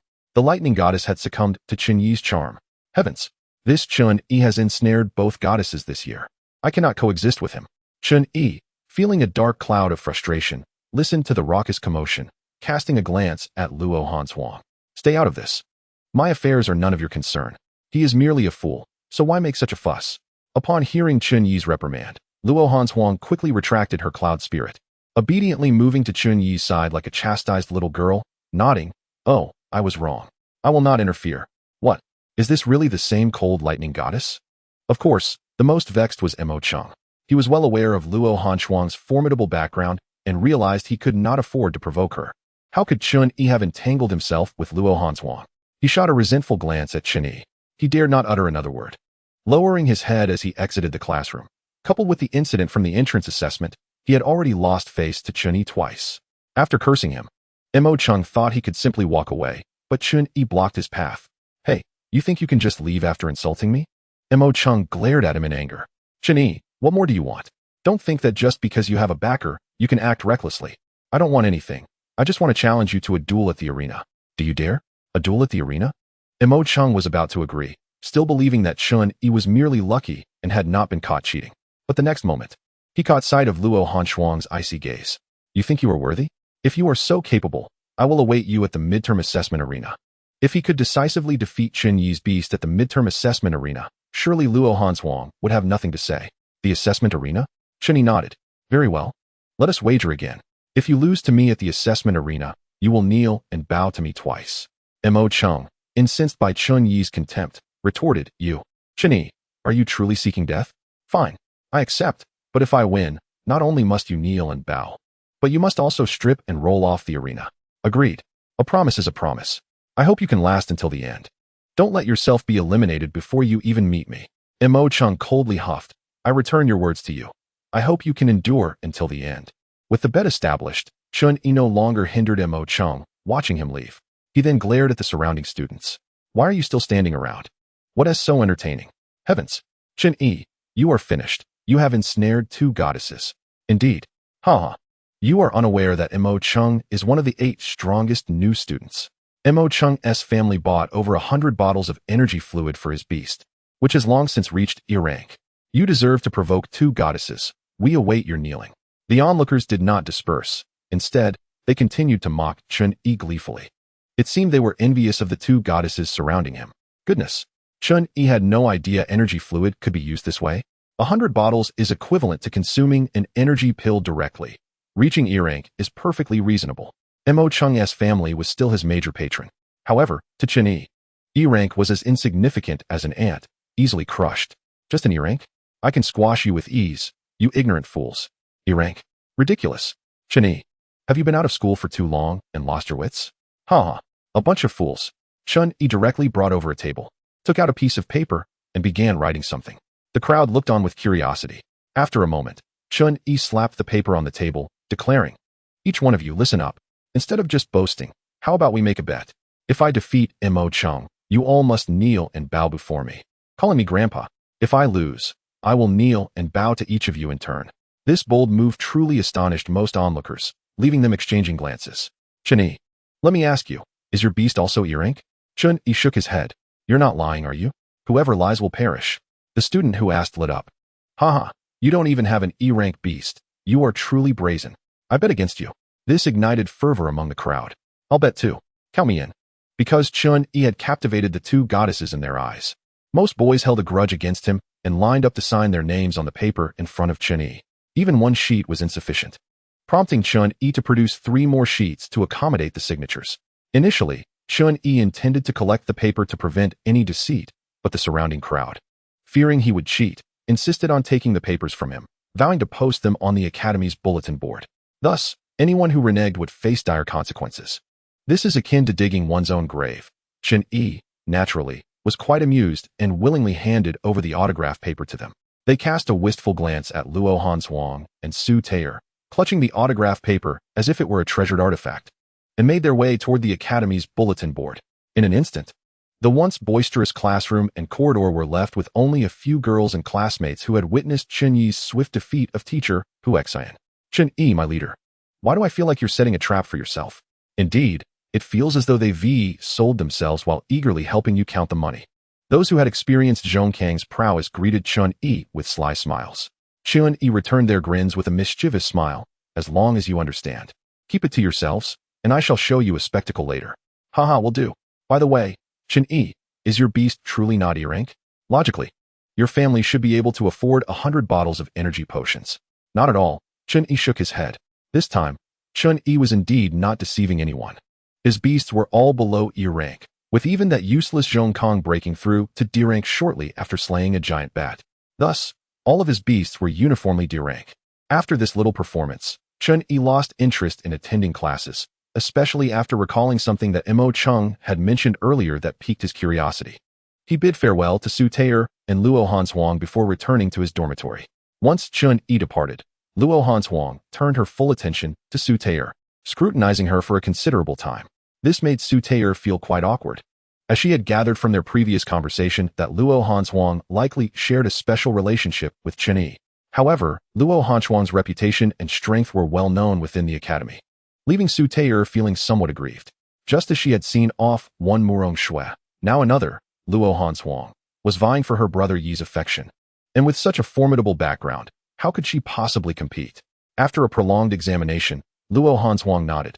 Indeed, you are quite the beauty. Su Tayer was taken aback, not comprehending Luo Hanswang's intent. Your name is Su Tayer, correct? Yes. You also harbor feelings for Chen Yi, don't you? Feelings? Su Tayer bit her lip, realizing that Luo Hanswang genuinely liked Chen Yi. Yes, I do. Luo Hanswang showed no signs of anger. Very well, but allow me to clarify one point. Clarify what? From now on, I am the elder, and you are the younger.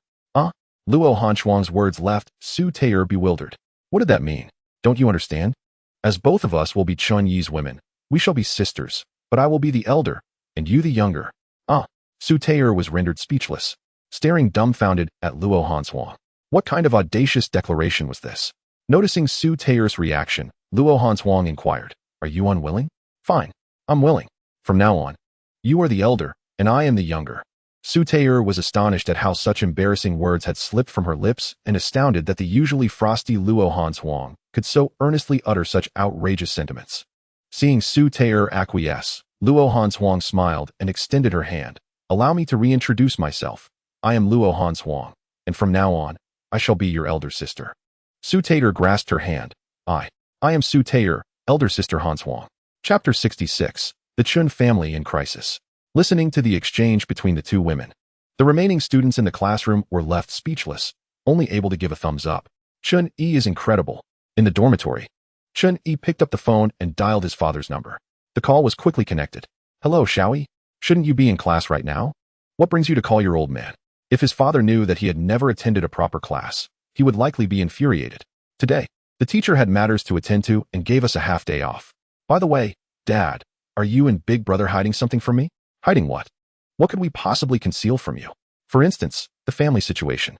I heard that it seems our family is facing difficulties. On the other end, Chen Jinghua's voice conveyed annoyance. What nonsense. Don't listen to idle chatter. Focus on your studies.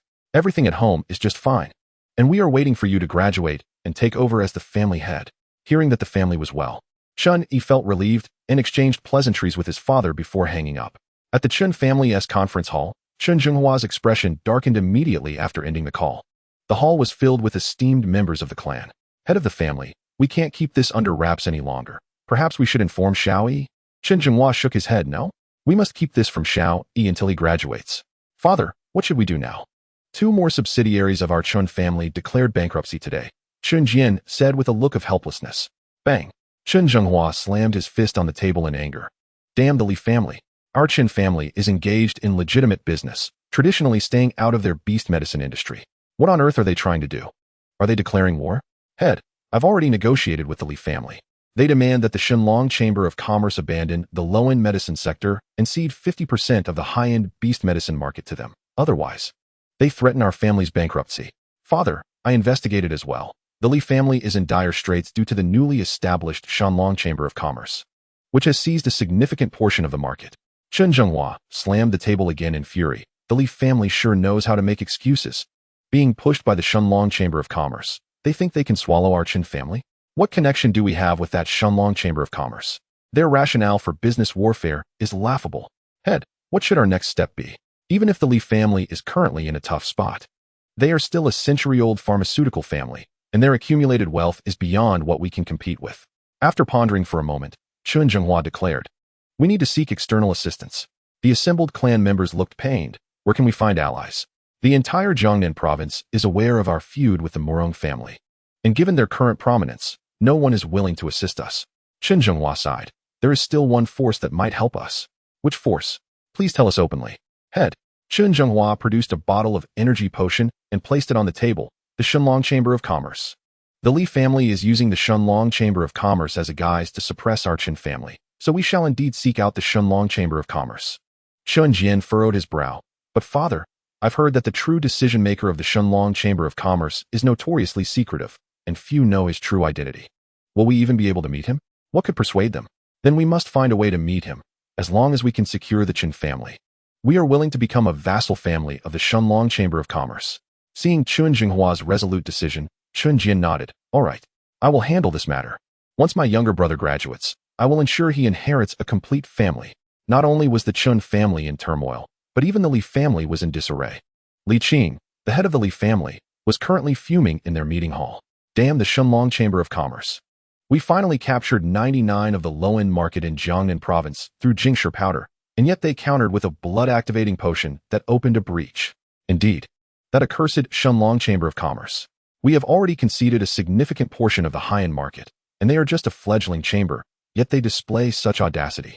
Li Qing rubbed his temples. What progress has been made in analyzing the pills sold by the Shenlong Chamber of Commerce? What materials are they using for concoction? Currently, there has been no progress. It appears they have not utilized any known herbs, making analysis impossible. As if anticipating this outcome, Li Qing nodded and turned to Li Mao. Li Mao, you have had direct contact with the mysterious president of the Shenlong Chamber of Commerce. Are you certain he is affiliated with the Qin family? Recalling Chen Yi, Li Mao's eyes flared with anger. The patriarch could not be mistaken. That person must undoubtedly be the young master of the Qin family. Li Qing cast a sidelong glance at Li Mao. Wasn't the young master of the Qin family merely a fool abandoned by that remarkable figure from the Morong family? How could he possibly be involved? No way. Li Mao, in a fit of urgency, insisted, it truly is him. Li Qing waved his hand dismissively. I understand. He must have been pushed to the forefront as a scapegoat. However, since that enigmatic president could enlist the Qin family's fool as a scapegoat, he must have some connection with the Qin family. What about the patriarch? Li Mao inquired. Rest assured, I have already set things in motion against the Qin family. I estimate that if they lack external support, they will be bankrupt within half a month at most. Is that truly the case? Li Mao mused, envisioning the grim fate of Chun Yi after the downfall of the Qin family, experiencing genuine delight. What if the Dragon Chamber of Commerce genuinely has ties to the Qin family and intervenes to assist them? Li Qing chuckled slyly. That would be splendid.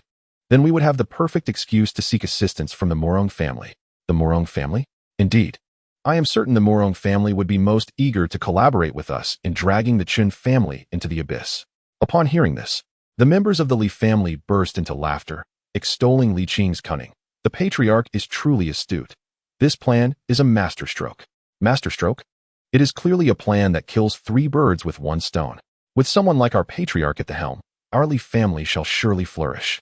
Meanwhile, oblivious to the impending crisis, Chun Yi was in his dormitory, absent-mindedly scratching the floor with his toes.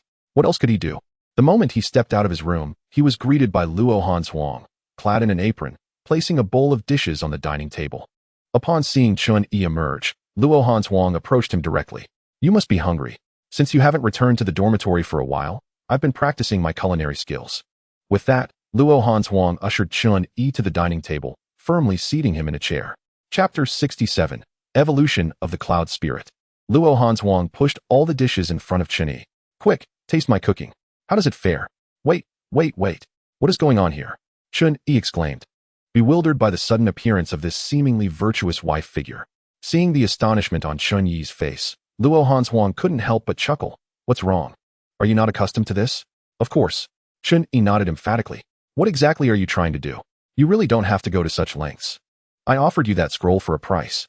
Luo Hanshuang appeared somewhat disappointed. So you don't like me? Not at all. Chun Yi replied bluntly. In his eyes, beautiful women equated to trouble. He had expected Luo Hanshuang to retreat in the face of difficulty, but to his surprise, she remained undeterred, continuing to smile at him. It's fine. As long as I like you, I will eventually make you like me too. Fine. Chun Yi, feeling exasperated, decided to let it be. However, to be fair, Luo Hanshuang's dishes were genuinely quite delicious. Unable to resist temptation, Chun Yi eventually became a competent diner, while Luo Hanshuang sat nearby, watching him finish his meal. Once he was done, she said nothing, merely collecting the bowls and chopsticks in silence. This left Chun Yi feeling quite awkward. He preferred facing the former aloof Luo Hanshuang. By the way, Luo Hanshuang, how did you end up in that secret realm? Hearing Chun Yi's inquiry, Luo Hanshuang replied while tidying the dining table. I went there in search of something, but unexpectedly stumbled into that secret space. Searching for something? Chun Yi recalled the environment at the entrance of the secret realm. It resembled a graveyard. Wait, were you looking for something amidst graves? This question left Luo Hanshuang momentarily stunned as she continued to clean up. Indeed, she had almost unearthed someone's ancestral grave. Initially, she thought the item she sought had been buried as an offering. Did you find it in the end? Luo Hanshuang shook her head. No, in the end. My grandmother had someone excavate the grave, but the item I was looking for was not there. They actually dug it up. Chun Yi shuddered involuntarily. The Luo family was truly audacious enough to disturb ancestral graves. Out of curiosity, he couldn't help but ask, what exactly were you searching for? Sighing, Luo Hanshuang summoned the Cloud Spirit. This Cloud Spirit is a mutated entity. I had already contracted it when I was very young. It could have advanced to D rank long ago, but since it is a mutated being, it requires a Thunderstone to evolve. That is the item I have been searching for. A Thunderstone? Chun Yi responded casually. Isn't your grandmother the president of the Beast Tamer Alliance in Jiangnan Province? Can't she help you find it? Not at all. The Thunderstone is a rare gem that forms from the death of a Cloud Spirit. It is extremely scarce. 1 in 10,000 Cloud Spirits may produce a single stone, and moreover, Cloud Spirits are already rare beasts.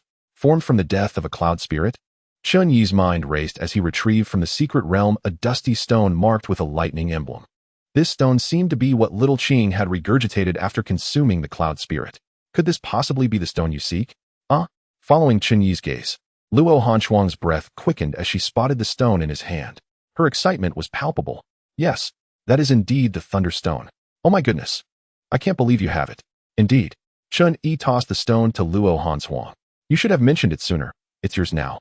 Luo Hanshuang hurriedly caught the Thunderstone. Yours? Chun Yi, do you realize how precious this stone is? How precious can a stone be? If I say it's a gift, then it's a gift. I was about to toss it out as trash. After a moment, Chun Yi heard Luo Hanshuang's voice again and curiously looked up. To his shock, She was gazing at him with tears streaming down her face, which startled him. What the heck? What are you doing? I gave you a stone, not bullied you. With tears in her eyes, Luo Hanshuang displayed an endearing smile. Thank you, Chen-Yi. You bestowed upon me the miraculous scroll and this thunderstone worth hundreds of billions. I will remember your kindness for a lifetime. Cough, cough. Chen-Yi nearly choked. Hundreds of billions? Can I take it back? However, having spoken such grand words, Chen-Yi could only feign calmness, managing a smile that looked worse than crying. No worries. Just a trifle. Wiping her tears, Luo Hanshuang laughed through her sorrow, tossing the thunderstone to the floating cloud spirit. As the thunderstone entered the cloud spirit's body, it seemed to be electrified, with countless lightning strands swirling in the clouds. Even the lights in the dormitory began to flicker. Moments later, a surge of D-rank energy radiated from within the cloud spirit's cloud, transforming its once dark form into a pristine white. Upon closer inspection, one could even see a faint rainbow glimmering at the top of the cloud spirit. Seeing her cloud spirit undergo such a transformation, Luo Hanshuang was naturally ecstatic. She immediately took out the cloud spirit's identity card to check its status. Noticing Chen-Yi's curious gaze, she unreservedly handed him the card, which was meant to be concealed. Unable to resist temptation, Chen-Yi took a look. No wonder the transformation is so dramatic. It has completely changed species. It is no longer called a cloud spirit, but a weather sprite. Even more astonishingly, its potential had shifted from the original A rank to S rank, a beast with S rank potential. In Chen-Yi's eyes, this was of little consequence. However, in the outside world, it represented the pinnacle of excellence. Moreover, with Luo Hanshuang's current talent, she possessed an extraordinary beast with super S rank potential. This girl had an incredibly bright future ahead of her. After retrieving the cloud spirit, Luo Hanshuang gazed excitedly at Chen-Yi. Thank you, Chen-Yi. All of this is thanks to you. Hundreds of billions. Chen-Yi could only smile awkwardly, pondering how much was in the card given to him by Luo Laotu. And he needed to find an opportunity to ask Luo Hanshuang about her birthday. In the ensuing days, Chen-Yi lived each day as if he were a newlywed, while Luo Hanshuang exhibited an unparalleled domesticity. Each morning, she would rise early to prepare breakfast for Chen-Yi, subsequently calling him to get out of bed. The two would attend school together, and after classes, while Chen-Yi engaged in his own activities, Luo Hanshuang would dutifully prepare meals for him. Initially, Chen-Yi resisted this attention, but thoughts of the vast fortune awaiting him gnawed at him. After all, it was rightfully his. During these days, they attended school together, returned home together, and even shared their midday breaks, much to the dismay of those in the academy who secretly admired Luo Hanshuang. Many eagerly awaited the midterm competition, hoping to see Chen-Yi kneel and bow before them, thus alleviating their envy. In this chapter, Chen-Yi enjoyed a life of ease, with meals presented to him on a silver platter, though he still had to dress himself. At last, the day of the midterm competition arrived. The academy's arena was filled to capacity with students and teachers alike. This midterm assessment for the freshmen was crucial, as it would determine their participation in the nationwide martial arts exhibition at the end of the term, hence the academy's heightened sense of importance. Apart from the freshmen, nearly all upperclassmen had come to watch. Undoubtedly, the brightest star in the arena was Chen-Yi, with the gaze of nearly every male freshman fixated upon him, especially since he was flanked by Luo Hanshuang on one side and Su Taohua on the other. Before long, a holographic projection appeared above the center of the arena, displaying the competition order and the various stages for all freshmen. Chen-Yi noted that he was in Group D, while Mo Chung was in Group E. If he wished to duel Mo Chung, they both needed to secure a place in the top 16. He pondered whether that fool would manage to reach the latter stages. Chen-Yi, I'm in Group B. Thankfully we are not in the same group, said one of his peers. Yes, Brother E, I'm in Group C. It seems the three of us are not grouped together. Observing the excitement of the two girls, Chen-Yi remained silent, thinking to himself. Did they really believe that if we were in the same group, I would go easy on them? How naive. The first round of the competition was a preliminary round, with each group comprising 100 participants engaged in a free-for-all until only 3 remained on the stage. Upon arriving at the D group's arena, Chen-Yi noticed that all the boys exchanged glances, silently forming an alliance to eliminate him first. As the referee announced the commencement of the contest, everyone summoned their respective beasts. Chen-Yi observed the beasts in the arena and surmised that most were of subpar quality, predominantly G rank, with a few E rank beasts scattered among them. This was indeed the typical standard for freshmen. Chen-Yi summoned Zhong Kong and whispered, Kong. Remember to make it look like you're struggling to win, ideally feigning some injuries. Zhong Kong proudly raised his head, barking, Master, with these weaklings. I could stand still and not lose a single hair. Chun-Yi kicked him lightly, insisting, just pretend to be injured. Stop with the chatter. All right. As everyone summoned their beasts, the referee declared the competition to begin. Brothers, release the goddess. Take down Chun-Yi. A furious shout echoed. The boys in Chun-Yi's group, fueled with enthusiasm, rallied together. Among the various arenas, Chun-Yi's group exhibited the most unity, aside from a few girls' beasts observing the spectacle. The rest charged towards Zhong Kongkong in unison. The large screen in the center of the arena even zoomed in on Chun-Yi, capturing his exaggerated expression of apparent fear, eliciting laughter from the upperclassmen and teachers in the audience. Who is this kid? He is hilarious. What heinous act has he committed to become the target of all these freshmen? You don't know? He single-handedly monopolized the affections of the two campus beauties. The two beauties? You must mean Luo Hanshuang and Su Taohua, right? Absolutely. You haven't seen the bulletin board plastered with his betting notices. Damn. This kid deserves to be taken down. Word spread quickly, and soon the upperclassmen in the audience stood to cheer for the 90 freshmen competing against Chun-Yi. Take him down. Take him down. In a private box at the center of the audience, Luo Rong frowned, pondering, what is this kid up to? Dad. You mean this kid? Yes, son. Our Schwanger seems to have taken a liking to him, though he doesn't seem as formidable as you suggested. Luo Rong shot a glance at the two individuals beside him, who were none other than Luo Hanshuang's parents. Thinking to himself that they had no idea of Chun-Yi's true nature, he suspected the boy was up to no good. On the arena stage, Zhong Kongkong was pursued by a swarm of beasts, sporting several wounds on his body. Though he appeared on the brink of collapse, he unexpectedly launched a surprise attack that sent one of the beasts flying out of the arena. As the number of beasts chasing Zhong Kongkong dwindled, the other students grew increasingly frustrated. Come on, step it up. That dog is nearly finished. Zhong Kongkong complied, enduring a few more hits, accumulating additional wounds, while simultaneously knocking out the last few beasts that had been pursuing him. Finally, he lay on the arena floor, panting heavily. The sight of Chun-Yi defeating 90 competitors left those students seething with anger. Damn it, so close. Humph, that dog must be at the peak of F rank. Just a step away from E rank. No wonder Chun-Yi dared to challenge Mo Chung, who possesses an E rank beast. I want to accept this. Give me a little more time, and I could definitely take that dog down. At this moment, only Zhong Kongkong, sprawled on the ground, remained, alongside 8 female students' beasts.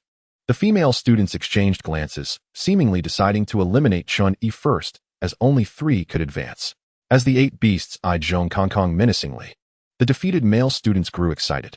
Haha, ladies, if any of you can get rid of Chun-Yi's dog, we'll collectively reward you with a bottle of energy potion.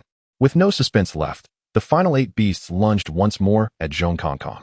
Following Chun-Yi's orders, Zhong Kongkong dramatically feigned injury, spitting blood before inexplicably sending one of the beasts flying. After spitting blood 6 times, Zhong Kongkong finally stopped, as only 3 beasts remained on the field, including him. Chun-Yi had indeed made it through. What the hell? Where did that dog get all that blood? Is it a freak or something? Chun-Yi is shameless. To win, he must have burned his beast's lifespan. It was indeed possible. Despite appearing half dead, Zhong Kongkong had managed to endure for so long. He truly was at death's door. He is lucky. Let's see if he has such fortune in the next round. I'm curious how much lifespan this dog has left to burn. As the referee announced Chun-Yi's successful advancement, he approached Zhong Kongkong, who remained on the ground, and gently stroked him before recalling him. This act only reinforced the belief that Zhong Kongkong was at his limits, and many concluded that Chun-Yi's strength was nothing remarkable. Mo Chung, who had been wary of Chun-Yi, now felt reassured, confirming his suspicions that Chun-Yi was merely posturing. Upon Chun-Yi's return to his seat, Luo Hanshuang expressed her concern, asking, Chun-Yi, are you alright? Is your beast okay? Unlike others, she was well aware of Zhong Kongkong's prowess. Having faced B-rank giants in battle, these G-rank weaklings truly couldn't harm him. However, Chun-Yi soon noticed Luo Hanshuang repeatedly winking at him, urging him to look to the side. With a hint of curiosity, I followed her gaze, and lo and behold, a group of senior students in the back row seemed to stretch their ears, eager to eavesdrop on our conversation. My beast was gravely injured. I never anticipated being besieged like this, and I was uncertain whether it could endure the upcoming top 64 competition in the afternoon. The few eavesdropping chuckled at what they overheard. Huh, I told you it was the last gasp of a dying horse, but you wouldn't believe me. Who knew? This kid has been so ostentatious lately. I thought he had some tricks up his sleeve, but it turns out he was merely a facade. Listening to the increasingly outrageous comments from behind, Su Tower stood up in anger, You petty people. All you know is to gossip behind others' backs. If you have the guts, why not confront me in a 1v90 match? Oh, the goddess is angry. Don't be upset. We only wish to open your eyes so you won't be deceived by these lowlifes. Just as Su Tower prepared to retort, she was pulled down by Chun-Yi. Tower, why would you bite back at a dog that has bitten you? Are you also a dog? You brat. Who are you cursing? Do you not know in your hearts who I'm cursing? I've long heard you're quite arrogant among the freshmen. It seems the rumors were true. Indeed, what? Are you not convinced? Surprisingly, Chun-Yi showed no deference to these seniors, momentarily putting them in an awkward position before the two universally acknowledged beauties. Chun-Yi, is it? You may be strong with words, but look at the bulletin board. You even have a wager with Mo Chung. It's laughable. I bet you won't even make it to the top 64. Whether I make it or not is none of your concern. Chun-Yi retrieved paper and pen from the secret realm. Since you know about the wager, do you dare to join me? The terms will be the same as those on the bulletin. The senior students initially frowned, but soon burst into laughter. Is this a bluff? You really have no fear. Don't you think there are enough people who need to kneel? We'll indulge you. Pass the paper here. We're in. Hey kid, can we join too? The other senior students eagerly approached. One and all, the conditions remain unchanged. All are welcome. Haha, count me in. Just a half-dead beast. I can't wait to see how long you'll have to kneel after you lose. Spread the word. This kid is seeking his own demise. He'll be kneeling for an entire semester. Now it wasn't just the freshmen. A majority of the senior students had signed their names. The duel between Chun-Yi and Mo Chung escalated to a matter of great interest across the school. Once everyone had signed, the second elimination round concluded smoothly, marking the completion of the morning events. Now, all that remained was the anticipation of the afternoon's top 64 and top 32 competitions. Naturally, the wager was posted on the Academy's notice board.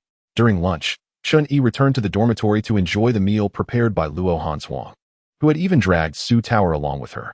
Luo Hanswang, you're quite skilled. Your assistance has been invaluable. Luo Hanswang smiled with a hint of mischief. Am I unaware of your abilities? How could they possibly be a match for that despicable dog? Chun-Yi, you must have some ulterior motive behind this, right? Chun-Yi grinned wickedly. Of course.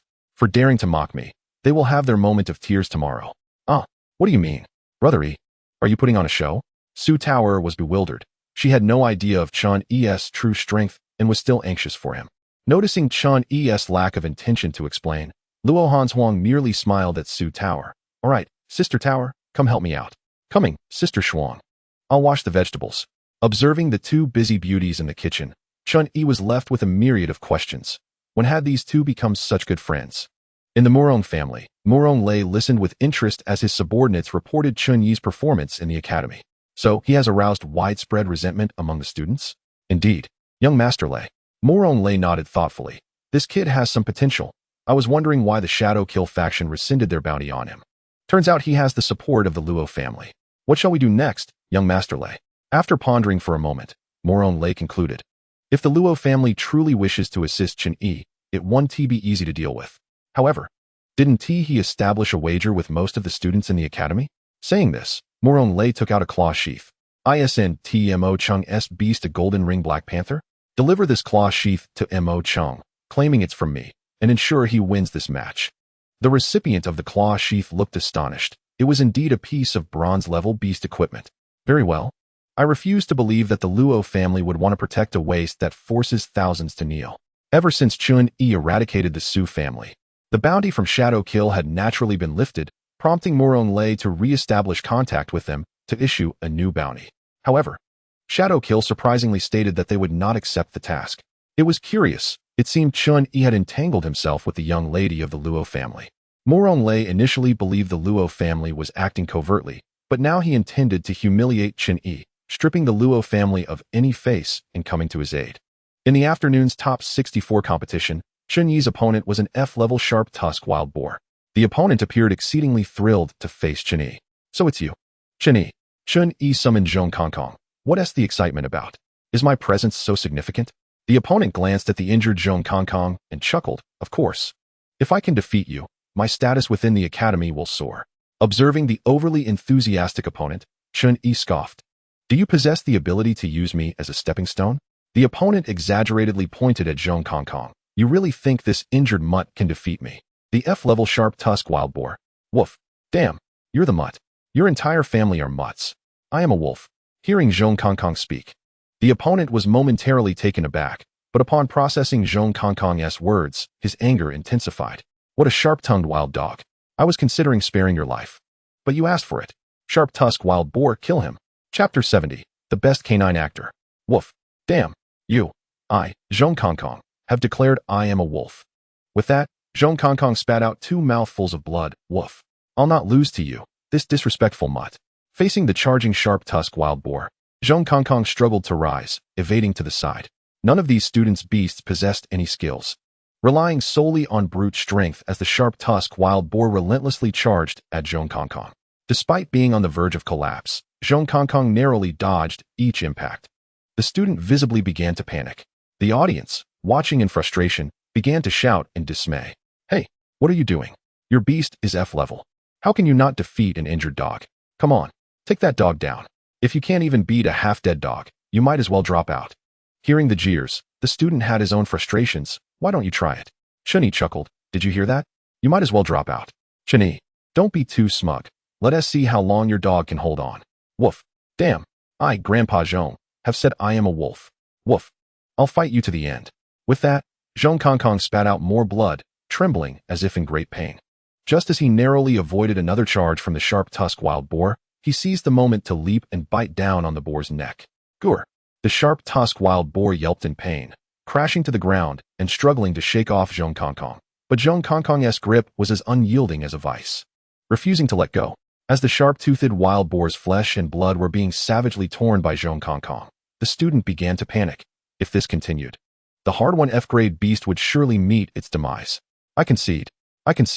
Chunyi, make your dog release it. Chun-Yi glanced at the referee, who nodded in agreement. Declaring, victory goes to Chun-Yi.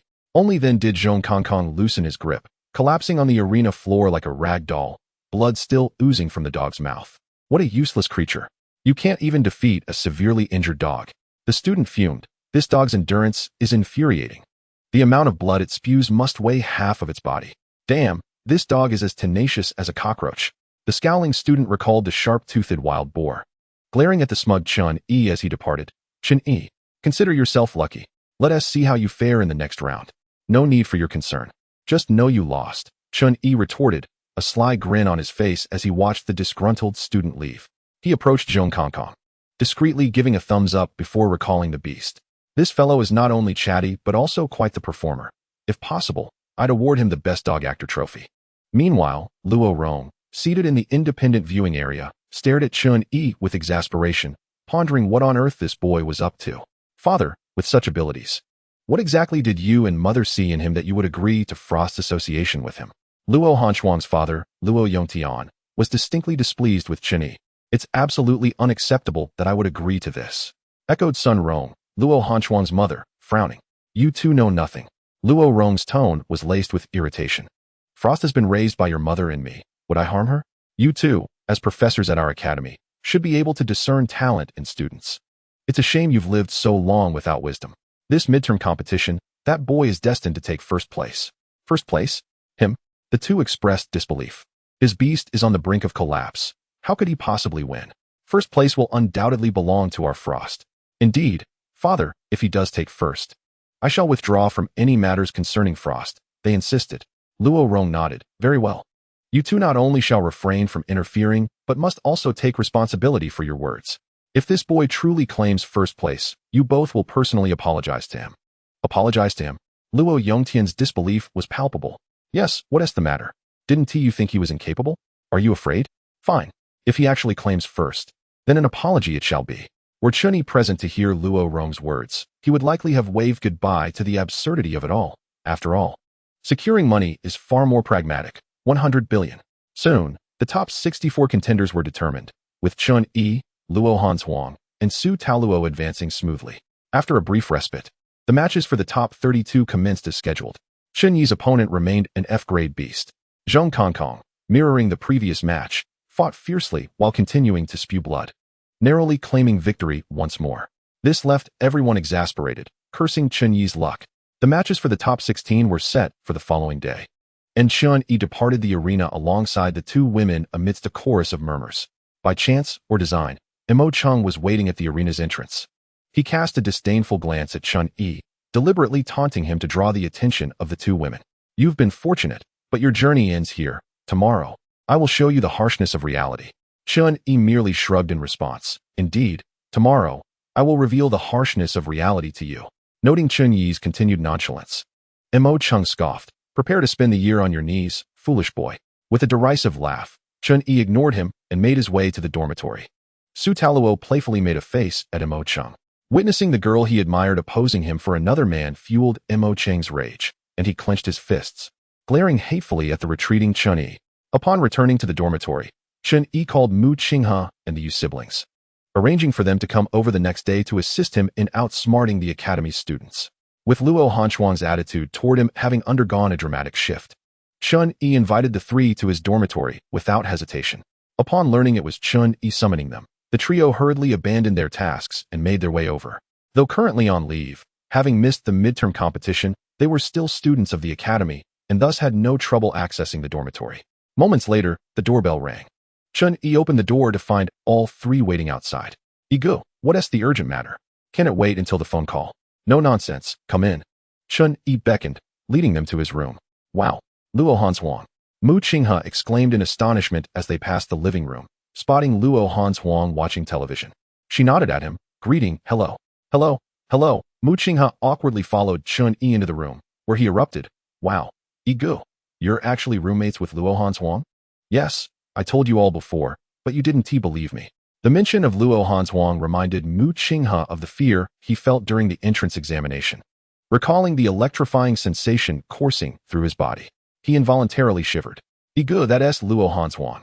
She actually agreed to be your roommate. What of it? It's her good fortune to share a dorm with me. Would she refuse?" "Here we go again." EGE's show-off routine, Mu Qinghe remarked, casting a sidelong glance at Chun-Yi. Right. Enough. The reason I called you here is to discuss something important." With that, Chun-Yi gestured for the three to sit down and outline their plan for the next day. As he finished, Yu Jie couldn't help but laugh. "Boss, that is a bit too devious, isn't it?" Haha. Mu Qinghe also gave a thumbs up. "In terms of showing off, it truly is you, Ego." Just as they were finalizing the details for the next day's arrangement, there was a knock on the door. "Chun-Yi, may I come in?" Luo Hanchuang's voice called from outside. "Come in." Upon hearing Chun-Yi's consent, Luo Hanchuang opened the door, carrying a tray with 4 cups of tea. "Chun-Yi, I thought you might be thirsty, so I brought some tea." She placed the tea on the table amidst the astonished gazes of the three. "You all continue your discussion. I'll step out for a moment."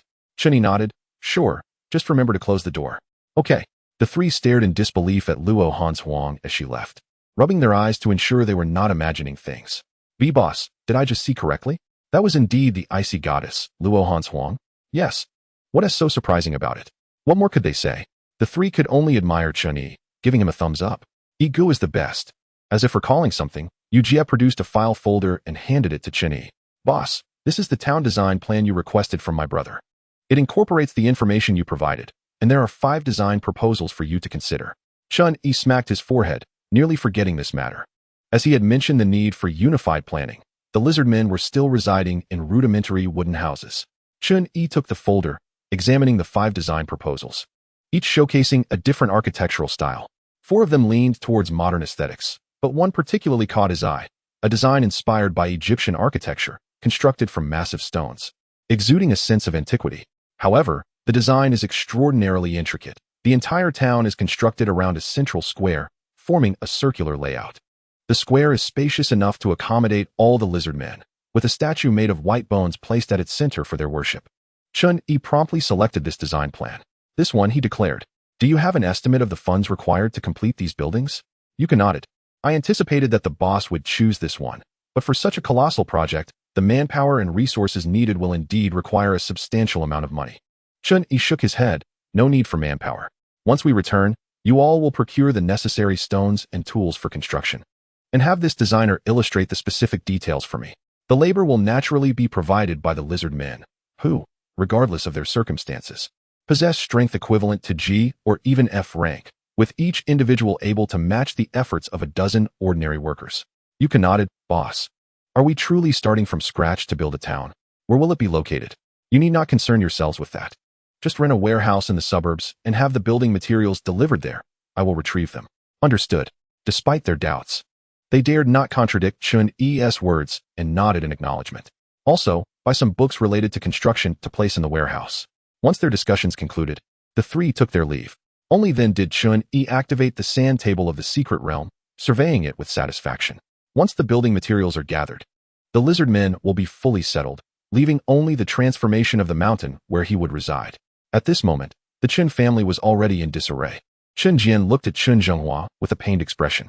Father, I have attempted every means to approach the Dragon Chamber of Commerce, yet to no avail. We still do not know who the president of the Dragon Chamber is.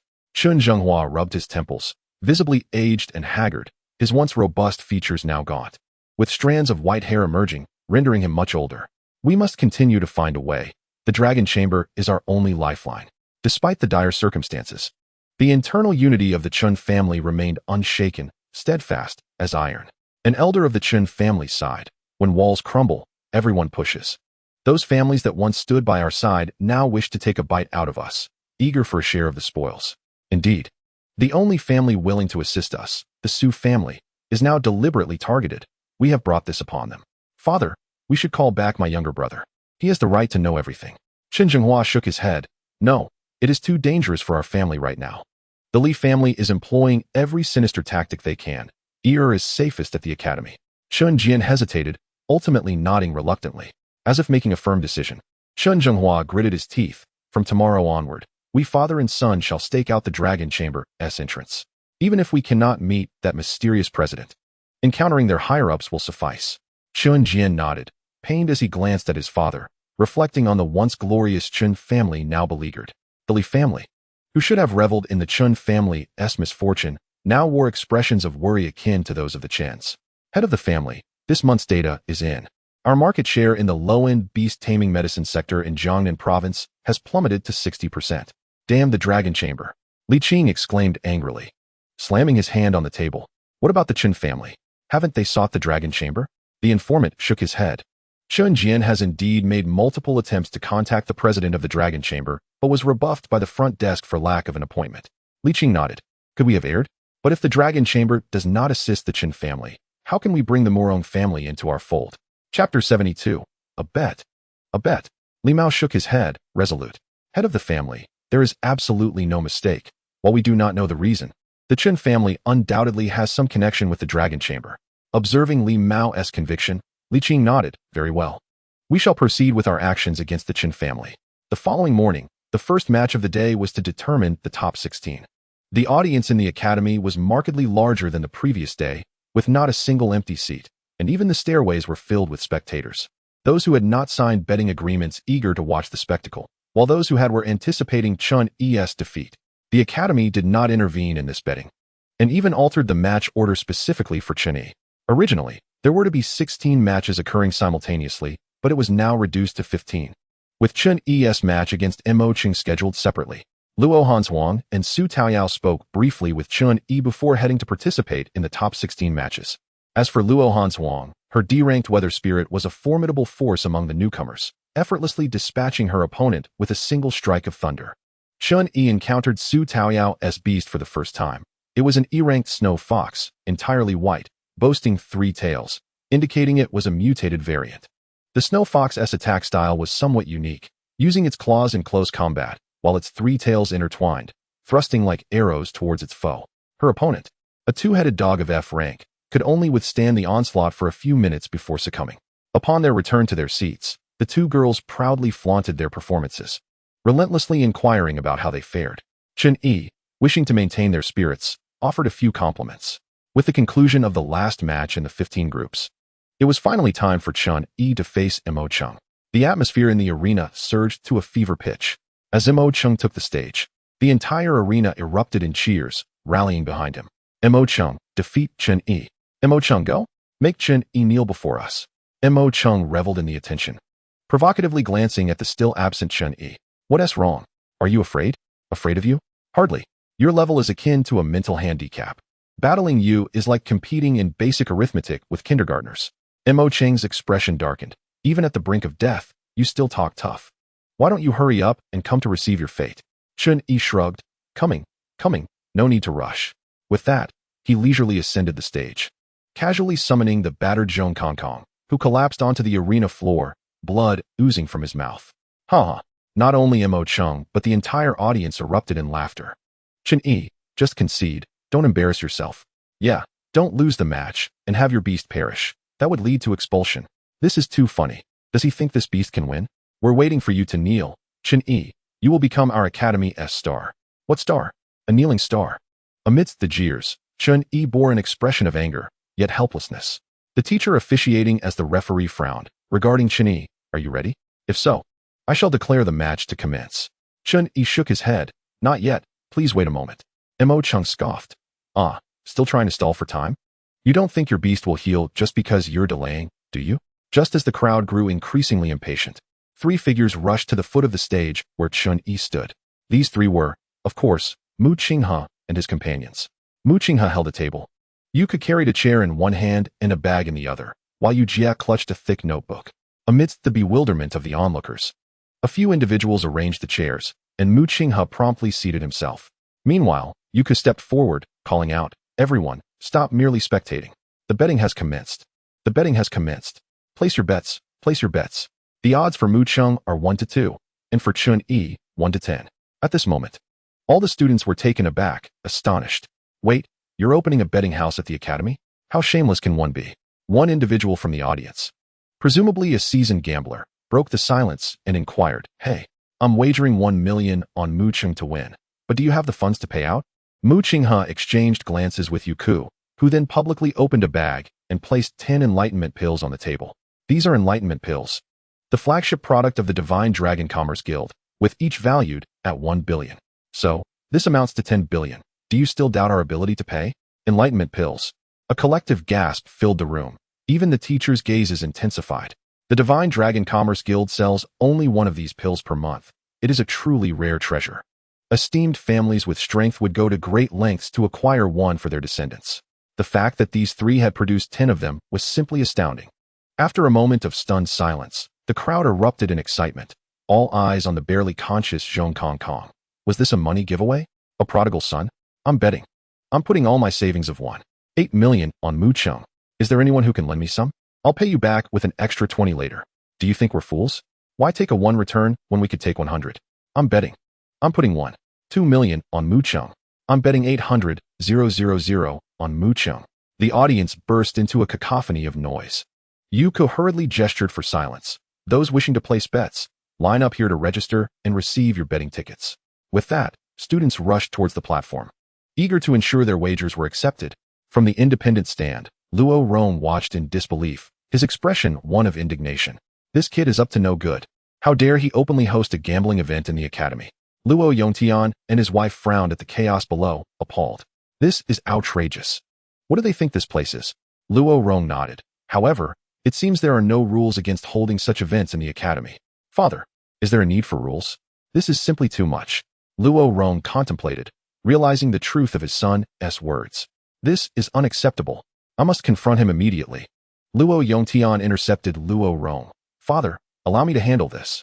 Luo Rong cast a furious glance at Luo Yongtian. What will you do? Of course, I will demand they cancel the betting. Cancel the betting? Luo Rong glared at him. I've already stated there are no regulations against this. Why should we cancel? Huh. Luo Yongtian was perplexed. Then what do you intend to do? Luo Rong shot a furious look at Chen-Yi. That brat didn't he even inform me of this? At this moment, the line for placing bets had formed into a long queue, with even teachers among them. Mu Qinghe, delighted, called out, 230 million. Here is your betting ticket. The trio had clearly defined roles. Yuka maintained order, Mu Qinghe collected money, while Yu Jia issued tickets. Within minutes, the total bets had swelled to an impressive 300 million. Not only the students, but even Mu Chung on stage felt the urge to join in. Chen-Yi, did you bring them here? Chen-Yi shook his head. No, I doubt you're that foolish. With that, Mu Chung confidently joined the line to place his bet. Upon seeing him, the crowd parted, allowing him a place. Mu Chung, you better perform well. We're all counting on you. If you lose, your days at the academy will be far from pleasant. Indeed, I've bet all my money on your victory. Mu Chung, while retrieving his bank card, nodded confidently. Rest assured, that half-dead dog is no match. My beast will secure victory with a single move. I'm betting 8.3 million on myself. Who dares to accept? Mu Qinghe regarded the confident Mu Chung and nodded. Of course, we welcome all bets. The crowd, reassured by Mu Qinghe's acceptance of such a hefty wager, felt emboldened to join in. Even those who had hesitated now rushed to place their bets. However, when Luo Rong arrived on stage, the atmosphere grew tense. Would the vice principal intervene? But Luo Rong merely gestured for them to continue, indicating they need not pay him any mind, before approaching Chen Yi. Young man, you're the one behind this, aren't you? Chen Yi feigned ignorance. Principal Luo, what are you talking about? I don't understand. Still pretending? Luo Rong shot him a glare. If these bets aren't arranged by you, I'll have to intervene. With that, he pretended to walk towards Mu Qinghe. Damn, what does this old man want? Chen Yi, exasperated, finally called out, Principal Luo, what are you planning? The academy has no regulation against holding bets. Upon hearing his name, Luo Rong turned back with a smile. Young man, so you admit it. True, the academy has no rules, but I can establish a new one right now. Are you threatening me? Do you think I'm afraid? All right, you've got my attention, but it's not about the money. It's crucial that these students learn the consequences of underestimating me. Chen Yi frowned, his displeasure evident. Principal Luo, what exactly do you want? Just state it plainly. Ha. Luo Rong chuckled slyly, holding up 3 fingers, then gestured to himself with 7 fingers. Do you understand? Understand what? Don't speak in riddles, Principal Luo. Just tell me directly. Luo Rong laughed heartily. You can host the betting, but I want a share. 3 for you, 7 for me. Damn, if I could take you on, I would summon all my beasts right here and give you a good thrashing. You, the vice principal of Jiangnan Academy, an A-class powerhouse, are here to make easy money? How shameless. Chen Yi's face darkened, abandoning any pretense of civility. Old man, should I record what you just said for you to listen to later? I'll bear the risk, and you want to take a 70 cut? Luo Rong, unfazed, maintained his jovial demeanor. Young man, others might not know, but I certainly do. What nonsense about risk? You're quite the performer. Old man, you're threatening me. Let us not use such harsh language. We can all make money together. Besides, this is my territory. If you're conducting business here, shouldn't you pay a protection fee? How could I have given you a treasure worth 10 billion and you still come to leech off me? 90-10, I take 9, you take 1. No way. 60-40, I take 6, you take 4. Don't push it, old man. 80-20, I take 8, you take 2. If you don't agree, I'll flip the table and cancel it. Fine. 80-20 it is. Ultimately, Luo Rong acquiesced to Chen Yi's terms. Chen Yi, seeing Luo Rong's smug expression, was incensed. What a surprise, an A-class powerhouse reduced to this. Luo Rong shot Chen Yi a glare. Do you think I want this? I'm currently broke. Come on, you. An A-class powerhouse, broke? You must be joking. However, Luo Rong was genuinely displeased. All my savings went to you. Huh. Chen Yi suddenly recalled that Luo Rong had indeed given him a card, though he had yet to check its balance. Looking at Luo Rong now, it seemed he had truly given a considerable amount. Having reached an agreement, Luo Rong, after all, was the vice principal and could not linger any longer. He promptly returned to his independent viewing platform. The influx of bettors was overwhelming. Given the current momentum, it would be impossible to finish collecting wagers even by noon. Luo Rong decisively enlisted the help of several teachers to assist in gathering the stakes. Fortunately, they managed to conclude the collection just before the lunch break. Mu Qinghe's preliminary calculations revealed an astonishing total of nearly 20 billion in wagers. Wasn't this faster than a robbery? Yuka repeatedly inquired whether anyone else wished to place bets, and upon confirming there were none, Mu Cheng and the judging teachers returned to the arena. Mu Cheng cast a triumphant glance at Chen Yi, inquiring if he had utilized the time wisely to allow his dog to recuperate. At this juncture, Chen Yi no longer felt the need for pretense. He retrieved a blood revival pill and tossed it to Zhong Kongkong, as if it were refuse. Miraculously, the previously feeble Zhong Kongkong sprang to life, seizing the blood revival pill and swallowing it whole. Are you foolish? Have you not heard of the blood revival pill? This unexpected turn of events startled everyone, evoking a sense of foreboding. Mu Cheng was likewise taken aback, witnessing Zhong Kongkong visibly recover from his injuries. Impossible. A single blood revival pill costs 40 million. Does your Chen family truly have 40 million to spare for such a pill? Upon hearing Mu Cheng's words, Chen Yi frowned slightly, amused. What a joke. My Chen family is a prominent clan in Jiangnan province. Do you think we cannot afford a mere 40 million? Who do you look down upon? You are unaware? Mu Cheng was momentarily taken aback, prompting Chen Yi to feel even more intrigued. What do you mean? It's nothing. If you are ignorant, then so be it. I truly look forward to seeing your expression when the time comes. Chapter 74, Kong. There's no need for theatrics anymore. Chen Yi furrowed his brow slightly. You wish to see me cry? I would rather witness how you shall weep. I weep? Mu Cheng scoffed. You cannot be so naive as to believe that your rejuvenated F-rank dog can contend with my E-rank Golden Ring Black Panther. Mu Cheng summoned his beast. A golden ring black panther adorned with golden ring patterns, which roared fiercely at Zhong Kongkong.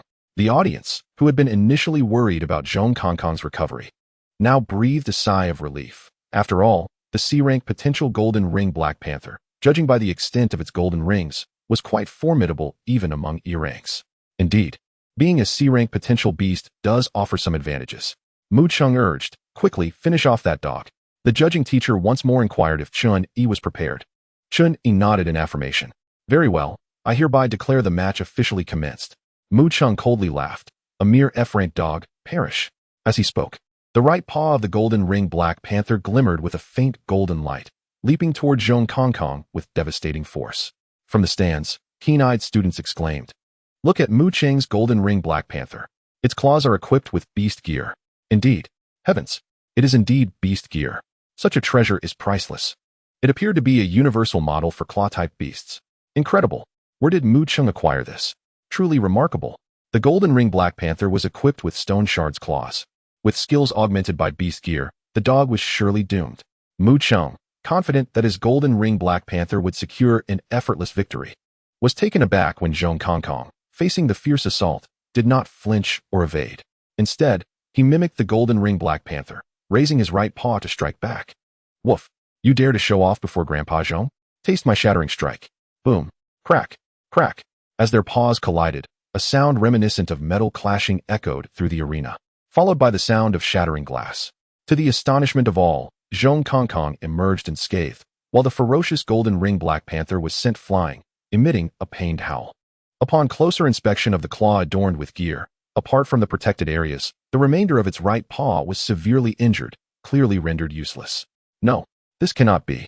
Mu Cheng stared in disbelief at his prized golden ring black panther, his mind momentarily short-circuiting. No, it cannot be. Teacher, Chun-Yi is cheating. He must be cheating. Chun-Yi, however, wore a mocking expression. You are amusing. Which eye of yours saw me cheat? If you weren't cheating, how could an F-rank beast possibly harm my golden ring black panther? Moreover, my golden ring black panther possesses beast gear for protection. Uft, Chun-Yi chuckled, pointing at Zhong Kongkong. From beginning to end, whoever told you he was an F-rank beast? Not F-rank. Mu Cheng gasped, a dreadful premonition coursing through him. Could it be your beast is also E-rank? Impossible. Even if he were E-rank, my golden ring black panther is protected by beast gear. You are still cheating. Chun-Yi shook his head. Your perspective is too narrow. Broaden your horizons a bit. Enough. Kongkong, stop playing around. Swiftly conclude this battle. I am eagerly awaiting their kneeling before me. Woof. All right. Curse. Grandson, Grandpa Zhong has endured you for far too long. Die. Zhong Kongkong vanished from sight, reappearing beside the golden ring black panther, and promptly sank his teeth into its neck. Faced with this sudden turn of events, and Zhong Kongkong's unabashed display of strength, Mu Cheng gaped in shock. D-rank. Your dog is actually D-rank. Chun-Yi, you have concealed yourself well. What? D-rank? The faces of all spectators turned pale. What a jest. Luo Hanshuang was the granddaughter of Principal Luo, having enjoyed various superior cultivation resources since childhood. Her cloud spirit reaching D-rank was unsurprising. But how could Chun-Yi's beast be D-rank? Impossible. How can this be? D-rank. Is D-rank now so worthless? D-rank can graduate. What are you even doing in school? Chun-Yi? Wait. My money. All my possessions. With this cry, everyone recalled that their entire stakes were on Mu Cheng's victory. It's over. It's over. All my savings are on the line. I'll be ruined. I urgently called my family to liquidate all their shares. It's over. My family will go bankrupt. A conspiracy. This is all a conspiracy. Mu Cheng, you must win by any means necessary, or I will hold you accountable. At this moment, Mu Cheng was also dumbfounded, staring at Zhong Kongkong, who was clamped onto the golden ring black panther, utterly astonished. Win? What can I use to win? This is a D-rank beast. The disparity is an entire rank. Moreover, he had wagered all his savings, over 8 million. Yet what terrified him most was the possibility of Zhong Kongkong killing his golden ring black panther. That would spell the end of his life. Chun-Yi, I concede. I concede. Have your beast let go. With Mu Cheng's surrender, the judging teacher announced Chun-Yi as the victor.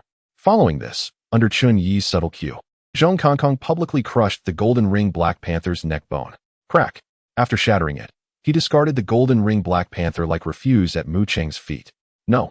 Mu Chung quickly fell to his knees before the golden ring Black Panther, watching in agony as it lay on the brink of death. Chen Yi, you are truly ruthless. Regarding Chen Yi's mercilessness, the judging teacher said nothing further, casting a glance at the nearly lifeless golden ring Black Panther before departing. Ruthless? What a joke. Who provoked me first? However, the matter was far from over. Chen Yi approached Mu Chung with a cold smile, brandishing a blood revival pill before him. Do you know what this is? How could Mu Chung not recognize it? Gritting his teeth, he demanded, Chen Yi, what are you planning? What do you mean by this?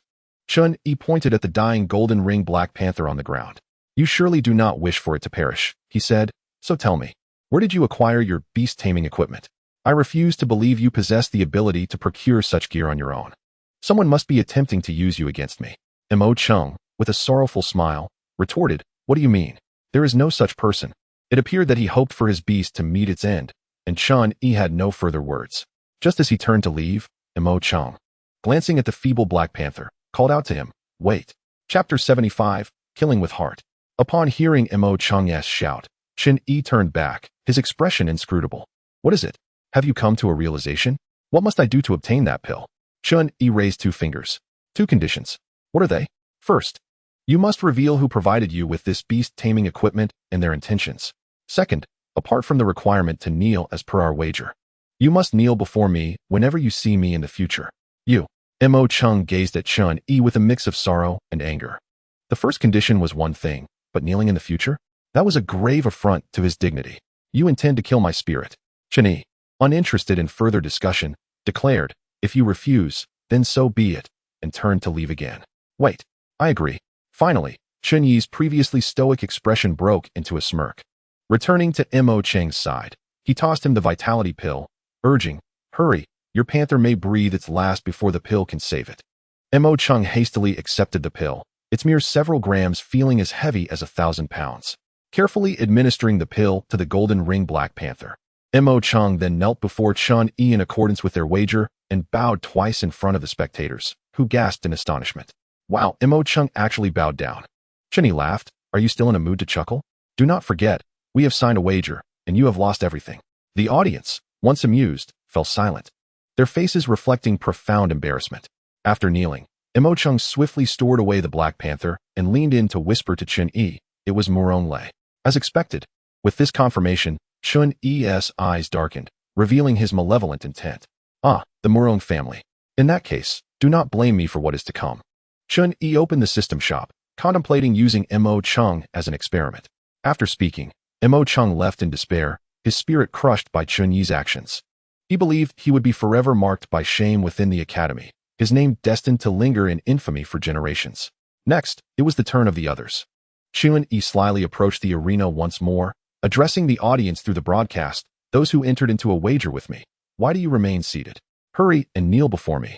Silence fell over the once boisterous crowd. No one dared to lead the way in kneeling. Chen Yi's expression turned menacing. What? Do you intend to renege? The terms are clearly documented. Chen Yi, you have swindled us of all our savings. This time we accept our defeat. Do not go too far. One voice protested. Yes, do you truly dare to accept our reverence? Another added. Are you not afraid of shortening your life? Feigning innocence. Chen Yi retorted. What do you mean I swindled you? This is hilarious. I am not the one who set the odds, nor did I force you to wager. Enough of your nonsense. Kneel and bow. The audience was momentarily speechless. Then, someone took the lead, and soon over 70% of them begrudgingly knelt before Chen Yi, humiliated as they bowed twice. Initially embarrassed, many found solace in the fact that they were not alone in their disgrace. Haha, my good fellows, rise. Chen Yi observed the audience with satisfaction, descending from the arena with a grin. Luo Rong, witnessing this scene, was doubled over with laughter in his private box. Haha, what a spectacle. Thousands kneeling, he truly dares. Luo Yongtian's expression darkened. Father, is this appropriate? After all, we are in the academy. If this gets out, how will it reflect on our branch in Jiangnan province? Luo Rong shot him a look. How did I end up with such a simpleton? The world has never been fair.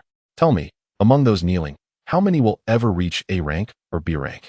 Ah, Luo Yongtian was momentarily at a loss for words. Luo Rong scoffed. Let me enlighten you. Not a single one of them will likely reach A rank. Even achieving B rank will be an exceptional feat. I ask you, what rank do you think Chen Yi can achieve? Luo Yongtian glanced at Chen Yi, uncertain. A rank. Wrong. B rank? Luo Rong glared at him. Do you think I jest? Are we playing a guessing game here? Father, then what rank do you believe he can attain? Surely not S rank. Indeed. What? Luo Yongtian was taken aback, shaking his head. Father, you cannot be serious. What does S rank even mean? S rank exists as the guardians of our nation. There have only been 9 S rank guardians in the history of our country. How could he possibly? Yongtian, you underestimate this young man. If Schwanger were to follow him, it would be she who would be climbing high. At this, Sun Rong interjected. Father, how can you belittle Schwanger? She is merely at E rank. Luo Rong shook his head. There are many things you do not understand, and I cannot disclose them all. However, I can share 2 pieces of information. What are those? First, Chun Yi is the true owner of the Dragon Commerce Association. What? Luo Yongtian was stunned. Are you referring to the recently ascendant Dragon Commerce Association? Indeed. Impossible. The pills sold by the Dragon Commerce Association are miraculous concoctions never seen before. How could he possess such talent at his age? Luo Rong nodded. According to your mother, those pills were all invented by this young man. Luo Yongtian and his wife were left speechless. After a moment, Luo Yongtian resumed. Father, what is the second piece of information? Luo Rong steadied himself, continuing. If the information did not come from the military, I would not dare to believe it. But it is true. This young man independently defeated a B-rank beast. What? B-rank? Luo Yongtian exclaimed in shock. Father, you cannot be joking. As a B-rank beast tamer himself, he possessed only 1 B-rank beast, while the rest were C-rank. Did this not imply that Chun Yi might even have the potential to defeat him? Do you think this is a joke? I initially thought so too. Yet this is the truth. Observing the stunned expressions of Luo Yongtian and his wife, Luo Rong continued. Now do you still find my earlier remarks exaggerated? Luo Yongtian, regaining composure, shook his head in resignation. If this is indeed the case, he truly has the potential to become an S-rank beast tamer. If the Academy were to produce an S-rank beast tamer, it would be more terrifying than any publicity stunt. Chapter 76. A woman should not be kept. After her initial astonishment, Sun Rong shook her head. With wealth and such strength, Schwanger is indeed reaching beyond her grasp. Father, where is this young man's dormitory? Luo Rong glanced at Luo Yongtian. Why do you wish to know? I intend to apologize for my previous remarks. The trio of Mu Qinghe, Yu Jie, and others also packed up their belongings, leaving cheerfully. Unbeknownst to the Academy, the rooftop was destined to be crowded. In the days to come, this day would be remembered as the day Chun Yi ascended to divinity at the Jiangnan Province Beast Tamer Academy, as well as the end of the wager. Due to his responsibilities regarding the materials for Lizardman Town, Yu could bid farewell and return to the Dragon Commerce Association. Meanwhile, Mu Qinghe and Yu Jie accompanied Chun Yi to his dormitory to settle their accounts. Before the results had even begun to be announced, Luo Rong accompanied the couple, Luo Yongtian and Sun Rong, to Chun Yi's dormitory. Upon opening the door to find his beloved daughter standing there, Luo Yongtian was momentarily taken aback. Schwanger, what are you doing here? This is Chun Yi's dormitory, is it not? Naturally, Luo Hanshuang was equally astonished to see her parents, in her memory. They were perpetually occupied with work, and they rarely met throughout the year. She had been raised by her grandparents since childhood. Dad, Mom, what brings you here? Sun Rong shot a glare at Luo Hanshuang. What? Are we not allowed to visit you? Luo Rong waved his hand impatiently. Enough, enough. Where's that kid Chinny? Is he back yet? Take me to see him. He just returned and is in his room. Grandpa, do you need to see him for something? Of course I do. Just lead the way. Luo Rong then strode directly inside, while Luo Yongtian and Sun Rong wore expressions as if they had bitten into something sour. Schwanger, are you living with Chinny? Yes, so what? You too, have you already? Upon witnessing her father's demeanor, Luo Hanshuang quickly understood his implication. Dad, what are you talking about? We're merely roommates. We each have our own rooms. Well, that's good, that's good. Take me to meet Chinny. Although Luo Hanshuang was puzzled, she nodded and led her parents towards Chun Yi's dormitory. Inside, Chun Yi was happily dividing the earnings with Mu Qinghe when the door was violently flung open. Just as he was about to utter a curse, he was taken aback to see Luo Rong, and his expression instantly soured. Old man, what are you doing here? Vice Principal. Unlike Chun Yi, Mu Qinghe and Yu Jie felt a sense of restraint upon seeing Luo Rong. Kid, where's my money? We agreed on a 20% share. Chun Yi tossed a bank card to Luo Rong. Old man, we made a total of over 280 billion this time. There are 60 billion in that card, and the excess is my gift to you. You're gifting me? Luo Rong's face flushed with indignation. Kid, without me, could you have earned this money so smoothly? What? You don't want it? Then give it back. Of course I want it. Why would I refuse? Seeing Chun-Yi daring to speak to the vice principal in such a manner, Mu Qinghe and Yu Jie couldn't help but wipe the cold sweat from their foreheads. Bro-yi is amazing. While Luo Rong was still bickering with Chun-Yi, Luo Hanshuang led her parents upstairs, just as Chun-Yi was contemplating who these two were. Luo Yongtian spoke first. Chun-Yi, I apologize for my previous remarks. You truly are a remarkable individual. Huh, previous remarks? Chun-Yi looked utterly bewildered until Luo Rong provided an explanation. This only left Chun-Yi more speechless. Is there something wrong with your Luo family? Is it necessary to be so earnest? I had no idea, and you felt compelled to come apologize? Are you out of your mind? The atmosphere in the room grew oddly tense, akin to a father meeting his son-in-law, with no one speaking. Only Luo Yongtian sizing up Chun-Yi, muttering, not bad. Not bad. This left Chun-Yi feeling quite uncomfortable. Naturally, Luo Hanshuang was also distressed. Dad, Mom, Grandpa, I'll go make dinner. Chun-Yi must be hungry. Would you like me to cook more? What? Crack. 3 sounds of shattered hearts echoed as Luo Yongtian stared in disbelief at his daughter. Shuang, are you cooked for Chun-Yi? Yes. I've been learning for a long time to please him. Crack. The sound of broken hearts grew louder as Luo Yongtian forced a smile that was more painful than tears. No need, your mother and I will eat out. We'll be leaving now. With that, he pulled Sun Rong away without looking back. Luo Rong sighed and exited the dormitory as well. A daughter grows up and cannot be kept at home. At the entrance of the Shunlong Chamber of Commerce, Chun Zhenghua and Chun Jian had been waiting for 2 days. Yet they had not even seen a high-ranking executive. Father, why don't you head back first? I can wait here alone. Chun Zhenghua shook his head. Absolutely not. At this juncture, to demonstrate our Chun family's sincerity, I, as the head of the family, must wait here in person. Their conversation was overheard by a nearby security guard. The guard approached, looking exasperated. Gentlemen, you've been standing here for quite a while. I must ask you to leave. Your presence is disrupting my work. The head of the Chun family, now being dismissed by a security guard, filled Chun Zhenghua with a sense of heartbreak. This security guard, I am Chun Zhenghua, the head of the Chun family. I simply wish to meet with your manager. Could you not assist us in relaying our request? The guard appeared somewhat hesitant. Sir, it's not that I don't want to help, but we have regulations in place. If you have business, please contact the front desk. Our leadership does not meet with anyone. Just then, Yuka returned from the academy and noticed the situation, walking over with curiosity. What is going on here? Upon seeing Yuku, the guard was instantly startled. Director Ku, it's nothing at all. Director Ku? Chun Zhenghua was taken aback as he scrutinized the young man before him, who was about the same age as his younger son. The high-ranking executive of the Shanlong Chamber of Commerce was surprisingly youthful. Without hesitation, he hurriedly stepped forward to introduce himself.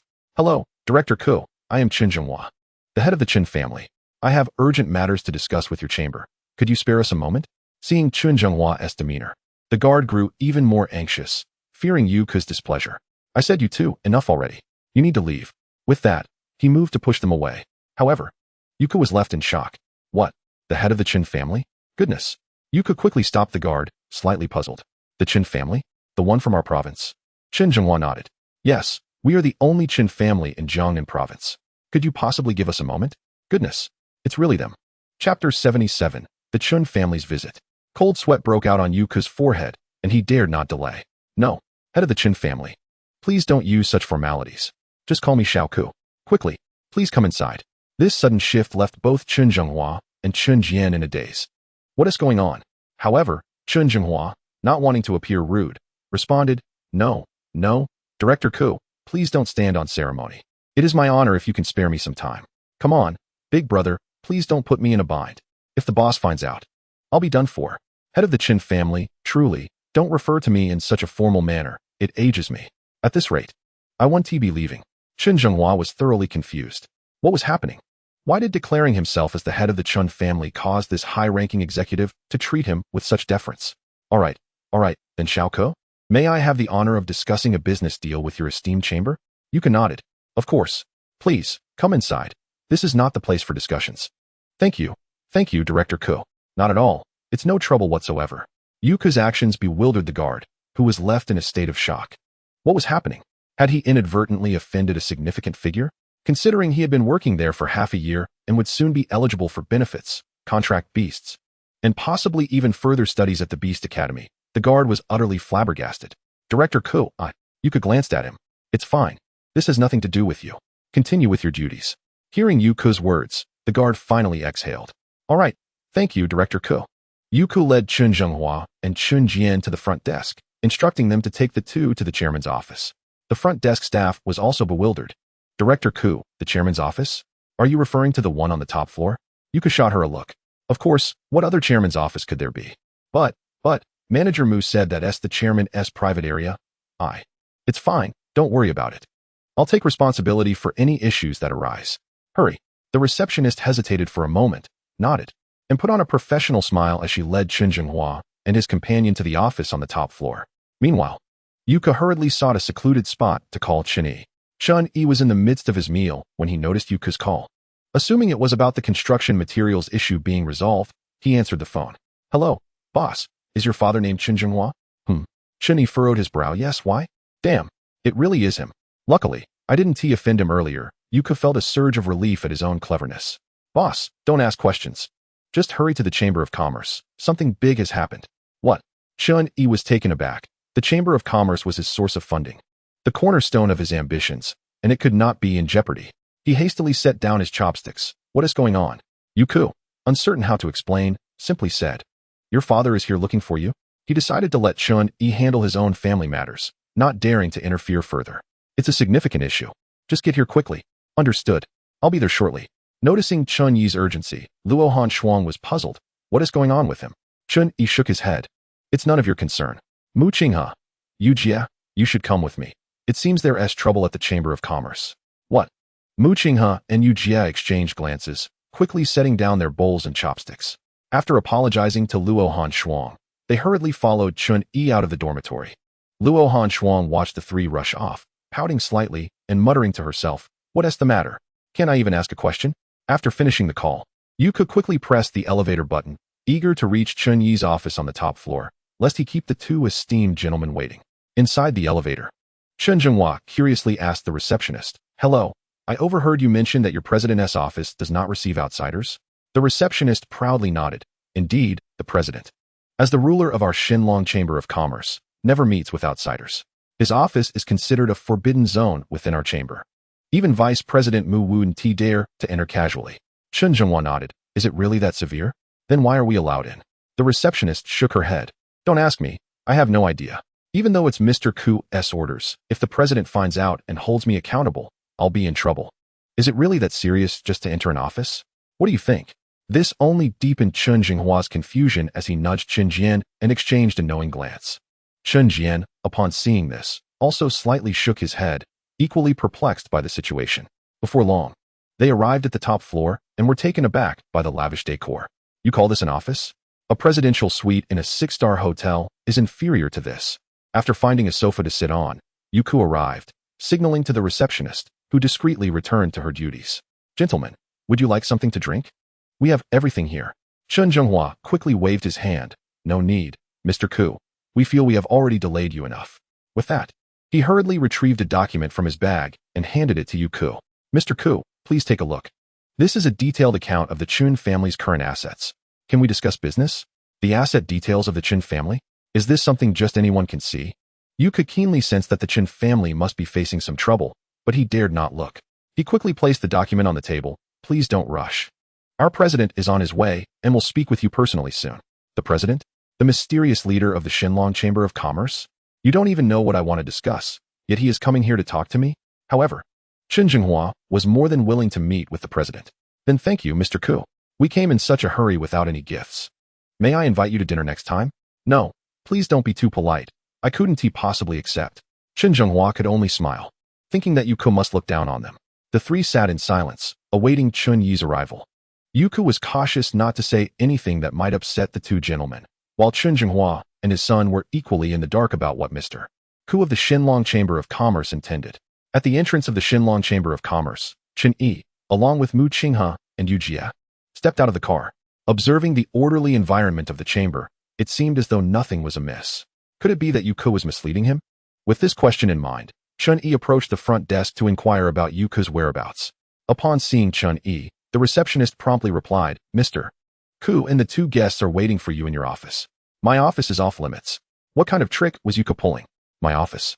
Yes, your office. With a sense of curiosity, Chun-Yi ascended to the top floor, heading toward his office. Upon reaching the top, he spotted two familiar figures along with Yuku. Yuku, what is going on? Didn't you say something happened? Chun Yi called out without hesitation, disregarding his status. Chen Zhenghua and Chen Jian were momentarily taken aback, recognizing the voice, and quickly turned to see. The sight left Chen Zhenghua and Chen Jian dumbfounded. Here, little brother. Chun Yi realized why the figures seemed so familiar. It was none other than his father and elder brother. How did you find your way here? Chun Yi exclaimed, widening his eyes. Father? Brother? How did you both come here? Chen Zhenghua mirrored Chun Yi's expression of surprise. We came to negotiate cooperation with the Xinlong Chamber of Commerce. Why are you here? The three exchanged bewildered glances. Chun Yi, speechless, turned to Yuko. Is this what you meant by something significant? Yuko helplessly nodded. How could you speak to Mr. Ko like that? Hurry and apologize.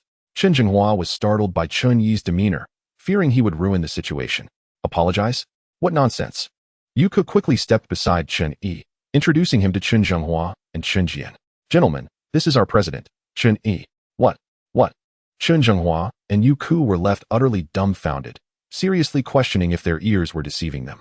You are the president of the Xinlong Chamber of Commerce? Initially intending to keep this a secret, it was now impossible to hide as Chun Yi nodded. Yes. I am the owner here. But, father, why did you come here to negotiate? Chen Zhenghua and Chen Jian exchanged incredulous looks, revealing bittersweet smiles. What a turn of events. Instead of protecting Chen Yi, they discovered he had quietly established such a vast enterprise. Chen Jian, still skeptical, asked, little brother, you're not pulling my leg, are you? You really are the president here? How much of a stake do you have? Stake? Including the Beast Alliance, mine amounts to a staggering 90%, granting me absolute authority.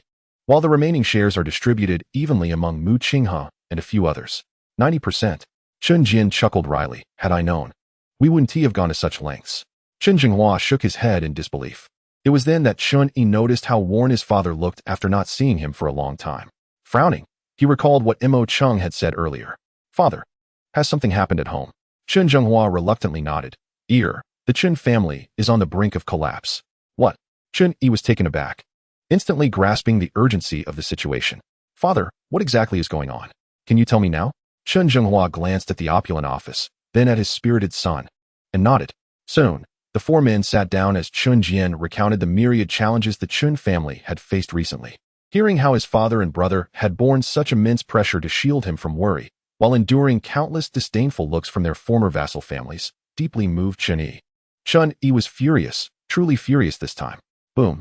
To the astonishment of everyone present, Chen Yi unleashed the physical prowess of Shao Qing, acquired through their soul link, and with a single punch, shattered the valuable coffee table before him into smithereens. Damn it, Kersley family. Initially, he had intended to slowly boil the frog, toying with them until their demise, but now they had brought this upon themselves. Little brother, is your hand all right? Chen Zhenghua and the others anxiously glanced at Chen Yi's hand. Was this punch truly delivered by him? My heavens. What kind of strength does it take to achieve such a feat? Is your hand unharmed? Only then did Chun Yi lift his hand and wave it before them. It's fine, father, brother, don't worry. As long as I'm here, the Chen family will surely stand strong. Both men were well aware of the current influence of the Xinlong Chamber of Commerce in Jiangnan Province. Qinghe, how much liquid assets do we currently have available for use? Mu Qinghe was momentarily stunned.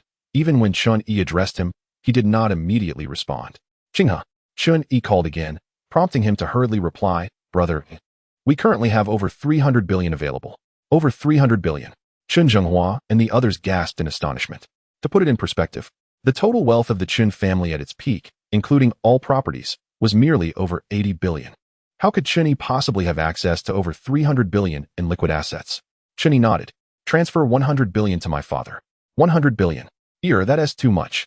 Chen Zhenghua was taken aback by such a staggering figure. Father, just accept it with peace of mind. The Chen family will need to plan for the future. Let us first handle the current situation, and then I will consult with you. Seeing that Chun Yi seemed to have further plans, Chen Zhenghua nodded in agreement. Chun Yi cast a glance at the still-dazed Mu Qinghe, feeling slightly puzzled. Qinghe, make the transfer. What is wrong with you? This shout snapped Mu Qinghe out of his stupor, and in a moment of surprise, he knelt before Chen Yi. This startled Chen Yi, who hurried over to assist him. Although Mu Qinghe was his subordinate in the Xinlong Chamber of Commerce, he was more like a brother. What was this about? Yet Mu Qinghe remained kneeling, his face filled with shame. Brother Yi, I am sorry for failing you. Chun Yi looked on in confusion. What do you mean? What is going on? According to Uncle Chun's earlier description, my Mu family should also be on the list of those who betrayed the Chen family, right? Chen Zhenghua could only nod helplessly at Mu Qinghe.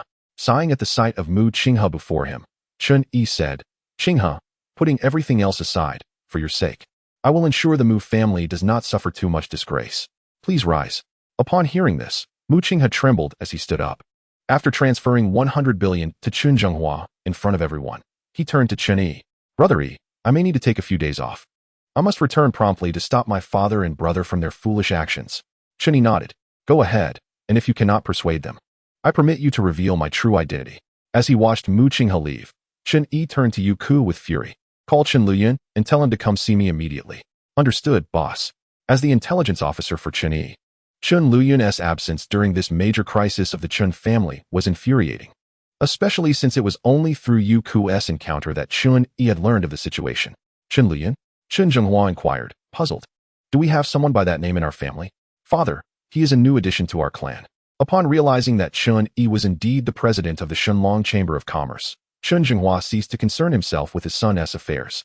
If he wanted to recruit new members, so be it. After all, the Chen family would eventually belong to him. After a brief wait, Chen Luyun hurried in, though he appeared slightly tense upon seeing Chen Yi's grim expression. Boss, this time it was my mistake. It seemed Yu Ku had already filled him in on the situation. Chen Yi had intended to explode in anger, but seeing Luyun's sincere attitude, he refrained.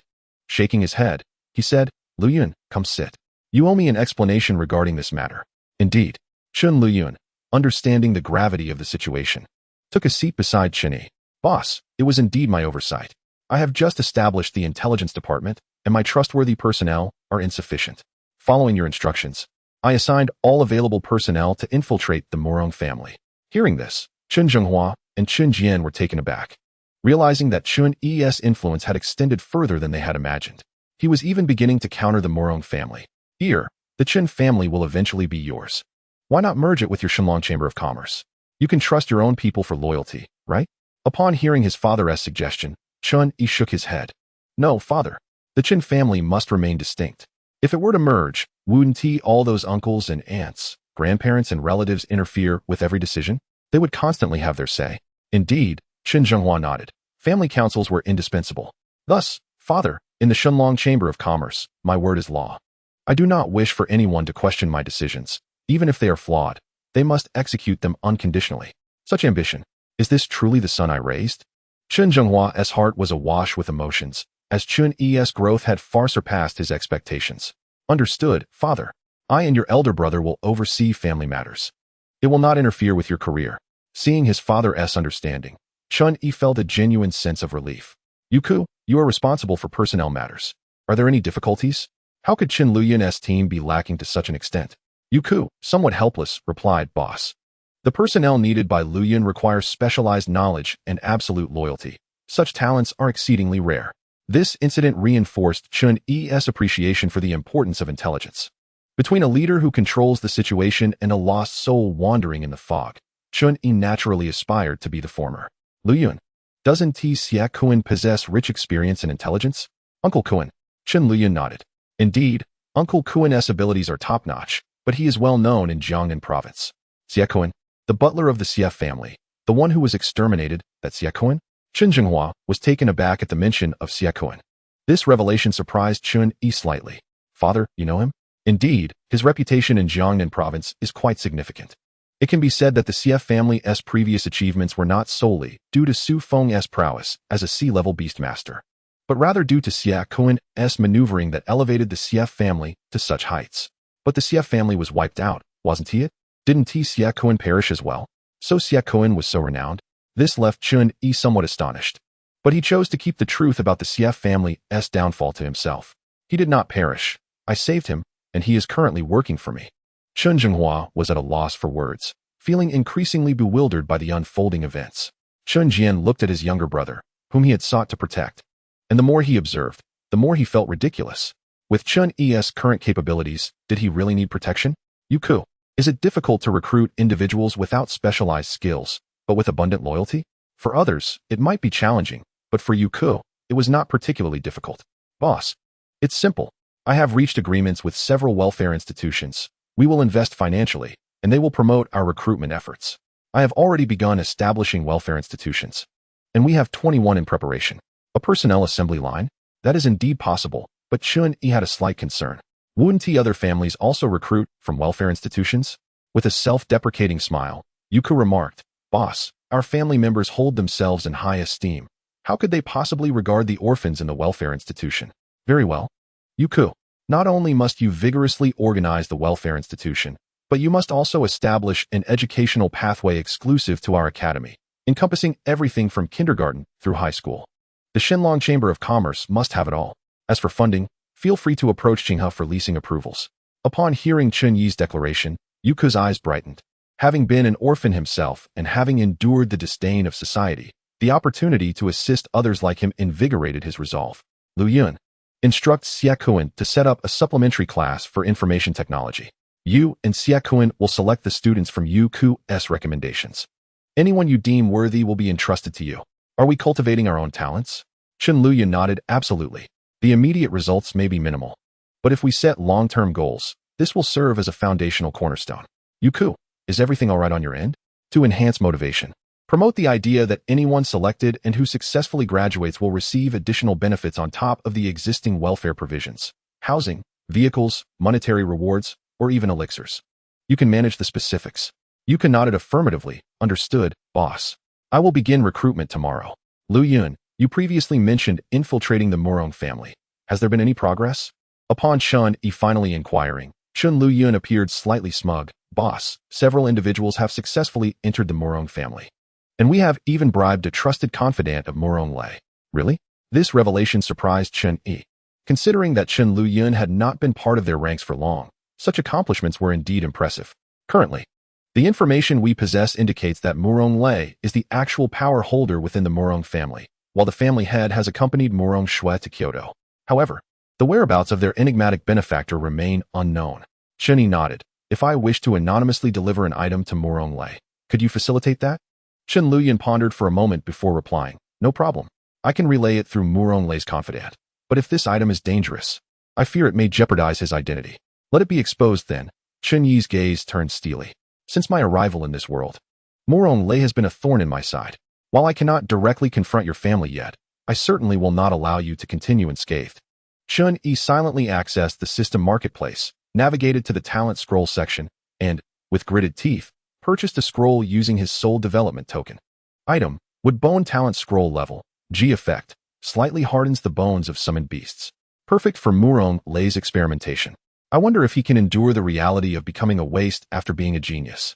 Carefully retrieving the scroll from the system's inventory, he noticed that, unlike the highly refined Thunder Element scroll, the Woodbone scroll felt rather coarse. Handing the Woodbone scroll to Chen Lu Yun, he cautioned him to treat it as a lethal device, ensuring that Murong Lei would be the one to open it. Although uncertain of the scroll's true purpose, its significance was evident, given Chun-Yi's cautious demeanor. Chen Lu Yun nodded. Rest assured, boss. Murong Lei will undoubtedly be the one to open this. After relaying his instructions, Chun-Yi dismissed Chen Lu Yun and Yuku, leaving only the three members of the Chun family in the room. Chen Zhenghua could not help but exclaim, You are truly remarkable. Chun Jin's expression was somewhat strained. Little brother, it seems you no longer require my protection, and I lack the strength to shield you. You must watch your own safety. Grateful for his family's concern, Chun-Yi nodded appreciatively.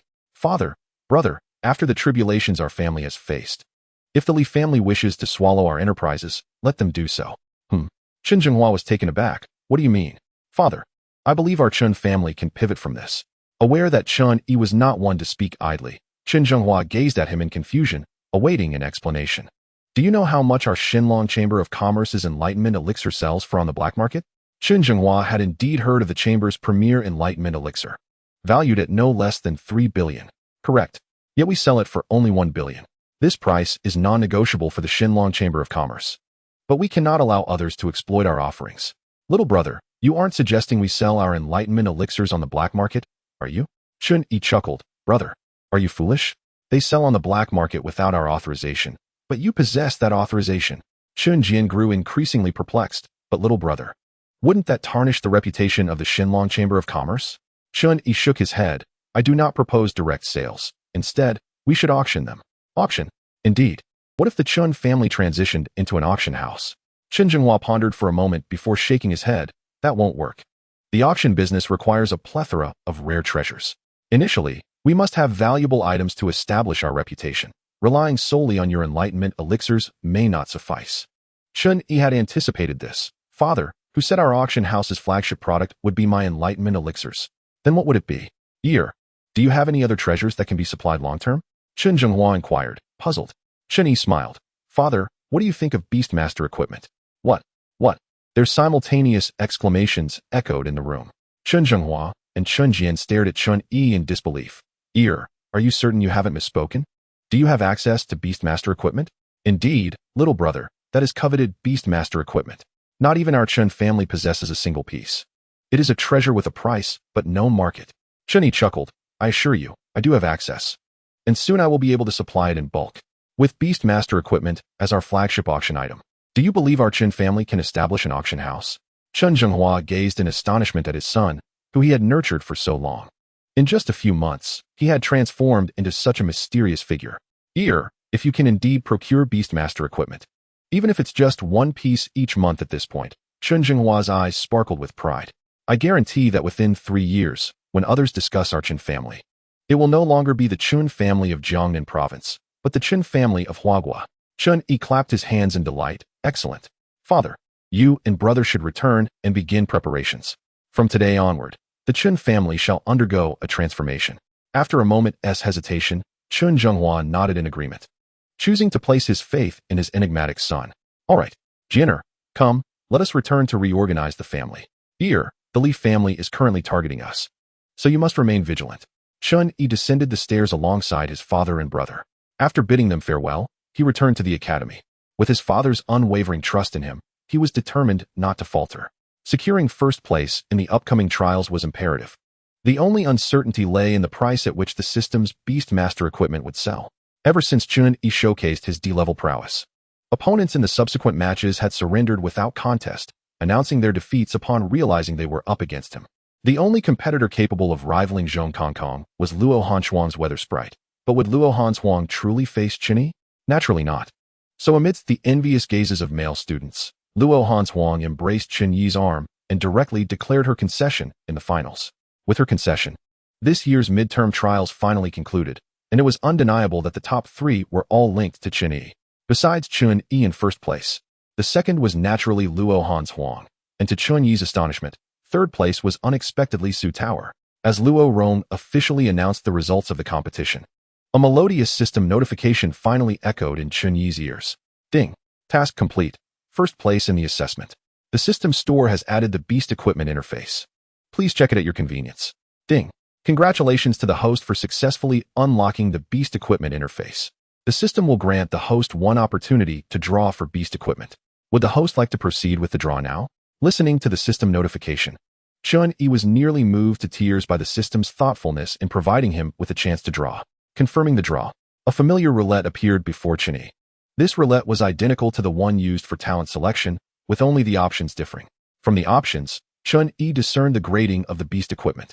There were 5 levels of Beast Equipment: bronze, silver, gold, diamond, and the most illustrious, mythical. Chapter 81, The Invisibility Cloak. Watching the roulette begin to spin, Chen Yi couldn't help but murmur, mythical, mythical. As the spinning slowed, the pointer finally came to rest in the golden section. Ding. Congratulations to the host for randomly obtaining a piece of gold-grade Beast Equipment. Ding. Congratulations to the host for acquiring the gold-grade Beast Equipment. Invisibility Cloak. The equipment has been placed in the system backpack. Please check it at your convenience. Gold grade. Quite satisfactory indeed, Chen Yi thought, intrigued by the invisibility cloak. He hurriedly opened the system backpack to inspect it. Equipment, invisibility cloak. Level, gold grade. Applicable races, all. Effect, when worn by a beast. The body enveloped by the cloak will become invisible. This effect is remarkable. Although it is indicated as suitable for all types, the cloak can only envelop an adult-sized figure. Thus beasts like Bone Spirit would not benefit from it. Naturally, what he anticipated most was the Beast Equipment interface, which was crucial for the future development of the Chen family. Chen Yi quickly accessed the system store and selected the equipment interface. However, all the equipment displayed in black and white indicated that Chen Yi lacked the purchasing capability.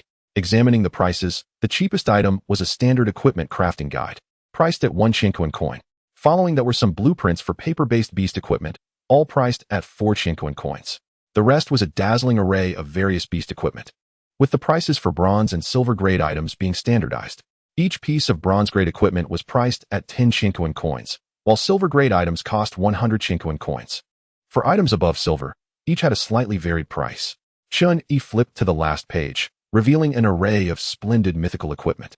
The exclusive equipment for the Divine Dragon, the 5-color Dragon Pearl, was priced at 1 million Chinquan coins. Good gracious. As for how to acquire Chinquan coins, Chun-Yi soon found the exchange interface nearby. Upon seeing it, he was utterly stunned. 1 Chinquan coin could be exchanged for 1 billion Huaxia coins. Good grief. So, a piece of bronze equipment would cost 100 billion, and a silver grade item would set one back 1 trillion? As for mythical grade equipment, Chun-Yi couldn't even muster the energy to calculate.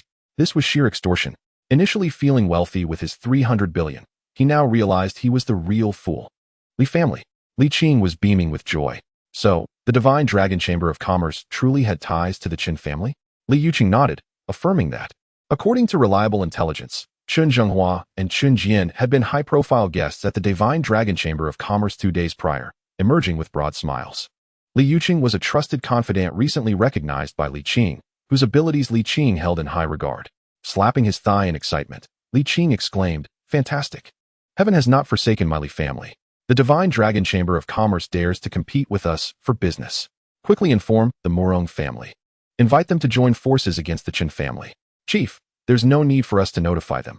This news was actually disseminated by the Morong family." Li Qing was taken aback. "What do you mean?" Li Yuqing chuckled. "You see, according to the Morong family, ever since we began to suppress the Qin family, they have been closely monitoring us. Now that they see the Divine Dragon Chamber of Commerce daring to assist the Qin family, the Morong family has proactively proposed cooperation with us." The more Li Qing listened, the more elated he became, eventually unable to contain himself, bursting into hearty laughter. "Ha ha! Splendid! Splendid! Prepare some gifts, and be sure to tell the Morong family that I will be visiting them in 2 days. Understood, Chief." Little did Li Qing know that after Li Yuqing exited, he immediately took out his phone and dialed a number. "Sir, I've followed your instructions to the letter. The fish has taken the bait." A satisfied voice echoed from the other end. "Well done. What movements does the fish exhibit?" "The fish has decided to personally visit the Morong family in 2 days with gifts." 2 days? Good, I understand. But make sure the fish brings an extra gift. Rest assured, sir. The fish currently trusts me immensely. Just remember our agreement. Indeed, this task serves as your assessment. If successful, I will introduce you to our master. And with your capabilities, I am certain you will be greatly valued. Thank you, sir, for your kindness. No need. All of this is your own endeavor. Just focus on completing the task. Yes, sir. Beast Academy, in Chun-Yi's dormitory. Although the dormitory's environment could not compare to his exclusive office at the Divine Dragon Chamber of Commerce, Chun-Yi had surprisingly grown accustomed to the comforts of being catered to. From initially resisting Luo Han's Huang, he had gradually begun to accept her. This girl was indeed quite capable. Chun-Yi took out the invisibility cloak from his system backpack for a thorough examination. The black cloak shimmered with specks of starlight, exuding an air of mystery. After allowing his other beasts to wear it one by one, he discovered that the most fitting was, unexpectedly, Grolfin. Thus, the invisibility cloak naturally became Grolfin's exclusive equipment. After Grolfin expressed gratitude to Chun-Yi, he was promptly assigned a task. "Li family, do you think you can harm my father and elder brother so grievously and escape unscathed? I will surely engage in business warfare. But do not think you will have an easy time in the shadows either." Chun-Yi spread out a map of Jiangnan province on the table, pointing to the location of the Li family. "Grolfin, remember this place. Can you venture there alone?" Grolfin glanced at the map and nodded. "Master, I have already learned the specific use of the map." With a cold smile, Chun-Yi nodded. "Excellent. Since the invisibility cloak now belongs to you, I have a task for you." Upon hearing about the task, Grolfin immediately became serious. "Please give your orders, master. Grolfin will complete it with all his might. Remember this location, it is where my enemies reside. From today onward, you shall remain concealed in the shadows, assassinating one member of their family each day. After the assassination, you must resurrect the body before them to instill chaos. I want them to live in fear during this time. Can you accomplish this?" Grolfin nodded. "I can. The strongest member of their family possesses B-grade strength. It is possible he may detect you hidden beneath the invisibility cloak. If he appears, do not hesitate, run." Grolfin nodded once more. "Understood. Very well, then go." Upon receiving Chun Yi's command, Grolfin donned the cloak and transformed into a Reaper of the Night, heading to the Li family to reap lives. Chun Yi observed closely, noting that Grolfin left the dormitory without making a sound, and Luo Hanswang in the living room remained completely unaware. Chun Yi felt quite satisfied with this. In fact, when it came to assassination, the most formidable was still Zhong Kong, his dog. Its spatial abilities were almost tailor-made for such endeavors. However, Chun Yi feared that the dog's loose tongue might complicate matters. Chapter 82. Ghost. It's haunted. The night was dark and deep. Li family. Beneath the veil of an invisibility cloak, Grolfin strode nonchalantly past the monitor. Following Chun Yi's directives, he had meticulously chosen his target for this assassination under the cover of darkness. In the night, 3 members of the Li family ambled along the path, their swaying gait betraying their inebriated state. Haha, let us keep drinking at my place. Today, Li Yu is in high spirits. We shall not return until we are thoroughly intoxicated. One of them declared. You've certainly made a name for yourself today, Yugo. Did you see Li Mao's expression when you presented your new research on the drug? Another chimed in. Indeed, Yugo. You've brought honor to our branch of the family. I fear you won't sleep well tonight. They laughed. Let us celebrate. It's on me tonight. How about we find some ladies to enjoy ourselves? Li Yu roared with laughter, wrapping his arms around his 2 companions. Fear not. As long as I have a piece of meat to eat, I guarantee you will have soup to drink. To the Purple Gold nightclub, where tonight, Yu-Ge is treating. Just as the trio reveled in their merriment, 10 shadowy figures materialized around them, blocking their path. Already intoxicated, the 3 men erupted in fury upon seeing that someone dared to impede their progress. Li Yu stepped forward, pushing against the figure before him. Who are you? Get lost. Do you not know who I am? I am Li Yu. A sharp crack echoed as the figure retaliated, delivering a swift kick that sent Li Yu staggering backward. Yu-Ge. The searing pain in his abdomen jolted Li Yu, momentarily sobering him as he rubbed his eyes to discern who had the audacity to attack him in the Li family's territory. Yet, upon seeing clearly, terror gripped him. A ghost. A ghost. The figure blocking him was no mere person. It was an unmistakable skeleton. Instantly, his companions were shaken from their stupor, their drunkenness evaporating in fright. A ghost. Run. With that, Li Yu scrambled to his feet, eager to flee, having forgotten to summon his beast companions in his panic. Trying to escape? In the shadows, Grolfin waved his staff hidden beneath the cloak, invoking the grip of the soul. In an instant, as they attempted to flee, ethereal arms erupted from the ground, ensnaring the 3 men. One of them was so frightened, he lost control of his bladder. Who is playing tricks? Show yourself. I am Li Yu of the Li family. Li Yu shouted, trying to muster his courage. However, Grolfin paid him no heed, instead directing the 10 skeletons to attack Li Yu. Quick, summon the beasts. Li Yu urged in desperation. 3 plant-type F-rank beasts emerged before them, shielding them from the skeleton's assault. Plant type? That's a natural counter. Grolfin waved his bone staff again, chanting death s decay. A chilling breeze swept past, causing the 3 plant beasts to wither before their very eyes, crumbling into dust. The skeletons advanced upon them. And just as the trio was engulfed in terror, they realized the swords of the 10 skeletons were all aimed at Li Yu. No. With a feeble scream, Li Yu was pierced through by the 10 swords, his companions watching in horror as he was impaled. No, don't kill me. As the 2 remaining men cowered in fear, the 10 skeletons suddenly vanished. To their astonishment, they found they could move again. Yet, Li Yu's corpse stirred. It rose abruptly, wrapping its arms around their shoulders as before.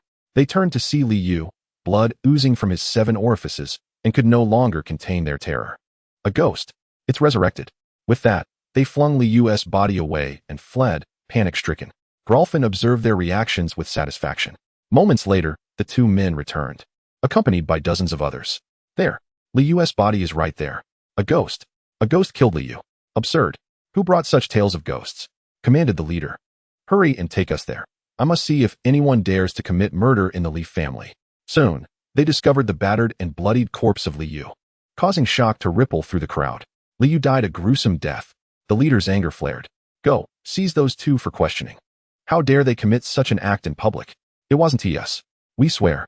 It was a ghost. A ghost. The leader's brow furrowed in suspicion. Still making excuses? Suddenly, they noticed Li Yu's corpse tremble violently, swelling at an alarming rate. The leader, sensing impending doom, shouted, "Get down." With a thunderous explosion, Li Yu's body burst apart, showering the surrounding area with a crimson mist.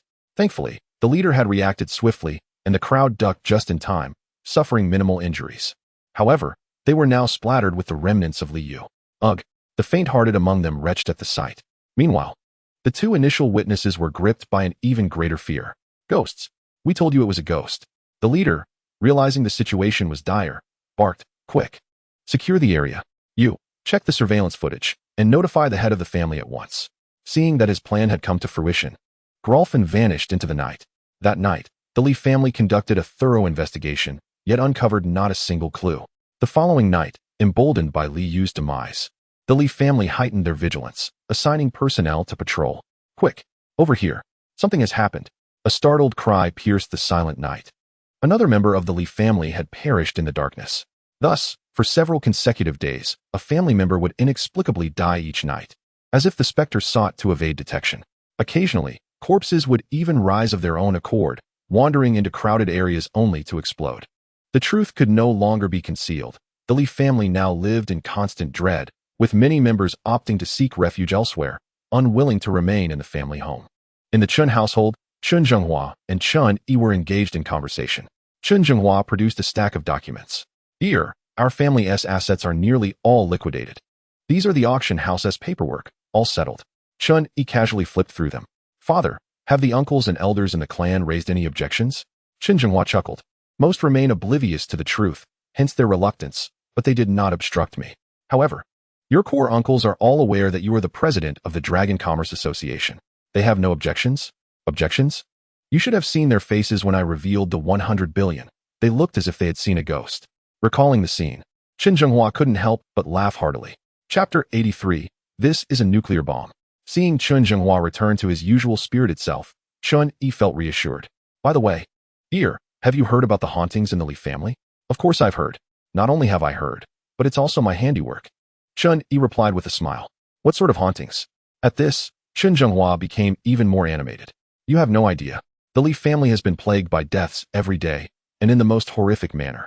The once mighty Li family now sees few who dare to spend the night at home. It appeared that Grolfin had executed his plan even more flawlessly than anticipated. By the way, the auction house is set to open next Monday. Our Chun family lacks notable items to showcase. How are your beast equipment preparations? Father, do you doubt my capabilities? With that, Chun Yi summoned 9 pieces of bronze-tier beast equipment and 1 piece of silver-tier beast equipment from his secret realm. Chun Zhenghua was left speechless, staring at the towering pile of gear before him, stammering.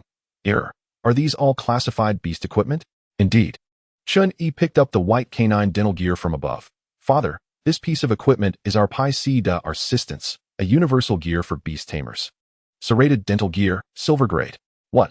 Silver grade equipment? Chun Zhenghua was utterly astonished, hurriedly taking it to examine it closely. One must understand that the craftsmanship of beast taming equipment had long been lost. Silver grade beast taming gear, even among the prestigious families in Kyoto, was considered a treasured heirloom. Let alone this universal model. What do you think, father? As a finale, this should be impressive enough, right? Impressive? What a ridiculous joke. Is this something that can be described as impressive? Chun Zhenghua took a moment to regain his composure. No, Xiao Yi, I must prepare. We need to postpone the opening of our auction house. Postpone? Why is that? Xiao Yi, do you truly not comprehend the value of silver-grade equipment? Our Chun family must promote this properly. I fear no other family in Jiangnan province can afford such a price. Is it really that valuable? Chun Yi had spent 100 Qiankuan coins to acquire this silver equipment, which converts to 1 billion Huaxia coins. He had only hoped to make a modest profit. But it seems he had underestimated the market for beast taming gear.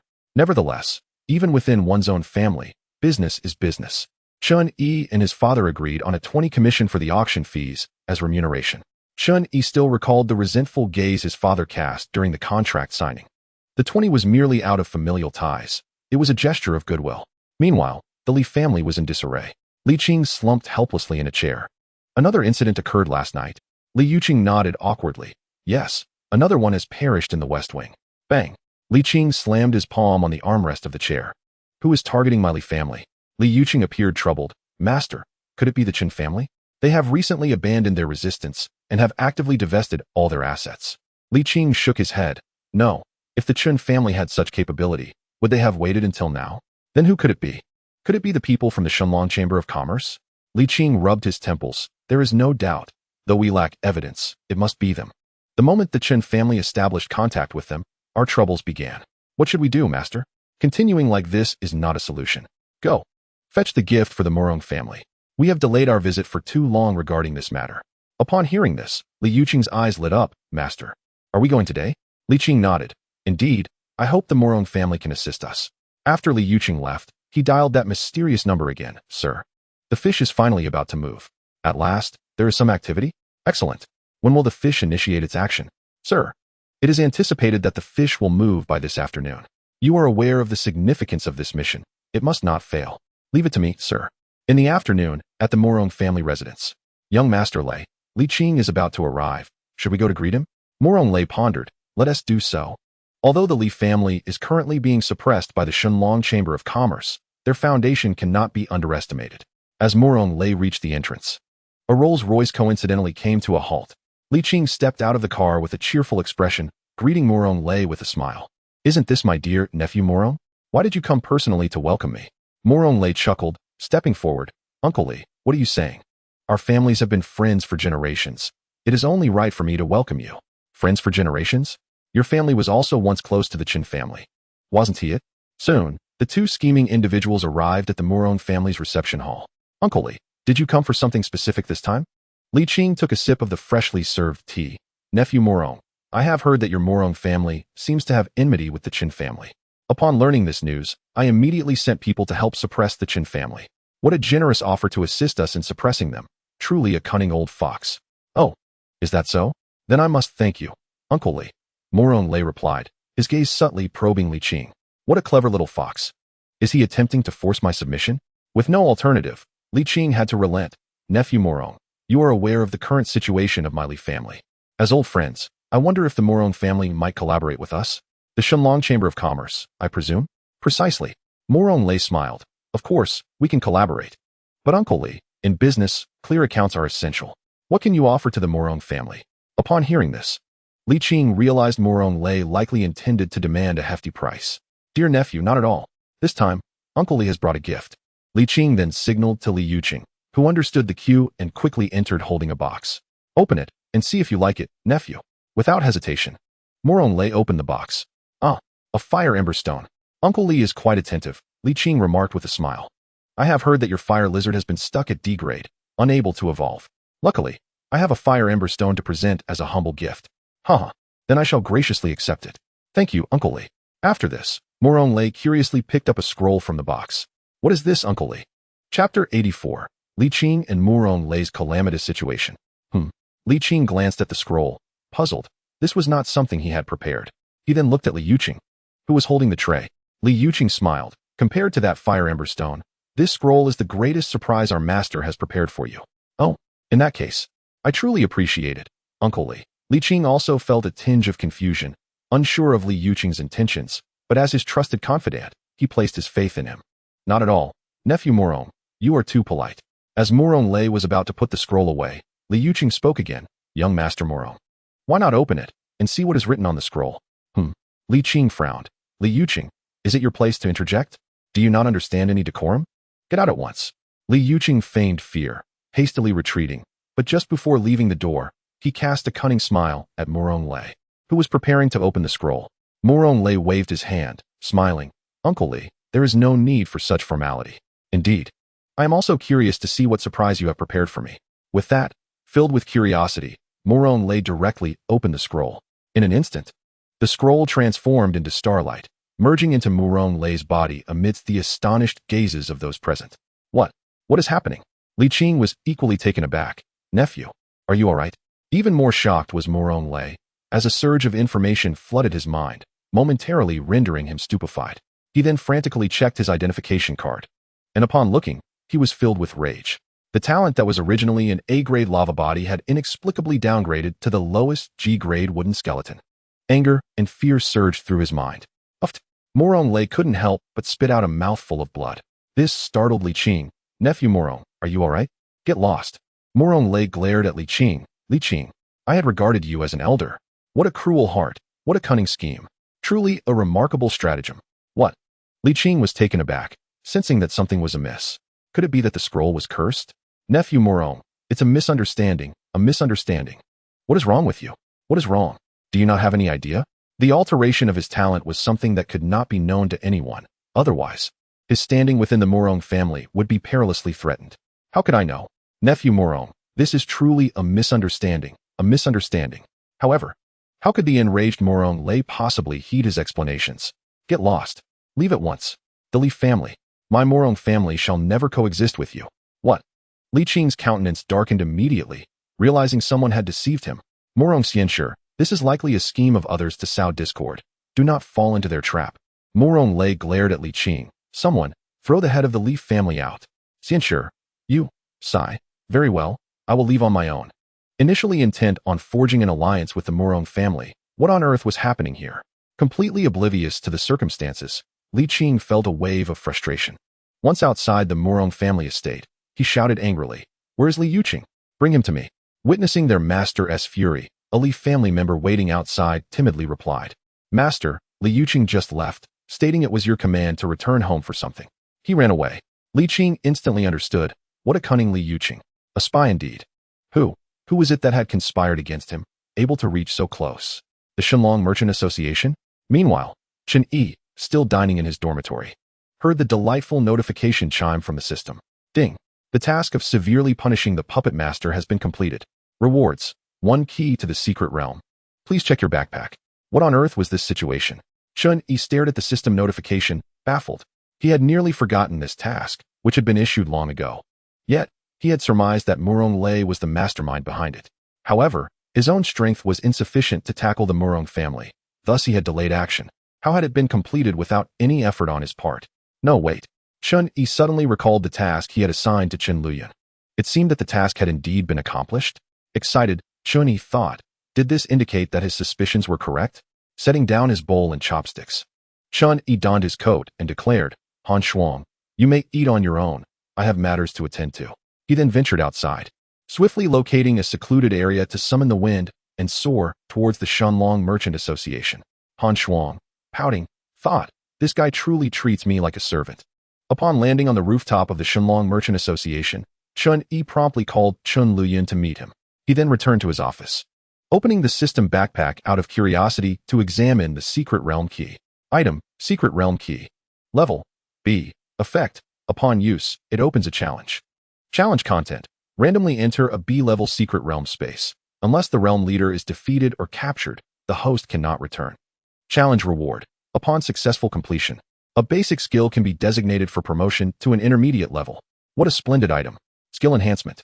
Chen Yi immediately accessed the skill interface, noting that he currently possessed only 2 skills, basic teleportation and basic summoning. According to the skill descriptions, teleportation currently had a maximum limit of D level, and an upgrade should raise that ceiling. The upgrade for summoning would likely increase the number of summoned entities. Regardless, an upgrade in either skill would significantly impact his strength. However, the challenge content was daunting, as it entailed solo conquering a B-level secret realm. Moreover, he could not return until the challenge was completed. Thus, Chen Yi needed to prepare thoroughly before undertaking the challenge. Just as he was strategizing, Chen Luyan arrived, accompanied by another individual. If Li Qing were present, he would surely have shouted in outrage, for this person was none other than Li Yuqing, the one who had betrayed him. Upon seeing Chen Luyan, Chen Yi smiled and waved, inviting him to sit casually. "Luyan, have you completed the task I entrusted to you?" Chen Luyan nodded. "Indeed, boss." This time the task yielded unexpected gains. Unexpected gains? Chen Yi inquired with curiosity. Chen Luyan then stood up with a grin, presenting Li Yuqing before Chen Yi. "Boss, allow me to introduce. This is Li Yuqing, a trusted aide of the head of the Li family." "A member of the Li family?" Chen Yi furrowed his brow. But since he was brought by Chen Luyan, he presumed he was an ally rather than an adversary. Trusting Chen Luyan, he stood and shook Li Yuqing's hand. "Greetings. I am Chen Yi, the president of the Shenlong Merchant Association." Observing Chen Yi's puzzled expression, Chen Luyan began recounting everything that had transpired at the Morong estate. As he listened, Chen Yi's eyes widened in astonishment. What a remarkable turn of events. Not only had Chen Luyan flawlessly completed the task, but he had also inadvertently incited a feud between the Li and Morong families. Chen Yi could only exclaim, "What a remarkable fellow." Very well, very well. Chen Yi regarded Chen Luyan with satisfaction before turning to Li Yuqing. "You are quite impressive as well. Hence, what is Chen Luyan's purpose in bringing you here? Surely it is not merely to introduce us?" "Indeed, boss. I hope to become Lord Luyan's deputy." "Deputy?" Chun-Yi glanced at Chen Luyan. Such matters should be decided by you. There is no need to consult me. Yet, Chen Luyan shook his head. Boss, as the intelligence department is crucial. Any appointments of a leadership nature should be made by you personally. This lad was evidently concerned about inciting suspicion. Indeed, those engaged in intelligence work are often meticulous in their thoughts. Chun-Yi sighed. Trust those you employ, and do not doubt them. Luyan, for future matters. You may decide these things without consulting me. Boss. Chen Luyan was deeply moved by Chun-Yi's trust in him, a newcomer. Internally, he vowed to establish a far-reaching intelligence system for Chen-Yi. All right, thank you for your trust, then I shall not be overly formal. After seeing off Chen Luyan, Chun-Yi resolved to make some preparations before utilizing the secret realm key to enter the challenge. First, he summoned Mu Qinghe to withdraw all available funds to ensure he had sufficient money for purchasing potions upon entering the secret realm. Uncertain of how long he would remain in the challenge, Chun-Yi directly purchased 3 types of potions from the system marketplace, acquiring 1,000 of each. These included the Strong Life Elixir, which restored stamina and mana, the Gale Elixir, which increased Beast's speed by 100% for a limited time, and the Barrier Elixir, which enhanced resistances. He instructed Mu Qinghe to conduct a certification at the Beastmaster Alliance each month. Observing the astonishing efficacy of these potions, Mu Qinghe nearly knelt before Chen-Yi, exclaiming, "Ego, you're the best." As for the Mu family, it was unclear what he had communicated upon returning. But that evening, the head of the Mu family discreetly sought out Chen Jinghua, and upon their departure, both were all smiles. Next, he contacted Yuko, urging him to expedite the preparation of construction materials for the Lizardman town. For the following days, he remained at home, participating as an investor in the preparations for the Chun family auction house. The elders of the clan observed Chun-Yi with expressions that were truly more distressing than tears. "Young master, our Chun family will inevitably belong to you in the future. Is it necessary to be so clear about the divisions?" Despite their relentless persuasion, Chun-Yi remained steadfast. He could provide the Chun family with substantial resources and even assist in its growth. Yet he would never allow the Chun family to merge with the Shenlong Merchant Association, nor let it become a subsidiary of the association. Finally, after several days of waiting, Chun-Yi received a message from Yuku, confirming that all the required construction materials for Lizardman Town had arrived. Only then did Chun-Yi accompany Yuku to the warehouse in the suburbs, which was insufficient to contain everything, as the materials consisted of massive stones, filling over 10 warehouses. Merely organizing these materials took Chun-Yi 2 days. Throughout this period, Yuka watched in astonishment as Chun-Yi, like a bottomless pit, made several tons of stone vanish with a mere touch. Once all materials were collected, Chun-Yi himself entered the secret realm.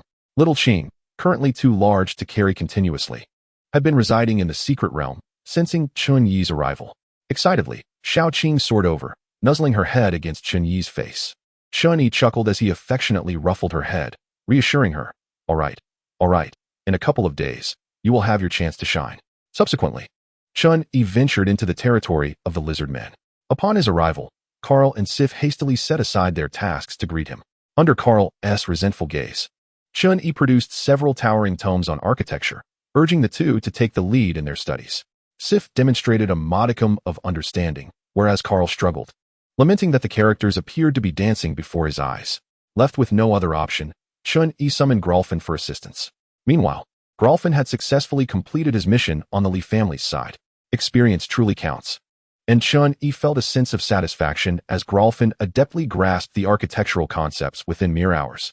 If those esteemed architects were to witness this, they would likely be mortified.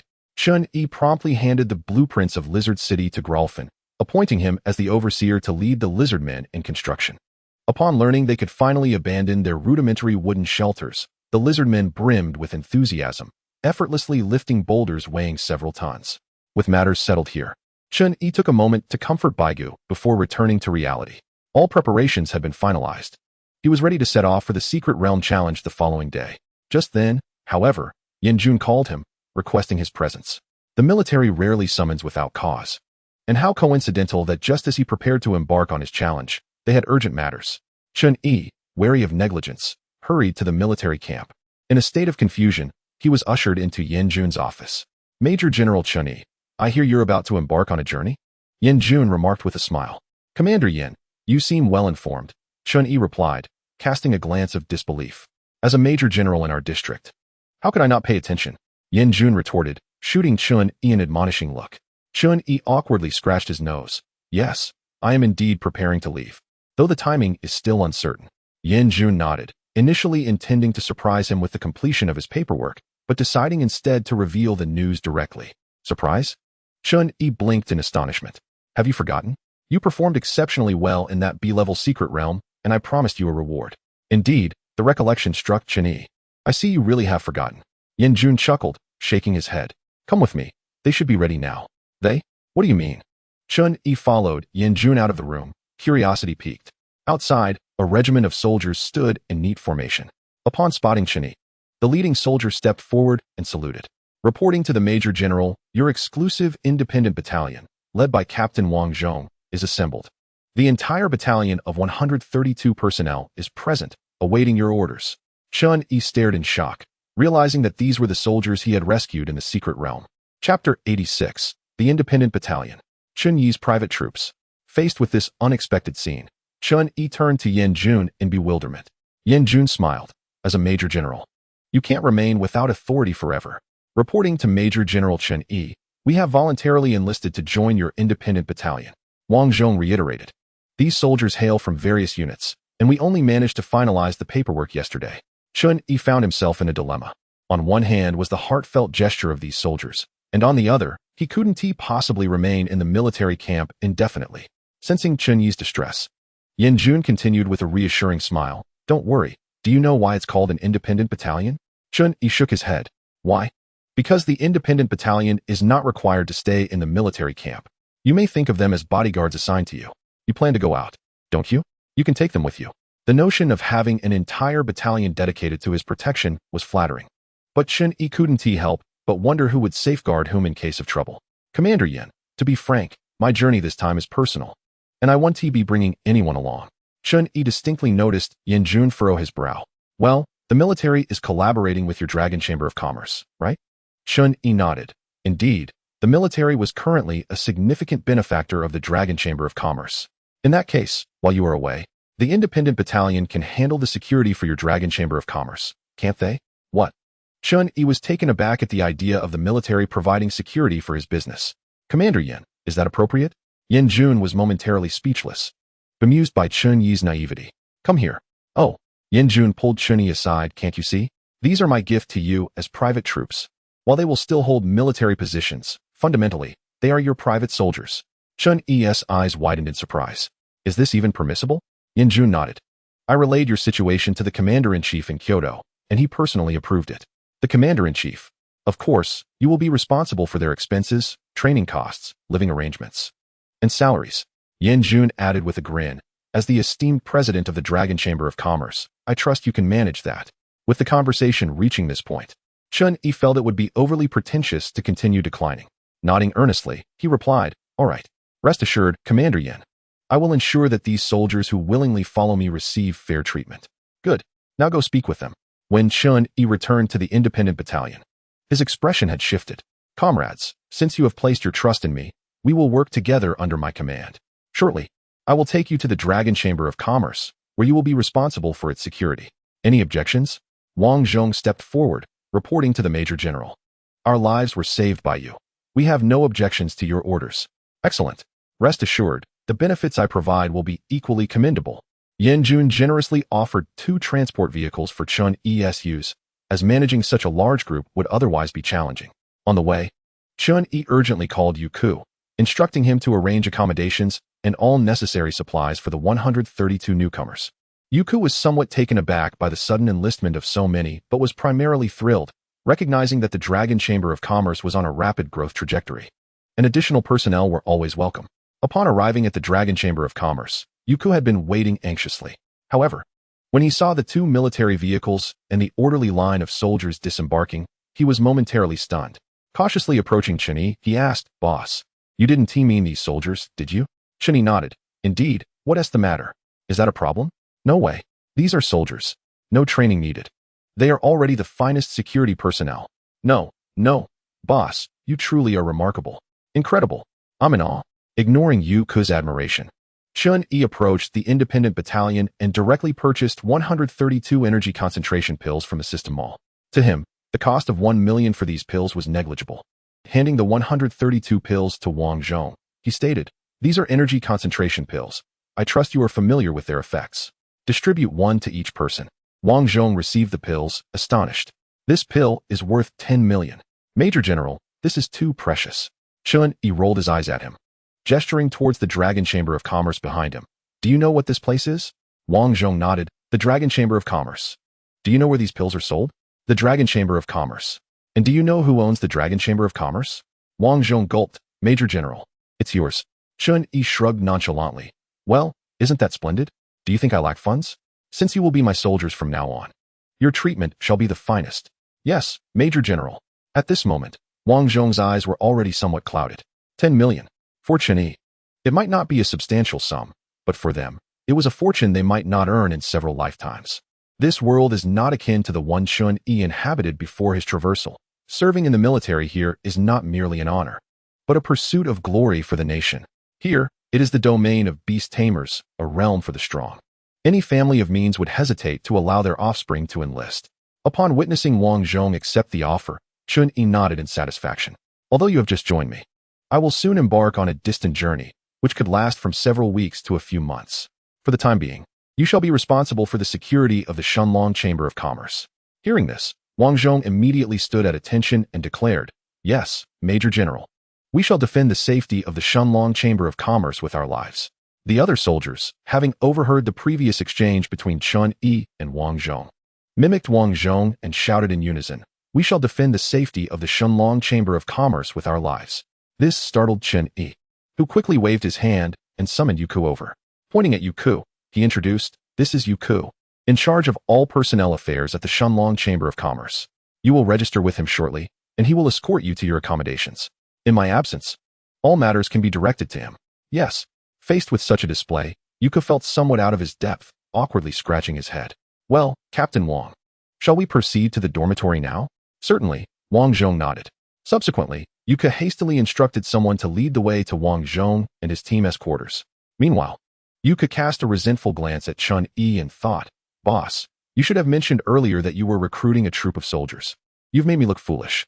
"But wait, boss, you're a Major General." "My goodness, a Major General." Chapter 87, The Beast Battlefield. Naturally, Chun Yi was equally bewildered by this sudden independent unit. "All right, go and make the necessary arrangements. I must depart shortly. Remember, ensure they do not face any unjust treatment." Yuka chuckled helplessly. "Boss, these are soldiers, true talents. Their treatment will only be elevated, never diminished." "Understood." Having settled all matters, Chun Yi returned to the uppermost level of the Shenlong Chamber of Commerce and retrieved the key to the secret realm. Ding. Shall the host use it immediately? Yes. Searching for matching B-level space. Search complete. Confirming secret realm space. Establishing the spatial gateway. Connection to the spatial gateway successful. In the next moment, Chun Yi, still on the top floor of the Shenlong Chamber of Commerce, felt his body twist and, in the blink of an eye, vanished from the upper level. When he opened his eyes again, he found himself in a forest of shattered stones. Given that it was a B-level secret realm, he did not hesitate. Chun Yi summoned Xiaoqing, Zhong Kong, and Bai Gu immediately. As for Shi Fu, Carl, and Grohl, he kept them within the secret realm space. As the lizard men were fervently engaged in constructing a town, summoning them would only delay their progress. Once Xiaoqing emerged, she affectionately circled around Chun Yi, while Bai Gu presented his jade-like skull before Chun Yi, eager for a pat. "Woof. Master, where is this peculiar corner of the world?" "Mind your surroundings. This appears to be another B-level secret realm. Do not let your guard down." "Woof. Master, my energy is already saturated. If I could acquire a piece of spatial crystal, I would instantly ascend to sea level. Once I reach sea level, I could traverse this desolate B-level secret realm with ease." Chun Yi kicked Zhong Kong in jest. "Do you think attribute crystals are as common as refuse? Moreover, spatial crystals are exceedingly rare. Strive to break through to sea level through your own abilities." As he had just arrived in the secret realm, Chun Yi took to the skies for safety, observing the dynamics of his surroundings. From his aerial vantage point, he discovered that this B-level secret realm was not as expansive as he had envisioned. The entire space comprised 3 distinct terrains, a grassy plain, a low mountain range, and the shattered stone forest where he currently resided. The shattered stone forest lay precisely at the center of the secret realm. Moreover, Chun Yi keenly discerned that there seemed to be traces of intelligence on the grassy plain. The outlines resembled those of a tribe. With a basic understanding established, the next step was to locate the leader of this secret realm. Based on his observations, the tribal area on the grassy plain appeared to be the most promising. Initially considering flying over, Chun-Yi opted against it, as flocks of crows occasionally emerged in the air. To his astonishment, these crows were all of sea level. Thus, he decided to proceed on foot. In the shattered stone forest, Chun-Yi rode atop Baigu, moving swiftly, perhaps feeling discomfort from sitting on Baigu's skeletal form. Chun-Yi had thoughtfully prepared a sofa cushion to bind onto Baigu's back. Xiaoqing chose not to continue flying, but instead nestled in Chun-Yi's embrace. Despite Baigu's massive size, being composed entirely of bones allowed for remarkable speed, Zhong Kong, panting, struggled to keep up. Woof. Master, can't you let Baigu carry me too? I'm exhausted. Ask Baigu yourself. It's not that I'm unwilling. Zhong Kong accelerated, dashing alongside Baigu. Woof. Baigu, please carry Grandpa Zhong. I truly can't keep up. Baigu glanced at Zhong Kong and vigorously shook his head. No, Grandpa Zhong's feet stink. Zhong Kang's canine face fell instantly. Baigu, why do you have to bring that up? Who knew that bat skin was so thin? Besides, I've cleaned up ages ago. No, Grandpa Zhong stinks. Baigu won't carry you. Zhong Kong felt utterly speechless, now regretting having kicked that bat in the first place. Woof. Master, you must help me explain. I'm all cleaned up. I've shed all my fur. Chun-Yi stifled a laugh, shrugging his shoulders in a gesture of helplessness.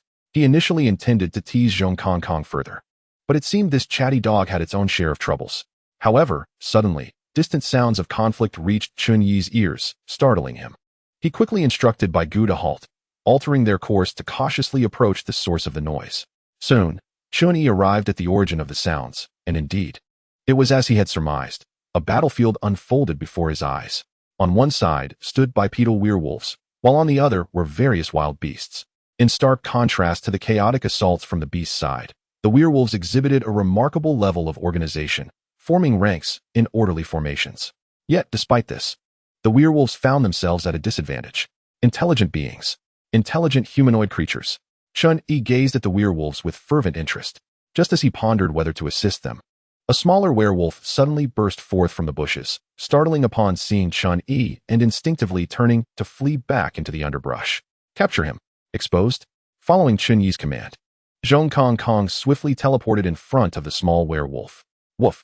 Hey, little wolf cub, I'm your ancestor, so why are you running away? The small werewolf, upon hearing Zhong Kong speak, became even more agitated, drawing a wooden sword from his waist and pointing it at Zhong Kong. You, don't come any closer. I'm very powerful. Indeed, an intelligent humanoid creature. Chun-Yi's gaze on the small werewolf was filled with warmth. He smiled and said, Please calm down. We mean you no harm.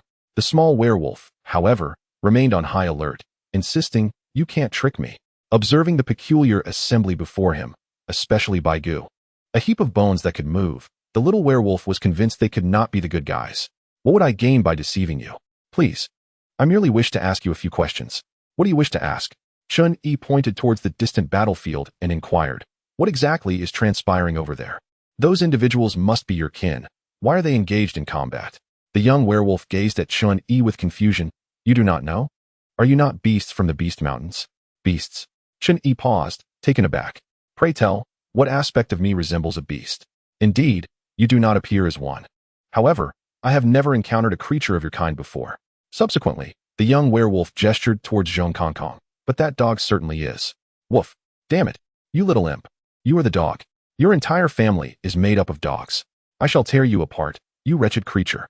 The young werewolf's words infuriated Zhong Kong, who opened his mouth as if to bite the young werewolf. This frightened the young werewolf, causing him to retreat several steps and tumble to the ground. Chapter 88. Entering the battlefield, a little show-off. Enough. Kong, cease your intimidation. Chun-Yi admonished, shaking his head at Zhong Kong. He approached the fallen young werewolf and extended his hand. Rise, do not worry. We harbor no ill intentions and are not from your so-called Beast Mountains. Seeing the lingering skepticism on the young werewolf's face, Zhong Kong rushed over, barking, Woof. You little rascal, why would my master need to deceive a creature like you, who has barely shed its puppy fur? Upon realizing that Chun-Yi truly meant no harm, the young werewolf hesitated but ultimately chose to extend his hand. Chun-Yi smiled and pulled him to his feet. That's more like it. Once the young werewolf stood, he brushed off his behind and inquired, If you are not from the Beast Mountains, then whence do you hail? Chun Yi mysteriously pointed to the sky. We descended from above. Above? The young werewolf looked up. Are you the apostles of the wolf god? Woof. Nonsense. I am the wolf god myself. Zhong Kongkong interjected. But you are a dog. The young werewolf seemed displeased with Zhong Kongkong's derogatory remarks about the wolf god and muttered under his breath. Woof. I can't take it anymore. Master, let me bite this little brat. The previously calm Zhong Kongkong erupted once more upon hearing this. All right, that's enough. By the way, little one, do you have a name? Seeing Zhong Kongkong's demeanor, the young werewolf instinctively edged closer to Chen Yi. Upon hearing Chen Yi's question, he nodded obediently. Of course. My name is Wolf Yuan. Very well, Wolf Yuan. Can you enlighten me as to why your kin are battling those beasts? Wolf Yuan nodded. We werewolves reside on the Green Wolf Prairie, while those beasts inhabit the Beast Valley. Originally, the rocky forest served as a buffer between us, allowing both parties to coexist without conflict. However, a year ago, for reasons unknown, these beasts began to traverse the rocky forest and invade our Green Wolf Prairie. Chen Yi nodded. Territorial disputes, then. There often lies no deeper reason. Wolf Yuan, do you know where the leader of this secret realm is located? Leader of the secret realm? Wolf Yuan appeared bewildered. What is a secret realm? And what is a leader of the secret realm? Our wolf clan has only a prophet, not a leader. It seems the beings of this secret realm possess a rather limited understanding of their environment. However, his words suggest that the leader of the secret realm is likely that prophet. Father. Suddenly, Wolf Yuan pointed towards a werewolf in the battlefield, who was already surrounded by several beasts. Upon witnessing this, Wolf Yuan exclaimed and raised his wooden sword, charging towards that direction. Simultaneously, the werewolf noticed Wolf Yuan, and his fierce expression instantly morphed into one of terror. No, Wolf Yuan, what are you doing here? Run. It's dangerous. No, I must save father. Wolf Yuan shook his head as he rushed towards the beasts. The beasts encircling the werewolf also spotted Wolf Yuan, and one of them broke away from the fray, baring its teeth and charging at Wolf Yuan. Chun Yi then took a closer look at the strengths of both sides. The werewolves had several at the D-tier level, yet most were E-tier, while the beasts were all at least D-tier, with 2 being C-tier. Wolf Yuan was merely an F-tier young werewolf, yet he dared to plunge into such a fierce battlefield, truly unaware of the peril he faced. Watching Wolf Yuan on the brink of being devoured by the beast, his father was filled with anxiety. No? Wolf Yuan, run. Quickly. However, this presented an opportunity for Chen Yi. He exchanged glances with Zhong Kongkong, who immediately understood the cue. Woof. Damn it, I really don't want to save this brat. Zhong Kongkong cursed under his breath, teleporting directly to Wolf Yuan's side and, without hesitation, kicked him aside. Woof. Get lost, kid. Remember, it was Grandpa Zhong who saved you. If you dare to call me a dog again, I'll make you regret it. The beast, witnessing Zhong Kongkong's actions, appeared momentarily stunned, as it believed that Zhong Kongkong's appearance should belong to their beast mountains. Woof. What are you staring at? You little brat? Go die? Ignoring the beast, Zhong Kongkong teleported beside it and leaped into action, unleashing a devastating strike. Ugh. The beast barely had time to let out a cry before its skin shattered like a mirror, resulting in a grim demise. The commotion startled both the werewolf and the beasts attacking Wolf Yuan, leaving them momentarily stunned. Is this a joke? That dog is clearly only D-tier, yet it just annihilated a beast of the same level? However, the beasts quickly regained their composure and all turned their wrath towards Zhong Kongkong, letting out a furious roar. They abandoned the werewolf they had surrounded and charged at Zhong Kongkong. Woof. You mute, flat-haired beast, seeking death. Woof. Space freeze. Instantly, the charging beasts were immobilized, or rather, their movements became exceedingly sluggish. Hey, wolf brat over there. What are you staring at? Take a look at your own fur and come lend a hand to eliminate these beasts. This jolted the previously dazed werewolf back to reality, and he nodded, raising his sword and hastily rushing over. With Zhong Kongkong's spatial manipulation, within a few breaths, all the beasts lay slain. Once the crisis had been averted, the werewolf continued to eye Zhong Kongkong warily. Who are you? Upon hearing this, Zhong Kongkong was incensed, glaring at the werewolf. Woof. I just saved you, and instead of kneeling to express gratitude, you dare question me? Just as tensions escalated between them, Wolf Yuan hurriedly stepped in front of the werewolf. Father. They are good people. They are not from the Beast Mountains. Seeing his son's conviction, the werewolf lowered his sword but still held a trace of hostility towards Zhong Kongkong. Wolf Yuan, who permitted you to enter the battlefield? Hurry and leave. Your father cannot afford to worry about you. No. Wolf Yuan wants to fight alongside father. Wolf Yuan has grown up. Observing the werewolf's distressed expression, Chun-Yi strolled over leisurely. Upon seeing Chun-Yi, the werewolf was taken aback. Huh? A hairless monkey? Damn it, hairless monkey. Chun-Yi nearly unleashed a gust of wind blade in response. I am a human. Have you never seen one before? The werewolf shook his head. Human? What is a human? Apologies, I have indeed never seen one. I am grateful for your assistance in saving my son. But you must inform me of your purpose in coming here. Chun-Yi glanced at the battlefield. If I were to say that I am here at the behest of your wolf god to assist you, would you believe me? The werewolf gasped. The wolf god sent you to aid us. Could you be the prophesied apostle of the wolf god? Chapter 89. The leader wants to graze. Apostle of the wolf god? What on earth is that? Woof. Damn it. Open your wolf eyes and see clearly what my Master S status is. That so-called wolf god is akin to being my Master S apostle. The werewolf furrowed his brow. While we werewolves advocate freedom and openness, I cannot overlook such slander against the wolf god. I may be compelled to take action. Upon hearing the words of the werewolf, Zhong Kongkong shot him a glance, exclaiming, Woof. Damn. Does Grandpa Zhong fear you? If you have the guts, come over. It appeared that Zhong Kongkong was about to engage in another quarrel with the werewolf, causing Chun-Yi to feel a headache. The incessant chatter of this dog was truly remarkable. Chun-Yi stepped forward and gently kicked Zhong Kongkong, saying, All right, quiet down. If you continue to speak recklessly, I might have to send you back to the secret realm. Just came out to play, and you want to send me back? Zhong Kongkong immediately shook his head, barking, Woof. Please don't, Master, I was wrong. Seeing that Zhong Kongkong had finally fallen silent, Chun-Yi approached the werewolf. Are you the apostle of the wolf god? You could interpret it that way. May I ask for your name? Inquired the werewolf, looking at Chun-Yi with a hint of skepticism. I am called Wolf Howl. If you truly are the apostle of the wolf god, could you assist me in driving back these beasts? These beasts? Chun-Yi surveyed the battlefield, asking, Is merely driving them back sufficient? Merely driving them back? Do you think it's that easy in my eyes? The werewolf gazed at Chun-Yi, somewhat speechless. Yes, just drive them back. Very well. To catch the thief, one must first capture the leader.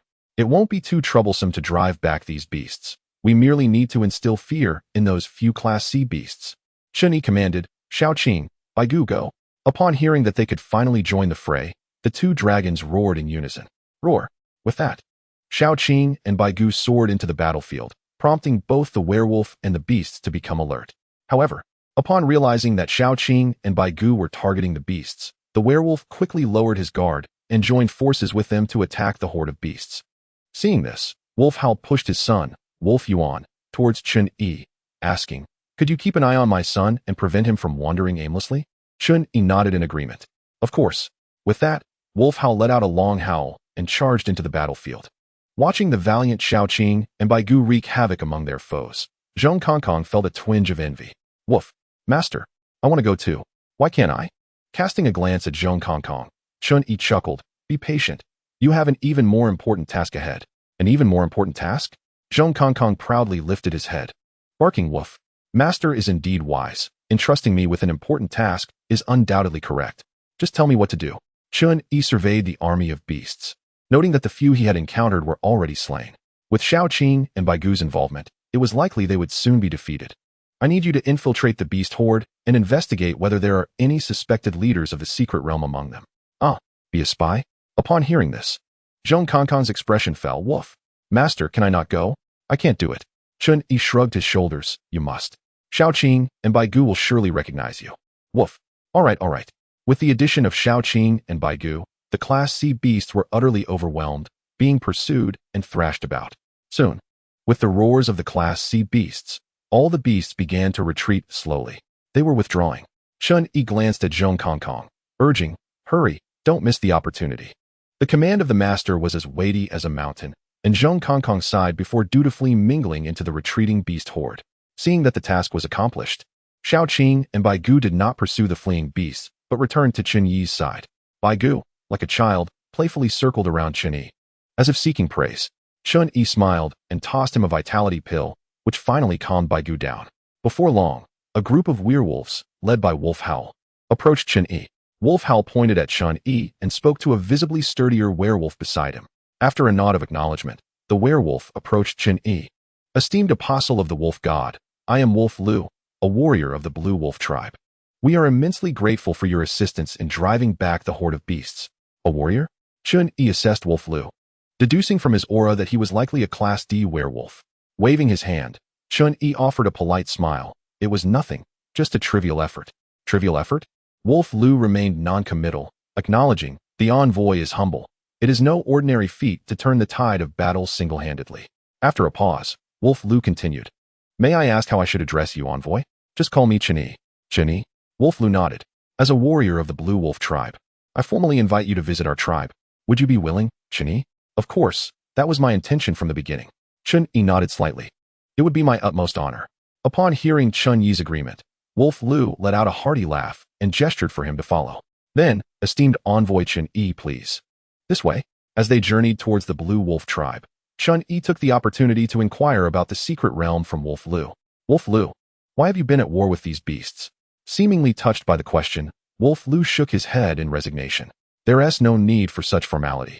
Just call me Wolf Lu. There's nothing to hide. It's no trouble to share with you, esteemed envoy Chun-Yi. Oddly enough, we lived harmoniously with the beasts for years. However, a year ago, a talking crow arrived at our Blue Wolf tribe, claiming to be the messenger of the Beast Mountain. A crow? A messenger? Noticing Chun-Yi's curiosity, Wolf Lu continued. Indeed, a crow. It demanded that we relinquish half of our prairie, stating that their slumbering leader had awakened and required sustenance. Uffed. Just as Chun-Yi took a sip of water, he couldn't help but spit it out. What did you say? A slumbering leader? The first thing it does upon awakening is to seek sustenance? Wolf Lu nodded helplessly. Yes, esteemed envoy Chun-Yi. Do you find this reasoning absurd? If they wish to seize our territory, they should simply say so, yet they concocted such a pretext for war. Rubbing his temples, Chun-Yi pressed on. Wolf Lu, do you know what species their leader is? Wolf Lu shook his head. As you can see, in terms of strength, we are no match for the beasts of the Beast Mountain. After we refused to surrender half of our prairie, they immediately launched relentless attacks against us. We have not even seen their so-called leader. Chapter 90. The Apostle of the Wolf God. Listening to Wolf Lu's lament, Chun-Yi felt speechless. Upon their arrival at the so-called tribe, a crowd of werewolves had gathered at the entrance, anxiously gazing in their direction. Oh, mother! Wolf Yuan spotted his mother immediately and dashed over. Expecting a touching reunion, the female werewolf, upon seeing Wolf Yuan, picked him up and, retrieving a wooden stick hidden behind her, began to spank him mercilessly. Witnessing this scene, Chun-Yi couldn't help but chuckle. This is well-deserved, at such a young age. Not learning properly, but attempting to sneak away. Had it not been for my intervention, he might have been chatting with the King of Hell and his underlings by now. Esteemed envoy, this is our tribe. Allow me to take you to meet the prophet, Wolf Lu stated. The prophet? Chun-Yi nodded. All right. It was evident that Wolf Lu held a significant position within the werewolf tribe, as all werewolves parted to give him passage. Chun-Yi walked into the tribe, under the curious gazes of the werewolves. Indeed, the werewolves lived in a tribal structure, their homes constructed from interwoven branches, adorned with leaves from unknown plants. Following Wolf Lu, they arrived at a relatively large dwelling in the center of the tribe. Wolf Lu requested Chun-Yi to wait a moment while he communicated with the prophet. Chun-Yi nodded in understanding, though he harbored some concerns. It seemed this so-called prophet had prophetic abilities. He was no true apostle of the wolf god. And if the truth were to be revealed, would he face the wrath of the werewolves? However, after all, it was oneself who saved them. It would hardly lead to enmity. Inside the dwelling, there stood an individual somewhat different from a werewolf. He was a bay person. It is said that among 1,000 wolves, there must be one bay, which refers to a wolf with physical deformities. Due to these physical shortcomings, their brains develop exceptionally well. Thus, bay individuals are generally more intelligent than ordinary wolves. Clearly, even among the humanoid werewolves, it seems that deep-rooted genes are still inscribed within their essence. The bay person, seated in a meditative posture, rose upon seeing Wolf L. You have returned, Wolf L. How went the battle? Prophet Bay, as you predicted, they indeed unleashed the C-class beasts this time, and we could have suffered significant losses. Did the C-class truly appear? The Prophet Bay exhibited evident anxiety. What was the outcome? How many of our kin have met the wolf god? Wolf L shook his head. None, this time. Not a single soul has encountered the wolf god. Not a single one. Did you not say they deployed C-class beasts? Indeed, but an unexpected turn of events occurred. Wolf L then looked at the Prophet Bay with excitement. Prophet Bay, as foretold in your prophecy, the messenger of the wolf god appeared at a critical moment and assisted us. Cough, cough. The Prophet Bay was taken aback, coughing twice in astonishment. The messenger of the wolf god? Indeed, it is the messenger of the wolf god. The Prophet Bay's expression turned somewhat awkward. Nonsense. That was merely to prevent you from losing your fighting spirit. It was a deliberate fabrication to deceive you. Wolf-El, how do you know that person is the messenger of the wolf god? Did he tell you personally? Wolf-El nodded yes. He is undoubtedly the messenger of the wolf god. The messenger's 2 pets, with D-class strength, actually overwhelmed the C-class beasts. Without the protection of the wolf god, who could possess such prowess? D-class overpowering C-class? Were it not for the fact that these words came from Wolf-El, the Prophet Bey would certainly think him delusional. If both pets are this formidable, what of the messenger himself? Is there truly a messenger of the wolf god? The Prophet Bey began to harbor doubts. If such a messenger existed, would he not know that I had previously deceived Wolf-El and the others? Wolf-El, where is the messenger? Pray, take me to meet him. Wolf-El pointed towards the door. He is just outside. Shall I summon the messenger of the wolf god? The Prophet Bey shot him a glare. Enough of the chatter. Hurry and call him in. Do not delay the messenger of the wolf god. Soon, Chun-Yi was invited in by Wolf-El. Chun-Yi then turned his attention to this so-called prophet, whose limbs were frail, resembling a mere bag of bones. With an unknown bead hanging from his neck and a staff raised in his right hand, Chun-Yi squinted his eyes. This was indeed a Bey person. The ancients spoke truly. Wolves and Bey conspire together. I wonder if this prophet realizes he is an impostor of the messenger of the wolf god. As the Prophet Bey noticed Chun-Yi's gaze, filled with sharpness, he felt a jolt in his heart. Could he truly be the messenger of the wolf god? Moreover, had he already discerned that I had merely deceived Wolf-El and the others? The Prophet Bey found himself in a dilemma, uncertain whether this messenger of the wolf god would expose him. Messenger Chun-Yi, this is our prophet of the Green Wolf tribe. Prophet Bey. Wolf-El introduced Chun-Yi. Chun-Yi nodded slightly.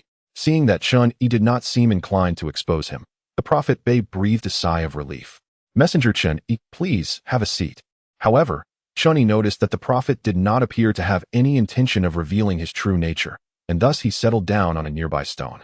Dare I ask, Messenger Chun-Yi, did the wolf god send you with any directives? Directives? Not quite. Chun-Yi perceptively noted that this so-called prophet seemed uncertain about revealing the truth himself. In light of this, Chun-Yi decided to take the initiative.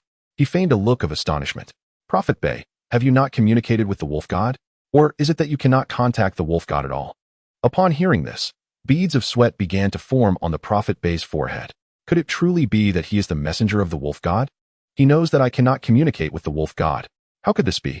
Messenger Chun-Yi, in the face of the Beast Mountain's assault, we have relied entirely on Prophet Bey to communicate with the wolf god and devise strategies to last until today. Good heavens, communicating with the wolf god and devising strategies. Chun-Yi's mind involuntarily conjured up memories of a past life profession, a charlatan. This Prophet Bey was undoubtedly a charlatan. To deal with a charlatan, one must adopt the methods of an even greater charlatan. Chun-Yi smiled. I see now. It appears I have misjudged Prophet Bey. Perhaps the wolf god simply did not inform you beforehand.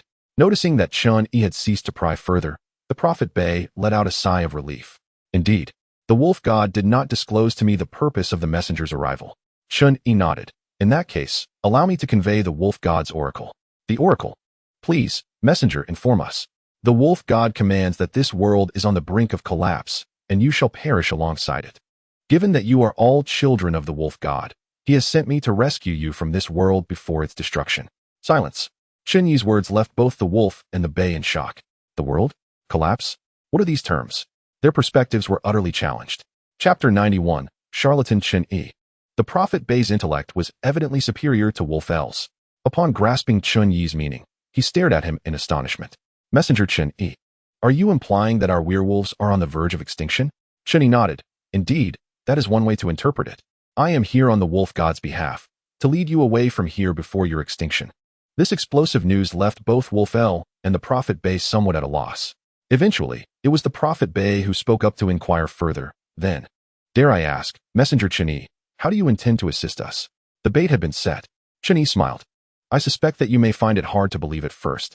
How about this? Let us first work together to resolve the difficulties before you. The difficulties before us? Do you mean the Beast Mountain? Precisely, the Beast Mountain. At present, it appears that the leader of this secret realm is likely within the Beast Mountain. According to the conclusions drawn by the secret realm's military, should the leader of the secret realm perish or vanish, the realm itself will tremble and shatter within a week. Now, I shall plant a seed in the minds of these werewolves. When the time comes, it will be only natural to lead them into my secret realm. Such notions of extinction seemed fantastical to Wolf-El and the Prophet Bey, who naturally remained skeptical. However, they were more than willing to resolve the matter of the Beast Mountain, especially Wolf L, who understood deeply the strength of Chun-Yi. He was capable of overpowering C-class adversaries. If Chun-Yi could assist them, they might indeed manage the situation with the Beast Mountain. Wolf L exclaimed, "Messenger Chun-Yi, are you truly going to help us werewolves?" "Of course, I am summoned by your wolf god. If I do not help you, should I assist the Beast Mountain instead?" Hearing Chun-Yi's words, Wolf L was overjoyed, while the prophet Bei shot him a glance. "Enough, Wolf L, hurry and make arrangements. Tonight we shall welcome the messenger of the wolf god." "Very well, I shall make the arrangements at once. Prophet Bei, please allow Messenger Chun-Yi to settle in." As Wolf L enthusiastically dashed out, Chun-Yi shook his head. This fellow seemed to act without thinking, saying whatever came to mind. He had likely discerned that the true decision-maker regarding the major affairs of the werewolf tribe was the charlatan prophet Bei before him. In that case, Chun-Yi grinned slyly, and thus resolved to first win over this prophet Bei. Subsequently, Chun-Yi employed modern knowledge to communicate with the prophet Bei in the manner of a charlatan for an extended period, leaving the prophet Bei exclaiming that he felt as if they had known each other for ages. It turned out that the true identity of Messenger Chun-Yi was as noble as that of the wolf god. Both were deities of their respective realms. Listening to Chun-Yi's flattery, the prophet Bei's eyes widened as he repeatedly bowed towards Chun-Yi. Chun-Yi nodded. "Indeed, your wolf god has matters preventing him from coming, which is why he has sent me to assist you." Observing the bewildered seer of the wargs, Chun-Yi resolved to intensify his demonstration, summoning Karl, Sif, and Gralvin directly before the seer. "Seer of the wargs, these individuals are my subjects." The sudden appearance of the trio left the seer even more astonished, for the humanoid lizard folk were far more convincing than the skeletal Shaoqing. In response to Chun-Yi's unexpected summoning, Karl appeared somewhat perplexed, casting a bewildered glance at Chun-Yi. It was Gralvin, the astute old lich, who, upon a cursory glance, deduced the situation and promptly knelt before Chun-Yi, exclaiming, "My lord, your subject Gralvin pays his respects. What commands do you have for me?" Karl and Sif quickly followed suit, mimicking Gralvin's gesture of reverence. Chun-Yi regarded them with satisfaction, inquiring, "How progresses the construction of Lizard City?" "My lord, the groundworks for Lizard City are nearly complete, and we are now commencing the construction of the buildings." "Such swiftness?" Chun-Yi marveled, taken aback that only 2 days had passed. Indeed, the disparity between the capabilities of the lizard folk and ordinary humans was significant. Chun-Yi nodded approvingly. "Excellent. You may return now. Gralvin, oversee the construction of Lizard City diligently." "Understood, my lord." Subsequently, Chun-Yi dismissed the three back to their realm. At this moment, the seer's gaze towards Chun-Yi had completely transformed, from skepticism to a begrudging admiration, and now blossoming into reverence. "It seems I have acted rashly," he admitted, dropping to one knee before Chun-Yi. "I pay my respects to you, envoy of Chun-Yi. Please forgive our prior disrespect as werewolves." Quite the achievement. With 70% of the endeavor accomplished, Gralvin has proven to be a valuable ally. Chun-Yi mused, helping the seer rise. "There is no need for such formality. You are, after all, subjects of the wolf god, not mine. You are too modest, envoy of Chun-Yi. You hold an esteemed position equal to that of the wolf god, and this is the proper decorum." Chun-Yi continued to persuade the seer until Wolf L arrived to announce that the banquet was prepared. The banquet of the werewolf tribe exceeded Chun-Yi's expectations in its opulence, with an array of various beast meats laid out around the central bonfire. As Chun-Yi and the seer approached, the once raucous celebration fell into an awed silence. The seer then guided Chun-Yi to a raised platform beside the bonfire, where he began to introduce Chun-Yi's identity and origins to the gathered werewolves. Upon completing the introduction, he knelt before Chun-Yi in reverence. Seeing the seer's actions, all the werewolves mimicked him, kneeling before Chun-Yi in homage. Chun-Yi, having weathered many storms, was unfazed by the situation.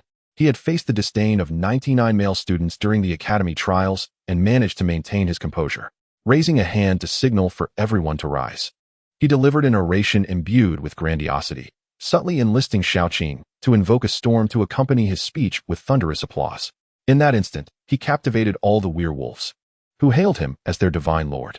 Following his speech, whether by Wolf L's design or mere coincidence, Wolf Hao and his wife, accompanied by Wolf Yuan, ascended the platform, and the trio knelt before Chun-Yi. This was no ordinary kneeling. They both knelt on both knees, expressing their gratitude for Chun-Yi's divine intervention in saving their child. Wolf Hao glanced at Wolf Yuan, who immediately bowed his head in reverence. thanking Chun-Yi for his life-saving grace. This unexpected turn of events delighted Chun-Yi, providing a splendid opportunity to further elevate his status. With a smile, he produced an energy-gathering pill and offered it to Wolf Yuan. Do not hesitate, Wolf Yuan. Our fates are intertwined. Consume this pill. Wolf Yuan cautiously accepted the pill, glancing at his parents with curiosity. Chapter 92, King Pig. Upon returning to the Beast Mountains with the Beast faction, Zhong Kongkong found himself in disarray as all the beasts scattered in every direction without a hint of organization. This chaos proved to be a source of frustration for Zhong Kongkong, who sought to infiltrate the beast organization. His disquiet soon caught the attention of a raven soaring above. Its sleek, black form boasted 3 legs. As Zhong Kongkong pondered his next move, a droplet of excrement fell directly before him. Infuriated, he lifted his head to seek the culprit. The 3-legged raven soon came into view. Woof! Damn it, you audacious fowl! Do you dare defile the great Zhong? With that, Zhong Kongkong lunged into the air, charging toward the raven. The raven, startled, exclaimed, "You can talk? Why have I never encountered you before?" This raven could speak? High intelligence. Both the raven and Zhong Kongkong were taken aback. Woof! If a mere fowl can speak, why can't the wolf lord? The raven, undeterred by Zhong Kongkong's insults, replied with excitement. Fantastic. I never expected there to be another talking beast in the Beast Mountains. I must take you back. King Pig will be thrilled. King Pig. Zhong Kongkong's eyes gleamed with interest. Surely this was the leader of the Beast Mountains. And the raven seemed to hold a position of some import. Woof! You think you can capture me, you feathered fiend? Dream on. I shall end you. With that, Zhong Kongkong charged at the raven, engaging in a fierce battle. The raven, increasingly alarmed, wondered how this dog, despite only possessing D-rank strength, could contend so fiercely against its C-rank prowess. What manner of creature are you? Why have I never seen you in the Beast Mountains before? Zhong Kongkong spat out a feather. What status do you have that allows you to question the Wolf Lord? The raven's eyes widened with intrigue. Could it be that you've just awoken from slumber like King Pig? What? Was this raven devising its own plot? This revelation alleviated Zhong Kongkong's concerns about how to merge into their ranks. Indeed, I, the great Zhong, have just awakened. Pray, tell me more about this King Pig. The raven, now brimming with excitement, seemed to have forgotten their earlier scuffle. King Pig is the ruler of the Beast Mountains. Since you have also recently awakened, come with me to pay homage to King Pig. Zhong Kongkong tilted his head, bemused. One moment, he was fuming over lost opportunities, and the next, he was being escorted to meet the boss. Woof! Very well, I shall reluctantly accompany you. The raven flapped its wings. Come along quickly. King Pig will be overjoyed to meet a talking beast. Within the central region of the Beast Mountains, a great snoring resonated from a cave. Zhong Kongkong followed the raven to the entrance, where the raven instructed him to wait. I shall inform King Pig of your arrival. As the raven dashed into the cave, Zhong Kongkong surveyed his surroundings. Besides the echoing snores within the cave, there was an eerie silence, devoid of even the chirping of insects. This silence indicated that King Pig's power was no ordinary feat. Moments passed, and the snoring ceased. Zhong Kongkong waited patiently, soon hearing the sound of footsteps approaching from within the cave. Listening to the sound, it seemed that more than one king of swine had emerged. Zhong Kongkong immediately assumed a combat stance, gazing into the cave. The silhouette of a 3-legged crow first appeared, followed by a massive ball of flesh coming into Zhong Kongkong's view. Woof! Damn! It truly is a pig. A fat pig at that. Faced with the sight of the rotund creature, Zhong Kongkong was rendered speechless. It was a pig so plump it resembled a ball, belonging to the meat pig breed, yet unique in that its ears were enormous, akin to those of an elephant. The pig lay upon a stone slab, which was being lifted by countless mice the size of human heads. The previously heard sparse footsteps were indeed made by these mice. Upon hearing Zhong Kongkong refer to him as a fat pig, the king of swine's eyes gleamed with delight. Haha! You wolf have quite the discerning eye to recognize me as a pig. Zhong Kongkong couldn't help but chuckle in return. Woof! Haha! You fat pig have a keen sense to know that I, Zhong, am a wolf. At this moment, the 3-legged crow excitedly chimed in. King of swine, see? I was right, this wolf can talk. The king of swine nodded with effort, looking at Zhong Kongkong with joy. Indeed, what a handsome wolf. Come, let the king touch your wolfish behind. Woof! What the hell are you saying, you fat pig? Zhong Kongkong raised a paw to pat his ear, questioning if he had misheard something. Had he truly been teased by a fat pig? Handsome little wolf, don't be shy, bring that wolfish behind over here. Originally reveling in being called a wolf, Zhong Kongkong was now utterly dumbfounded, confirming he had indeed been teased by a fat pig. Woof! Damn! Fat pig, go die? You think you can touch the behind of this wolf? Go fetch your mother. Hearing Zhong Kongkong's insults, the king of swine was utterly unperturbed, replying with a silly grin. I haven't even touched your wolfish behind yet. I'm not going to die. My mother has been dead for over 10,000 years, so she can't be called. Woof. This is an outrageous humiliation. I, Zhong, must bite you to death today. Zhong Kongkong glared at the king of swine, ready to teleport and deliver a fatal bite to this fat pig. However, in an instant, he felt his once light body now weighed down as if it were 1,000 pounds, unable to even lift a paw. Struggling, he looked up at the king of swine, who was emanating a faint yellow glow from his eyes. Zhong Kongkong was dumbstruck. The king of swine possessed a gravity magic as rare as his own spatial magic. Moreover, this fat pig had B-class strength. Little wolf cub, don't be shy. Why not let me use my brute strength? It'll be enjoyable for both of us. Enjoyable, my foot. Zhong Kongkong was now filled with despair, questioning what had gone awry. Once he escaped, he would definitely call upon Little Ching to deal with this fat pig. Chapter 93. From now on, you are the third wheel. To Zhong Kongkong's astonishment, the king of swine's corpulent form began to float. Woof. What are you planning, fat pig? Woof. Don't come over here. If you dare lay a hand on me, my master will surely slay you. Woof. You're still coming? Just because you have B-class strength doesn't mean you can run amok. I warn you, my master, Little Ching, is a divine dragon. Do you know what that is? Observing Zhong Kongkong's terrified expression, the king of swine seemed to grow more excited, looking at him with delight. Handsome little wolf, don't be agitated. I want to lay a hand on you. I'll simply use my behind. With that, the king of swine floated above Zhong Kongkong and rubbed his plump behind against Zhong Kongkong's rear. Feeling the sensation on his backside sent Zhong Kongkong's fur bristling. Woof. Damn it. Fat pig, you're finished. Just wait until my master arrives. I will ensure your demise. The king of swine rubbed again, then floated back to his stone slab, smiling. How was that, little wolf cub? Did you enjoy my behind rub technique? Enjoyable, my foot. Zhong Kongkong was utterly speechless. Fortunately, the pig had merely rubbed against him. Woof. Damn it. Fat pig, hurry up and die. The three-legged crow flew to the king of swine's slab, asking, my king, how does this wolf cub's behind feel? The king of swine nodded approvingly. Quite nice, much softer than your feathers. Woof. Damn, my esteemed reputation. Zhong Kongkong was truly at a loss for words. What were this pig and crow doing? Discussing his rear right in front of him?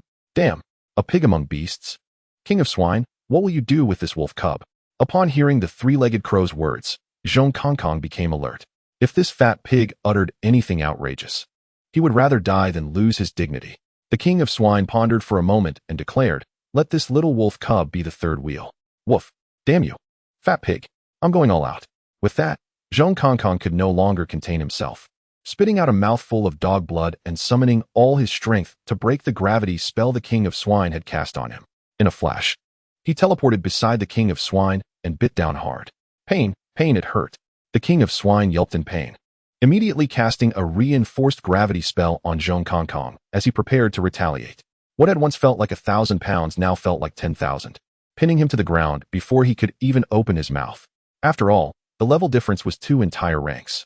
He wasn't a freak like Little Ching who could fight back. Just managing to bite was impressive enough. The king of swine rubbed the spot Zhong Kongkong had bitten with his tiny hooves, looking curiously at him. Little third wheel, what are you doing? Aren't you happy to be the third wheel? Happy, my foot. Woe is me. Zhong Kongkong wanted to curse. But the king of swine's gravity spell was too powerful. He couldn't even open his mouth, only letting out muffled whines. The king of swine noticed something was amiss and lifted the gravity spell from Zhong Kongkong's head. All right, little third wheel, you can speak now. Why don't you want to be a third wheel? It's such a wonderful opportunity. Woof. Damn. Fat pig. You're the third wheel. Your whole family are third wheels. Unfortunately, Zhong Kongkong's usual taunts were as ineffective against the king of swine as fists striking cotton, completely useless. The king of swine earnestly explained, I'm not a third wheel. None of my family are. I'm the boss. He then pointed at the three-legged crow. Little crow is the second wheel. Finally, he looked at Zhong Kongkong with seriousness. You are the third wheel. Woof. What? Zhong Kongkong was momentarily stunned. Are you saying I'll be the third wheel in the Beast Mountain from now on? The king of swine nodded, indeed. Only the three of us can talk in the Beast Mountain, and your behind is so soft. Naturally, you are the third wheel. At this point, Zhong Kongkong was entirely speechless. What the hell? Third wheel. That would make me the third. This pig seemed to possess extraordinary strength, yet inherited all the subjective foolishness of pigs. Nonetheless, if that was the case, He could indeed play the role of the third wheel.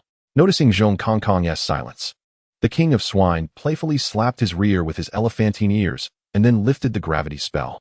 Third wheel, get up. With the burden lifted, Zhong Kongkong sprang to his feet, casting a disdainful glance at the king of swine. Woof! Damn you, fat pig. If you ever dare touch my behind again, I will bite you to death. The king of swine remained unfazed, playfully patting Zhong Kongkong's behind with his ear. Third wheel, you're obviously enjoying it. Taking advantage and then acting coy. Enjoying my foot. If I weren't unable to defeat this fat pig, I would have certainly taken a chunk out of him. However, my master instructed me to infiltrate the Beast Mountain, and it seems I have truly blended in, even becoming one of the 3 kings of the Beast Mountain. The 3-legged crow then approached Zhong Kongkong, saying, Third wheel, from now on, we are family. Though aware that the term little third they spoke of actually referred to old third, Zhong Kongkong still felt a sense of discomfort wash over him. Woof! Damn it! Do not refer to Lord Zhong as little third. Call him old third instead. Unfortunately, the pig king and the 3-legged crow exchanged glances, clearly puzzled. To them, little third was simply little third. And what could old third possibly mean? Fool. Absolute fool. Even Zhong Kongkong's incessant chatter felt powerless in this moment. As he resigned himself to the situation, the pig king flopped back onto the stone slab supported by the mouse, lamenting, I'm starving. Little second, where's the grass? I'm famished. The 3-legged crow shook his head in distress. My king, we should have been able to fetch some grass, but suddenly 2 D-class aberrations appeared. Strangely enough, one of these D-class was merely a pile of bones, while the other, also a beast, chose to side with the werewolves against us. The pig king shook his head. D-class, aren't they supposed to be weak? The 3-legged crow too was perplexed, noting that the power of those 2 D-class was on par with the little third. Despite appearing as D-class, they could hold their own against C-class adversaries. On par. Zhong Kongkong cast a disdainful glance at the 3-legged crow. If little Qing were serious, your B-class fat pig king wouldn't stand a chance. The pig king shifted his weight, seeking a comfortable position, and sighed, Little second, I am starving. Is it so difficult to get some grass? The 3-legged crow began to lament as well. It's all that werewolf pack's fault. They want to eat grass themselves. Yet they prevent you, my king, from doing so. Chapter 94. Setting fire to the mountain, sitting in prison for life. Wait. Zhong Kongkong was momentarily bewildered. So, your attack on the werewolf tribe was merely because you wanted to eat grass? Indeed, the pig king nodded earnestly. Grass. Zhong Kongkong felt a surge of chaotic emotions within him. This was utterly nonsensical. Woof. Fat pig, if you wish to eat grass, you could simply negotiate with the werewolves. I doubt they would oppose you. Upon this thought, the pig king seemed quite agitated. I did send little second to negotiate, but those werewolves outright refused. It infuriates me. They won't even allow you to eat grass. Zhong Kongkong cast a dubious glance at the 3-legged crow. The 3-legged crow confidently nodded, affirming, yes, I attempted to negotiate. But those werewolves are unreasonable. There's simply no room for discussion. Woof. How is that possible? How did you approach them? The 3-legged crow pondered for a moment before responding earnestly. I propose that they yield half of the grassland to our pig king. Hearing this, Zhong Kongkong was rendered speechless. Is that what you call negotiation? What the hell is that? Fat pig, don't the Beast Mountains have grass? Why must you go to the grasslands for it? Yes. But the grass in the mountains is too sparse. It's exhausting to run around just to find some. Zhong Kongkong's mind raced. Woof. Fat pig. Don't the beasts in the Beast Mountains heed your command? Yes. I am their leader. The pig king proudly lifted his neck, which had become almost invisible due to his girth. Woof. Then why not have those beasts collect the grass for you? Why must you still run about? Upon hearing Zhong Kongkong's words, both the pig king and the 3-legged crow were momentarily taken aback. Subsequently, the pig king excitedly slapped Zhong Kongkong's rear with his large ear, exclaiming, yes, little third, you are so clever. How did little second and I not think of that? From now on, you shall replace little second and serve as the strategist for our Beast Mountains. Feeling the slight sting on his rear, Zhong Kongkong erupted in anger. Woof. Damn it. If that fat pig touches my backside again, I'll bite him to death. The 3-legged crow squawked, little third, as a strategist, good things should be shared. Let the pig king have a feel. You won't lose a chunk of meat. Woof. Damn you, you feathered chicken. I won't share anything with you. Zhong Kongkong fumed. It infuriates me. If I can't beat this fat pig, can I not take on you, a mere chicken? With that, Zhong Kongkong lunged at the 3-legged crow. Quack. My king, little third, is angry. Little third is angry. Soon, the 3-legged crow and Zhong Kongkong became entangled in a scuffle, while the pig king merely watched with amusement.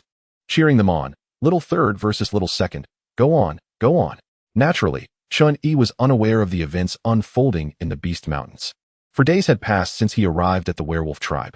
On this day, Chun-Yi was instructing the werewolves on establishing defensive layouts on the Qing wolf grassland. The seer followed closely beside him, continually expressing admiration. Your Excellency, the messenger, you truly are exceptional. You have devised such a clever strategy to deal with the beasts. What was it called again? I seem to have forgotten. Chun-Yi shot him an exasperated glance. Traps. Traps. It's astonishing that you, the most intelligent among the werewolves, do not even know this. The seer, thoroughly humbled, chuckled awkwardly. Your Excellency, you jest. While I may be slightly more capable than the werewolves, compared to you, my achievements are trivial. As a self-proclaimed oracle, humility was not in his repertoire. Chun-Yi nodded, acknowledging the truth in his words. Indeed, he was right. In comparison to him, the seer was insignificant. Even after being chided by Chun-Yi, the seer merely scratched his head in embarrassment. Just as the two were inspecting the placement of the traps, Wolf L hurried over from a distance. Messenger Chun, the scouts you instructed me to arrange are all set. But there seems to be something amiss. Something amiss? What do you mean? What's wrong? Wolf L continued, according to the scouts' reports. The group of beasts originally gathered in the Shattered Stone Forest has completely dispersed and returned to the Beast Mountains. What? Dispersed? What nonsense is this? They cannot disperse. I am certain that the leader of this secret realm must be in the Beast Mountains. I was hoping for a scenario where the clam and the snipe fight, allowing me to profit. Wolf L, you must not be careless. Ensure the scouts conduct a thorough investigation. What if these beasts are plotting a significant offensive? Wolf L nodded. I share your concerns. These beasts have been battling us for a year. They were on the verge of pushing the front lines to our Qing Wolf Mountains. How could they simply retreat? Watching Wolf L hasten away, the seer grew anxious. Your Excellency, if these beasts truly do not come, then all our preparations for the traps will have been in vain. Chun-Yi shot a glance at the seer. If the beasts do not come, isn't that the best outcome for them? Why does it seem like you are worried that the beasts might not arrive? This fellow harbors rebellious thoughts. He is a potential traitor. Chun-Yi gazed toward the direction of the Beast Mountains. If they do not come, can't we force them out? Who says we were only meant to passively defend and not take the initiative to attack? Take the initiative to attack? The seer pondered for a moment, but ultimately shook his head. There is something you do not know. The terrain of the Beast Mountains is treacherous. We were never able to enter. Forget about attacking. We would likely get lost just trying to enter. Treacherous terrain, you say? If we cannot enter to fight, then we must find a way to lure them out. Chun-Yi smirked deviously, recalling a phrase from his past life. Set fire to the mountain and sit in prison for life. However, in this secret realm, no one could restrain him. Let the scouts observe for another 2 days. If these beasts truly abandon their offensive, we shall set fire to the Beast Mountains. I refuse to believe that they will not come out. Upon hearing Chun-Yi's plan, the seer was evidently taken aback. This was a move that cut off their retreat. If the mountains truly burned, wouldn't the beasts of the Beast Mountains fight to the death against the werewolves? Messenger, is this prudent? Of course it is not prudent, but it is suitable for me. Chun-Yi smiled. What is there to fear? If we are to do this, let us eliminate all future threats. Surely, you do not wish to always have a formidable enemy beside you. Rest assured, with me here, what is there to fear? In the eyes of the werewolves, Chun-Yi was a being on par with the wolf god.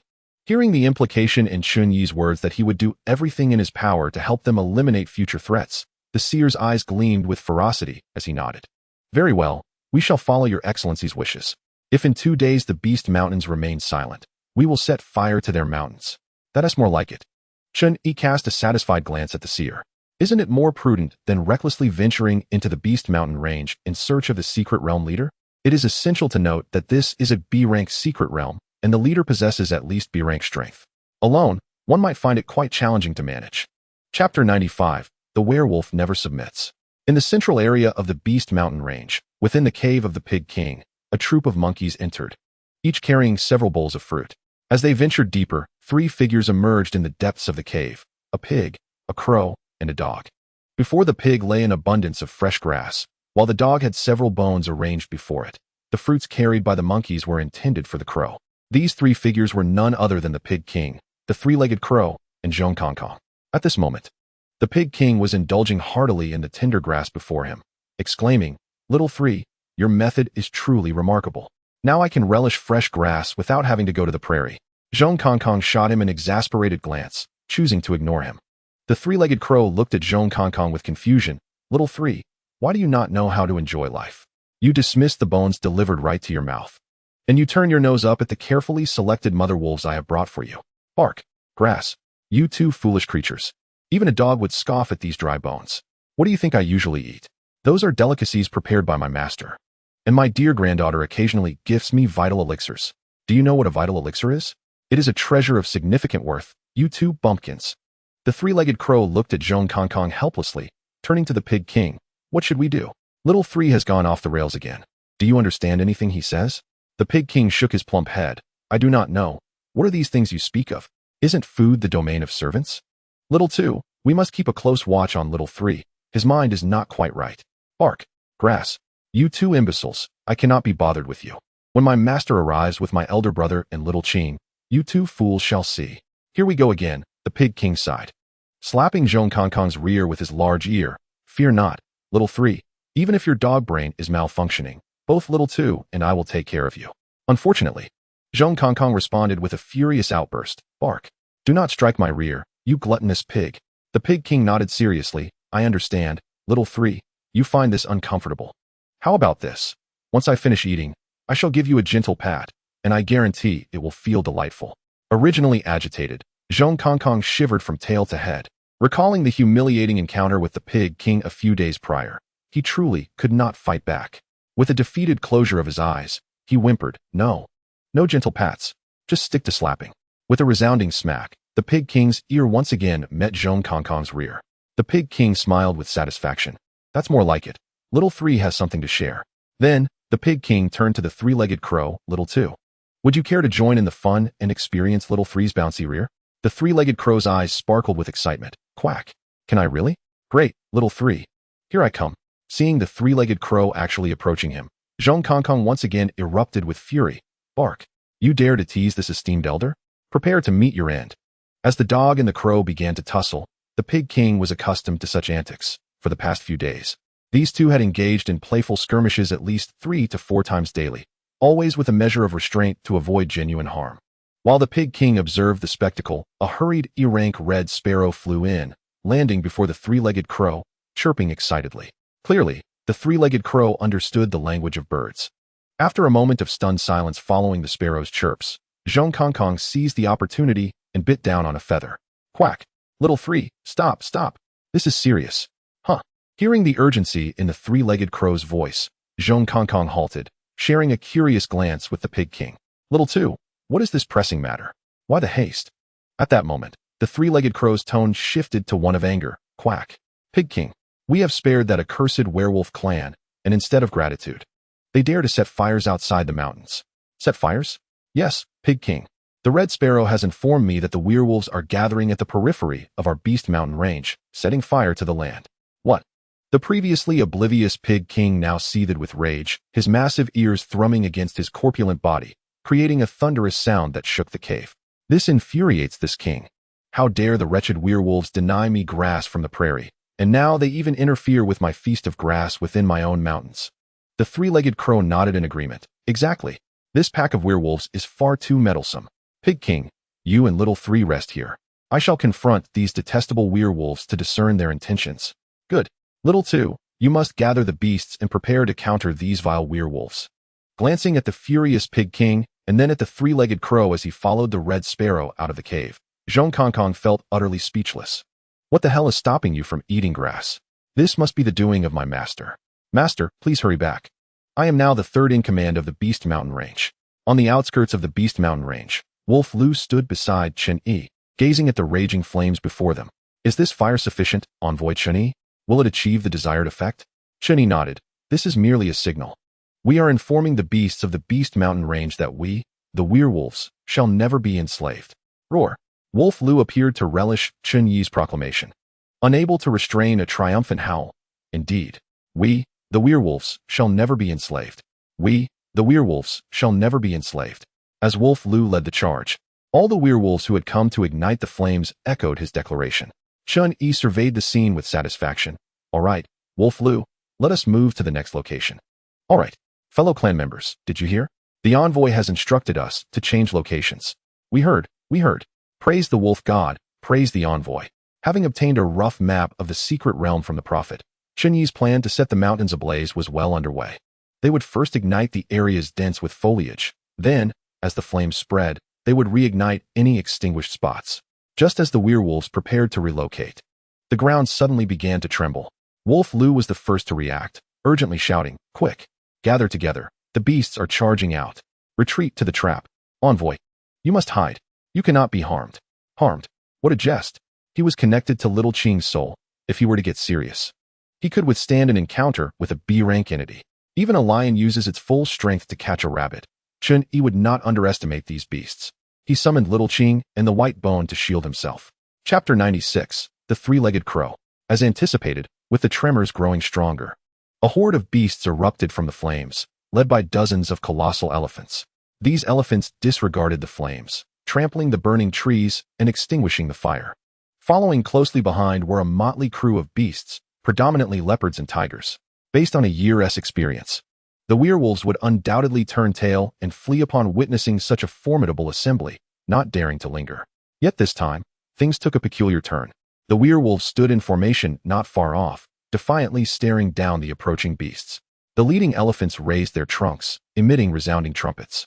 Alongside the cacophony, the beasts behind them roared in unison and surged forward, charging at the werewolves. In the face of this spectacle, Wolf Lu smirked coldly, raising his hand. "Archers, prepare." The once claw-dependent werewolves astonishingly revealed bows and arrows, drawing back the bowstrings with newfound prowess. Of course, these bows were mostly supplied by Chen Yi. The military's firearms were not for their use, but these cold weapons were still within his provision. Release. With the command from Wolf Lu, the werewolves let go of their bowstrings, unleashing a deluge of arrows that rained down upon the beasts above. However, these were not ordinary creatures of the present world, but formidable beasts from the secret realm.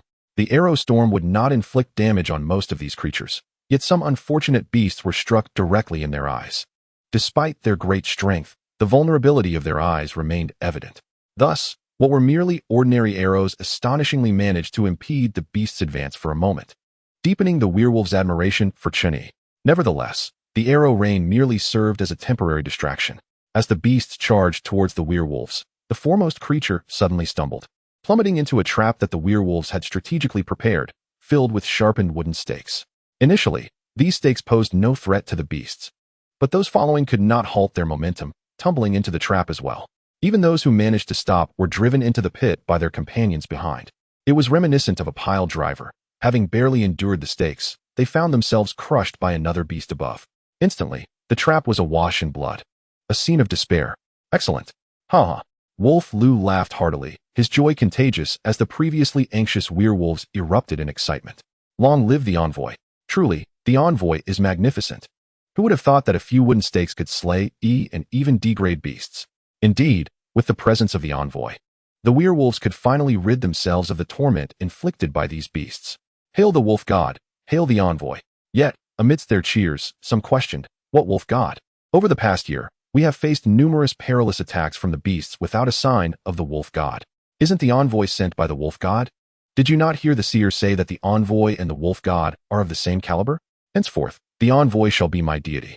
Indeed, I concur. The envoy shall be my god. A wave of fervor swept through the werewolves, and before long, they inexplicably began to kneel and bow in reverence to Chen Yi. This was precisely what Chen Yi had hoped to witness, yet the occasion called for moderation. Wolf Lu, we face a formidable enemy. Quickly have them rise. With Wolf Lu's call, the werewolves reluctantly shifted their focus back to the battlefield, where the trap was nearly filled with beasts. The true melee was about to commence. Curse you, despicable werewolves, employing such treacherous means. You shall all perish today. The three-legged crow, observing the carnage below, could not restrain its vitriol, inadvertently capturing Chen Yi's attention. What the? It can talk. Wolf Lu pointed to the crow in astonishment, exclaiming, Envoy, this is the very crow that declared war upon us a year ago. Chen Yi nodded, his gaze fixed upon the crow. A three-legged crow? By the heavens! This resembles the legendary Jinwu from my past life. Yet the Jinwu is the embodiment of the sun. If this truly is a Jinwu, it should not be so weak.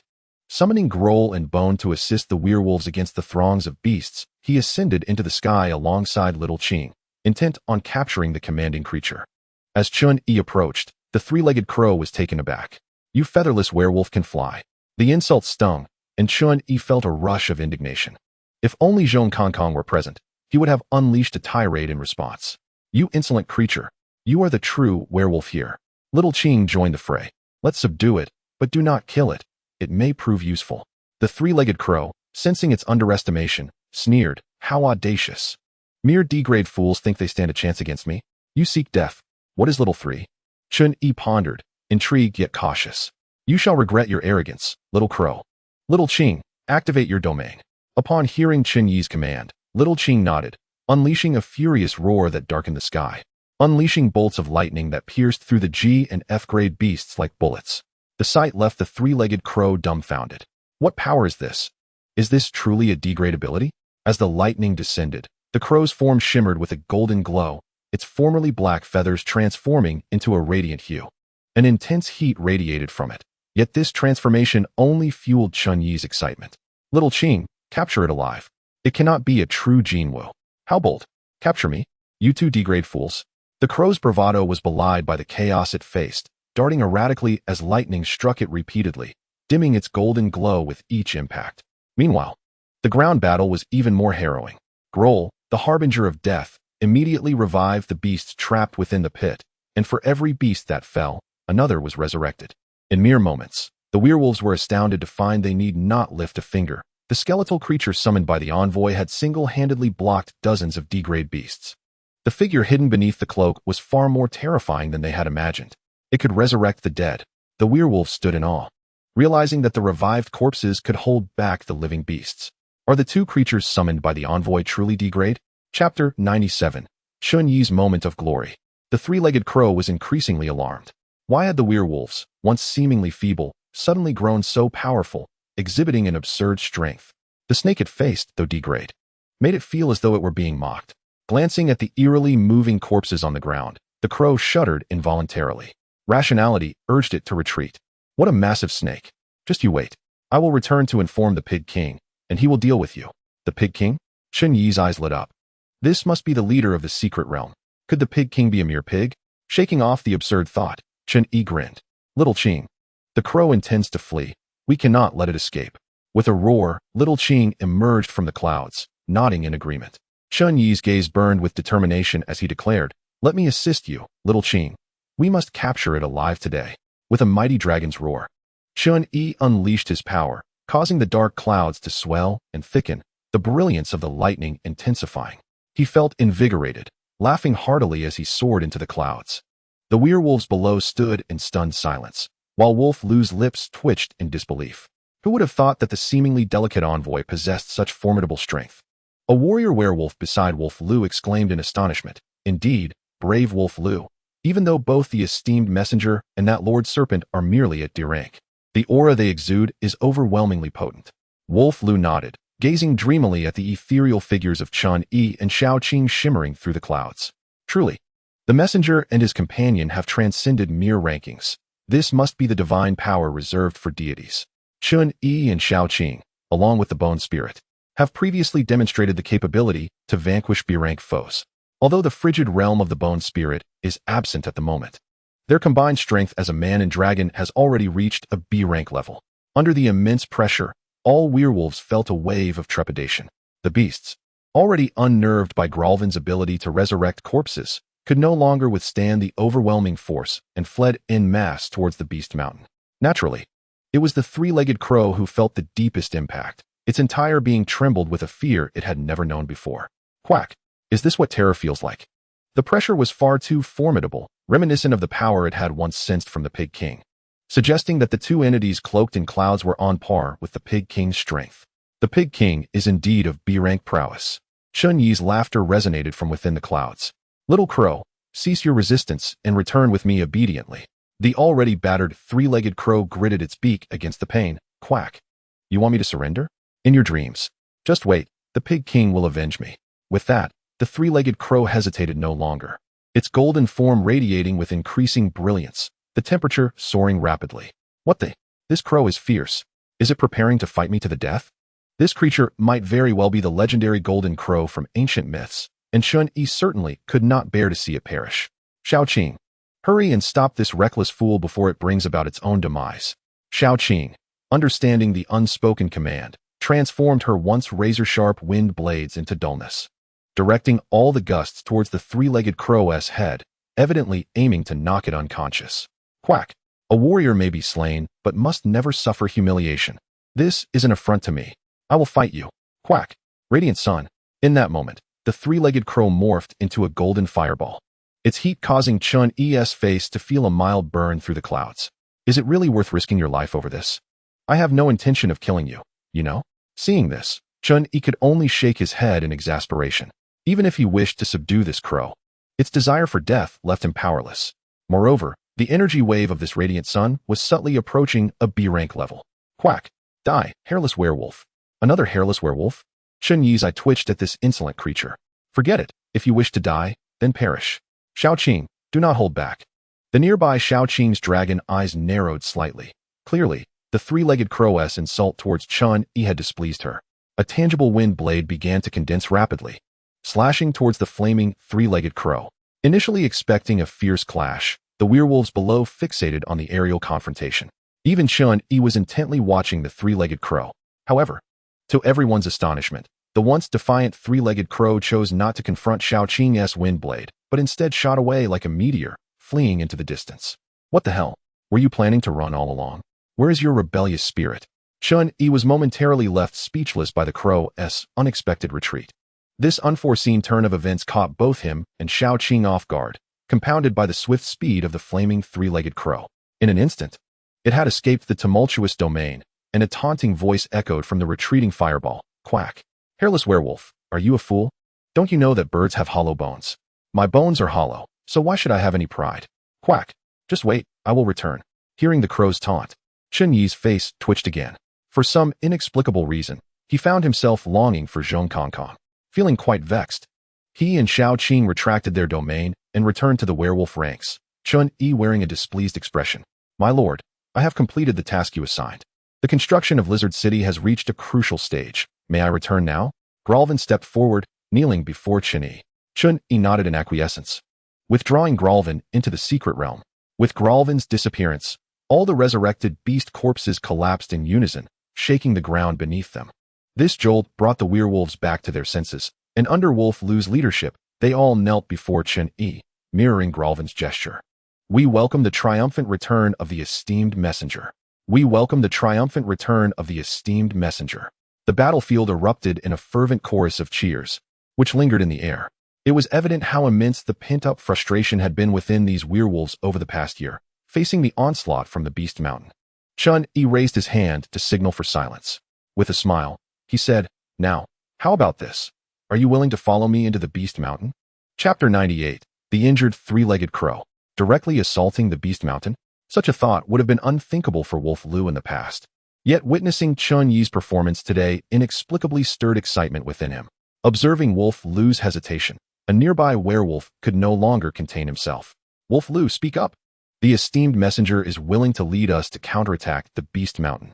This is a momentous occasion. The ripple effect led the other werewolves to join in. Yes. Wolf Lu, don't keep the messenger waiting. We wouldn't want to anger him. Agree, Wolf Lu. We wish to follow the esteemed messenger in the counterattack against the Beast Mountain. Finally, as the werewolves rallied, Wolf Lu's previously wavering gaze solidified with determination. Very well.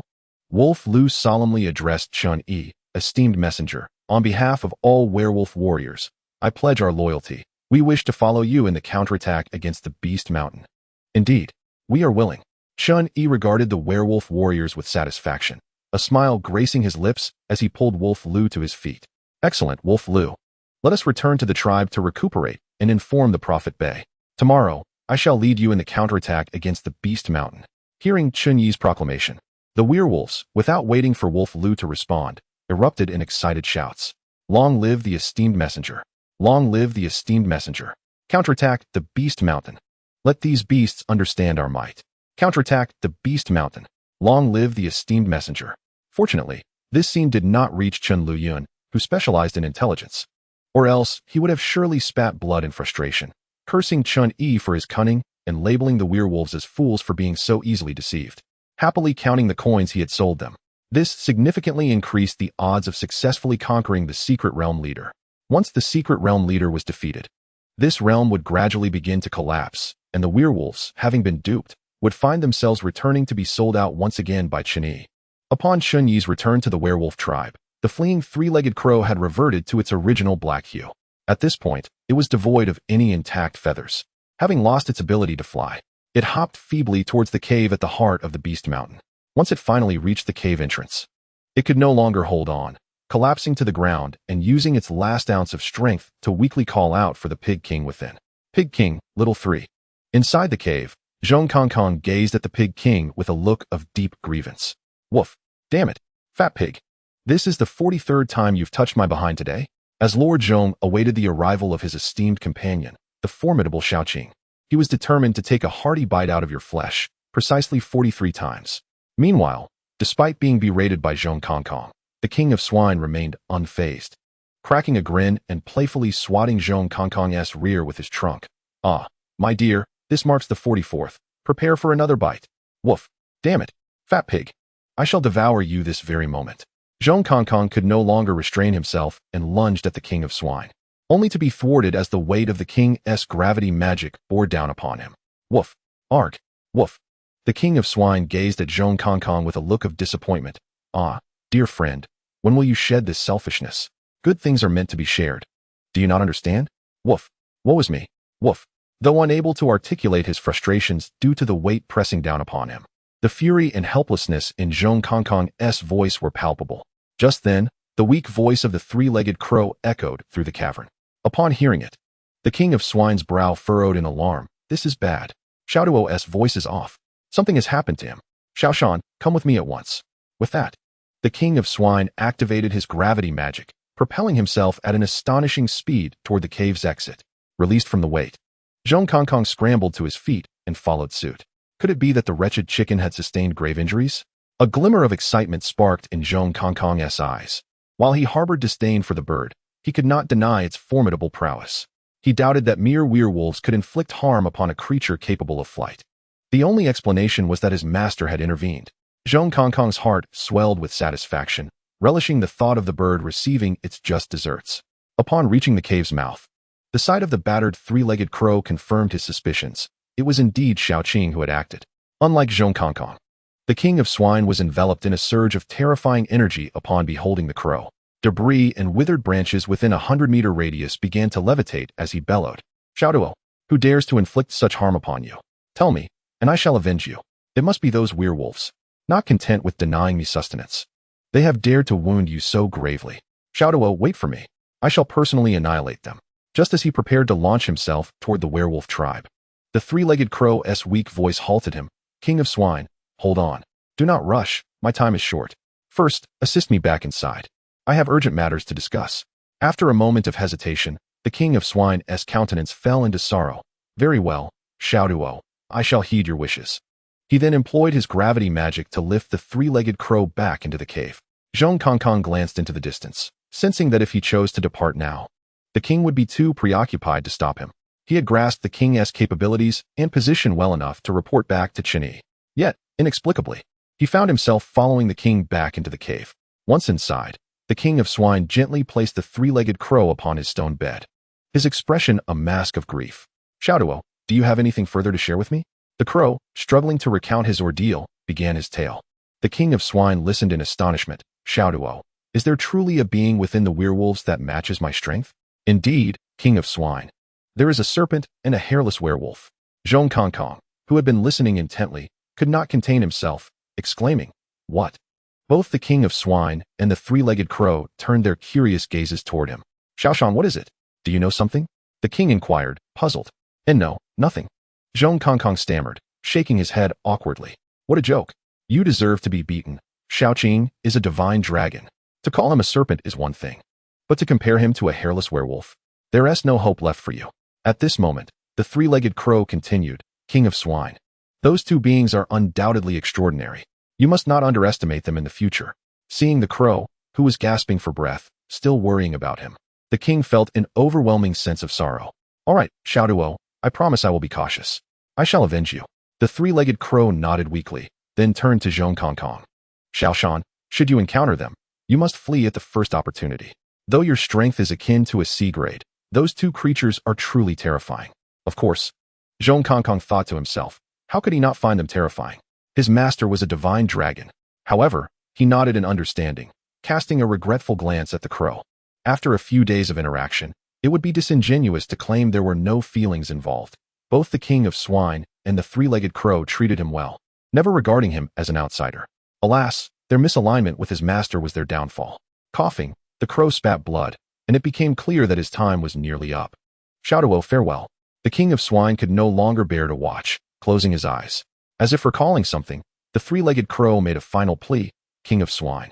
Those two beings seemed particularly interested in talking beasts, even insisting that I surrender to them. Shoutuo, enough? I understand. The king interrupted, but Zhong Kongkong's eyes suddenly lit up. Crow, did you just say those two creatures wish to subjugate you?